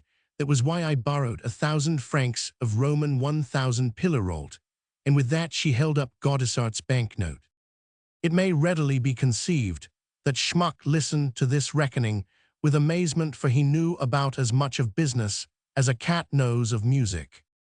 Montame Zipard, he expostulated, Bonds half, lost his head, pardon him, and nurse him as before, und our providence, I beg it of you on mine knees, and he knelt before La Sibat, and kissed the tormentor's hands. La Sibat raised Schmuck, and kissed him on the forehead. Listen, my lamb, said she, here is Sibat ill in bed. I have just sent for Dr. Poulain, so I ought to set my affairs in order. And what is more, Sibat saw me crying, and flew into such a passion, that he will not have me set foot in here again. It is he who wants the money, it is his. You see, we women can do nothing when it comes to that. But if you let him have his money back, again 3,200 francs will be quiet, perhaps, poor man. It is his all earned by the sweat of his brow, the savings of 26 years of life together. He must have his money tomorrow. There is no getting round him. You do not know Sibat. When he is angry he would kill a man. Well, I might perhaps get leave of him to look after you both as before. Be easy. I will just let him say anything that comes into his head. I will bear it all for love of you, an angel as you are. No, I am ein poor man, laugh his friend, and would give his life to save him. But the money, broke in La Sibat, my good Roman 1,000 schmuck. Let us suppose that you pay me nothing, you will want 3,000 francs, and where are they to come from? Upon my word, do you know what I should do in your place? I should not think twice. I should just sell 7 or 8 good-for-nothing pictures, and put up some of those instead that are standing in your closet with their faces to the wall for want of room. One picture or another, what difference does it make? Und why? He is so cunning, it is his illness, for he is a lamb. When he is well, he is capable of getting up and prying about, and if by any chance he went into the salon, he is so weak that he could not go beyond the door. He would see that they are all still there. Drew. And when he is quite well, we will tell him about the sale, and if you wish to confess, throw it all upon me. Say that you were obliged to pay me. Come, I have a broad back. I cannot dispose of dings. Are not mine, the good German answered simply. Very well, I will summons you and Roman 1,000 Pons. It would kill him. Take your choice, dear me, sell the pictures, and tell him about it afterwards. You can show him the summons. Ver gut summons us. Shall be mine excuse, I shall show him der judgment. Mme Sibat went down to the court, and that very day at 7 o'clock she called to Schmuck, found himself confronted with Roman 1,000 Taberiou, the bailiff, who called upon him to pay. Schmuck made answer, trembling from head to foot, and was forthwith summoned together with Pons to appear in the county court to hear judgment against him. The sight of the bailiff and a bit of stamped paper covered with scrawls produced such an effect upon Schmuck that he held out no longer. Sell die bike Therese, he said, with tears in his eyes. Next morning, at 6 o'clock, Eli Magus and Ramonink took down the paintings of their choice. 2 receipts for 2,500 francs were made out in correct form. The undersigned, representing Roman 1,000 Pons, acknowledged the receipt of 2,500 francs from Roman 1,000 Eli Magus for the 4 pictures sold to him, the said sum being appropriated to the use of Roman 1,000 Pons. The first picture, attributed to Dürer, is a portrait of a woman, the second, likewise a portrait, is of the Italian school, the third, a Dutch landscape by Bruegel, and the fourth, a Holy Family by an unknown master of the Florentine school. Ramonink's receipt was worded in precisely the same way, a Greuze, a Claude Lorraine, a Rubens, and a Van Dyck, being disguised as pictures of the French and Flemish schools. "Dear money makes me believe, the chimcracks half some value," said Schmuck, when the 5,000 francs were paid over. "They are worth something," said Ramonenc. "I would willingly give you 100,000 francs for the lot." Ramonenc, asked to do a trifling service, hung 8 pictures of the proper size, in the same frames, taking them from among the less valuable pictures, in Schmuck's bedroom. No sooner was Elie Magus in possession of the 4 great pictures than he went taking La Cibot with him under pretense of settling accounts. But he pleaded poverty. He found fault with the pictures, they needed rebacking. He offered La Cibot 30,000 francs by way of commission, and finally dazzled her with the sheets of paper on which the Bank of France engraves the words 1,000 francs in capital letters. Magus thereupon condemned Ramonenc to pay the like sum to La Cibot by lending him money on the security of his 4 pictures, which he took with him as a guarantee. So glorious were they that Magus could not bring himself to part with them, and next day he bought them of Ramonenc for 6,000 francs over and above the original price, and an invoice was duly made out for the 4 mme Cibot the richer by 68,000 francs. Once more swore her 2 accomplices to absolute secrecy. Then she asked the Jew's advice. She wanted to invest the money in such a way that no one should know of it. "Buy shares in the Orleans Railway," said he. "They are 30 francs below par. You will double your capital in 3 years. They will give you scraps of paper, which you keep safe in a portfolio. Stay here, Roman 1,000 Magus. I will go and fetch the man of business who acts for Roman 1,000 Pons. Family, he wants to know how much you will give him for the whole bag of tricks upstairs. I will go for him now." "If only she were a widow," said Ramonenc. "When she was gone, she would just suit me. She will have plenty of money now. Especially if she puts her money into the Orleans Railway. She will double her capital in 2 years' time. I have put all my poor little savings into it," added the Jew, "for my daughter's portion. Come, let us take a turn on the boulevard until this lawyer arrives." "Cibot is very bad, as it is," continued Ramonenc. "If it should please God to take him to himself, I should have a famous wife to keep a shop I could set up on a large scale." "Good day, Roman 1,000 Fraisier." La Cibot began in an ingratiating tone as she entered her legal adviser's office. "Why, what is this that your porter has been telling me? Are you going to move?" "Yes, my dear mme Cibot. I am taking the first floor above Dr. Poulain, and trying to borrow 2,000 or 3,000 francs so as to furnish the place properly. It is very nice, upon my word. The landlord has just papered and painted it. I am acting, as I told you, in President de Marvel's interests, and yours. I am not a solicitor now. I mean to have my name entered on the roll of barristers, and I must be well lodged. A barrister in Paris cannot have his name on the rolls unless he has decent furniture and books, and the like. I am a doctor of law. I have kept my terms, and have powerful interest already. Well, how are we getting on?" "Perhaps you would accept my savings," said La Cibot. "I have put them in a savings bank. I have not much, only 3,000 francs, the fruits of 25 years of stinting and scraping. You might give me a bill of exchange, as Ramonenc says, for I am ignorant myself. I only know what they tell me. No, it is against the rules of the guild for a barrister avocat to put his name to a bill. I will give you a receipt bearing interest at 5% per annum, on the understanding that if I make an income of 1,200 francs for you out of old Pons estate, you will cancel it." La Cibot, caught in the trap, uttered not a word. "Silence gives consent," Fraisier continued. "Let me have it tomorrow morning." "Oh, I am quite willing to pay fees in advance," said La Cibot. "It is one way of making sure of my money." Fraisier nodded. "How are you getting on?" he repeated. "I saw Poulain yesterday. You are hurrying your invalid along. It seems one more scene, such as yesterday's and gallstones, will form. Be gentle with him, my dear mme Cibot. Do not lay up remorse for yourself. Life is not too long. Just let me alone with your remorse. Are you going to talk about the guillotine again? Roman 1,000 Pons is a contrary old thing. You don't know him. It is he that bothers me. There is not a more cross-grained man alive. His relations are in the right of it. He is sly, revengeful, and contrary. Roman 1,000 Magus has come as I told you, and is waiting to see you. Right, I will be there as soon as your income depends upon the price the collection will fetch. If it brings in 800,000 francs, you shall have 1,500 francs a year. It is a fortune. Very well, I will tell them to value the things on their consciences. An hour later, Pons was fast asleep.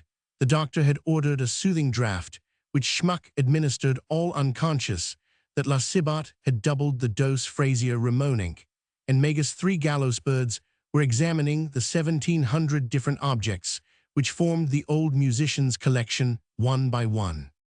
Schmuck had gone to bed. The 3 kites, drawn by the scent of a corpse, were masters of the field.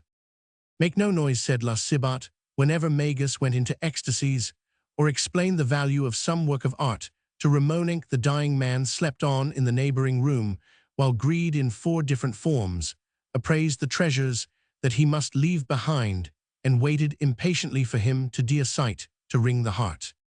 3 hours went by before they had finished the salon. On an average, said the grimy old Jew, everything here is worth 1,000 francs.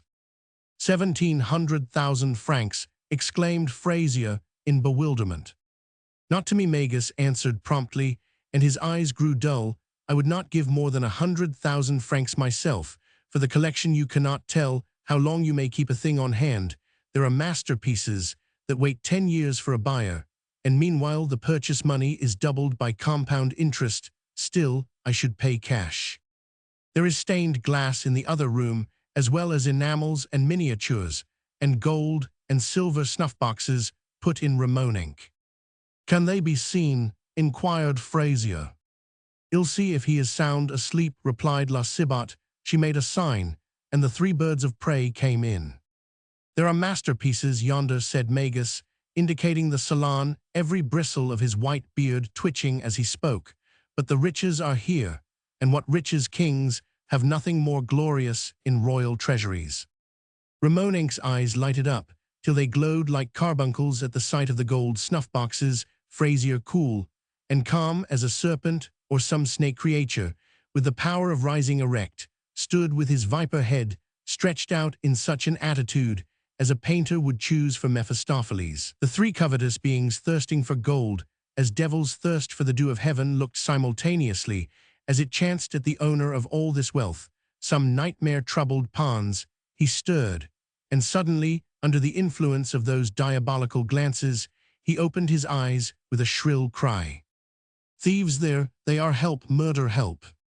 The nightmare was evidently still upon him, for he sat up in bed staring before him with blank, wide open eyes, and had not the power to move.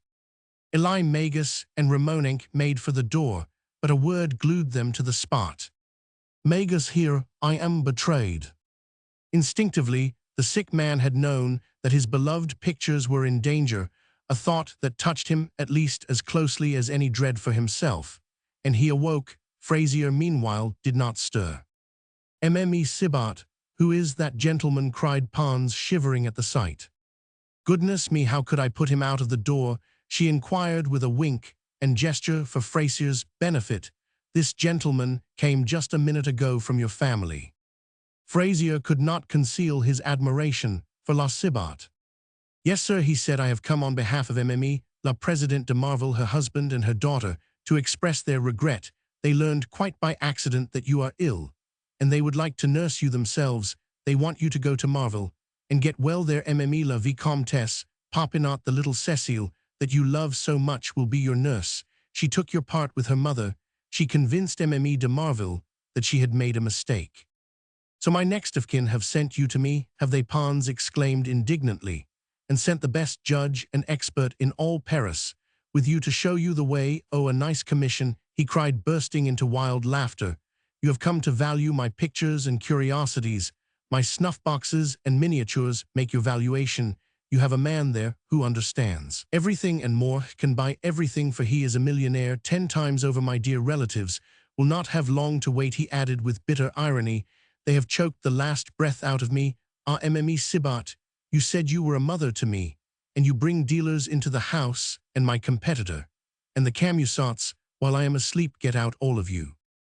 The unhappy man was beside himself with anger and fear. He rose from the bed and stood upright, a gaunt, wasted figure.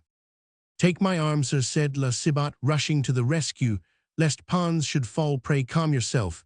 The gentlemen are gone." "I want to see the salon," said the death-stricken man. La Cibot made a sign to the three ravens to take flight. Then she caught up Pons as if he had been a feather, and put him in bed again in spite of his cries. When she saw that he was quite helpless and exhausted, she went to shut the door on the staircase. The three who had done Pons to death were still on the landing. La Cibot told them to wait. She heard Frazier say to Magus, "Let me have it in writing and sign it. Both of you undertake to pay 900,000 francs in cash for Roman 1,000 Pons collection, and we will see about putting you in the way of making a handsome profit." With that he said something to La Cibot in a voice so low that the others could not catch it, and went down after the two dealers to the porter's room. "Have they gone, Mme. Cibot?" asked the unhappy Pons when she came back again. "Gone who?" asked she. "Those men." "What men there now? You have seen men," said she.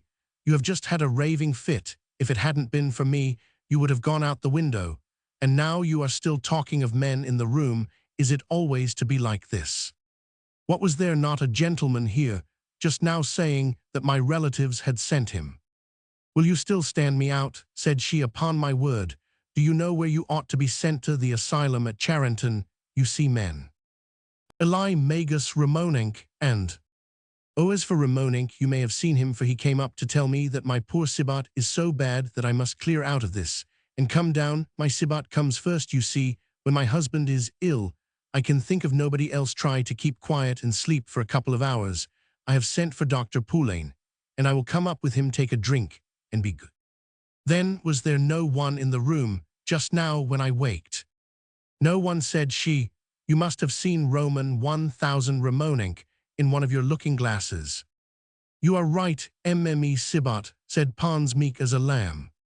"Well, now you are sensible again. Goodbye, my cherub. Keep quiet. I shall be back again in a minute." When Pons heard the outer door close upon her, he summoned up all his remaining strength to rise. "They are cheating me," he muttered to himself. "They are robbing me. Schmuck is a child that would let them tie him up in a sack."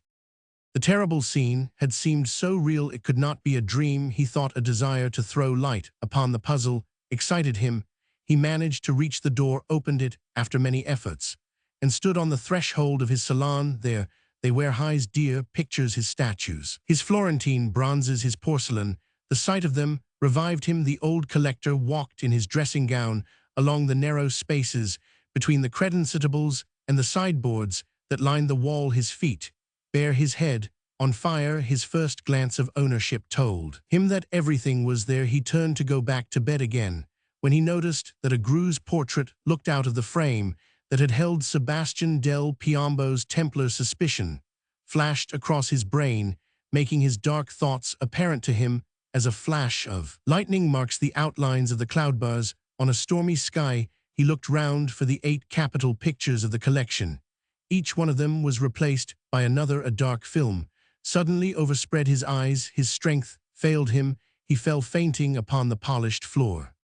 So heavy was the swoon that for 2 hours he lay as he fell, till Schmuck awoke and went to see his friend, and found him lying unconscious in the salon with endless pains. Schmuck raised the half-dead body and laid it on the bed.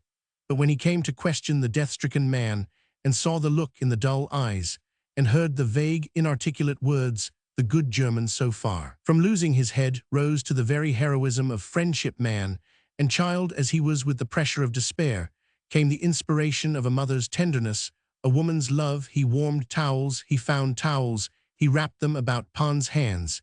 He laid them over the pit of the stomach. He took the cold, moist forehead in his hands. He summoned back life with a might of will worthy of Apollonius of Tyana, laying kisses on his friend's eyelids like some Mary bending over the dead Christ in a Pieta carved in bas-relief by some great Italian sculptor. The divine effort, the outpouring of one life into another, the work of mother and of lover, was crowned with success. In half an hour the warmth revived Pons. He became himself again. The hues of life returned too. His eyes, suspended faculties, gradually resumed their play under the influence of artificial heat. Schmuck gave him balm water with a little wine in it. The spirit of life spread through the body. Intelligence lighted up the forehead so short a while ago insensible as a stone, and Pons knew that he had been brought back to life. By what sacred devotion, what might of friendship. "But for you I should die," he said, and as he spoke, he felt the good German's tears falling on his face. Schmuck was laughing and crying at once. Poor Schmuck, he had waited for those words with a frenzy of hope as costly as the frenzy of despair. And now his strength utterly failed him. He collapsed like a rent balloon. It was his turn to fall. He sank into the easy-chair, clasped his hands, and thanked God. In fervent prayer for him, a miracle had just been wrought. He put no belief in the efficacy of the prayer of his deeds. The miracle had been wrought by God in direct answer to his cry. And yet that miracle was a natural effect, such as medical science often records. A sick man surrounded by those who love him, nursed by those who wish earnestly that he should live, will recover, other things being equal. When another patient tended by hirelings will die, doctors decline to see unconscious magnetism in this phenomenon for them. It is the result of intelligent nursing, of exact obedience to their orders. But many a mother knows the virtue of such ardent projection, of strong, unceasing prayer. "My good Schmuck, say nodings, I shall hear you mit main heart. Rest, rest," said Schmuck, smiling at him. "Poor friend, noble creature, child of God, living in God, the one being that has loved me." The words came out with pauses between them. There was a new note, a something never heard before in Pons' voice. All the soul so soon to take flight found utterance in the words that filled Schmuck with happiness, almost like a lover's rapture. "Yes, yes, I shall be strong as a lion, I shall work for two. Listen, my good, my faithful, adorable friend, let me speak. I have not much time left. I am a dead man. I cannot recover from these repeated shocks." Schmuck was crying like a child. "Just listen," continued Pons, "and cry afterwards. As a Christian you must submit. I have been robbed. It is La Cibot's doing. I ought to open your eyes. Before I go, you know nothing of life. Somebody has taken away 8 of the pictures, and they were worth a great deal of money. Vorgif me, I sold them." "You sold them?"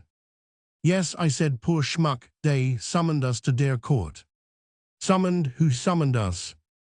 "Wait," said Schmuck. He went for the bit of stamped paper left by the bailiff, and gave it to Pons. Pons read the scroll through with close attention.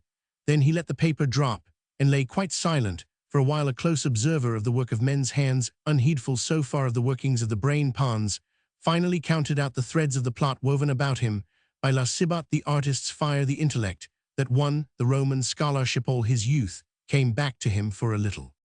"My good Schmuck," he said at last, "you must do as I tell you, and obey like a soldier. Listen, go downstairs into the lodge, and tell that abominable woman that I should like to see the person sent to me by my cousin the president, and that unless he comes, I shall leave my collection to the Musi. Say that a will is in question." Schmuck went on his errand, but at the first word, La Cibot answered by a smile. "My good Roman 1000, Schmuck, our dear invalid, has had a delirious fit. He thought that there were men in the room. On my word, as an honest woman, no one has come from the family." Schmuck went back with his answer, which he repeated word for word. "She is cleverer, more astute, and cunning, and wily than I thought," said Pons, with a smile. "She lies even in her room. Imagine it, this morning she brought a Jew here, Magus by name, and Ramonenk, and a third, whom I do not know, more terrific than the other 2 put together. She meant to make a valuation. While I was asleep, I happened to wake, and saw them all 3 estimating the worth of my snuff-boxes. The stranger said, indeed, that the Camusots had sent him here. I spoke to him. That shameless woman stood me out, that I was dreaming. My good Schmuck, it was not a dream. I heard the man perfectly plainly. He spoke to me. The 2 dealers took fright, and made for the door. I thought that La Cibot would contradict herself. The experiment failed. I will lay another snare, and trap the wretched woman. Poor Schmuck, you think that La Cibot is an angel, and for this month past, she has been killing me by inches to gain her covetous ends. I would not believe that a woman who served us faithfully for years could be so wicked. That doubt has been my ruin. How much did the 8 pictures fetch?" Vivtos and Vranks. Good heavens, they were worth 20 times as much, cried Pons. The gems of the collection. I have not time now to institute proceedings. And if I did, you would figure in court as the dupe of those rascals. A lawsuit would be the death of you. You do not know what justice means. A court of justice is a sink of iniquity. At the sight of such horrors, a soul like yours would give way. And besides, you will have enough. The pictures cost me 40,000 francs. I have had them for 36 years. Oh, we have been robbed with surprising dexterity. I am on the brink of the grave. I care for nothing now, but thiefer, thee the best soul under the sun.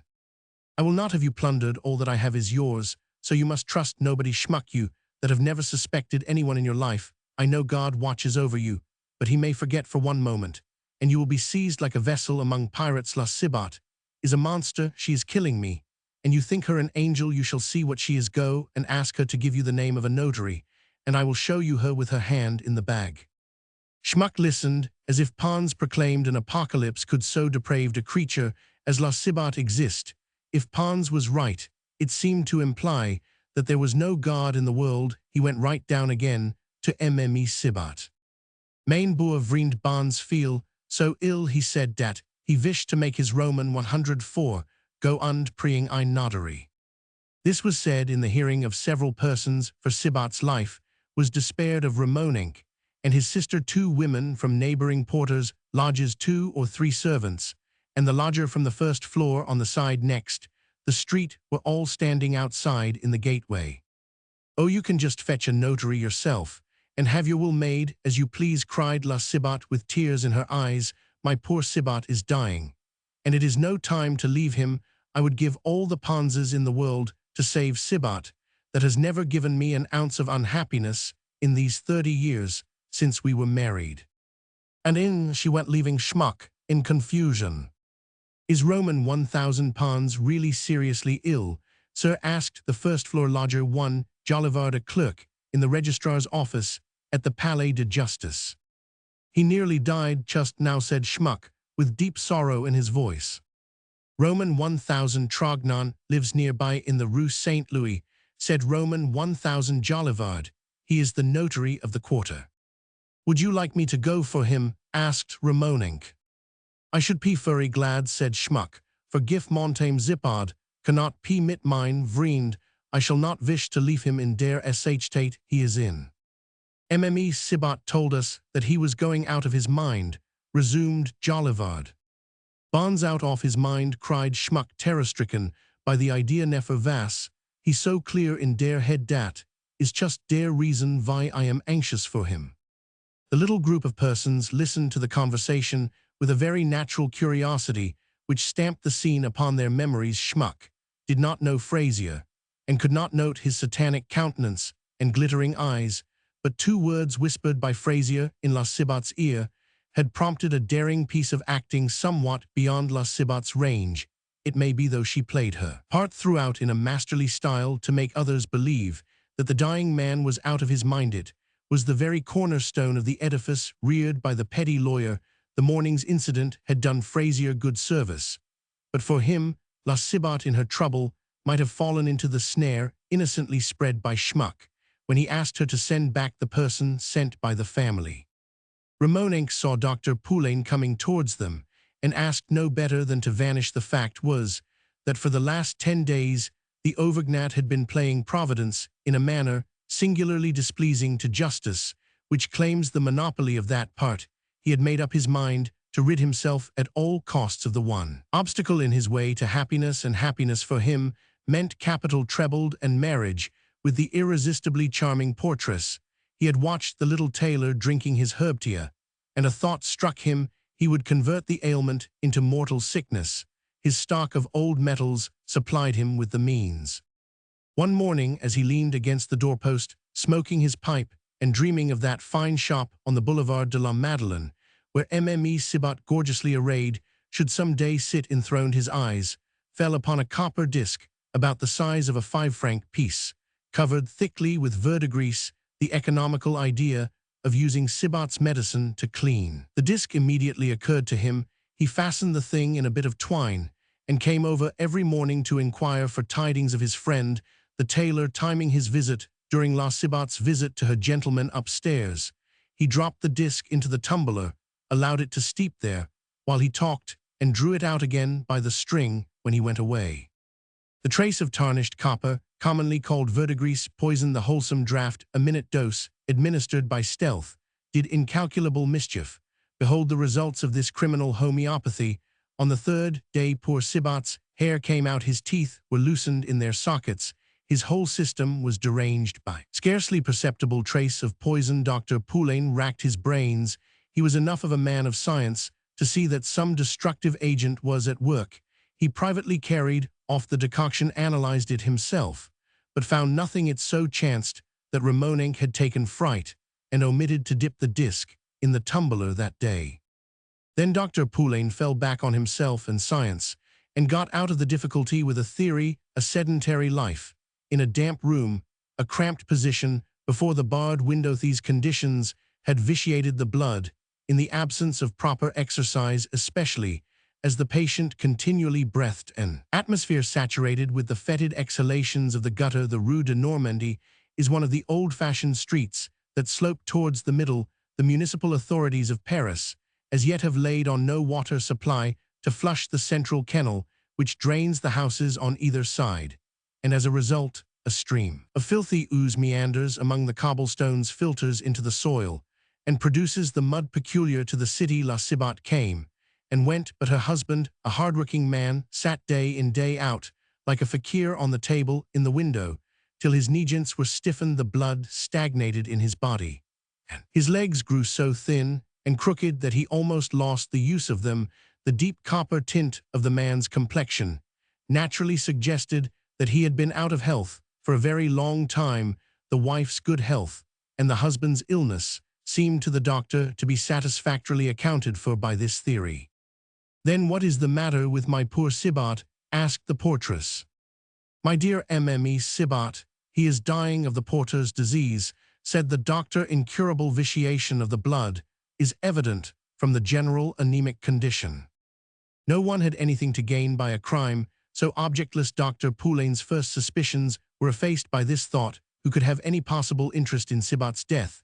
His wife. The doctor saw her taste the herbtia as she sweetened it. Crimes which escape social vengeance are many enough, and as a rule they are of this order, to wit, murders committed without any startling sign of violence, without bloodshed, bruises, marks of strangling, without any bungling of the business. In short, if there seems to be no motive for the crime, it most likely goes unpunished, especially if the death occurs among the poorer classes. Murder is almost always denounced by its advance guards, by hatred or greed well known to those under whose eyes the whole matter has passed. But in the case of the Cibots, no one save the doctor had any interest in discovering the actual cause of death. The little copper-faced tailor's wife adored her husband. He had no money and no enemies. La Cibot's fortune and the Marinster dealer's motives were like hidden in the shade. Poulain knew the portress and her way of thinking perfectly well. He thought her capable of tormenting Pons, but he saw that she had neither motive enough nor wit enough for murder, and besides, every time the doctor came and she gave her husband a draught, she took a spoonful herself. Poulain himself, the only person who might have thrown light on the matter, inclined to believe that this was one of the unaccountable freaks of disease, one of the astonishing exceptions which make medicine so perilous a profession. And in truth, the little tailor's unwholesome life and unsanitary surroundings had unfortunately brought him to such a pass that the trace of copper poisoning was like the last straw. Gossips and neighbors took it upon themselves to explain the sudden death, and no suspicion of blame lighted upon Ramoninck. "Oh, this long time past, I have said that Roman 1000 Cibot was not well," cried one. "He worked too hard," he did, said another. "He heated his blood. He would not listen to me," put in a neighbor. "I advised him to walk out of a Sunday and keep Saint Monday 2 days in the week. Is not too much for amusement." In short, the gossip of the quarter, the telltale voice to which justice, in the person of the commissary of police, the king of the poorer classes, lends an attentive eargossip, explained the little tailor's demise in a perfectly satisfactory manner. Yet Roman 1000 Poulain's pensive air and uneasy eyes embarrassed Ramoninck not little, and at sight of the doctor, he offered eagerly to go in search of Roman 1000 Trognon Fraisier's acquaintance, Frazier turned to La Cibot to say in a low voice, "I shall come back again. As soon as the will is made in spite of your sorrow, you must look for squalls." Then he slipped away like a shadow and met his friend the doctor.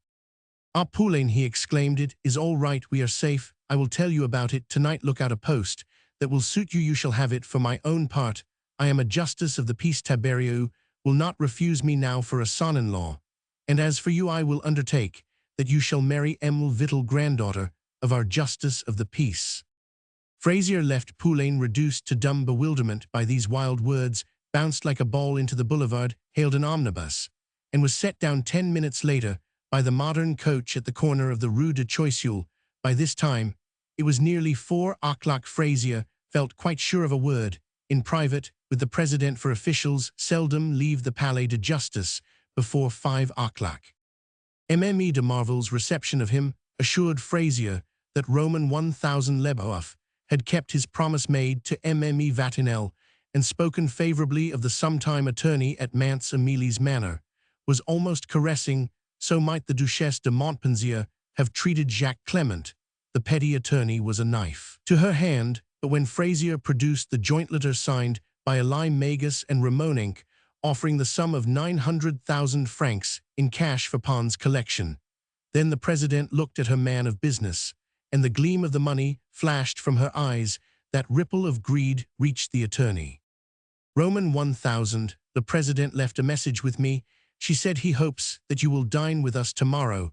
It will be a family party. Roman 1000, Goetschel Desroch's successor, and my attorney will come to meet you, and Berthier, our notary, and my daughter and son-in-law. After dinner, you and I and the notary and attorney will have the little consultation for which you ask, and I will give you full powers. The 2 gentlemen will do as you require and act upon your inspiration, and see that everything goes well.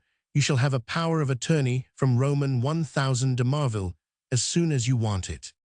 "I shall want it on the day of the decease. It shall be in readiness." "Mme la President, if I ask for a power of attorney, and would prefer that your attorney's name should not appear, I wish it less in my own interest than in yours when I give myself. It is without reserve, and in return, madame, I ask the same fidelity. I ask my patrons. I do not venture to call you my clients to put the same confidence in me. You may think that in acting thus I am trying to fasten upon this affair. No, madame, there may be reprehensible things done with an inheritance in view. One is dragged on especially with 900,000 francs in the balance. Well now, you could not disavow a man like Maître Goetschel, honesty itself, but you can throw all the blame on the back of a miserable pettifogging lawyer." Mme Camusot de Marville looked admiringly at Frazier. "You ought to go very high," said she, "or sink very low in your place. Instead of asking to hide myself away as a justice of the peace, I would aim at the crown attorney's appointment at, say, Mantes, and make a great career for myself. Let me have my way, madame. The post of justice of the peace is an ambling pad for Roman 1000 Vittel. For me, it shall be a war horse." And in this way, the president proceeded to a final confidence. "You seem to be so completely devoted to our interests," she began, "that I will tell you about the difficulties of our position and our hopes. The president's great desire, ever since a match was projected between his daughter and an adventurer who recently started a bank. The president's wish, I say, has been to round out the Marville estate with some grazing land. At that time in the market, we dispossessed ourselves of fine property, as you know, to settle it upon our daughter. But I wish very much, my daughter being an only child, to buy all that remains of the grass land. Part has been sold already.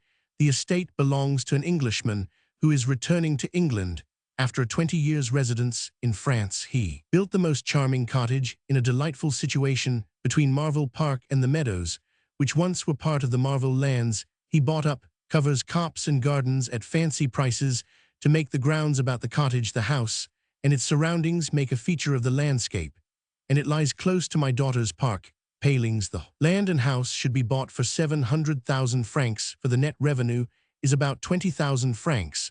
But if Mr. Wadman finds out that we think of buying it, he is sure to add another 200,000 or 300,000 francs to the price, for he will lose money if the house counts for nothing, as it usually does. when you buy land in the country. Why, Madame Frazier broke in my opinion, you can be so sure that the inheritance is yours that I will offer to act the part of purchaser for you. I will undertake that you shall have the land at the best possible price, and have a written engagement made out under private seal, like a contract to deliver goods. I will go to the Englishman in the character of buyer. I understand that sort of thing. It was my specialty at Mance Vatinel, doubled the value of his practice while I worked in his name. Hence your connection with little Madame Vatinel. He must be very well off. But Mme Vatinel has expensive tastes, so be easy, Madame. I will serve you up the Englishman, done to a turn. If you can manage, that you will have eternal claims to my gratitude. Good day, my dear Roman 1000 Frazier, till tomorrow. Frazier went. His parting bow was a degree less cringing than on the first occasion. I am to dine tomorrow with President de Marville, he said to himself. Come now, I have these folk in my power only to be absolute master. I ought to be the German's legal adviser in the person of Taberiou. The justice's clerk Taberiou will not have me now for his daughter, his only daughter, but he will give her to me when I am a justice of the peace. I shall be eligible. Emile Taberiou, that tall consumptive girl with the red hair, has a house in the Place Royale in right of her mother at her father's death. She is sure to come in for 6,000 francs. You must not look too hard at the plank. As he went back to the Rue de Normandie by way of the boulevards, he dreamed out his golden dream. He gave himself up to the happiness of the thought that he should never know want again. He would marry his friend Poulain to Emile Vittel, the daughter of the Justice of the Peace. Together, he and his friend, the doctor, would reign like kings in the quarter. He would carry all the elections, municipal, military, or political. The boulevards seem short, if while you pace a foot you mount your ambition on the steed of fancy in this way. Schmuck meanwhile went back to his friend Pons with the news that Sibat was dying and Ramonenc gone in search of Roman 1000 Trognon. The notary Pons was struck by the name. It had come up again and again in La Sibat's interminable talk, and La Sibat always recommended him as honesty incarnate. And with that, a luminous idea occurred to Pons, in whom mistrust had grown paramount since the morning, an idea which completed his plan for outwitting La Sibat and unmasking her completely for the too credulous Schmuck. So many unexpected things had happened that day that poor Schmuck was quite bewildered. Pons took his friend's hand. There must be a good deal of confusion in the house, Schmuck. If the porter is at death's door, we are almost free for a minute or two. That is to say, there will be no spice. We are watched, you may be sure of that. Go out, take a cab, go to the theatre, and tell Emile Hellis Brystout that I should like to see her before I die. Ask her to come here tonight. When she leaves the theatre, then go to your friends Brunner and Schwab, and beg them to come tomorrow morning at 9 o'clock to inquire after me. Let them come up as if they were just passing by and called in to see me. The old artist felt that he was dying, and this was the scheme that he forged. He meant Schmuck to be his universal legatee, to protect Schmuck from any possible legal quibbles. He proposed to dictate his will to a notary in the presence of witnesses, lest his sanity should be called in question, and the Camusats should attempt upon that pretext to dispute the will at the name of Trognon. He caught a glimpse of machinations of some kind, perhaps a flaw purposely inserted or premeditated treachery on La Sibat's part. He would prevent this. Trognon should dictate a holograph will which should be signed and deposited in a sealed envelope in a drawer. Then Schmuck, hidden in one of the cabinets in his alcove, should see La Sibat search for the will, find it, open the envelope, read it through, and seal it again. Next morning at 9 o'clock, he would cancel the will and make a new one in the presence of two notaries. Everything in due form and order. La Sibat had treated him as a madman and a visionary. He saw what this means, saw the president's hate and greed, her revenge in La Sibat's behavior in the sleepless hours and lonely days of the last 2 months. The poor man had sifted the events of his past life. It has been the wont of sculptors, ancient and modern, to set a tutelary genius with a lighted torch upon either side of a tomb. Those torches that light up the paths of death throw light for dying eyes upon the spectacle of a life's mistakes and sins. The carved stone figures express great ideas. They are symbols of a fact in human experience. The agony of death has its own wisdom. Not seldom a simple girl, scarcely more than a child, will grow wise with the experience of 100 years, will gain prophetic vision, judge her family, and see clearly through all pretenses at the near approach of death. Herein lies death's poetry, but strange and worthy of remark it is there are two manners of death. The poetry of prophecy, the gift of seeing clearly into the future or the past, only belongs to those whose bodies are stricken, to those who die by the destruction of the organs of physical life, consumptive patients, for instance, or those who die of gangrene like Louis Roman, 14 of fever like Pons, of a stomach complaint like Mme de Mortsauf, or of wounds received in the full tide of life like soldiers on the battlefield. All these may possess this supreme lucidity to the full, their deaths fill us with surprise and wonder, but many on the other hand die of intelligential diseases, as they may be called, of maladies seated in the brain, or in that nervous system, which acts as a kind of purveyor of thought fuel, and these die, wholly body and spirit, are darkened together. The former are spirits deserted by the body, realizing for us our ideas of the spirits of Scripture. The latter are bodies untenanted by a spirit. Too late the virgin nature, the epicure Cato, the righteous man almost without sin, was discovering the president's real character, the sack of Gaul, that did duty for her heart. He knew the world now that he was about to leave it, and for the past few hours he had risen gaily to his part like a joyous artist, finding a pretext for caricature and laughter in everything. The last links that bound him to life, the chains of admiration, the strong ties that bind the art lover to art's masterpieces, had been snapped that morning. When Pons knew that La Cibot had robbed him, he bade farewell like a Christian to the pomps and vanities of art, to his collection, to all his old friendships with the makers of so many fair things. Our forefathers counted the day of death as a Christian festival, and in something of the same spirit Pons' thoughts turned to the coming end. In his tender love he tried to protect Schmuck when he should be low in the grave. It was this father's thought that led him to fix his choice upon the leading lady of the ballet. Emil Bristout should help him to baffle surrounding treachery, and those who, in all probability, would never forgive his innocent universal legatee. Hellas Bristout was one of the few natures that remained true in a false position. She was an opera girl of the school of Josepha and Jenny Cadine, capable of playing any trick on a paying adorer. Yet she was a good comrade, dreading no power on earth, accustomed as she was to see the weak side of the strong, and to hold her own with the police at the scarcely idyllic Bal de Mabille and the Carnival. If she asked for my place for Garangiot, she will think that she owes me a good turn, by so much the more, said Pons to himself. Thanks to the prevailing confusion in the porter's lodge, Schmuck succeeded in getting out of the house. He returned with the utmost speed, fearing to leave Pons too long alone. Roman 1000 Trognon reached the house just as Schmuck came in, albeit Cibot was dying. His wife came upstairs with the notary, brought him into the bedroom, and withdrew, leaving Schmuck and Pons with Roman 1000 Trognon. But she left the door ajar and went no further than the next room, providing herself with a little handglass of curious workmanship. She took up her station in the doorway so that she could not only hear but see all that passed at the supreme moment. So said Pons, I am in the full possession of my faculties, unfortunately for me, for I feel that I am about to die, and doubtless by the will of God I shall be spared nothing of the agony of death. This is Roman 1000 Schmucketh. Notary bowed to Roman 1000 Schmuckamy. One friend on earth, continued Pons, I wish to make him my universal legatee.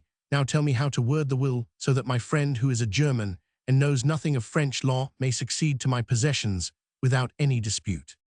Anything is liable to be disputed, sir, said the notary. That is the drawback of human justice. But in the matter of wills, there are wills so drafted that they cannot be upset. In what way? Queried Pons. If a will is made in the presence of a notary and before witnesses who can swear that the testator was in the full possession of his faculties, and if the testator has neither wife, nor children, nor father, nor mother. I have none of these. All my affection is centered upon my dear friend Schmuck here. The tears overflowed Schmuck's eyes. Then if you have none but distant relatives, the law leaves you free to dispose of both personalty and real estate as you please, so long as you bequeath them for no unlawful purpose. For you must have come across cases of wills disputed on account of the testator's eccentricities, made in the presence of a notary is considered to be authentic, for the person's identity is established, the notary certifies that the testator was sane at the time, and there can be no possible dispute over the signature. Still, a holograph will properly and clearly worded is quite as safe. I have decided for reasons of my own to make a holograph will at your dictation, and to deposit it with my friend here. Is this possible? Quite possible, said the notary. Will you write? I will begin to dictate. Schmuck, bring me my little bull writing desk. Speak low, sir, he added, we may be overheard. Just tell me first of all what you intend, demanded the notary. 10 minutes later, La Cibot saw the notary look over the will, while Schmuck lighted a taper. Pons, watching her reflection all the while in a mirror. She saw the envelope sealed, saw Pons give it to Schmuck, and heard him say that it must be put away in a secret drawer in his bureau. Then the testator asked for the cahier, tied it to the corner of his handkerchief, and slipped it under his pillow. The notary himself, by courtesy, was appointed executor to him. Pons left a picture of price, such a thing as the law permits a notary to receive. Trognon went out, and came upon Mme Cibot in the salon. Well, sir, did Roman 1,000 Pons remember me? You do not expect a notary to betray secrets confided to him, my dear, returned Roman 1,000 Trognon. I can only tell you there will be many disappointments, and some that are anxious after the money will be foiled. Roman 1,000 Pons has made a good and very sensible will, a patriotic will, which I highly approve. La Cibot's curiosity, kindled by such words, reached an unimaginable pitch. She went downstairs and spent the night at Cibot's bedside, inwardly resolving that Emile Ramonenc should take her place towards 2 or 3 in the morning, when she would go up and have a look at the document. Emile Breistout's visit towards 10:30 that night seemed natural enough to La Cibot, but in her terror lest the ballet girl should mention Gaudissart's gift of 1,000 francs, she went upstairs, with her lavishing polite speeches and flattery, as if Emile Heloise had been a queen. Ah, my dear, you are much nicer here on your own ground than at the theatre, Heloise remarked. I advise you to keep to your employment. Heloise was splendidly dressed. Bixiou, her lover, had brought her in his carriage on the way to an evening party at Mariette's. It so fell out that the first-floor lodger, Roman 1,000 Chapoulot, a retired braid manufacturer from the Rue Saint-Denis, returning from the Ambigue Comique with his wife and daughter, was dazzled by a vision of such a costume and such a charming woman upon their staircase. Who is that Mme Cibot? Asked Mme Chapoulot. A notrethanche, a light skirts that you may see half-naked any evening for a couple of francs, La Cibot answered in an undertone for Mme Chapoulot's ear. Victorine called the braid manufacturer's wife. Let the lady pass, child. The matron's alarm signal was not lost upon Hale. Your daughter must be more inflammable than tinder, madame, if you are afraid that she will catch fire by touching me, she said. Roman 1,000 Chapoulot waited on the landing. She is uncommonly handsome. Off the stage, he remarked, whereupon Mme Chapoulot pinched him sharply and drove him indoors. Here is a second-floor lodger that has a mind to set up for being on the 4th floor, said Heloise, as she continued to climb. But mademoiselle is accustomed to going higher and higher. Well, old boy, said Heloise, entering the bedroom and catching sight of the old musician's white-wasted face. Well, old boy, so you're not very well. Everybody at the theatre is asking after you. But though one's heart may be in the right place, everyone has his own affairs, you know, and cannot find time to go to see friends. Gaudissart talks of coming round every day, and every morning the tiresome management gets hold of him. Still, we are all of us fond of you. Mme Cibot, said the patient, be so kind as to leave us. We want to talk about the theatre, and my post as conductor with this lady Schmuck. Will you go to the door with Mme Cibot? At a sign from Pons, Schmuck saw Mme Cibot out at the door and drew the bolts. Ah, that blackguard of a German, is he spoiled too? La Cibot said to herself, as she heard the significant sounds that his Roman 1,000 Pons doing. He taught him those disgusting tricks. But you shall pay for this, my dears, she thought, as she went downstairs. Pooh, if that tightrope dancer tells him about the 1,000 francs, I shall say that it is a farce. She seated herself by Cibot's pillow. Cibot, complained of a burning sensation in the stomach. Ramonenk had called in and given him a draught while his wife was upstairs. As soon as Schmuck had dismissed, La Cibot Pons turned to the ballet girl. "Dear child, I can trust no one else to find me a notary, an honest man, and send him here to make my will tomorrow morning at 9:30 precisely. I want to leave all that I have to Schmuck. If he is persecuted, poor German that he is, I shall reckon upon the notary. The notary must defend him, and for that reason I must have a wealthy notary, highly thought of, a man above the temptations to which pettifogging lawyers yield. He must succor my poor friend. I cannot trust Berthier Cardot's successor, and you know so many people." "Oh, I have the very man for you," Helis broke in. "There is the notary that acts for Florine, and the Comtesse du Breuil, Leopold Hannequin, a virtuous man that does not know what a lorette is. He is a sort of chancicum father, a good soul, that will not let you play ducks and drakes with your earnings. I call him Le Pire aux Rats, because he instills economical notions into the minds of all my friends. In the first place, my dear fellow, he has a private income of 60,000 francs, and he is a notary of the real old sort. A notary, while he walks or sleeps his children, must be little notaries and nodesses. He is a heavy pedantic creature, and that's the truth, but on his own ground he is not the man to flinch before any power in creation. No woman ever got money out of him. He is a fossil paterfamilias. His wife worships him and does not deceive him, although she is a notary's wife. What more do you want as a notary? He has not his match in Paris.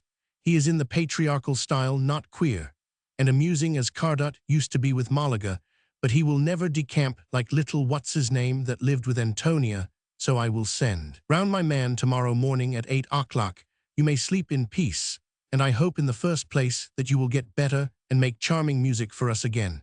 And yet after all, you see, life is very drear. Managers chisel you, and kings mizzle, and ministers fizzle, and rich, fold economisal artists have nothing left here. Tapping her breast, "It is a time to die in. Goodbye, old boy. Hellas, of all things, I ask you to keep my counsel. It is not a theatre affair," she said. "It is sacred for an artist." "Who is your gentleman, child?" "Roman 1000 Bodger, the mayor of your arrondissement, a man as stupid as the late Crevel once financed Gaudissart, you know, and a few days ago he died, and left me nothing, not so much as a pot of pomatum, that made me say just now that this age of ours is something sickening." "What did he die of?" "Of his wife. If he had stayed with me, he would be living now. Goodbye, dear old boy. I am talking of going off, because I can see that you will be walking about the boulevards in a week or two, hunting up pretty little curiosities again. You are not ill. I never saw your eyes look so bright." And she went, fully convinced that her protégé Garangiot would conduct the orchestra for good. Every door stood ajar as she went downstairs. Every lodger on tiptoe watched the lady of the ballet pass on her way out. It was quite an event in the house.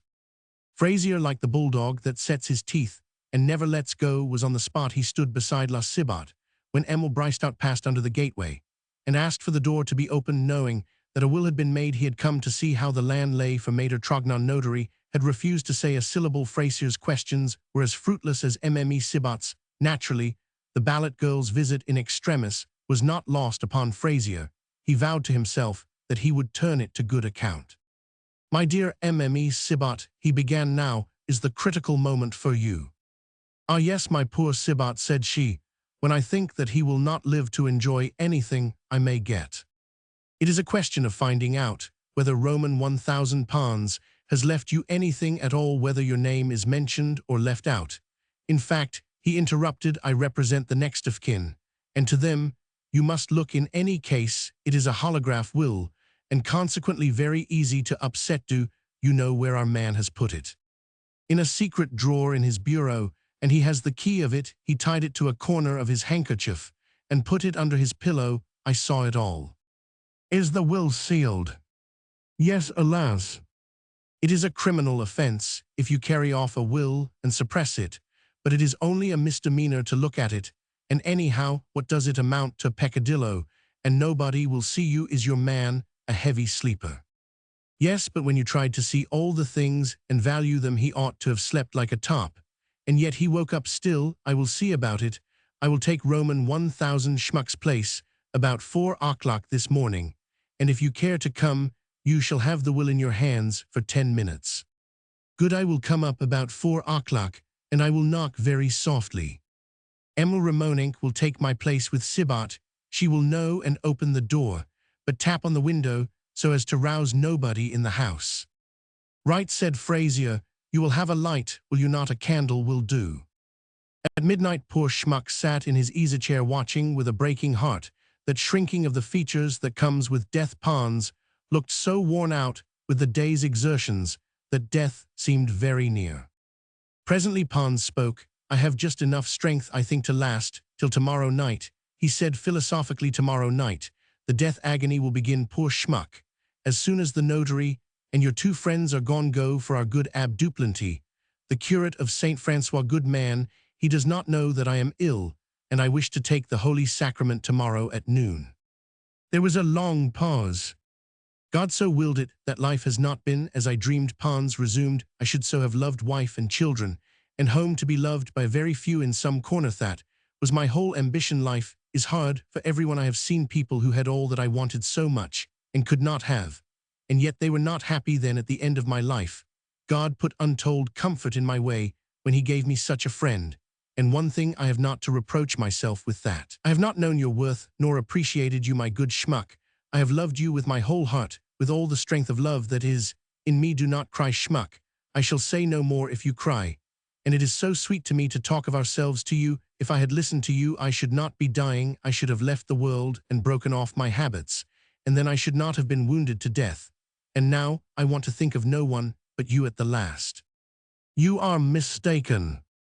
Do not contradict, Melisande, dear friend. You are as guileless and simple as a 6-year-old child that has never left its mother. One honors you for it. It seems to me that God himself must watch over such as you, but men are so wicked that I ought to warn you beforehand, and then you will lose your generous trust, your saint-like belief in others, the bloom of a purity of soul that only belongs to genius or to hearts like yours. In a little while you will see Mme Sibat, who left the door ajar and watched us closely while Roman 1000 Trognon was herein. A little while you will see her come for the will, as she believes it to be. I expect the worthless creature will do her business this morning, when she thinks you are asleep. Now mind what I say, and carry out my instructions to the letter. Are you listening?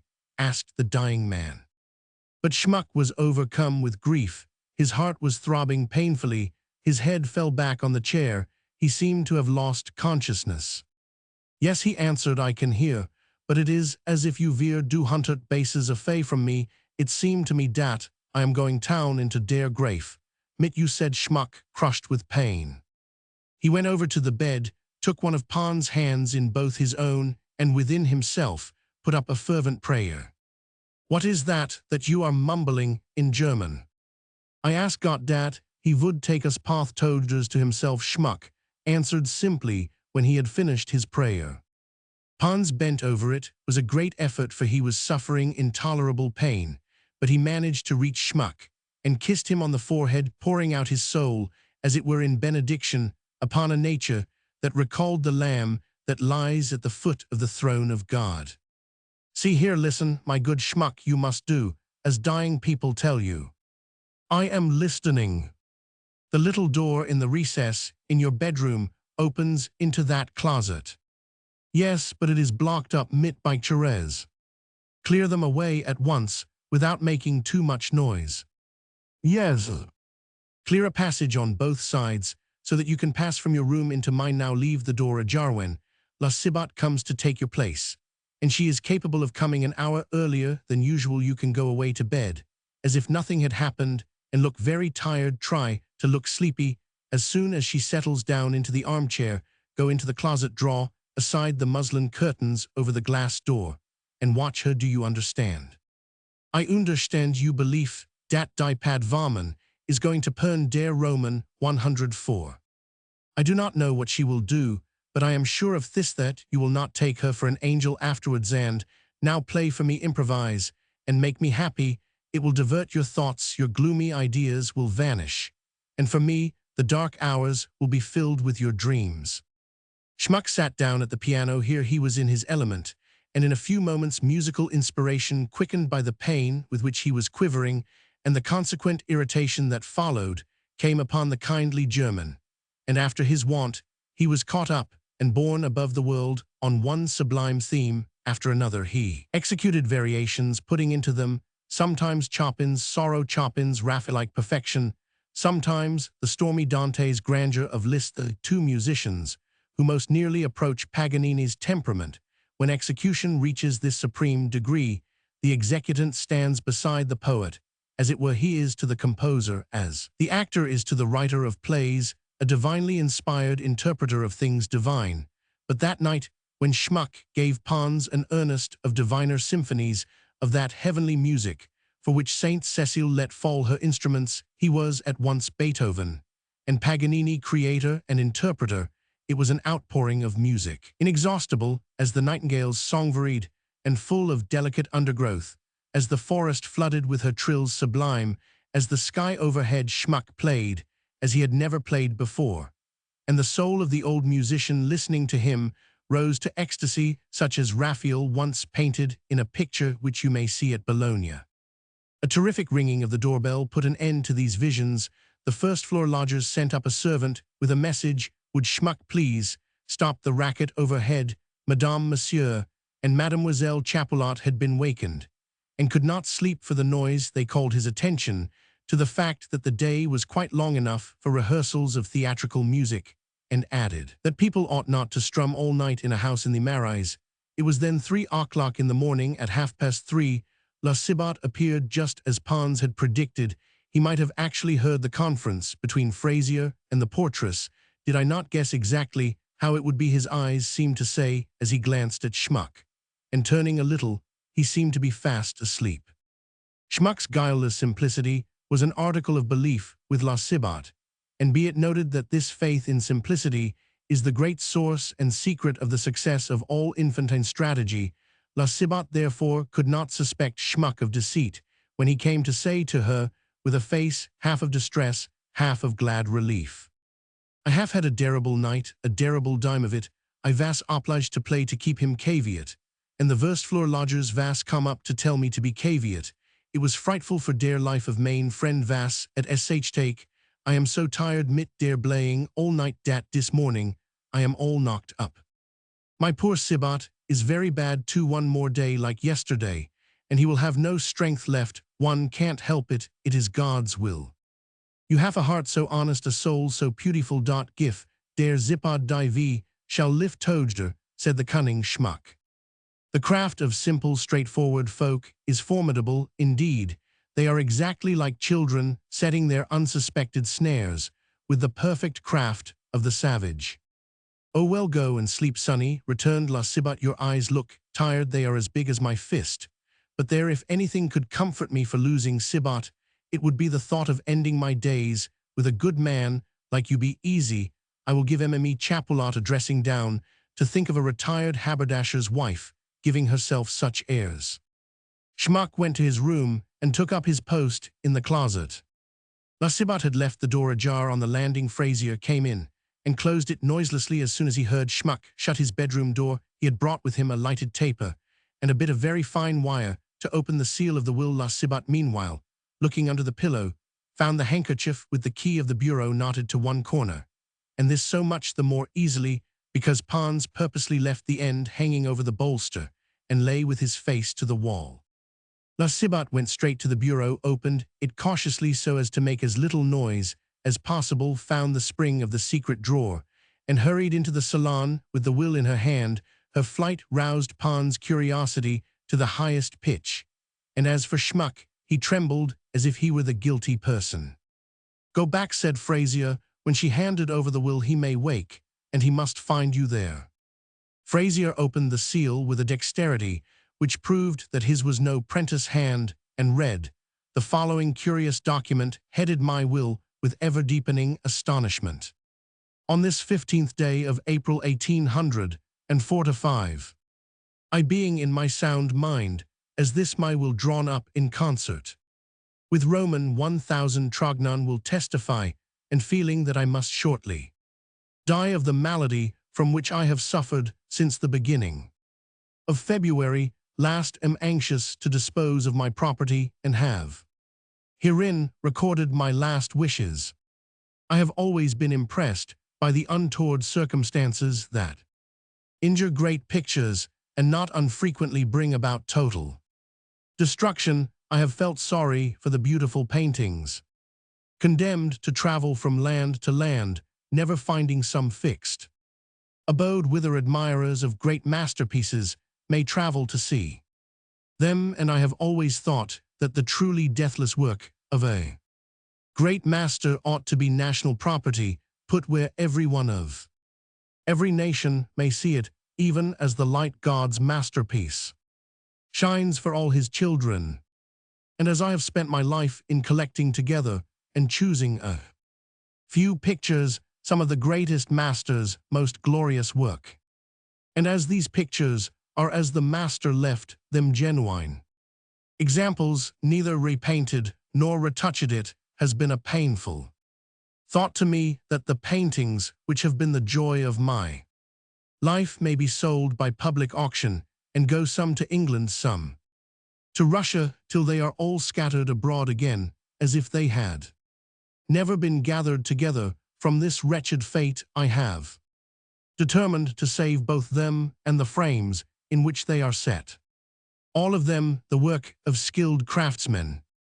On these grounds, therefore, I give and bequeath the pictures which compose my collection to the king for the gallery in the Louvre, subject to the charge, if the legacy is accepted, of a life annuity of 2,400 francs to my friend Wilhelm Schmuck.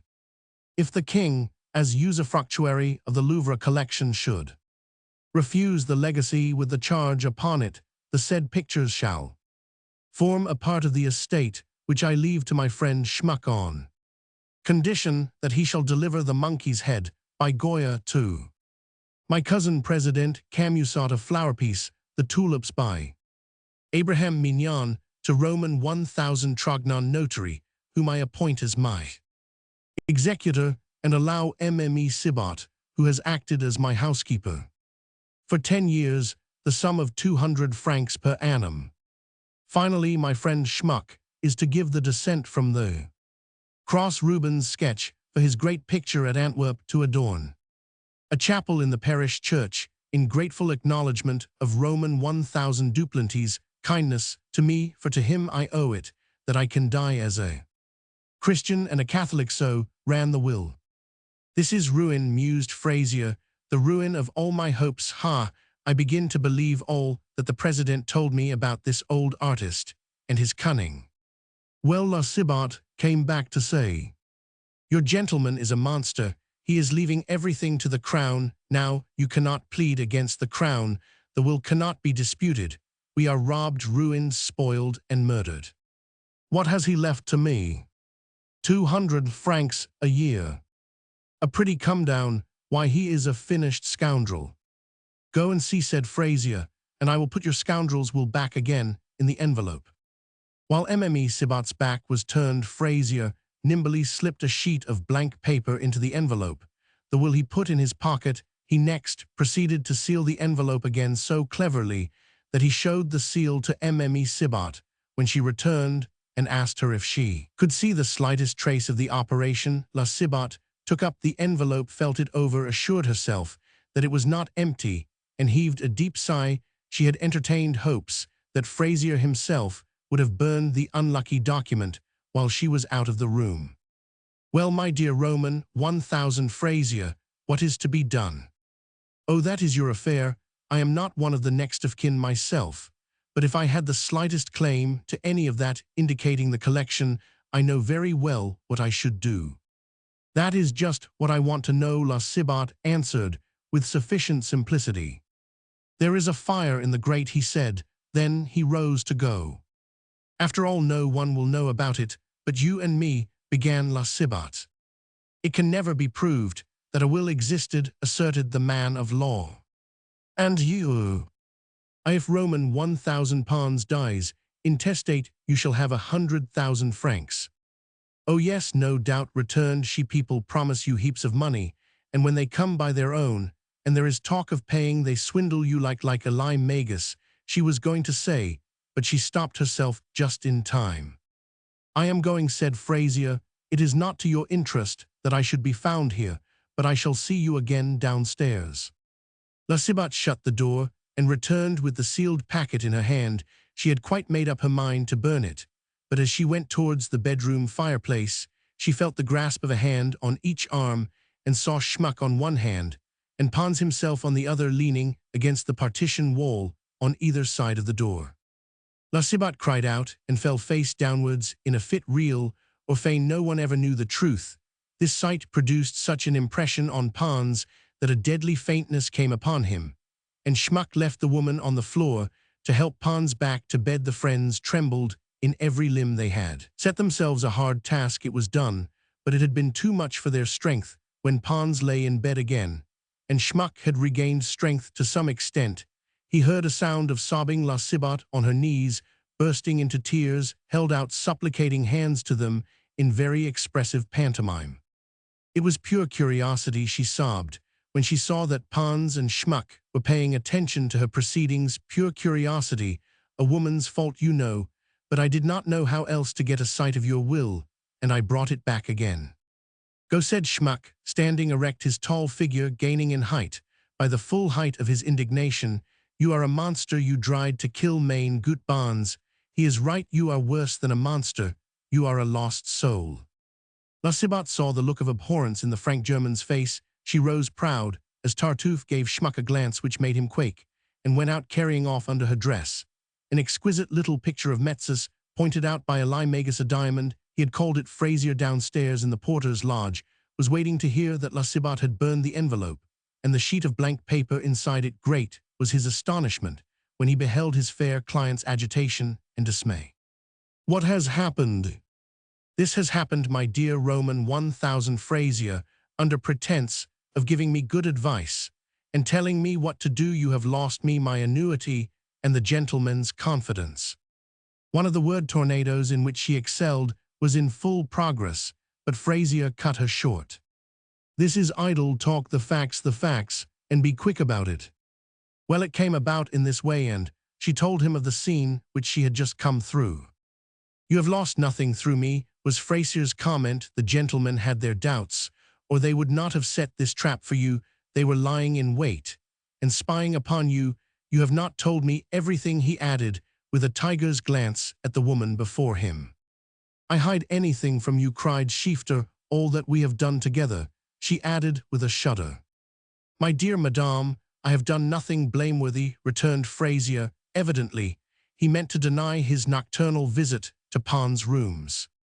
Every hair on Lasibat's head seemed to scorch her, while a sense of icy cold swept over her from head to foot. "What?" she faltered in bewilderment. "Here is a criminal charge on the face of it. You may be accused of suppressing the will," Frasier made answer dryly. Lasibat started. "Don't be alarmed, I am your legal advisor. I only wish to show you how easy it is in one way or another to do, as I once explained to you. Let us see now, what have you done that this simple German should be hiding in the room?" "Nothing at all, unless it was that scene the other day when I stood Roman 1000 Pons out that his eyes dazzled. And ever since the two gentlemen have been as different as can be, so you have brought all my troubles upon me. I might have lost my influence with Roman 1000 Pons, but I was sure of the German. Just now he was talking of marrying me or of taking me with him. It is all one." The excuse was so plausible that Frasier was fain to be satisfied with it. "You need fear nothing," he resumed. "I gave you my word that you shall have your money, and I shall keep my word. The whole matter so far was up in the air, but now it is as good as banknotes. You shall have at least 1200 francs per annum, but my good lady, you must act intelligently under my orders." "Yes, my dear Roman 1000 Frasier," said Lasibat with cringing servility. She was completely subdued. "Very good, goodbye," and Frasier went, taking the dangerous document with him. He reached home in great spirits. The will was a terrible weapon. "Now," thought he, "I have a hold on Mme. la Presidente de Marville. She must keep her word with me. If she did not, she would lose the property." At daybreak, when Ramonenc had taken down his shutters and left his sister in charge of the shop, he came after his wont of late to inquire for his good friend Sibat. The portress was contemplating the Metsu, privately wondering how a little bit of painted wood could be worth such a lot of money. "Aha," said he, looking over her shoulder, "that is the one picture which Roman 1000 Eli Magus regretted. With that little bit of a thing, he says his happiness would be complete." "What would he give for it?" asked La Sibat. "Why, if you will promise to marry me within a year of widowhood, I will undertake to get 20,000 francs for it from Eli Magus, and unless you marry me, you will never get 1,000 francs for the picture." "Why not?" "Because you would be obliged to give a receipt for the money, and then you might have a lawsuit with the Erset law. If you were my wife, I myself should sell the thing to Roman 1000 Magus, and in the way of business, it is enough to make an entry in the daybook, and I should note that Roman 1000 schmuck sold it to me. There, leave the panel with me.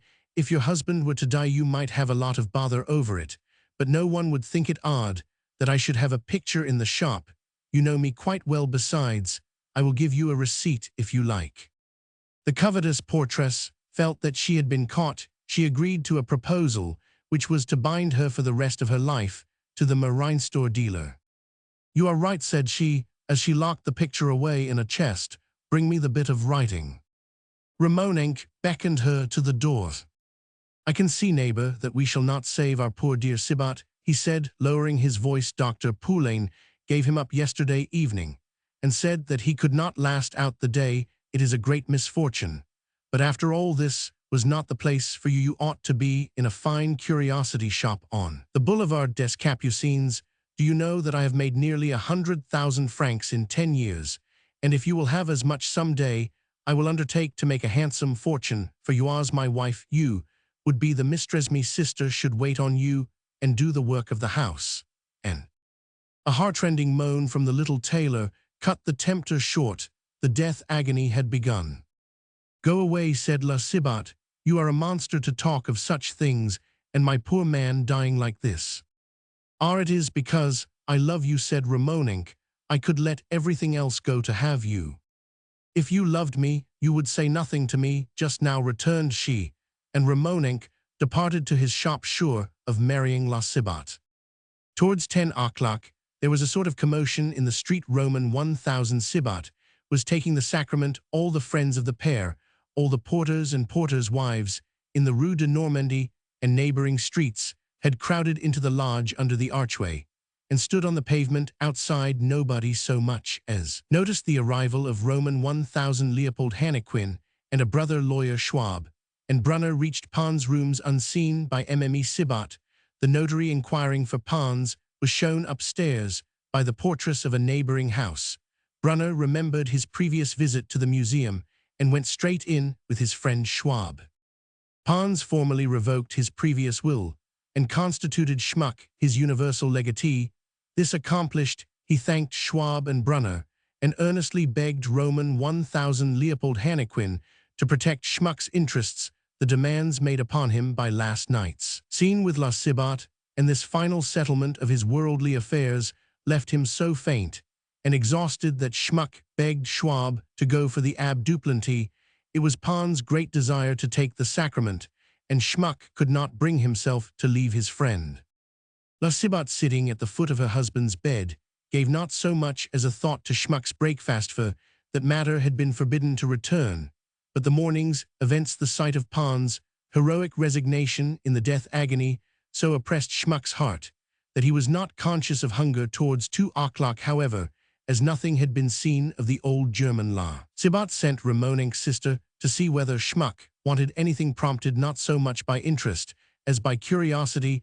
The ab duplanty had just heard the old musician's dying confession, and the administration of the sacrament of extreme unction was disturbed by repeated ringing of the doorbell. Pons, in his terror of robbery, had made Schmuck promise solemnly to admit no one into the house, so Schmuck did not stir again, and again Emil Ramonenc pulled the cord and finally went downstairs in alarm to tell La Sibat that Schmuck would not open the door. Frazier made a note of this. Schmuck had never seen anyone die in his life before. Long he would be perplexed by the many difficulties which beset those who are left with a dead body. In Paris, this more especially if they are lonely and helpless, and have no one to act for them. Frazier knew moreover that in real affliction people lose their heads, and therefore immediately after breakfast he took up his position in the porter's lodge, and sitting there in perpetual committee with Dr. Poulain, conceived the idea of directing all Schmuck's actions himself.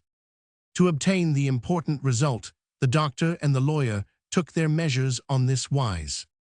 The beadle of St. Francois Cantonet, by name at one time a retail dealer in glassware, lived in the Rue d'Orleans next door to Dr. Poulain, and under the same roof Mme. Cantonet, who saw to the letting of the chairs at St. Francois once, had fallen ill, and Dr. Poulain had attended her gratuitously.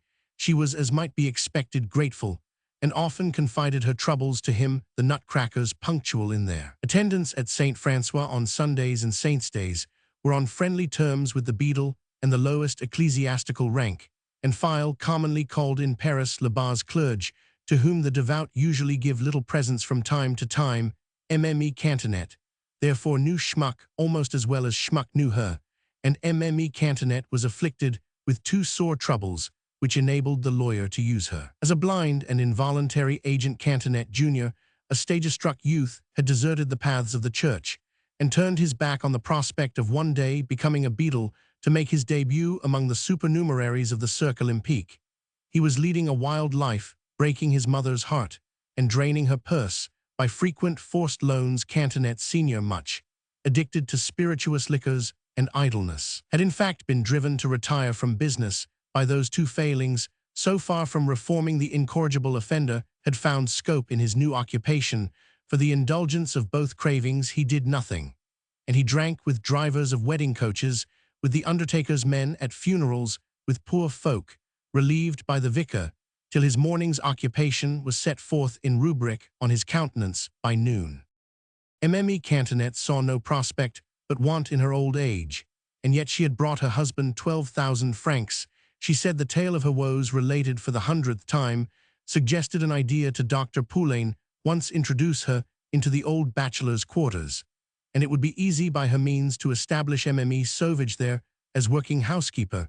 It was quite impossible to present Mme. Sauvage herself, for the nutcrackers had grown suspicious of every one. Schmuck's refusal to admit Emile Ramonenc had sufficiently opened Frazier's eyes. Still, it seemed evident that Pons and Schmuck, being pious souls, would take anyone recommended by the abbe with blind confidence. Mme. Cantonet should bring Mme. Sauvage with her, and to put in Frazier's servant was almost tantamount to installing Frazier himself. The Abbe Duplanty, coming downstairs, found the gateway blocked by the Cibat's friends, all of them bent upon showing their interest in one of the oldest and most respectable porters in the Marais. Dr. Poulain raised his hat and took the abbe aside. "I am just about to go to poor Roman 1,000 Pons," he said. "There is still a chance of recovery, but it is a question of inducing him to undergo an operation. The calculi are perceptible to the touch. They are setting up an inflammatory condition, which will end fatally, but perhaps it is not too late to remove them. You should really use your influence to persuade the patient to submit to surgical treatment. I will answer for his life, provided that no untoward circumstance occurs during the operation. I will return as soon as I have taken the sacred ciborium back to the church," said the Abbe Duplanty. "For Roman 1,000 Schmuck's condition claims the support of religion." "I have just heard that he is alone," said Dr. Poulain. "The German good soul had a little altercation this morning with Mme. Sibat, who has acted as housekeeper to them both for the past 10 years. They have quarreled for the moment, only, no doubt, but under the circumstances they must have someone in to help upstairs. It would be a charity to look after him. I say, Cantonet," continued the doctor, beckoning to the beadle, "just go and ask your wife if she will nurse Roman 1,000 Pons and look after Roman 1,000 Schmuck, and take Mme. Sibat's place for a day or two. Even without the quarrel, Mme. Sibat would still require a substitute. Mme. Cantonet is honest," added the doctor, turning to Roman 1,000 Duplanty.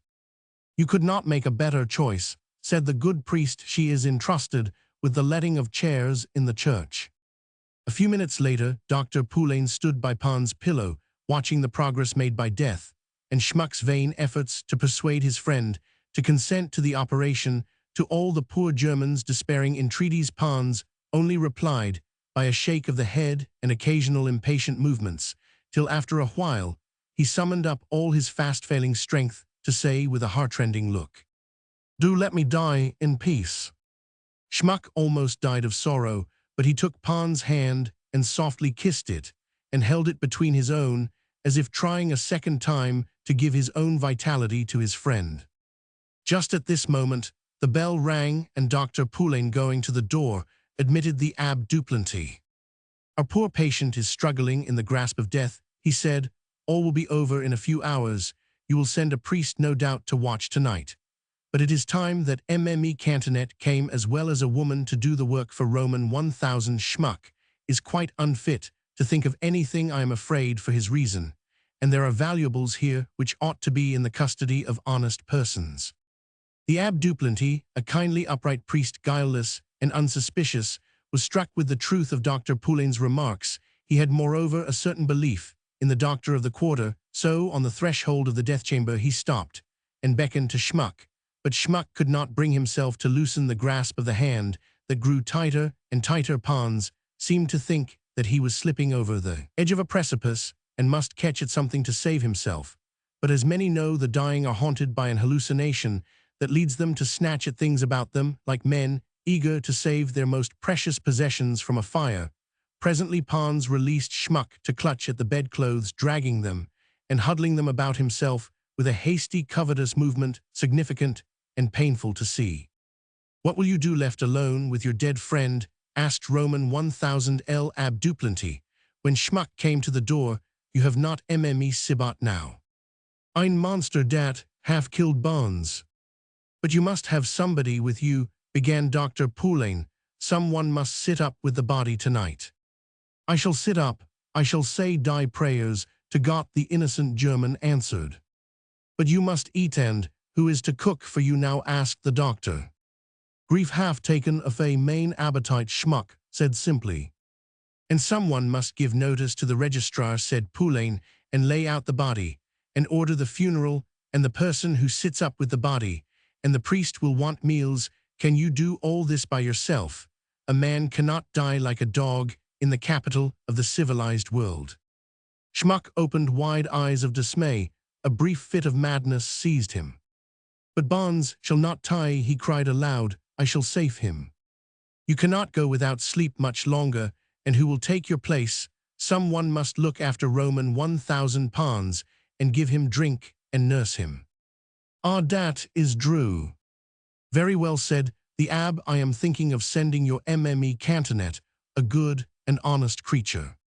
The practical details of the care of the dead bewildered Schmuck till he was fain to die with his friend. "He is a child," said the doctor, turning to the Abbé Duplanty. "Ein child," Schmuck repeated mechanically. "There then," said the curate, "I will speak to Mme. Cantonet and send her to you." "Do not trouble yourself," said the doctor. "I am going home, and she lives in the next house."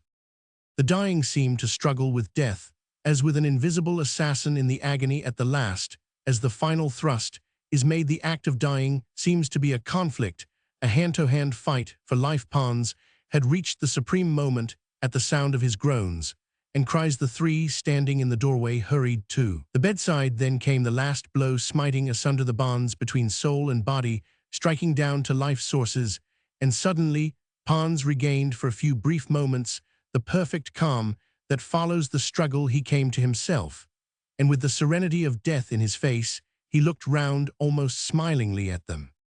"Ah, doctor, I have had a hard time of it, but you were right. I am doing better, thank you, my good Abbé. I was wondering what had become of Schmuck. Schmuck has had nothing to eat since yesterday evening, and now it is 4 o'clock. You have no one with you now, and it would be wise to send for Mme. Sibat." "She is capable of anything," said Pons, without attempting to conceal all his abhorrence at the sound of her name. "It is true, Schmuck ought to have some trustworthy person. Roman 1000 Duplanty, and I have been thinking about you both." "Ah, thank you, I had not thought of that." "And Roman 1000 Duplanty, suggests that you should have Mme Cantonet. "Oh, Mme Cantonet, who lets the chairs," exclaimed Pons. "Yes, she is an excellent creature." "She has no liking for Mme Sibat," continued the doctor, "and she would take good care of Roman 1000 schmuck. Send her to me, Roman 1000 Duplanty, send her, and her husband too. I shall be easy, nothing will be stolen here." Schmuck had taken Pons' hand again, and held it joyously in his own. Pons was almost well again, he thought. "Let us go, Monsieur El Ab," said the doctor. "I will send Mme Cantonet round at once. I see how it is. She perhaps may not find Roman 1000 Pons alive." While the Ab Duplanty was persuading Pons to engage Mme Cantonet, as his nurse Frazier had sent for her, he had plied the beadle's wife with sophistical reasoning and subtlety. It was difficult to resist his corrupting influence. And as for Mme Cantonet, lean sal, woman with large teeth and thin lips, her intelligence, as so often happens with women of the people, had been blunted by a hard life, till she had come to look upon the slenderest daily wage as prosperity. She soon consented to take Mme Sauvage with her as general servant. Mme Sauvage had had her instructions already. She had undertaken to weave a web of iron wire about the two musicians, and to watch them as a spider watches a fly caught in the toils, and her reward was to be a tobacconist's license. Frazier had found a convenient opportunity of getting rid of his so-called foster mother, while he posted her as a detective and policeman to supervise Mme Cantonet, as there was a servant's bedroom and a little kitchen included in the apartment. La Sauvage could sleep on a trucklead, and cook for the German Dr. Poulain came with the two women just as Pons drew his last breath. Schmuck was sitting beside his friend, all unconscious of the crisis, holding the hand that slowly grew colder in his grasp. He signed to Mme Cantonet to be silent, but Mme Sauvage's soldierly figure surprised him so much that he started in spite of himself, a kind of homage to which the virago was quite accustomed. "Roman 1000 Duplanty answers for this lady," whispered Mme Cantonet by way of introduction. "She once was cook to a bishop. She is honesty itself. She will do the cooking." "Oh, you may talk out loud," wheezed the stalwart dame. "The poor gentleman is dead. He has just gone." A shrill cry broke from Schmuck. He felt Pons' cold hand stiffening in his, and sat staring into his friend's eyes. The look in them would have driven him mad if Mme Sauvage, doubtless accustomed to scenes of this sort, had not come to the bedside with a mirror which she held over the lips of the dead. When she saw that there was no mist upon the surface, she briskly snatched Schmuck's hand away.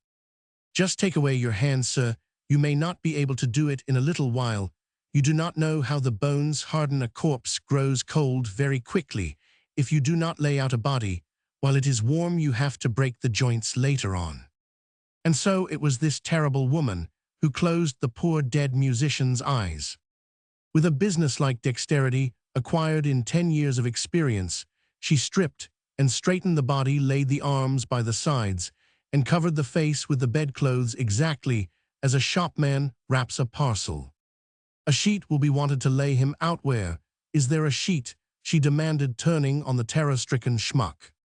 He had watched the religious ritual with its deep reverence for the creature made for such high destinies in heaven, and now he saw his dead friend treated simply as a thing in this packing processor with the sharp pain that dissolves the very elements of thought.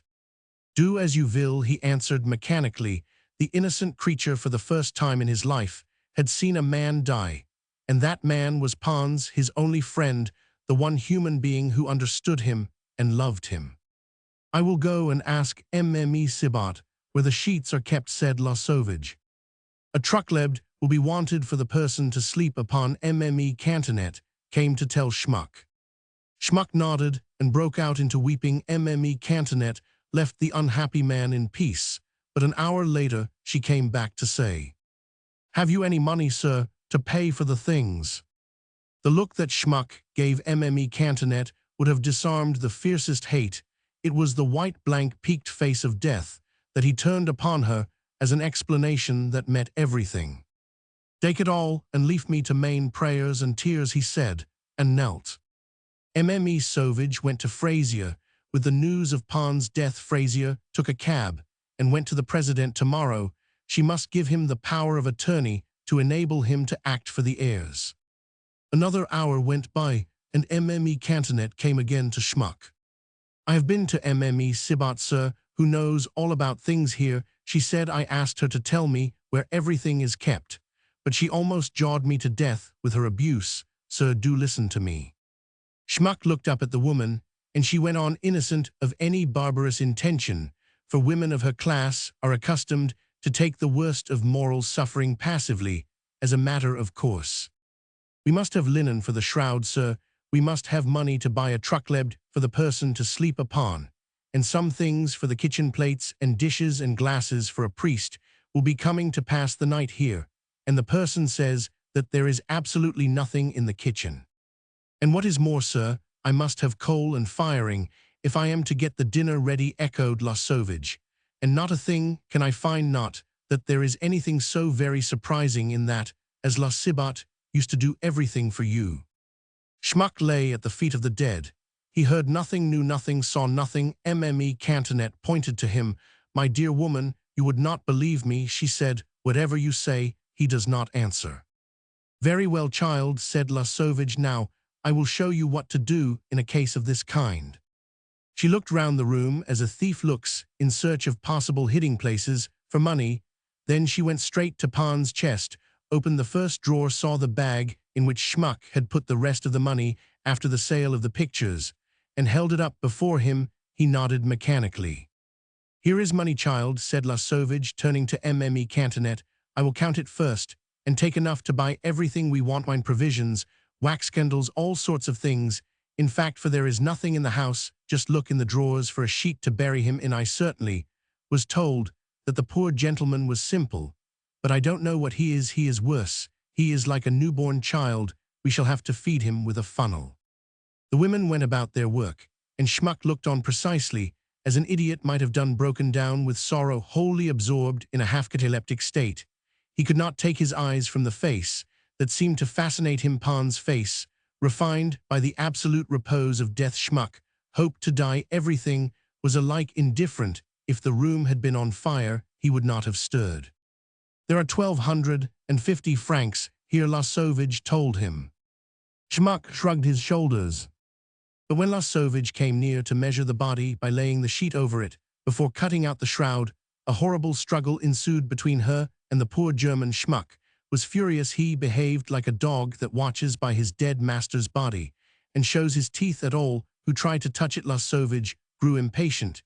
She grasped him, set him in the armchair, and held him down with Herculean strength.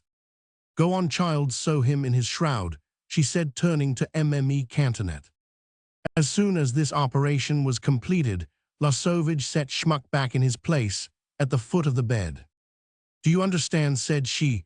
"The poor dead man lying there must be done up. There is no help for it." Schmuck began to cry. The women left him and took possession of the kitchen with her. They brought all the necessaries in a very short time. La Sauvage made out a preliminary statement accounting for 360 francs, and then proceeded to prepare a dinner for 4 persons. And what a dinner! A fat goose, the cobbler's pheasant by way of a substantial roast, an omelette with preserves, a salad, and the inevitable broth, quantities of the ingredients for this last being so excessive that the soup was more like a strong meat jelly. At 9 o'clock, the priest sent by the curate to watch by the dead came in with Cantonet, who brought 4 tall wax candles and some tapers in the death chamber. Schmuck was lying with his arms about the body of his friend, holding him in a tight clasp. Nothing but the authority of religion availed to separate him from his dead. Then the priest settled himself comfortably in the easy-chair and read his prayers, while Schmuck, kneeling beside the couch, besought God to work a miracle and unite him to Pons, so that they might be buried in the same grave. And Mme Cantonet went on her way to the temple to buy a pallet and complete bedding for Mme Sauvage. The 1,250 francs were regarded as plunder. At 11 o'clock, Mme Cantonet came in to ask if Schmuck would not eat a morsel, but with a gesture he signified that he wished to be left in peace. "Your supper is ready, Roman 1,000 past a lot," she said, addressing the priest, and they went. Schmuck, left alone in the room, smiled to himself like a madman, free, at last, to gratify a desire like the longing of pregnancy. He flung himself down beside Pons, And yet again he held his friend in a long, close embrace. At midnight the priest came back and scolded him, and Schmuck returned to his prayers. At daybreak the priest went. And at 7 o'clock in the morning the doctor came to see Schmuck, and spoke kindly and tried hard to persuade him to eat, but the German refused. "If you do not eat now, you will feel very hungry when you come back," the doctor told him, "for you must go to the mayor's office and take a witness with you so that the registrar may issue a certificate of death." "I must go," cried Schmuck in frightened tones. "Who else you must go, for you were the one person who saw him die." "Mein legs will nicht carry me," pleaded Schmuck, imploring the doctor to come to the rescue. "Take a cab," the hypocritical doctor blandly suggested. "I have given notice, already. Ask someone in the house to go with you. The 2 women will look after the place while you are away." No one imagines how the requirements of the law jar upon a heartfelt sorrow.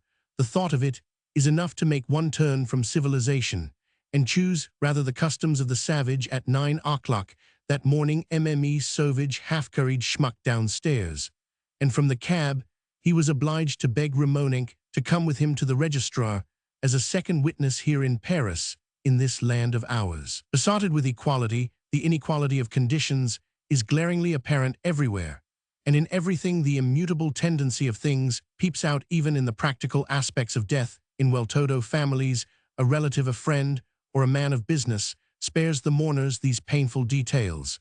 But in this, as in the matter of taxation, the whole burden falls heaviest upon the shoulders of the poor. "Ah, you have good reason to regret him," said Ramonink, in answer to the poor martyr's moan. "He was a very good, a very honest man, and he has left a fine collection behind him. But being a foreigner, sir, do you know that you are like to find yourself in a great predicament, for everybody says that Roman 1000 Pons left everything to you." Schmuck was not listening. He was sounding the dark depths of sorrow that border upon madness. "There is such a thing as tetanus of the soul. And you would do well to find some man of business to advise you and act for you," pursued Ramonink. "Ein man of business," echoed Schmuck. "You will find that you will want someone to act for you. If I were you, I should take an experienced man, somebody well known to you in the quarter, a man you can trust. I always go to Taberio myself for my bits of a fish, is the bailiff. If you give his clerk power to act for you, you need not trouble yourself any further." Ramonink and La Cibot, prompted by Frazier, had agreed beforehand to make a suggestion which stuck in Schmuck's memory, for there are times in our lives when grief as it were congeals the mind by arresting all its functions, and any chance impression made at such moments is retained by a frostbound memory. Schmuck heard his companion with such a fixed, mindless stare that Ramonink said no more. "If he is always to be idiotic like this," thought Ramonink, "I might easily buy the whole bag of tricks up yonder for 100,000 francs. If it is really his here, we are at the mayor's office, sir." Ramonink was obliged to take Schmuck out of the cab, and to half-carry him to the registrar's department, where a wedding party was assembled. Here they had to wait for their turn, for by no very uncommon chance the clerk had 5 or 6 certificates to make out that morning, and here it was appointed that poor Schmuck should suffer excruciating anguish. "Monsieur is Roman 1000 Schmuck," remarked a person in a suit of black, reducing Schmuck to stupefaction. By the mention of his name, he looked up with the same blank, unseeing eyes that he had turned upon Ramonink, who now interposed. "What do you want with him?" he said. "Just leave him in peace. You can plainly see that he is in trouble. The gentleman has just lost his friend, and proposes no doubt to do honor to his memory, being, as he is the sole heir, the gentleman no doubt will not haggle over it. He will buy a piece of ground outright for a grave. And as Roman 1000 Pons was such a lover of the arts, it would be a great pity not to put music, painting, and sculpture on his tomb, 3 handsome full-length figures weeping." Ramonink waved the speaker away in Auvergnat fashion, but the man replied with another gesture, which being interpreted means, "Don't spoil sport," a piece of commercial Freemasonry, as it were, which the dealer understood. "I represent the firm of Sonnet and Company, monumental stonemasons. Sir Walter Scott would have dubbed me young mortality," continued this person. "If you, sir, should decide to entrust your orders to us, we would spare you the trouble of the journey to purchase the ground necessary for the interment of a friend lost to the arts. At this Remonink nodded assent and jogged Schmuck's elb. Every day we receive orders from families to arrange all formalities continued, he of the black coat, thus encouraged by Remonink. In the first moment of bereavement, the heir-at-law finds it very difficult to attend to such matters, and we are accustomed to perform these little services for our clients. Our charges, sir, are on a fixed scale, so much per foot. Freestone or marble family vaults a specialty we undertake. Everything at the most moderate prices. Our firm executed the magnificent monument erected to the fair Esther Gobseck and Lucien de Rubempré, one of the finest ornaments of Père Lachaise. We only employ the best workmen, and I must warn you, sir, against small contractors who turn out nothing but trash, he added, seeing that another person in a black suit was coming up to say a word for another firm of marble workers. It is often said that death is the end of a journey, but the aptness of the simile is realized most fully in Paris. Any arrival, especially of a person of condition upon the dark brink, is hailed in much the same way as the traveler recently landed is hailed by hotel touts, and pestered with their recommendations, with the exception of a few philosophical-minded persons or here and there a family secure of handing down a name to posterity. Nobody thinks beforehand the practical aspects of death. Death always comes before he is expected, and from a sentiment easy to understand the heirs usually act as if the event were impossible, for which reason almost everyone that loses father or mother, wife or child is immediately beset by scouts that profit by the confusion caused by grief to snare others. In former days agents for monuments used to live round about the famous cemetery of Père Lachaise, and were gathered together in a single thoroughfare, which should by rights have been called the Street of Tombs. Issuing thence they fell upon the relatives of the dead as they came from the cemetery or even at the graveside, but competition and the spirit of speculation induced them to spread themselves further and further afield, till descending into Paris itself, they reached the very precincts of the mayor's office. Indeed, the stonemason's agent has often been known to invade the house of mourning with a design for the sepulchre in his hand. I am in treaty with this gentleman, said the representative of the firm of Sonnet to another agent who came up. Pons deceased, called the clerk at this moment. Where are the witnesses? This way, sir, said the stonemason's agent this time, addressing Remonink. Schmuck stayed where he had been placed on the bench. An inert mass. Remonink begged the agent to help him, and together they pulled Schmuck towards the balustrade behind which the registrar shelters himself from the morning public. Remonink Schmuck's providence was assisted by Dr. Poulain, who filled in the necessary information as to Pons' age and birthplace. The German knew but one thing, that Pons was his friend. So soon as the signatures were affixed, Remonink and the doctor, followed by the stonemason's man, put Schmuck into a cab, the desperate agent whisking in afterwards bent upon taking a definite order. La Sauvage on the lookout in the gateway half-carried Schmuck's almost unconscious form upstairs. Remonink and the agent went up with her. He will be ill, exclaimed the agent, anxious to make an end of the piece of business, which according to him was in progress. I should think he will, returned Mme. Sauvage. He has been crying for 24 hours on end, and he would not take anything. There is nothing like grief for giving one a sinking in the stomach. My dear client, urged the representative of the firm of Sonnet, do take some broth. You have so much to do. Someone must go to the Hôtel de Ville to buy the ground in the cemetery on which you mean to erect a monument to perpetuate the memory of the friend of the arts and bear record to your gratitude. Why, there is no sense in this, added Mme. Cantonet, coming in with broth and bread. If you are as weak as this, you ought to think of finding someone to act for you, added Remonink, for you have a good deal on your hands. My dear sir, there is the funeral to order. You would not have your friend buried like a pauper. Come, come, my dear sir, put in La Sauvage, seizing a moment when Schmuck laid his head back in the great chair to pour a spoonful of soup into his mouth. She fed him as if he had been a child, and almost in spite of himself. Now, if you were wise, sir, since you are inclined to give yourself up quietly to grief, you would find someone to act for you. As you are thinking of raising a magnificent monument to the memory of your friend, sir, You have only to leave it all to me. I will undertake." "What is all this? What is all this?" asked La Sauvage. "Has Roman 1000 schmuck ordered something? Who may you be?" "I represent the firm of Sonnet, my dear madame, the biggest monumental stonemasons in Paris," said the person in black, handing a business card to the stalwart Sauvage.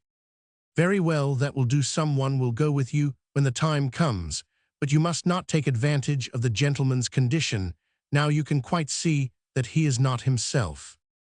The agent led her out upon the landing. "If you will undertake to get the order for us," he said confidentially, "I am empowered to offer you 40 francs. Mme. Sauvage grew placable. "Very well, let me have your address," said she. Schmuck, meantime, being left to himself, and feeling the stronger for the soup and bread that he had been forced to swallow, returned at once to Pons' rooms, and to his prayers. He had lost himself in the fathomless depths of sorrow, when a voice sounding in his ears drew him back from the abyss of grief, and a young man in a suit of black returned for the 11th time to the charge, pulling the poor tortured victim's coat sleeve until he listened. "Sir," said he, "that is it now. Sir, we owe a supreme discovery to Dr. Ganel. We do not dispute his fame. He has worked miracles of Egypt afresh. But there have been improvements made upon his system. We have obtained surprising results. So if you would like to see your friend again, as he was when he was alive—" "See him again," cried Schmuck. "Shall he speak to me?" "Not exactly. Speech is the only thing wanting," continued the embalmer's agent. "But he will remain as he is after embalming for all eternity. The operation is over in a few seconds, just an incision in the carotid artery, and an injection, but it is high time. If you wait 1/4 of an hour, sir, you will not have the sweet satisfaction of preserving the body. Go to der Teufel bonds, is ein Spiriton, dat spirit is in heaven." "That man has no gratitude in his composition," remarked the youthful agent of one of the famous Ganel's rivals. "He will not embalm his friend." The words were spoken under the archway and addressed to La Cibot, who had just submitted her beloved to the process. "What would you have, sir?" she said. "He is the heir, the universal legatee. As soon as they get what they want, the dead are nothing to them." An hour later, Schmuck saw Mme. Sauvage come into the room, followed by another man in a suit of black, a workman to all appearance. "Cantonet has been so obliging as to send this gentleman, sir," she said. "He is coffin-maker to the parish." The coffin-maker made his bow with a sympathetic and compassionate air, but none the less he had a businesslike look, and seemed to know that he was indispensable. He turned an expert's eye upon the dead. "How does the gentleman wish it to be made? Deal plain oak, or oak lead-lined oak, with a lead lining, is the best style. The body is a stock size felt for the feet," and proceeded to take the measurion meter 70. He added, "You will be thinking of ordering the funeral service at the church, sir, no doubt." Schmuck looked at him as a dangerous madman might look before striking a blow. La Sauvage put in a word. "You ought to find somebody to look after all these things," she said. "Yes," the victim murmured at length. "Shall I fetch Roman 1000 taberieu? You will have a good deal on your hands. Before long, Roman 1000 taberieu is the most honest man in the quarter, you see." "Yes, Menaceur d'Aperio, somebody was speaking of him just now," said Schmuck, completely beaten. "Very well, you can be quiet, sir, and give yourself up to grief when you have seen your deputy." It was nearly 2 o'clock when Roman 1000 Tiberius head clerk, a young man who aimed at a bailiff's career, modestly presented himself. "Youth has wonderful privileges. No one is alarmed by youth." This young man, Villemot by name, sat down by Schmuck's side and waited his opportunity to speak. His diffidence touched Schmuck very much. "I am Roman 1000 Tiberius head clerk, sir," he said. "He sent me here to take charge of your interests and to superintend the funeral arrangements. Is this your wish?" "You cannot save my life. I have not long to live, but you will leave me in peace." "Oh, you shall not be disturbed," said Villemot. "Ver gut, vat must I do for dat?" "Sign this paper appointing Roman 1000 Tiberiu to act for you in all matters relating to the settlement of the affairs of the deceased." Gut, give it to me, said Schmuck, anxious, only to sign it at once. No, I must read it over to you first. Read it over. Schmuck paid not the slightest attention to the reading of the power of attorney, but he set his name to it. The young clerk took Schmuck's orders for the funeral, the interment, and the burial service, undertaking that he should not be troubled again in any way, nor asked for money. I would give all dat I have to be left in peace, said the unhappy man, and once more he knelt beside the dead body of his friend. Frazier had triumphed. Villemot and La Sauvage completed the circle which he had traced about Pons air. There is no sorrow that sleep cannot overcome. Towards the end of the day, La Sauvage, coming in, found Schmuck stretched asleep at the bed-foot. She carried him off, put him to bed, tucked him in maternally, until the morning Schmuck slept.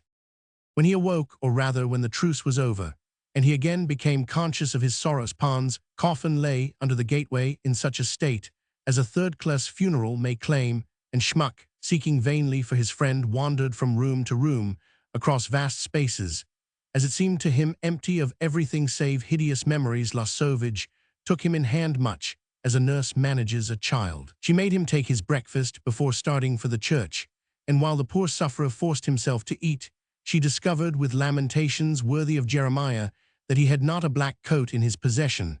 La Cibot took entire charge of his wardrobe. Since Pons fell ill, his apparel, like his dinner, had been reduced to the lowest termsto, a couple of coats, and 2 pairs of trousers. And you are going just as you are to Roman 1000 Pons' funeral. It is an unheard of thing. The whole quarter will cry shame upon us. And how will you dat I go?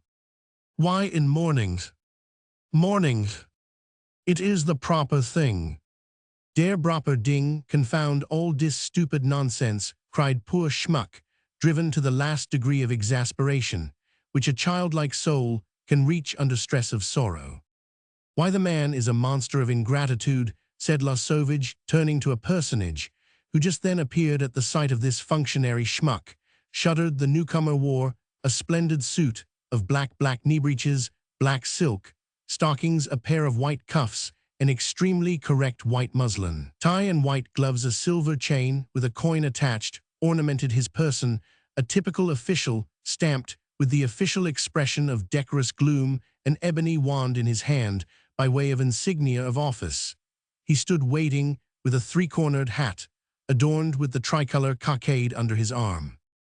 I am the master of the ceremonies, this person remarked in a subdued voice.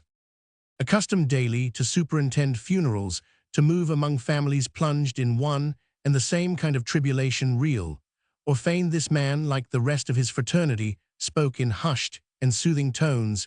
He was decorous, polished, and formal, like an allegorical stone figure of death. Schmuck quivered through every nerve, as if he were confronting his executioner. Is this gentleman the son, brother, or father of the deceased? Inquired the official. I am all dat, and more besides, I am his friend, said Schmuck, through a torrent of weeping. Are you his heir? Heir, repeated Schmuck, nodding. Matters to me more in dis world, returning to his attitude of hopeless sorrow. Where are the relatives, the friends? Asked the master of the ceremonies. All here, exclaimed the German, indicating the pictures and rarities, not van of dem half. Effer Giffen Bain to main Bourbons here is everything's. He loafed after me. Schmuck had taken his seat again and looked as vacant as before. He dried his eyes. Mechanically, Villemot came up at that moment. He had ordered the funeral, and the master of the ceremonies, recognizing him, made an appeal to the newcomer. Well, sir, it is time to start. The hearse is here, but I have not often seen such a funeral as this. Where are the relatives and friends? We have been pressed for time, replied Villemot. This gentleman was in such deep grief that he could think of nothing, and there is only one relative. The master of the ceremonies looked compassionately at Schmuck. This expert in sorrow knew real grief. When he saw it, he went across to him. Come, take heart, my dear sir, think of paying honor to your friend's memory. We forgot to send out cards, but I took care to send a special message to Roman 1000. Le President de Marvel, the one relative that I mentioned to you there, are no friends. Roman 1000 Pons was conductor of an orchestra at a theatre, but I do not think that anyone will come. This gentleman is the universal legatee, I believe. Then he ought to be chief mourner, said the master of the ceremonies. Have you a black coat? He continued, noticing Schmuck's costume. I am all in black, in sight. Poor Schmuck replied in heartrending tones, so black it is. I feel death in me. Got in heaven is going to have pity upon me. He will send me to main friend in der grave, and I thank him for it. He clasped his hands. I have told our management before now that we ought to have a wardrobe department and lend the proper mourning costumes on hire, said the master of the ceremonies, addressing Villemot. It is a want that is more and more felt every day, and we have even now introduced improvements. But as this gentleman is chief mourner, he ought to wear a cloak, and this one that I have brought with me will cover him from head to foot. No one need know that he is not in proper mourning costume. Will you be so kind as to rise? Schmuck rose, but he tottered on his feet. Support him, said the master of the ceremonies, turning to Villemot. You are his legal representative. Villemot held Schmuck's arm, while the master of the ceremonies invested Schmuck with the ample dismal-looking garment worn by Ersetlaw in the procession to and from the house and the church. He tied the black silken cords under the chin, and Schmuck as heir was in full dress. And now comes a great difficulty, continued the master of the ceremonies. We want 4 bearers for the pall. If nobody comes to the funeral, who is to fill the corners? It is 10:30 already, he added, looking at his watch. They are waiting for us at the church. Oh, here comes Frazier. Villemot exclaimed very imprudently, but there was no one to hear the tacit confession of complicity. Who is this gentleman? Inquired the master of the ceremonies. Oh, he comes on behalf of the family. Whose family? The disinherited family. He is Roman 1000 Camusot de Marville's representative. Good, said the master of the ceremonies with a satisfied air. We shall have 2 pallbearers at any rate, you and he. And happy to find 2 of the places filled up, he took out some wonderful white buckskin gloves and politely presented Frazier and Villemot with a pair apiece. If you gentlemen will be so good as to act as pallbearers, said he. Frazier, in black from head to foot, pretentiously dressed with his white tie and official air, was a sight to shudder at. He embodied 100 briefs. Willingly, sir, said he.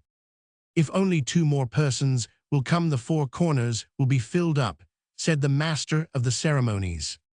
At that very moment, the indefatigable representative of the firm of Sonnet came up, and closely following him, the man who remembered Pons and thought of paying him a last tribute of respect. This was a supernumerary at the theatre, the man who put out the scores on the music stands for the orchestra. Pons had been wont to give him a 5-franc piece once a month, knowing that he had a wife and family. Oh, Dobinard, Topinard! Schmuck cried out at the sight of him. You love Pons? Why, I have come to ask news of Roman 1000 Pons every morning, sir. Every morning. Boor Dobinard and Schmuck squeezed the man's hand. But they took me for a relation, no doubt, and did not like my visits at all. I told them that I belonged to the theatre and came to inquire after Roman 1000 Pons, but it was no good. They saw through that dodge. They said I asked to see the poor dear man, but they never would let me come upstairs. Dat abominable Zippard, said Schmuck, squeezing Topinard's horny hand to his heart. He was the best of men, that good Roman 1000 Pons every month. He used to give me 5 francs. He knew that I had 3 children and a wife. My wife has gone to the church. I shall divide main, priad, mit you, cried Schmuck in his joy at finding at his side someone who loved Pons. If this gentleman will take a corner of the pall, we shall have all 4 filled up, said the master of the ceremonies. There had been no difficulty over persuading the agent for monuments. He took a corner the more readily when he was shown the handsome pair of gloves which, according to custom, was to be his property. 11:15, we absolutely must go down. They are waiting for us at the church. The 6 persons thus assembled went down the staircase. The cold-blooded lawyer remained a moment to speak to the 2 women on the landing. Stop here, and let nobody come in, he said, especially if you wish to remain in charge. Mme Cantonet, Aha, 2 francs a day, you know. By a coincidence in nowise extraordinary in Paris, 2 hearses were waiting at the door and 2 coffins standing under the archway. Sibat's funeral, and the solitary state in which Pons was lying was made even more striking in the street. Schmuck was the only mourner that followed Pons' coffin. Schmuck, supported by one of the undertaker's men, for he tottered at every step from the Rue de Normandie to the Rue d'Orleans and the Church of St. Francois. The 2 funerals went between. Double row of curious onlookers, for everything, as was said before, makes a sensation in the quarter. Everyone remarked the splendor of the white funeral car, with a big embroidered P suspended on a hatchment, and the one solitary mourner behind it, while the cheap beer that came after it was followed by an immense crowd. Happily, Schmuck was so bewildered by the throng of idlers and the rows of heads in the windows that he heard no remarks, and only saw the faces through a mist of tears. "Oh, it is the Nutcracker," said one, "the musician, you know." "Who can the pallbearers be?" "Who play actors?" "I say, just look at poor old Sibat's funeral. There is 1 worker the less. What a man, he could never get enough of work. He never went out. He never kept Saint Monday. How fond he was of his wife. Ah, there is an unhappy woman." Ramonenc walked behind his victim's coffin. People condoled with him on the loss of his neighbor. The 2 funerals reached the church cantonet, and the doorkeeper saw that no beggars troubled Schmuck. Villemot had given his word that Pons' heir should be left in peace. He watched over his client and gave the requisite sums, and Sibat's humble bier, escorted by 60 or 80 persons, drew all the crowd after it to the cemetery. At the church door, Pons' funeral procession mustered 4 mourning coaches, 1 for the priest and 3 for the relations, but 1 only was required for the representative of the firm of Sonnet, departed during Mass, to give notice to his principal that the funeral was on the way, so that the design for the monument might be ready for the survivor at the gates of the cemetery. A single coach sufficed for Fraisier, Villemot, Schmuck, and Topinard, but the remaining 2, instead of returning to the undertaker, followed in the procession to Père Lachaise. A useless procession, not unfrequently seen. There are always too many coaches when the dead are unknown beyond their own circle, and there is no crowd at the funeral. Dear, indeed, the dead must have been in their lifetime, if relative or friend will go with them, so far as the cemetery in this Paris, where everyone would fain have 25 hours in the day. But with the coachmen, it is different. They lose their tips if they do not make the journey so empty or full. The mourning coaches go to the church and cemetery and return to the house for gratuities. A death is a sort of drinking fountain for an unimagined crowd of thirsty mortals. The attendants at the church, the poor, the undertaker's men, the drivers and sextons are creatures like sponges that dip into a hearse and come out again saturated. From the church door, where he was beset with a swarm of beggars, promptly dispersed by the beadle, to Père Lachaise, poor Schmuck went as criminals went in old times from the Palais de Justice to the Place de Grève. It was his own funeral that he followed, clinging to Topinard's hand, to the one living creature besides himself who felt a pang of real regret for Pons' death.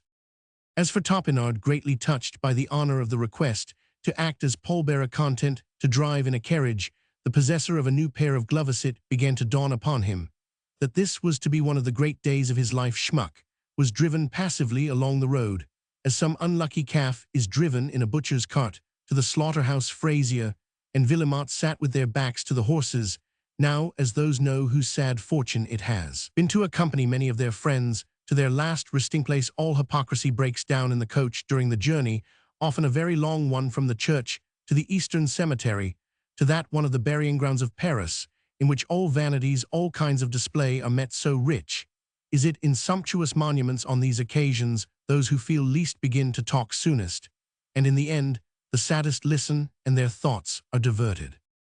Roman 1000, the president had already started for the court. Fraisier told Villemot, and I did not think it necessary to tear him away from business. He would have come too late in any case. He is the next of kin, but as he has been disinherited, and Roman 1000 Schmuck gets everything, I thought that if his legal representative were present, it would be enough. Topinard lent an ear to this. Who was the queer customer that took the fourth corner? Continued Fraisier. He is an agent for a firm of monumental stonemasons. He would like an order for a tomb, on which he proposes to put 3 sculptured marble figures music painting, and sculpture shedding tears over the deceased. "It is an idea," said Frazier. "The old gentleman certainly deserved that much, but the monument would cost 700 or 800 francs. "Oh, quite that. If Roman 1000 schmuck gives the order, it cannot affect the estate. You might eat up a whole property with such expenses. There would be a lawsuit, but you would gain it." "Very well," said Frazier. "Then it will be his affair. It would be a nice practical joke to play upon the monument makers," Frazier added in Villemot's ear, "for if the will is upset, and I can answer for that, or if there is no will at all, who would pay them?" Villemot grinned like a monkey, and the pair began to talk confidentially, lowering their voices, but the man from the theater, with his wits and senses sharpened in the world behind the scenes, could guess at the nature of their discourse.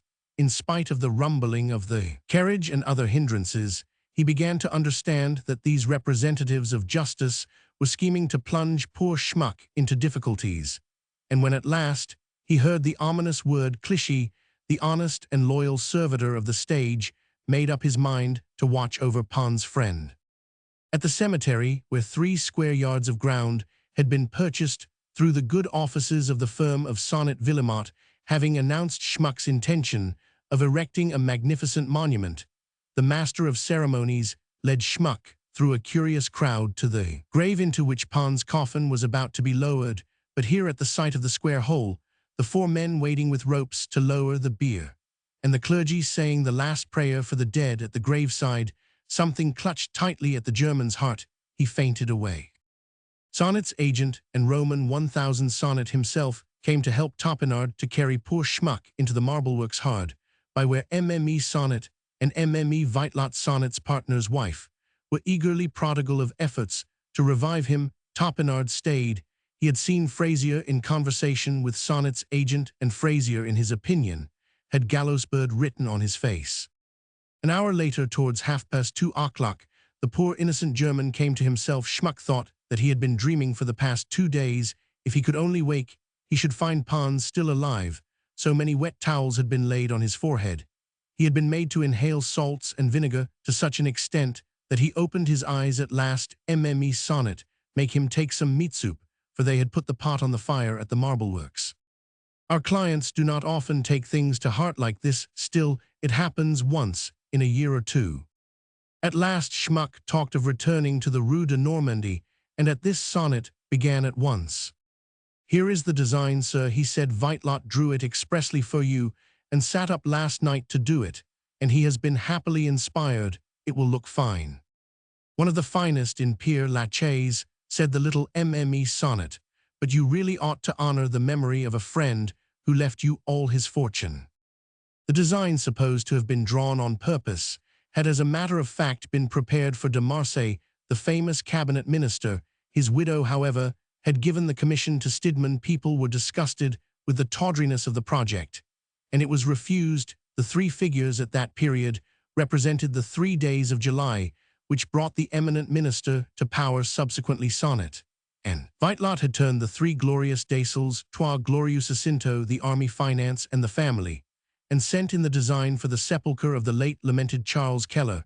And here again Stidmann took the commission. In the 11 years that followed, the sketch had been modified to suit all kinds of requirements, and now in Vitelot's fresh tracing they reappeared as music, sculpture, and painting. It is a mere trifle when you think of the details and cost of setting it up, for it will take 6 months, said Vitelot. "Here is the estimate, and the order form 7,000 francs, sketch in plaster not included. If Roman 1000 Schmuck would like marble put in Sonnet, marble being his special department, it would cost 12,000 francs, and Monsieur would immortalize himself as well as his friend." Topinard turned to Vitelot. "I have just heard that they are going to dispute the will," he whispered, "and the relatives are likely to come by their property. Go and speak to Roman 1000 Camusot, for this poor harmless creature has not a farthing." "This is the kind of customer that you always bring us," said Mme Vitelot, beginning a quarrel with the agent. Topinard led Schmuck away, and they returned home on foot to the Rue de Normandie, for the morning coaches had been sent back. "Do not leave me, schmuck," said when Topinard had seen him safe into Mme Sauvage's hands and wanted to go. "It is 4 o'clock, dear Roman 1000 schmuck. I must go home to dinner. My wife is a box-opener. Will not know what has become of me. The theater opens at 5:15, you know." "Yes, I know, but remember dat, I am alone in die earth dat, I have no friend you dat, half shed a tear for bonds enlighten me, I am in deep darkness, und bonds, said dat I vas in der midst of sh scoundrels. I have seen that plainly already, I have just prevented them from sending you to Clichy." Glige repeated, "Schmuck, I do not understand." "Poor man, well, never mind, I will come to you. Goodbye." "Goodbye, come again soon," said Schmuck, dropping half-dead with weariness. "Goodbye, monsieur," said Mme Sauvage, and there was something in her tone that struck Topinard. "Oh come, what is the matter now?" he asked banteringly. "You are attitudinizing like a traitor in a melodrama." "Traitor yourself, why have you come meddling here? Do you want to have a hand in the master's affairs and swindle him, eh?" "Swindle him, your very humble servant," Topinard answered with superb disdain. "I am only a poor super at a theater, but I am something of an artist, and you may as well know that I never asked anything of anybody. Yet who asked anything of you? Who owes you anything, old lady? You are employed at a theater, and your name is Topinard, at your service." "Kind regards to all at home," said La Sauvage, "and my compliments to your missus. If you are married, mister, that was all I wanted to know." "Why, what is the matter, dear?" asked Mme Cantonet, coming out. "This child stop here and look after the dinner, while I run round to speak to monsieur. He is down below talking with poor Mme Sibat, that is crying her eyes out," said Mme Cantonet. La Sauvage dashed down in such headlong haste that the stairs trembled beneath her tread. "Monsieur," she called, and drew him aside a few paces to point out Topinard. Topinard was just going away, proud at heart to have made some return already to the man who had done him so many kindnesses. He had saved Pons' friend from a trap by a stratagem from that world behind the scenes, in which everyone has more or less ready wit, and within himself he vowed to protect a musician in his orchestra from future snares set for his simple sincerity. "Do you see that little wretch?" said La Sauvage. "He is a kind of honest man that has a mind to poke his nose into Roman 1000 schmucks' affairs." "Who is he?" asked Frazier. "Oh, he is a nobody. In business, there is no such thing as a nobody." "Oh, he is employed at the theater," said she. "His name is Topinard." "Good Mme Sauvage, go on like this, and you shall have your tobacconist's shop." And Frazier resumed his conversation with Mme Sibat. "So I say, my dear client, that you have not played openly and above board with me, and that one is not bound in any way to a partner who cheats." "And how have I cheated you?" asked La Sibat, hands on hips. "Do you think that you will fright me with your sour looks and your frosty airs? You look about for bad reasons for breaking your promises, and you call yourself an honest man. Do you know what you are? You are a blackguard. Yes, yes, scratch your arm, but just pocket that. No words, and keep your temper, dearie. Listen to me. You have been feathering your nest. I found this catalogue this morning, while we were getting ready for the funeral. It is all in Roman 1000 Pons handwriting, and made out in duplicate, and as it chanced my eyes fell on this." And opening the catalogue, he read, "No. 7, magnificent portrait, painted on marble by Sebastian del Piombo in 1546, sold by a family who had it removed from Terni. Cathedral, the picture, which represents a Knight Templar kneeling in prayer, used to hang above a tomb of the Rossi family, with a companion portrait of a bishop afterwards purchased by an Englishman. The portrait might be attributed to Raphael, but for the date this example is to my mind superior to the portrait of Baccio Bandinelli in the Musi. The latter is a little hard, while the Templar, being painted upon lavagna or slate, has preserved its freshness of coloring. When I come to look for No. 7, continued Frazier, I find a portrait of a lady signed Chardon without a number on it. I went through the pictures with the catalogue, while the master of ceremonies was making up the number of pallbearers, and found that 8 of those, indicated as works of capital importance by Roman 1000 Pons, had disappeared, and 8 paintings of no special merit, and without numbers, were there instead. And finally one was missing altogether, a little panel painting by Metsu, described in the catalogue as a masterpiece. And was I in charge of the pictures? Demanded La Cibot. No, but you were in a position of trust. You were Roman 1000 Pons' housekeeper. You looked after his affairs, and he has been robbed. Robbed, let me tell you this, Sir. Roman 1000 schmuck sold the pictures by Roman 1000 Pons' orders to meet expenses. And to whom? To Messrs. Eli Magus and Ramonink. For how much? I am sure I do not remember. Look here, my dear madame, you have been feathering your nest, and very snugly. I shall keep an eye upon you. I have you safe, help me.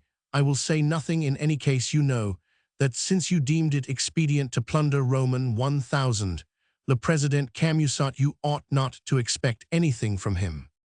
I was sure that this would all end in smoke for me, said La Cibot, mollified by the words I will say nothing. Ramonink chimed in at this point. Here are you finding fault with Mme Cibot. That is not right, he said. The pictures were sold by private treaty between Roman 1000 Pons, Roman 1000 Magus, and me. We waited for 3 days before we came to terms with the deceased. He slept on his pictures. We took receipts in proper form. And if we gave Madame Cibot a few 40-franc pieces, it is the custom of the trade to always do so in private houses, when we conclude a bargain. Ah, my dear sir, if you think to cheat a defenseless woman, you will not make a good bargain. Do you understand? Master lawyer Roman 1000 Magus rules the market. And if you do not come down off the high horse, if you do not keep your word to Mme Cibot, I shall wait till the collection is sold. And you shall see what you will lose if you have Roman 1000 Magus and me against you. We can get the dealers in a ring. Instead of realizing 700,000 or 800,000 francs, you will not so much as make 200,000. Good, good, we shall see. We are not going to sell, or if we do, it will be in London. We know London, said Ramonink. Roman 1000 Magus is as powerful there as at Paris. Good day, madame. I shall sift these matters to the bottom, said Fraserunless. You continue to do as I tell you, he added. You little pickpockets. Take care, I shall be a justice of the peace before long. And with threats understood to the full upon either side, they separated. Thank you, Ramonink, said La Cibot. It is very pleasant to a poor widow to find a champion. Towards 10 o'clock that evening, Gaudissart sent for Topinard. The manager was standing with his back to the fire in a Napoleonic attitude, a trick which he had learned since he began to command his army of actors, dancers, figurants, musicians, and stage carpenters. He grasped his left-hand brace with his right hand, always thrust into his waistcoat. The head was flung far back, his eyes gazed out into space. I say, Topinard, have you independent means? No, sir. Are you on the lookout to better yourself somewhere else? No, sir, said Topinard with a ghastly countenance. Why, hang it all, your wife takes the first row of boxes out of respect to my predecessor who came to grief. I gave you the job of cleaning the lamps in the wings in the daytime, and you put out the scores, and that is not all either. You get 20 sous for acting monsters and managing devils when a hell is required. There is not a super that does not covet your post, and there are those that are jealous of you, my friend. You have enemies in the theater. Enemies, repeated Topinard. And you have 3 children. The oldest takes children's parts at 50 centimes. Sir, you want to meddle in other people's business and put your finger into a will case. Why, you wretched man, you would be crushed like an eggshell. My patron is His Excellency Monseigneur le Comte Popinot, a clever man and a man of high character, whom the king in his wisdom has summoned back to the Privy Council. This statesman, this great politician, has married his eldest son to a daughter of Roman 1000 le President de Marville, one of the foremost men among the high courts of justice, one of the leading lights of the law courts. Do you know the law courts? Very good. Well, he is cousin and heir to Roman 1000 Pons, to our old conductor, whose funeral you attended this morning. I do not blame you for going to pay the last respects to him, poor man, but if you meddle in Roman 1000 schmucks affairs, you will lose your place. I wish very well to Roman 1000 schmuck, but he is in a delicate position with regard to the Ersand, as the German is almost nothing to me, and the President and Count Popinot are a great deal. I recommend you to leave the worthy German to get out of his difficulties by himself. There is a special providence that watches over Germans, and the part of deputy guardian angel would not suit you at all. Do you see? Stay, as you are, you cannot do better. Very good, Monsieur le Directeur, said Topinard, much distressed, and in this way Schmuck lost the protector sent to him by fate, the one creature that shed a tear for Pons, the poor super, for whose return he looked on the morrow. Next morning poor Schmuck awoke to a sense of his great and heavy loss. He looked round the empty rooms yesterday, and the day before yesterday the preparations for the funeral had made a stir and bustle which distracted his eyes, but the silence which follows the day when the friend, father, son, or loved wife has been laid in the graveth, dull, cold silence of the morrow is terrible, is glacial. Some irresistible force drew him to Pons' chamber, but the sight of it was more than the poor man could bear. He shrank away and sat down in the dining-room, where Mme. Sauvage was busy making breakfast ready. Schmuck drew his chair to the table, but he could eat nothing. A sudden, somewhat sharp ringing of the doorbell rang through the house, and Mme. Cantonet and Mme. Sauvage allowed three black-coated personages to pass. First came Vittel, the justice of the peace, with his highly respectable clerk. Third was Frazier, neither sweeter nor milder, for the disappointing discovery of a valid will cancelling the formidable instrument so audaciously stolen by him. We have come to affix seals on the property, the justice of the peace said, gently addressing Schmuck, but the remark was Greek to Schmuck. He gazed in dismay at his three visitors. We have come at the request of Roman 1000 Frazier, legal representative, of Roman 1000 Camusot de Marville, heir of the late Pons, added the clerk. The collection is here in this great room, and in the bedroom of the deceased, remarked Frazier. Very well, let us go into the next room. Pardon, sir, do not let us interrupt with your breakfast. The invasion struck an icy chill of terror into poor Schmuck. Frazier's venomous glances seemed to possess some magnetic influence over his victims, like the power of a spider over a fly. Roman 1000 Schmuck understood how to turn a will made in the presence of a notary to his own advantage, he said, and he surely must have expected some opposition from the family. A family does not allow itself to be plundered by a stranger without some protest, and we shall see, sir, which carries the defraud and corruption, or the rightful heirs. We have a right as next of kin to affix seals, and seals shall be affixed. I mean to see that the precaution is taken with the utmost strictness. Och, mein Gott, how have I offended against Heaven, cried the innocent Schmuck. There is a good deal of talk about you in the house, said La Sauvage. While you were asleep, a little whippersnapper in a black suit came here, a puppy that said he was Roman 1000 Hannequin's head clerk and must see you at all costs. But as you were asleep and tired out with the funeral yesterday, I told him that Roman 1000 Villemot Tiberius head clerk was acting for you, and if it was a matter of business, I said, he might speak to Roman 1000 Villemot. So much the better, the youngster said. I shall come to an understanding with him.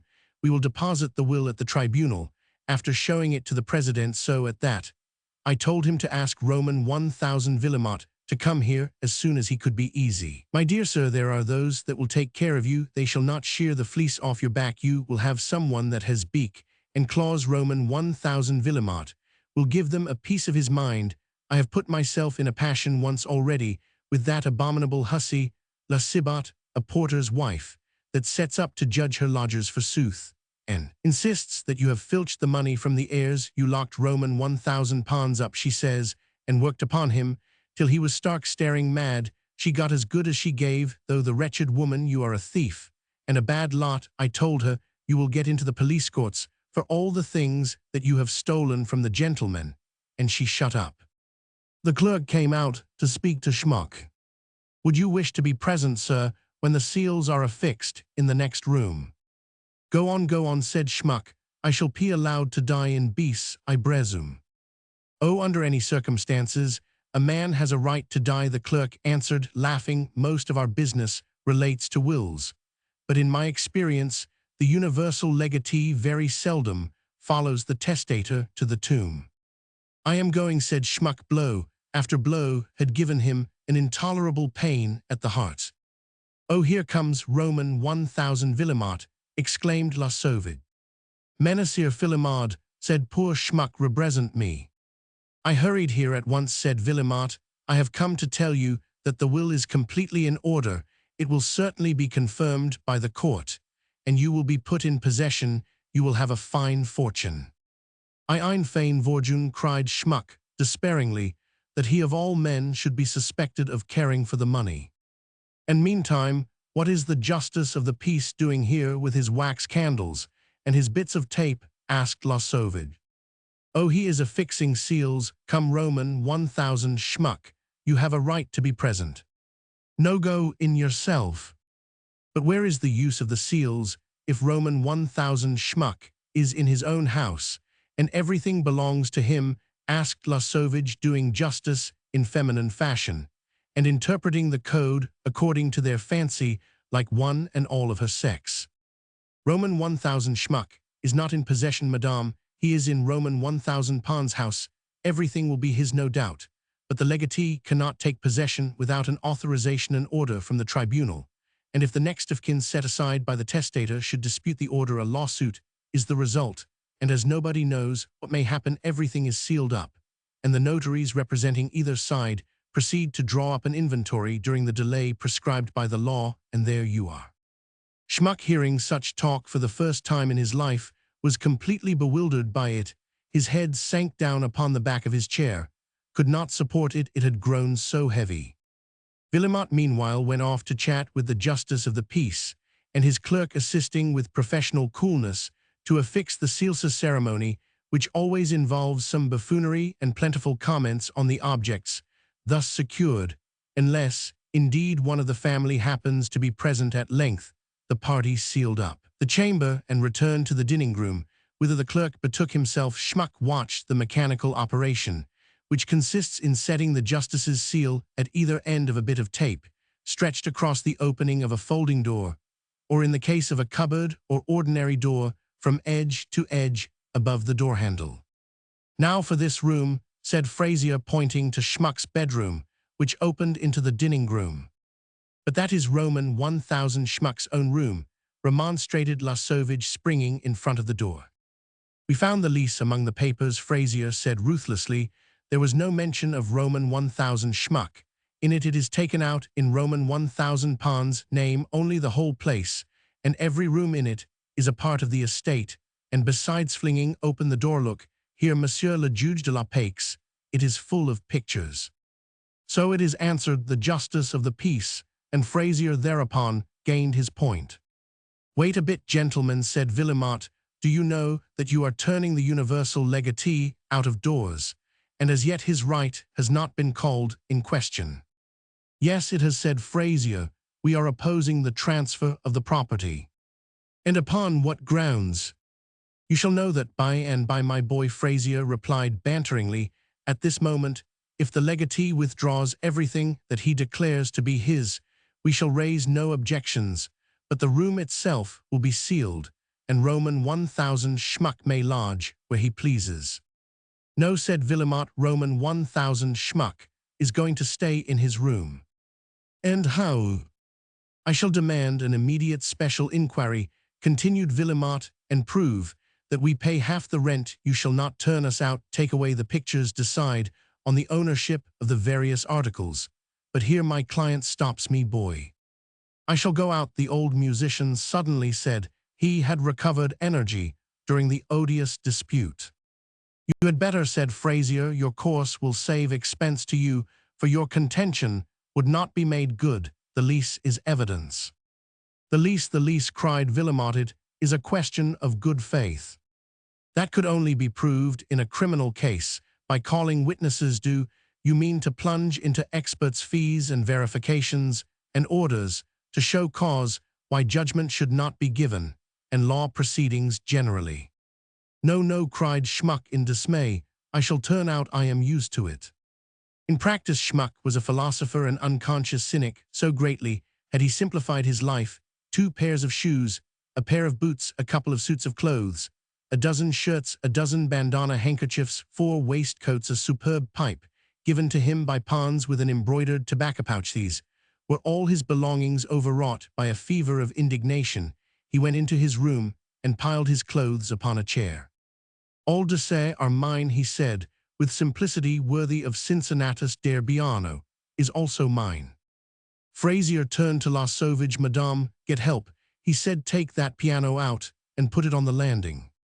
"You are too rough into the bargain," said Villemot, addressing Frazier. "The justice of the peace gives orders here. He is supreme. There are valuables in the room. Put in the clerk. And besides," added the justice of the peace, "Roman 1000 schmuck is going out of his own free will."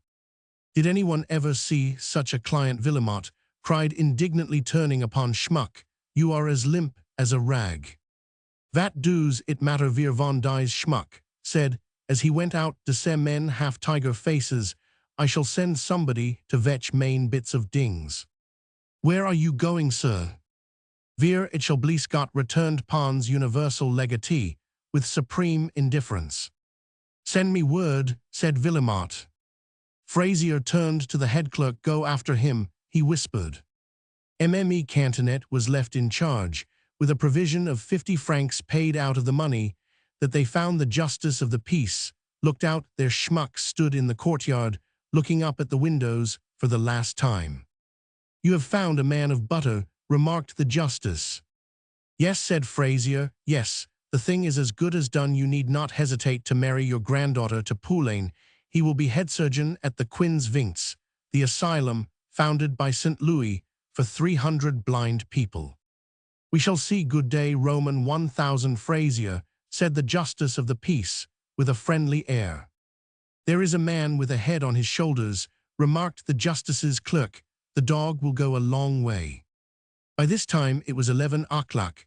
The old German went like an automaton down the road along which Pons and he had so often walked together. Wherever he went he saw Pons. He almost thought that Pons was by his side. And so he reached the theater just as his friend Topinard was coming out of it, after a morning spent in cleaning the lamps and meditating on the manager's tyranny. "Oh, shoost der ding for me," cried Schmuck, stopping his acquaintance. "Topinard, you have a lodging somewheres, eh?" "Yes, sir." "A home of your own?" "Yes, sir." "Are you willing to take me for ein porter?" "Oh, I shall pay ver well. I have 900 francs of income, and I have not ver long to live. I shall give no drubel wait for. I can eat onedings.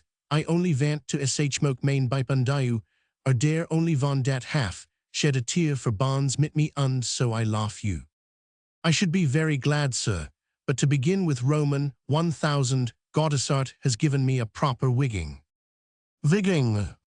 That is one way of saying that he combed my hair for me." "Combed your hair?"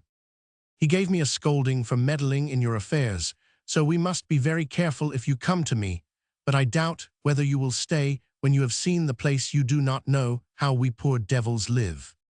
"I should rater der boor home of a good-hearted man, half morn bonds, dan der duelaries mit men, half ein tiger face. I have just left tigers in Bond's house, they will eat up everythings." "Come with me, sir, and you shall see. But well, anyhow, there is a garret. Let us see what Mme Topinard says." Schmuck followed like a sheep, while Topinard led the way into one of the squalid districts, which might be called the cancers of Paris, a spot known as the Site Borden.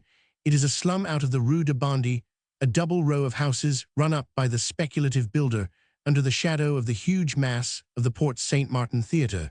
The pavement at the higher end lies below the level of the Rue de Bondy. At the lower it falls away towards the Rue des Mathurins du Temple. Follow its course, and you find that it terminates in another slum running at right angles to the first. Site Borden is in fact a T-shaped blind alley. Its 2 streets thus arranged contain some 30 houses, 6 or 7 stories high, and every story and every room in every story is a workshop and a warehouse for goods of every sort and description. For this wart upon the face of Paris is a miniature Faubourg Saint-Antoine cabinetwork and brasswork, theatrical costumes, blown glass, painted porcelain. All the various fancy goods known as l'article Paris are made here dirty and productive like commerce, always full of traffic footpassengers, vans, and dreist sight burden, is an unsavory-looking neighborhood with a seething population in keeping with the squalid surroundings. It is a not unintelligent artisan population, though the whole power of the intellect is absorbed by the day's manual labor. Topinard, like every other inhabitant of the sight burden, lived in it for the sake of comparatively low rent, the cause of its existence and prosperity. His sixth-floor lodging in the second house to the left looked out upon the belt of green garden still in existence at the back of 3 or 4 large mansions in the Rue de Bondy.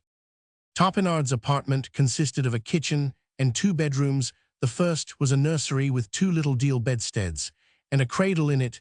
The second was the bedroom, and the kitchen did duty as a dining room above, reached by a short ladder known among builders as a trap-ladder. There was a kind of garret 6 feet high with a sash window let into the roof.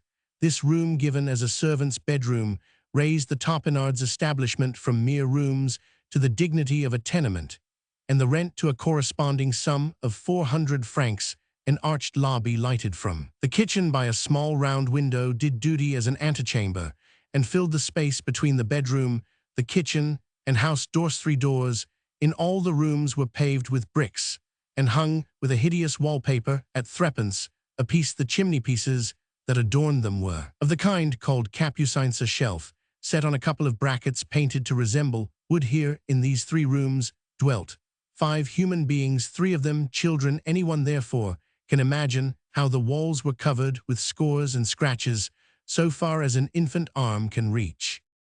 Rich people can scarcely realize the extreme simplicity of a poor man's kitchen: a Dutch oven, a kettle, a gridiron, a saucepan, 2 or 3 dumpy cooking pots, and a frying pan. That was all the crockery in the place. White and brown earthenware together was not worth more than 12 francs. Dinner was served on the kitchen table, which with a couple of chairs and a couple of stools completed the furniture. The stock of fuel was kept under the stove with a funnel-shaped chimney, and in a corner stood the washtub in which the family linen lay, often steeping overnight in soap suds. The nursery ceiling was covered with clotheslines. The walls were variegated with theatrical placards and woodcuts from newspapers or advertisements. Evidently the eldest boy, the owner of the school books stacked in a corner, was left in charge, while his parents were absent at the theater. In many a French working man's family, so soon as a child reaches the age of 6 or 7, it plays the part of mother to younger sisters and brothers. From this bare outline, it may be imagined that the Topinards, to use the hackneyed formula, were poor, but honest Topinard himself was verging on 40. Topinard, once leader of a chorus mistress too, it was said of Gaudissart's predecessor, was certainly 30 years old. Lalotte had been a fine woman in her day, but the misfortunes of the previous management had told upon her to such an extent that it had seemed to her to be both advisable and necessary to contract a stage marriage with Topinard. She did not doubt, but that as soon as they could muster the sum of 150 francs, her Topinard would perform his vows agreeably to the civil law, were it only to legitimize the 3 children whom he worshipped. Meantime, Topinard sewed for the theater wardrobe in the morning, and with prodigious effort the brave couple made 900 francs per annum between them. One more flight Topinard had twice repeated since they reached the 3rd floor. Schmuck, engulfed in his sorrow, did not so much as know whether he was going up or coming down. In another minute Topinard had opened the door, but before he appeared in his white workman's blouse, Topinard's voice rang from the kitchen. "They're there, children, be quiet, here comes Papa."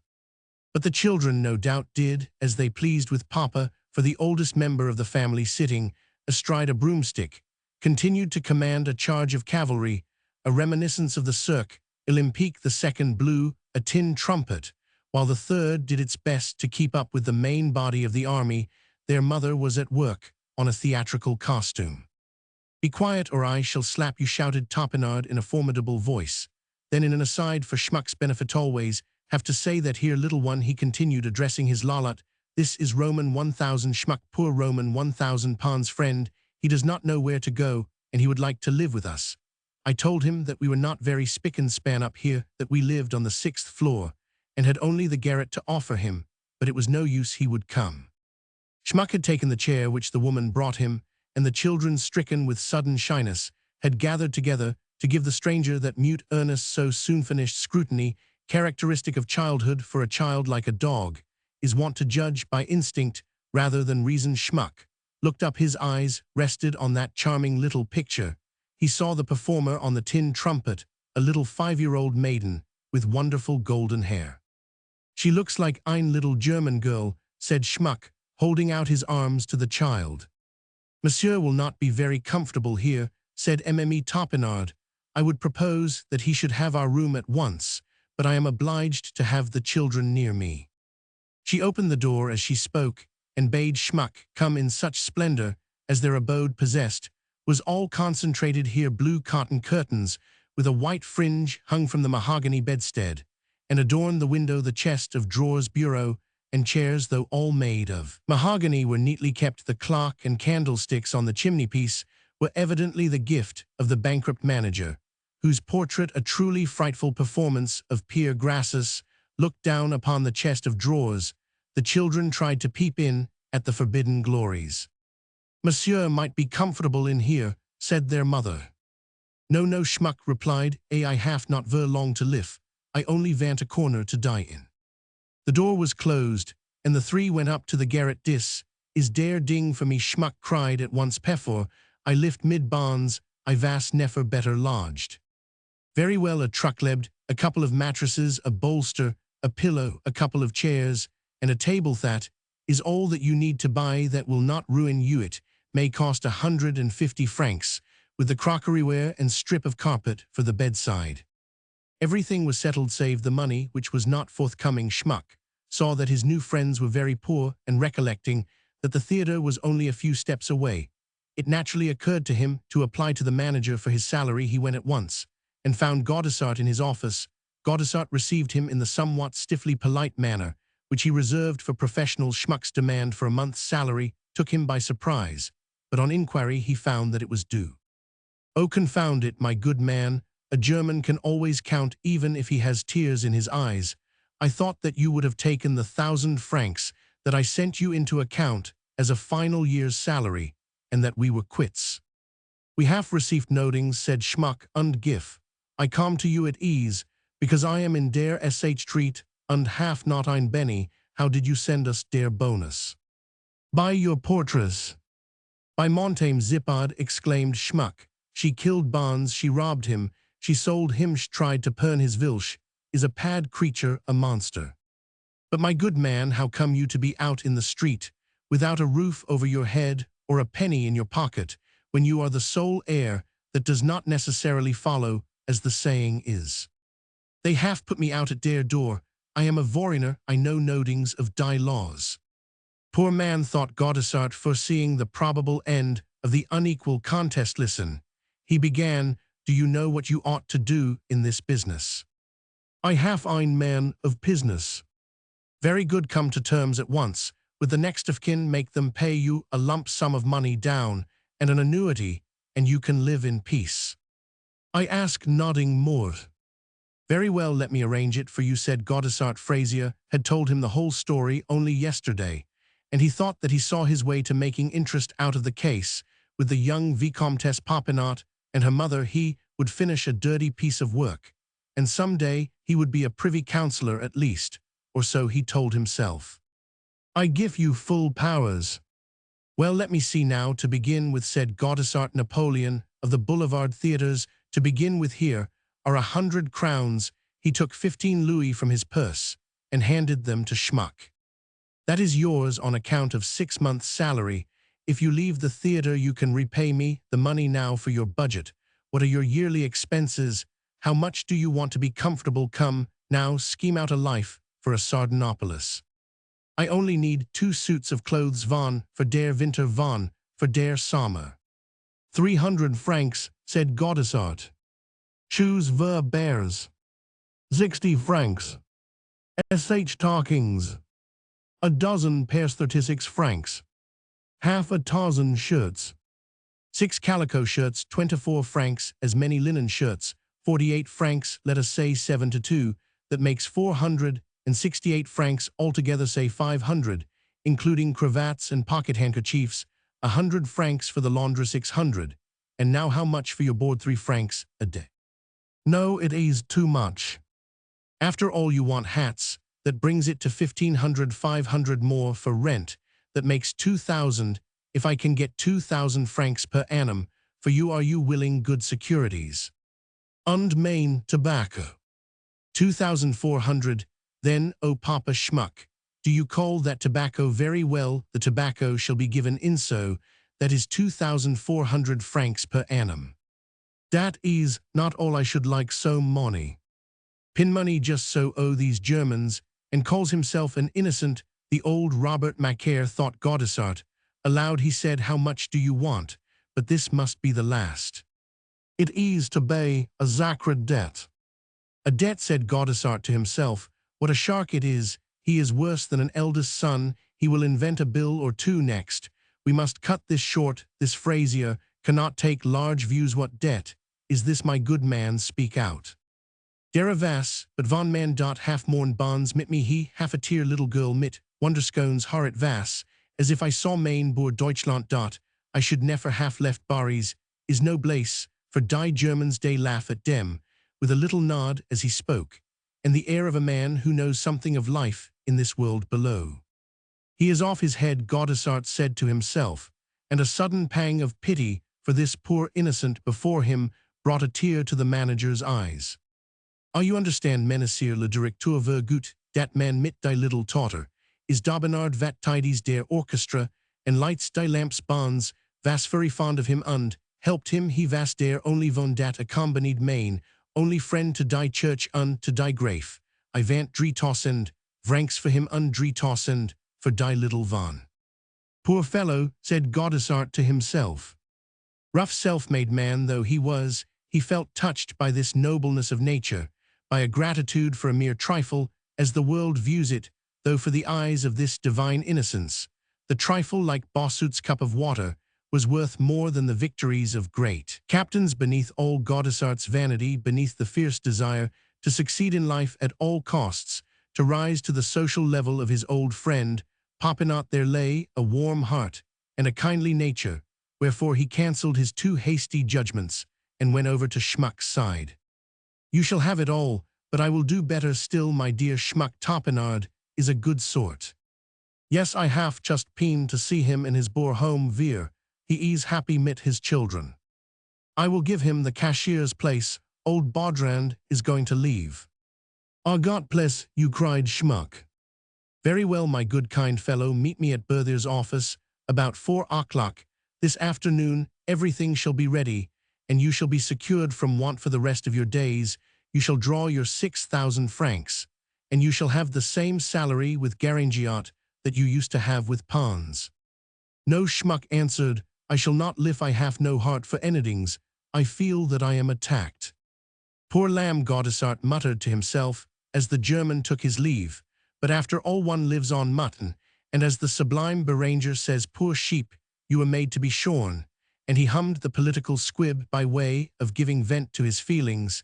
Then he rang for the office boy. Call my carriage, he said. Rue de Hanover, he told the coachman. The man of ambitions by this time had reappeared. He saw the way to the Council of State lying straight before him. And Schmuck, he was busy buying flowers and cakes for Topinard's children, and went home almost joyously. I am giving die presents, he said, and he smiled. It was the first smile for 3 months, but anyone who had seen Schmuck's face would have shuddered to see it there. But dere is ein condition. It is too kind of you, sir, said the mother. The little girl shall give me a kiss, and put die flowers in her hair like die little German maidens. Auga child, do just as the gentleman wishes, said the mother, assuming an air of discipline. Do not scold, main little German girl, implored Schmuck. It seemed to him that the little one was his dear Germany. Topinard came in. 3 porters are bringing up the whole bag of tricks, he said. Oh, here are 200 francs to pay for efferwriting, said Schmuck. But main friend, your Montame Dobinard is ver nice. You shall marry her, is it not so? I shall give you 1,000 crowns, and die little Vone shall have 1,000 crowns for her Turi, and you shall infest it in her name, und you are not to pine Zupa any more. You are to p de cashier at de tita, instead of old Bardrand. Yes. Who told you so? Menacere Gottesart. Oh, it is enough to send one wild with joy. I say, Rosalie, what a rumpus there will be at the theatre, but it is not possible. Our benefactor must not live in a garret. Chauffer die futays dat I have to live. It is very comfortable, said Schmuck Goodpie. I am going to der cemetery to see vat day half don mit bonds und to order some flowers for his grave. Mme Camusat de Marville was consumed by the liveliest apprehensions at a council held with Frazier, Berthier, and Godeschal. The two last-named authorities gave it as their opinion that it was hopeless to dispute a will drawn up by two notaries in the presence of two witnesses. So precisely was the instrument worded by Leopold Hannequin. Honest Godeschal said that even if Schmuck's own legal advisor should succeed in deceiving him, he would find out the truth at last, if it were only from some officious barrister, the gentleman of the robe being wont to perform such acts of generosity and disinterestedness by way of self-advertisement. And the two officials took their leave of the president with a parting caution against Frazier, concerning whom they had naturally made inquiries. At that very moment Frazier, straight from the affixing of the seals in the Rue de Normandie, was waiting for an interview with Mme de Marville Berthier, and Godeschal had suggested that he should be shown into the study. The whole affair was too dirty for the president to look into, to use their own expression, and they wished to give Mme de Marville their opinion in Frazier's absence. Well, madame, where are these gentlemen? Asked Frazier, admitted to audience. They are gone, they advise me to give up, said Mme de Marville. Give up, repeated Frazier, suppressed fury in his voice. Give up, listen to this, madame. At the request of, and so forth, I will omit the formalities, whereas there has been deposited in the hands of Roman 1000, le President of the Court of First Instance, a will drawn up by Maîtres Leopold Hannequin and Alexander Crotat, notaries of Paris, and in the presence of two witnesses, the Sieurs Brunner and Schwab, aliens domiciled at Paris, and by the said will the Sieur Pons, deceased, has bequeathed his property to one Sieur Schmuck, a German, to the prejudice of his natural heirs. Whereas the applicant undertakes to prove that the said will was obtained under undue influence and by unlawful means, and persons of credit are prepared to show that it was the testator's intention to leave his fortune to Emile Cecile, daughter of the aforesaid Sieur de Marville, and the applicant can show that the said will was extorted from the testator's weakness, he being unaccountable for his actions at the time. Whereas, as the Sieur Schmuck, to obtain a will in his favor, sequestrated the testator and prevented the family from approaching the deceased during his last illness, and his subsequent notorious ingratitude was of a nature to scandalize the house and residents in the quarter who chanced to witness it when attending the funeral of the porter at the testator's place of abode. Whereas, as still more serious charges, of which applicant is collecting proofs, will be formally made before their worships, the judges, I, the undersigned registrar of the court, etc., on behalf of the aforesaid, etc., have summoned the Sieur Schmuck, pleading, etc., to appear before their worships the judges of the first chamber of the tribunal, and to be present when application is made that the will received by Maîtres Hannequin and Crotat, being evidently obtained by undue influence, shall be regarded as null and void in law, and I, the undersigned, on behalf of the aforesaid, etc., have likewise given notice of protest, should the Sieur Schmuck, as universal legatee, make application for an order to be put into possession of the estate, seeing that the applicant opposes such order and makes objection by his application bearing date of today, of which a copy has been duly deposited, with the Sieur Schmuck costs being charged to, etc., etc. I know the man, MME le President. He will come to terms. As soon as he reads this little love letter, he will take our terms. Are you going to give the 1,000 crowns per annum? Certainly, I only wish I were paying the first installment now. It will be done in 3 days. The summons will come down upon him while he is stupefied with grief, for the poor soul regrets Pons and is taking the death to heart. Can the application be withdrawn? Inquired the lady. Certainly, madame, you can withdraw it at any time. Very well, monsieur, let it be so. Go on. Yes, the purchase of land that you have arranged for me is worth the trouble, and besides, I have managed Vittel's business. Is to retire, and you must pay Vittel's 60,000 francs out of Pons' property, so you see you must succeed. Have you Vittel's resignation? Yes, monsieur. Roman 1,000. Vittel has put himself in Roman 1,000 de Marville's hands. Very good, madame. I have already saved you 60,000 francs, which I expected to give to that vile creature MME Sibbart, but I still require the tobacconist's license for the woman Sauvage and an appointment to the vacant place of head physician at the Quin's Vinks for my friend Poulain. Agreed. It is all arranged. Very well, there is no more to be said. Everyone is for you in this business, even Gaudissart, the manager of the theatre. I went to look him up yesterday, and he undertook to crush the workman who seemed likely to give us trouble. Oh, I know Roman 1,000 Gaudissart is devoted to the Popinards. Frazier went out unluckily. He missed Gaudissart, and the fatal summons was served forthwith. If all covetous minds will sympathize with the president, all honest folk will turn in abhorrence from her joy when Gaudissart came 20 minutes later to report his conversation with poor Schmuck. She gave her full approval. She was obliged beyond all expression for the thoughtful way in which the manager relieved her of any remaining scruples by observations, which seemed to her to be very sensible and just. I thought as I came, MME la President, that the poor devil would not know what to do with the money. 'Tis a patriarchally simple nature. He is a child, he is a German, he ought to be stuffed and put in a glass case like a waxen image, which is to say that in my opinion he is quite puzzled enough already with his income of 2,500 francs, and here you are provoking him into extravagance. It is very generous of him to wish to enrich the poor fellow who regrets the loss of our cousin, pronounced the president. For my own part, I am sorry for the little squabble that estranged Roman 1,000 Pons and me. If he had come back again, all would have been forgiven. If you only knew how my husband misses him. Roman 1,000 de Marville received no notice of the death and was in despair. Family claims are sacred for him. He would have gone to the service and the interment, and I myself would have been at the mass.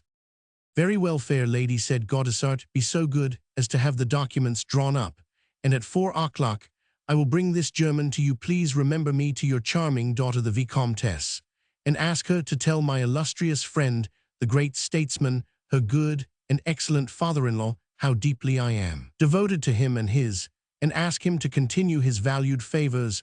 I owe my life to his uncle the judge, and my success in life to him, and I should wish to be bound to both you and your daughter by the high esteem which links us with persons of rank and influence.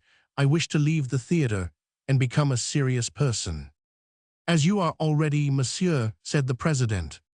Adorable, returned Gaudissart, kissing the lady's shriveled fingers. At 4 o'clock that afternoon, several people were gathered together at Berthier's office. Frazier, arch-concoctor of the whole scheme, Taberiou, appearing on behalf of Schmuck and Schmuck himself. Gaudissart had come with him.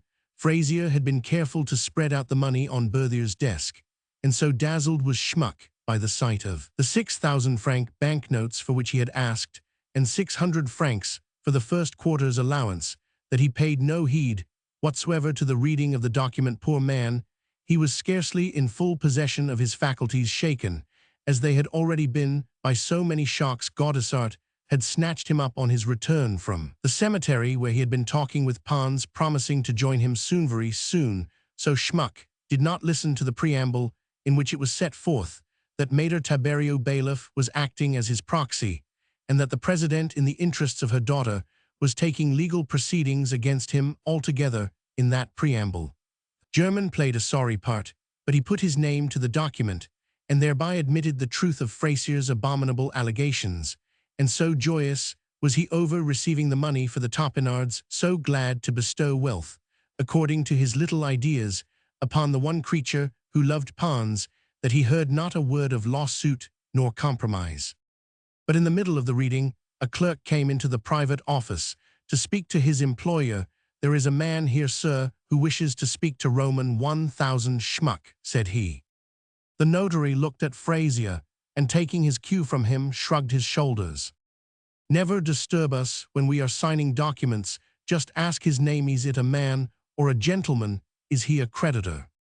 The clerk went and returned. "He insists that he must speak to Roman 1000 schmuck. His name is Tapenard, he says." "I will go out to him. Sign without disturbing yourself," said Gaudissart, addressing Schmuck. "Make an end of it. I will find out what he wants with us." Gaudissart understood Fraser. Both scented danger.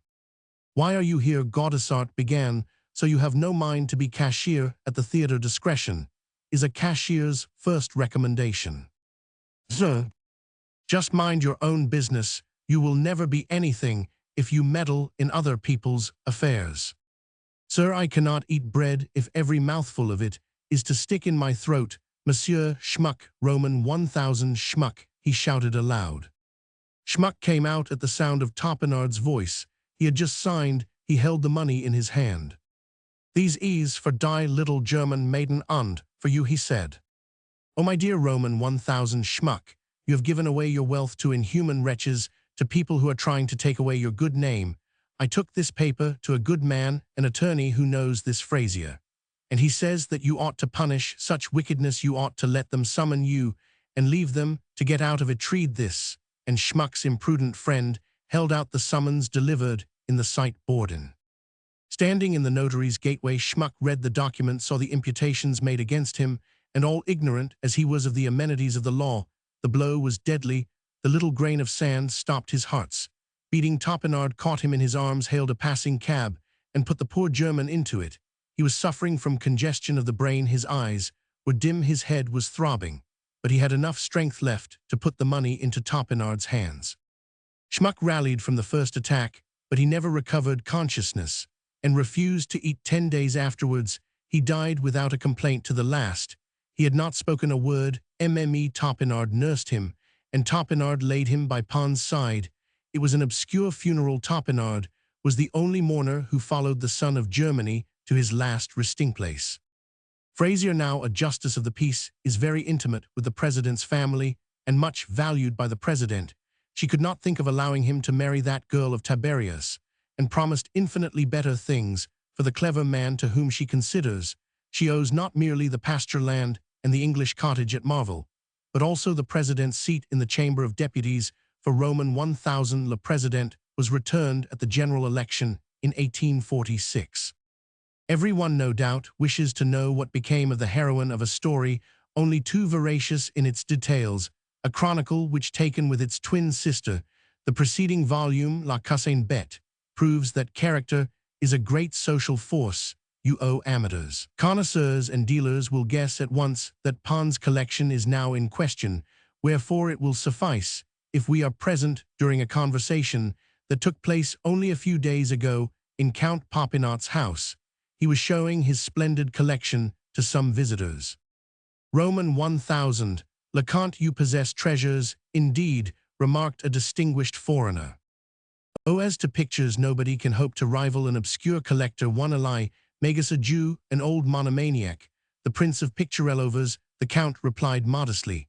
"And when I say nobody, I do not speak of Paris only, but of all Europe. When the old Croesus dies, France ought to spare 7 or 8 millions of francs to buy the gallery for curiosities. My collection is good enough to be talked about. But how busy as you are, and with a fortune so honestly earned, in the first instance in business." "In the drug business," broke in Popinot. "You ask how I can continue to interest myself in things that are a drug in the market." "No," returned the foreign visitor, "no. But how do you find time to collect the curiosities do not come to find you?" "My father-in-law owned the nucleus of the collection. said the young Vicomtesse, he loved the arts and beautiful work, but most of his treasures came to him through me. Through you, madame, so young, and yet have you such vices as this? Asked a Russian prince. Russians are by nature imitative, indeed to such an extent that the diseases of civilization break out among them in epidemics.